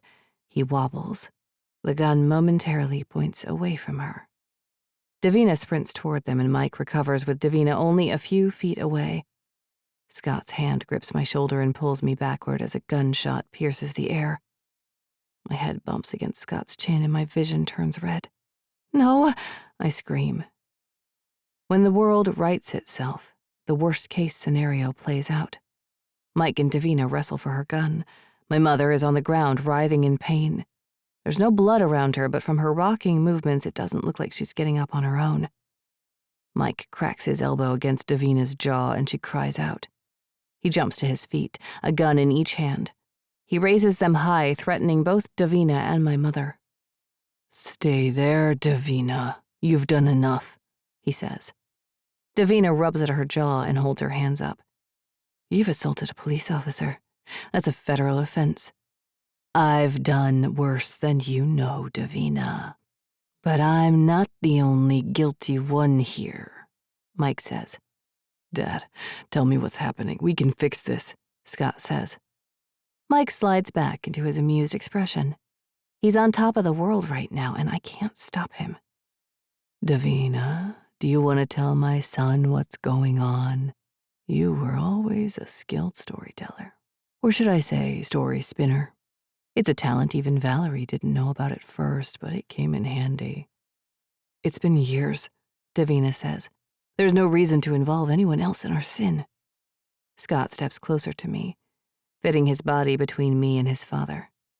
Mike adjusts his fingers around the gun, and Davina's gaze clocks each movement, and so do I. This place holds a special memory for all of us. It's where we solidified a bond that won't break until we're all dead. The tingling of want erupts within me. That urge to know more floods through into my words. What do I have to do? At least if I can keep him talking, he's not shooting anyone. Mike kicks Davina's gun in my direction. It stumbles over itself, and I back away from it, unsure if it will go off. Pick it up, Jenny. I don't plan on leaving this place until Valerie's work is done. I stare at the gun as visions flood me. They force my eyes closed. You touch that, son, and you will regret it. Mike's voice booms in my head. I open my eyes. Scott's hands ball into fists before they open in front of him. Mike looks at me, his eyes reflecting the hot flames from the fire. You have to want this, Jenny. Want what? I shift forward. To embrace yourself like Valerie.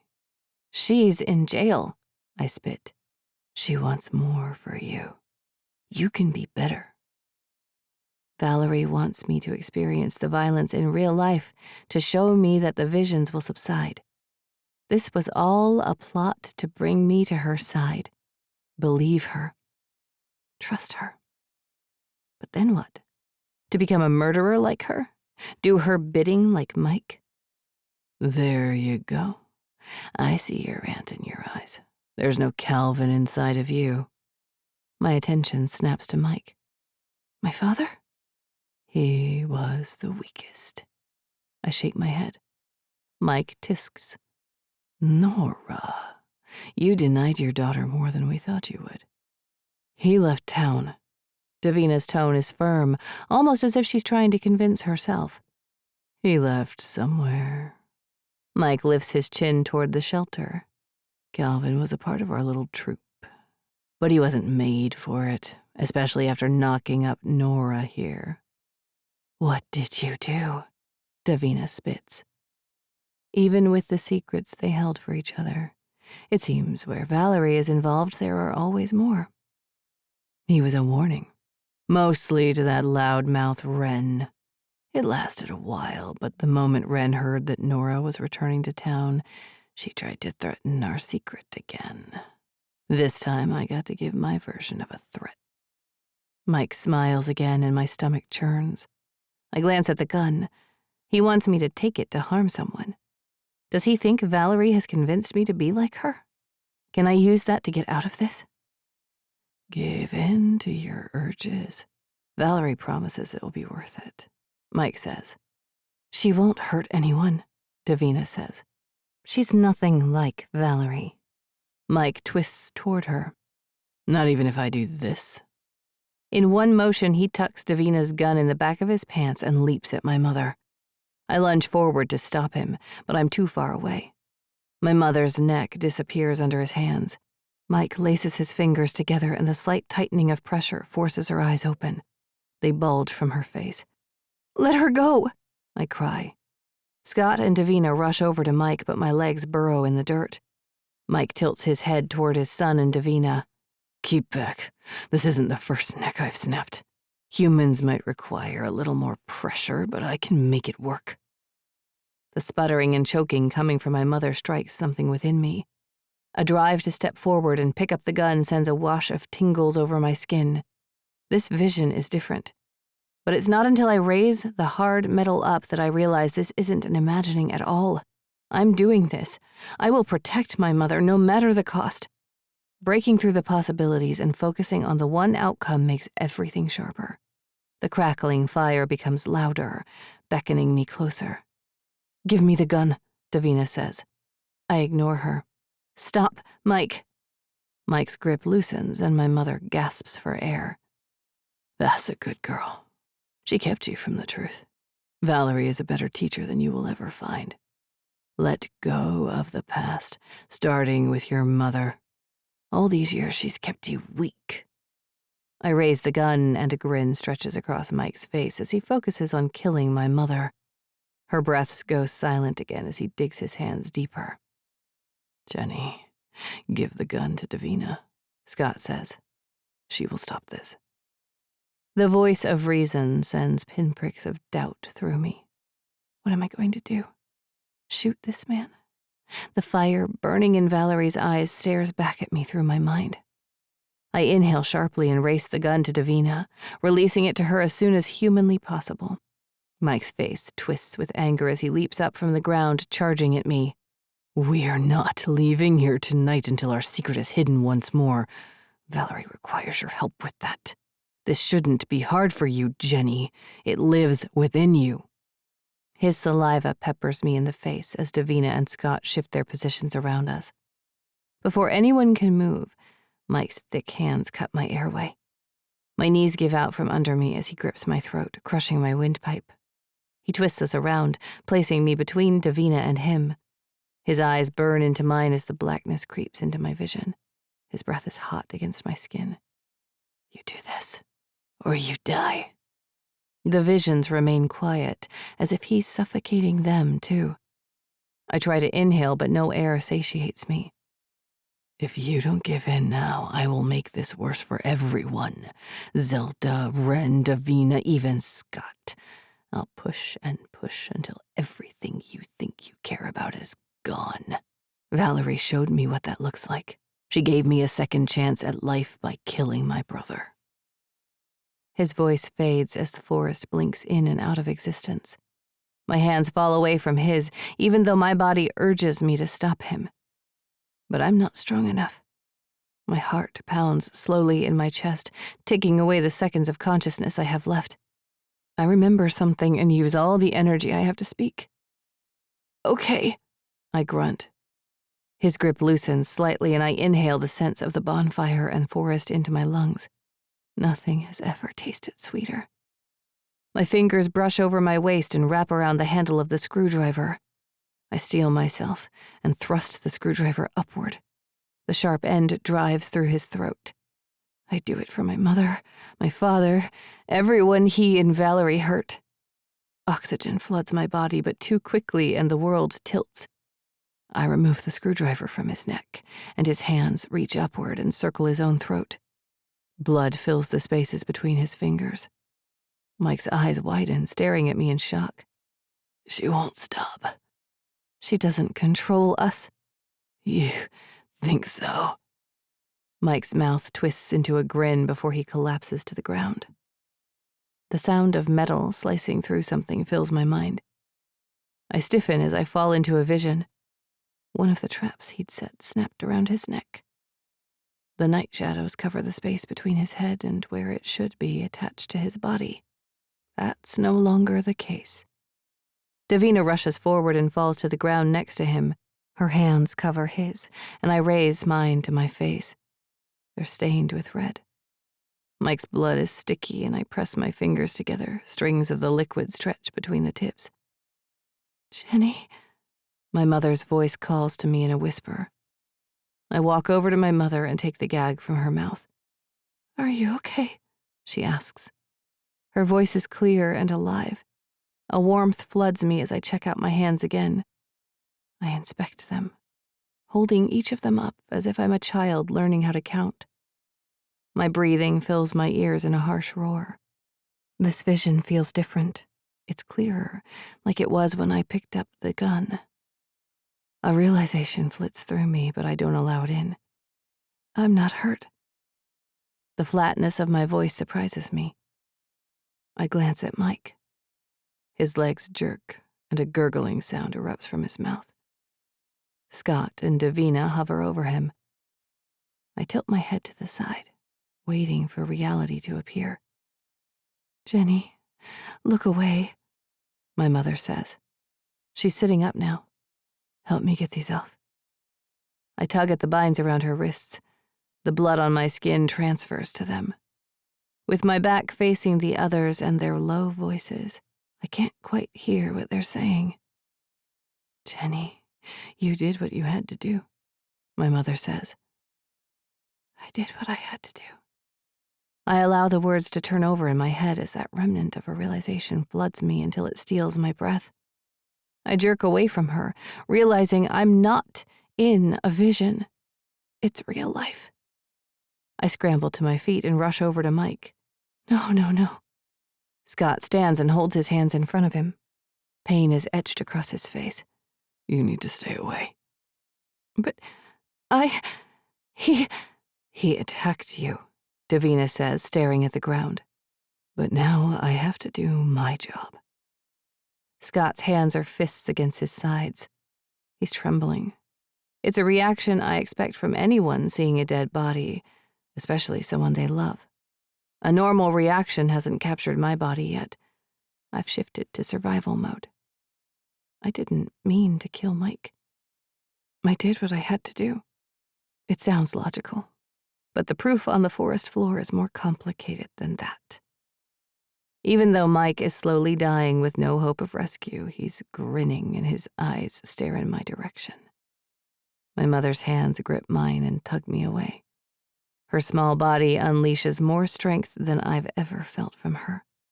Her hands cup my cheeks and her nose brushes mine in the same way she did when I was a child. We're safe. My entire body trembles. I killed him. I'm like her. No, you're not, she says. I turn my head, but she holds my face steady so I can't see Mike. You don't need any more fodder for your mind. What's done is done. You've saved us. My stomach rolls and I bend over and heave the contents of my stomach and a chunk of my soul. I'm no longer the woman who came here desperate for the truth. I've changed into a person I don't recognize, and I'm not sure I ever will. 35. Jenny. I'm a murderer like my aunt. The normal life I strived for will never come. For once, I beg for the visions to come to me, for them to shield me in an even darker scenario with the hope of easing this one, even for a minute. But they don't console me. They remain hidden, just like Valerie said they would. Scott returns to Davina's side, even with her insistence that he leaves the scene. We all know what happened here, and no one will implicate him. But what does that mean for my future? Will I end up with Valerie in prison?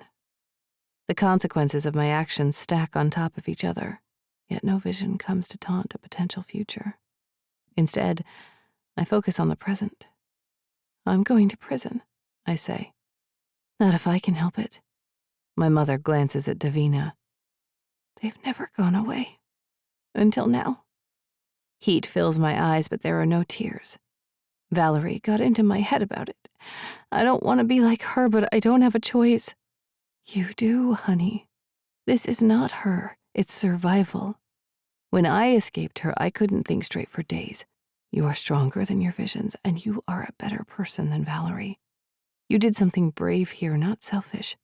She's done terrible things for herself. We will get through this together, no matter what the cost. I allow myself to fall into her embrace as voices fill the woods. Flashlight beams sweep through the trees, and she doesn't stop me when I turn around to face them. Davina stands and walks over. There's no rush for her when I've taken out the suspect, but with her gone, Mike's eyes stare blankly back at me. Scott hunches over him, retrieving his phone from Mike's pocket. He scrolls over the screen, probably looking for any hint of what happened tonight and what caused his father to turn into someone he didn't recognize. I know enough about Valerie that people like her and Mike embrace who they are, but can easily hide it from the world. I can't take my eyes off Mike, and the quirk of his lips plasters a permanent smile on his face. I should care. I want to show some remorse for my actions, but a numbness creeps through me, heavy like a comfortable, warm blanket. Eventually, I move, prompted by my mother leading me away from the scene. I understand the absence of visions. It happened at the prison, but Valerie attacked the officer, not me. The effects faded eventually. This time, it's as if I've had a lobotomy. The void within my mind offers quiet comfort with an accompanying numbness. Even though my mother has been through hell tonight, she insists on driving to the house. No police station, she presses her friend. Davina agrees, as if the roles of their relationship have changed. But they have to protect the truth of what happened. Revealing the full story implicates what they witnessed all those years ago. The discovery of their past was one revelation of the night. My murderous tendencies, another. Valerie was right about how to get rid of the visions, but it's the only part of our conversation I wish was a lie. I don't feel close to her anymore. I feel nothing. When we get back to the house, my mother leads me upstairs to the bathroom. She strips me like I'm a toddler before helping me into the shower. I understand why as she leaves to take my bloody clothes in a heap to Davina. I remain under the spray of water until it turns to icicles battering my skin. The stillness in my mind mutes all thoughts instead of just the bad ones. I'm firmly in the present, taking each moment for what it is. There's darkness before and after this moment and the next. The air outside the bathroom is sticky, and the water droplets on my skin shrivel and die, but I shiver. I put on shorts and a loose t-shirt. The fabric is soft enough, but still scratches my skin. In the living room, Davina asks me to sit. I spot my clothes in a clear plastic bag by the door. We want to explain what happened all those years ago, Jenny. My mother's voice is soft and calm. I lean into it as I try to feel something for her. They tell me about Francis Allen and how they were a part of covering up his disappearance. Valerie hung it over their heads for years. With the secret creating stronger threads between all of them, my mother and father got together. They were in love. My mother thought she would be with him forever. Then he disappeared. Calvin didn't want to leave me. She killed him. Tears streamed down her face, and I watched them drop into her hands. I don't mourn my father. I can't. I have no emotion, good or bad. The pieces of the story lock together in the way I wanted throughout this entire trip. The full truth is there, and it should satisfy me. Davina tells Ren's story. She connected with my mother to get the truth out there. If they confessed to the crime and brought the entire police force to the shelter, Valerie would never get out of prison. They would finally be safe from her. They never counted on Mike Allen. Before I came to the woods, Mike told them everything. He and Valerie met secretly after Francis had died, where my parents allowed their love to flourish. Valerie groomed Mike to do her bidding, in the same way they believe she was trying to do for me. He was the one to bring Calvin back to the shelter while Valerie completed the job. Davina sighs. He wanted to expose the truth so there was nothing looming over us. Over you, Jenny. Your father did that for you.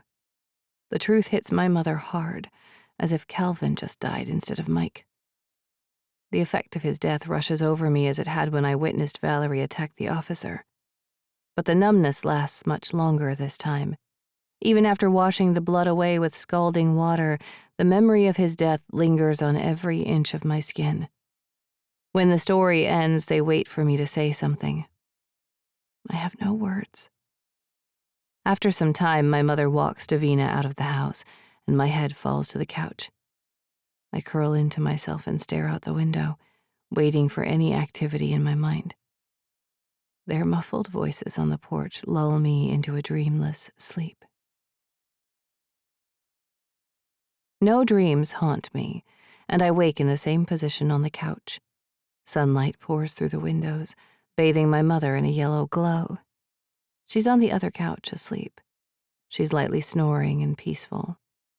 The hollowness remains, and I can either live in it the rest of my life like a zombie, or I can push through it. It takes effort. Throughout our last day in Orhaven, my mother moves around me like I'm a feral creature about to strike at any moment. The house no longer scares me. The ghosts of my family's past live in the woods. Davina, Ren, and Z show up with coffee and pastries from the diner. The scent of the food fills my nose, more than when I went to the diner in person. Z glues herself to her mother's side, only breaking contact when she dives into the food. Davina assures us there will be no charges against me for the murder. It was self-defense, and she's covered up these crimes before. The people of Orhaven seem satisfied to move on with their lives now that I removed a murderer from this place. My mother recruits Z to help me retrieve the rest of our belongings. Neither of us speak right away. Instead, I mourn the loss of my visions. Without them, my other senses flourish. Scent is by far the strongest. Each room has a distinct signature, which burns into my memory. Even when we go to the kitchen, each woman at the table creates their own mark on my memory, and I hold on to that. It's different, but a start. According to Davina, the cases for Calvin and my grandfather will reopen. Once convicted, she predicts Valerie will leave prison in a coffin. I already know there will never be a night where I won't see her piercing blue eyes staring back from my nightmares. They don't stay long. Only until we have the car packed. My mother hands the key to Davina before she leaves. Ren and my mother go inside one more time, and I walk Z to her car. Are you ever coming back? She asks. No. My voice is flat, and I try to put feeling into it. There's nothing here for us except for terrible memories. I get it. She chews on the inside of her cheek. Can we text or something? You're the only person I know who's had their mother kidnapped. Sure. I'm unsure if Ren will help Z process what happened, but if I can help her, I'll try. Though I'm unsure of how I'll be of help to anyone, ever. I don't want to lose touch with you, Jenny. We've been through a lot. I'm unable to reciprocate. I can't make promises when I don't see a future ahead of me. We'll always have this town to bond us, like my mother and those who were unfortunate to witness Francis's death. Z quirks her lips before reaching across the seat to beep the horn. She always takes forever. I squeeze her shoulder. I'll get her. As I round the porch, I spot Ren's back. She's leaning into the house, toward my mother. Her lips are against my mother's cheek. She pulls away slowly.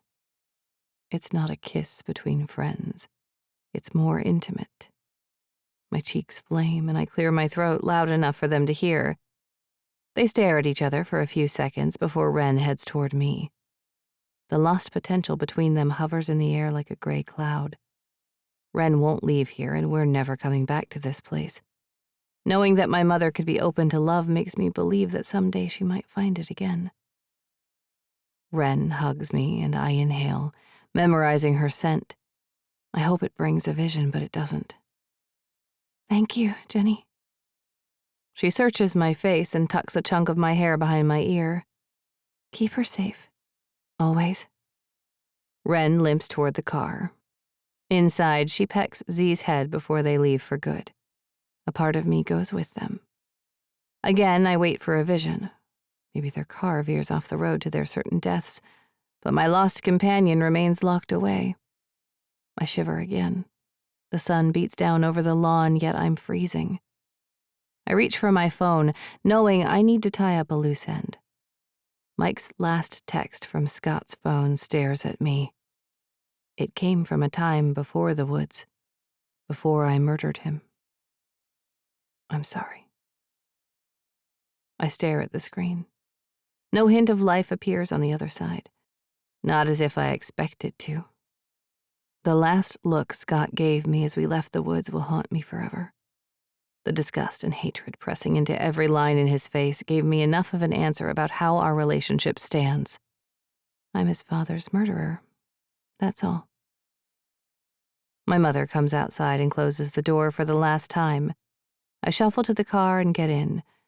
I turn away from the house, desperate to erase it from my mind. She walks toward me, holding a delicate chain between her fingers. I stare at it. I've never seen it before, not even in the jewelry box from the donation pile. After getting in, she turns to me. This was your father's. It's yours. You don't want it? I know the person he was. That memory is more than tangible enough for me. She hands it over and it pools in my palm. The metal is faded, but I curl my fingers around it. That's what was in the garbage disposal. Mike wanted us to find it, as a reminder, I suppose. Valerie took it off Calvin after she catches the word and swallows it. Thank you. She leans over to kiss my forehead. We'll get through this, honey. I turn to the window, taking one last look at the house before she pulls away. As we head out of town, the woods rip past us as my mother straddles the line of the speed limit and a ticket. I doubt a police officer would pull us over, since this place is better off without the Whitford family. We pass the town sign. It stands as if nothing has changed for this place, even though it will never be the same after our visit. I can't say we left it in a better place, but our experiences have changed our lives irrevocably. We don't stop once on our way home. The urge to end our traumatic visit pushes through our exhaustion. When we finally fall through the door of our apartment, we drop our belongings in the living room, and we head into our respective bedrooms. I sleep for over 14 hours, and when I wake, I wander the apartment. My feet shuffle from room to room. Even gaming doesn't haul me out of my funk. I'm able to play as if nothing is wrong. I tell Abby most of what happened while we were there, stripping away Valerie, and in turn, my soul. But she's better off without knowing her friend is now a shell of herself. I slide into pre-Orhaven Jenny, fitting it to me like a mask. Playing games with Abby is the same as always. She gives me the space I need, even though she doesn't have any clue how the trip ended. I'm not sure she ever will. Even going back to work the next week is the usual. I look for situations that might trigger visions, standing too close to the knives in the kitchen or brushing against the heat from the stoves. Nothing. When I'm home, my mother and I talk about her past, more than she ever has before. The near-death experience for the both of us has inspired a sense of mortality. Life is too short. It's her new phrase, and she says it almost as frequently as my visions used to appear. Once she's filled all the gaps of our history, she proposes that I talk to a doctor again. I video chat with Dr. Abel. I sob my way through the first 2 sessions, and we don't even touch what happened in Orhaven yet. I mourn the loss of my visions. I'm not entirely truthful with her. I can't be. I pretend they affect me as they should, with pure horror. I can't admit the void in my life where my mother's past used to be. It's absurd, and the pressure of guilt makes it hard to breathe as I walk home from work almost 2 weeks after leaving Orhaven. It seems I can't ever write it off for good. Even in September, the heat persists, reminding me of the hot, sticky days at the house. I open the door to the apartment, and the scent of tomato soup and sizzling grilled cheese wafts through the small space. The confining size of the apartment comforts me as much as the food. I don't think I'll ever live in a house as large as the one in Orhaven. There are too many corners for traumatic memories to thrive. "You hungry?" my mother calls from the kitchen. "Sure." I pop in there and kiss her on the cheek. She smirks. "Nice hair." I glance at the microwave, the reflective surface showing flyaways springing from my ponytail. I'm going to shower. The moment I step into the bathroom, my phone rings. An unknown number fills the screen. My heart leaps. As much as I try to leave Orhaven behind, I want to hear from Scott. Our shared experience connects us, and I need him to believe that what I did was to protect everyone. I pick it up. "Scott? This is a collect call from Waveney Prison. Do you accept?" My periphery shimmers the way it used to. I have to move toward it. Yes? I push the lock in the knob. Valerie calling me can't be a good thing, but the momentary recurrence of a vision floods me with relief. Mike must have given her my number, and I know for sure that there will always be a part of me connected to her. "Jenny," her voice slithers into my ear.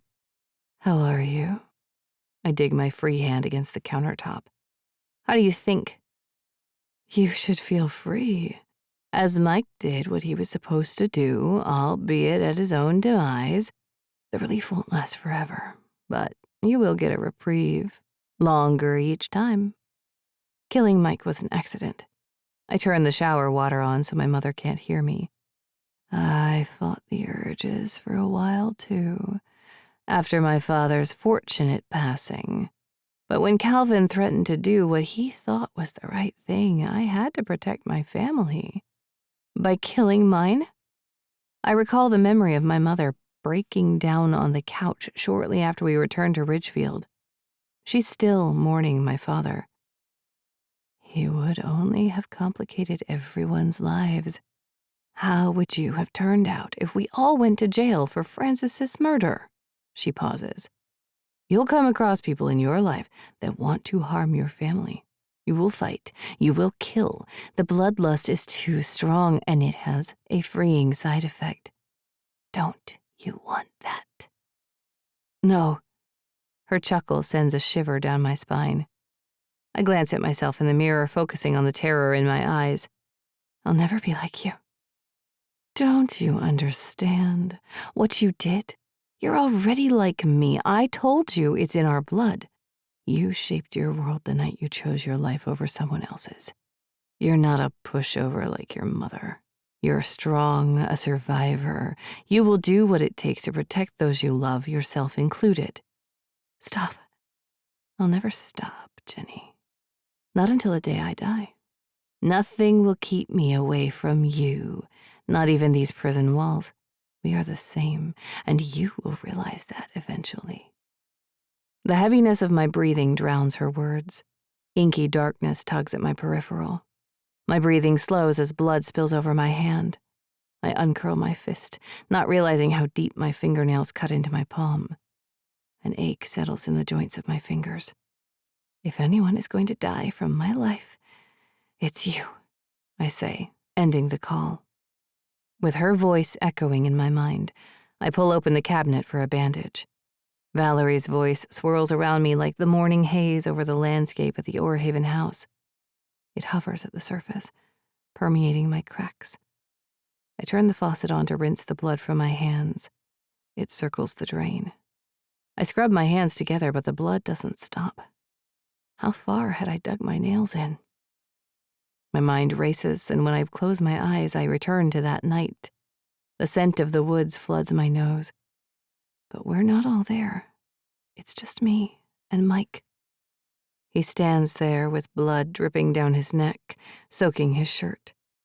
His finger touches his lips, the movement stilted as if he's a buffering animation.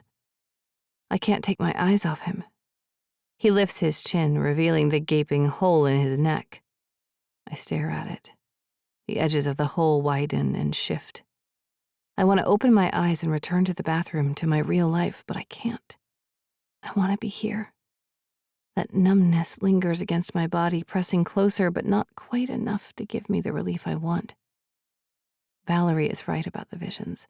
They're stronger now, clearer. Will Mike forever live in them, mocking me or calling me to the violence as he had that night? You'll be better than her. More careful. There are bad people in the world who don't deserve to live. Like me, Mike says. His voice is gruff but strong. Warring thoughts fill my mind, and I don't know how much time passes. His presence grows, and I can almost feel the gentle breeze moving through my hair. I fall back to the only way I know how to end these thoughts, and hope that when it's over, he's gone, and I can move on with my life without worrying that I'll turn into a selfish killer like my aunt. I'm not like you, I hiss. 5. I grit my teeth. 4. He smiles wider.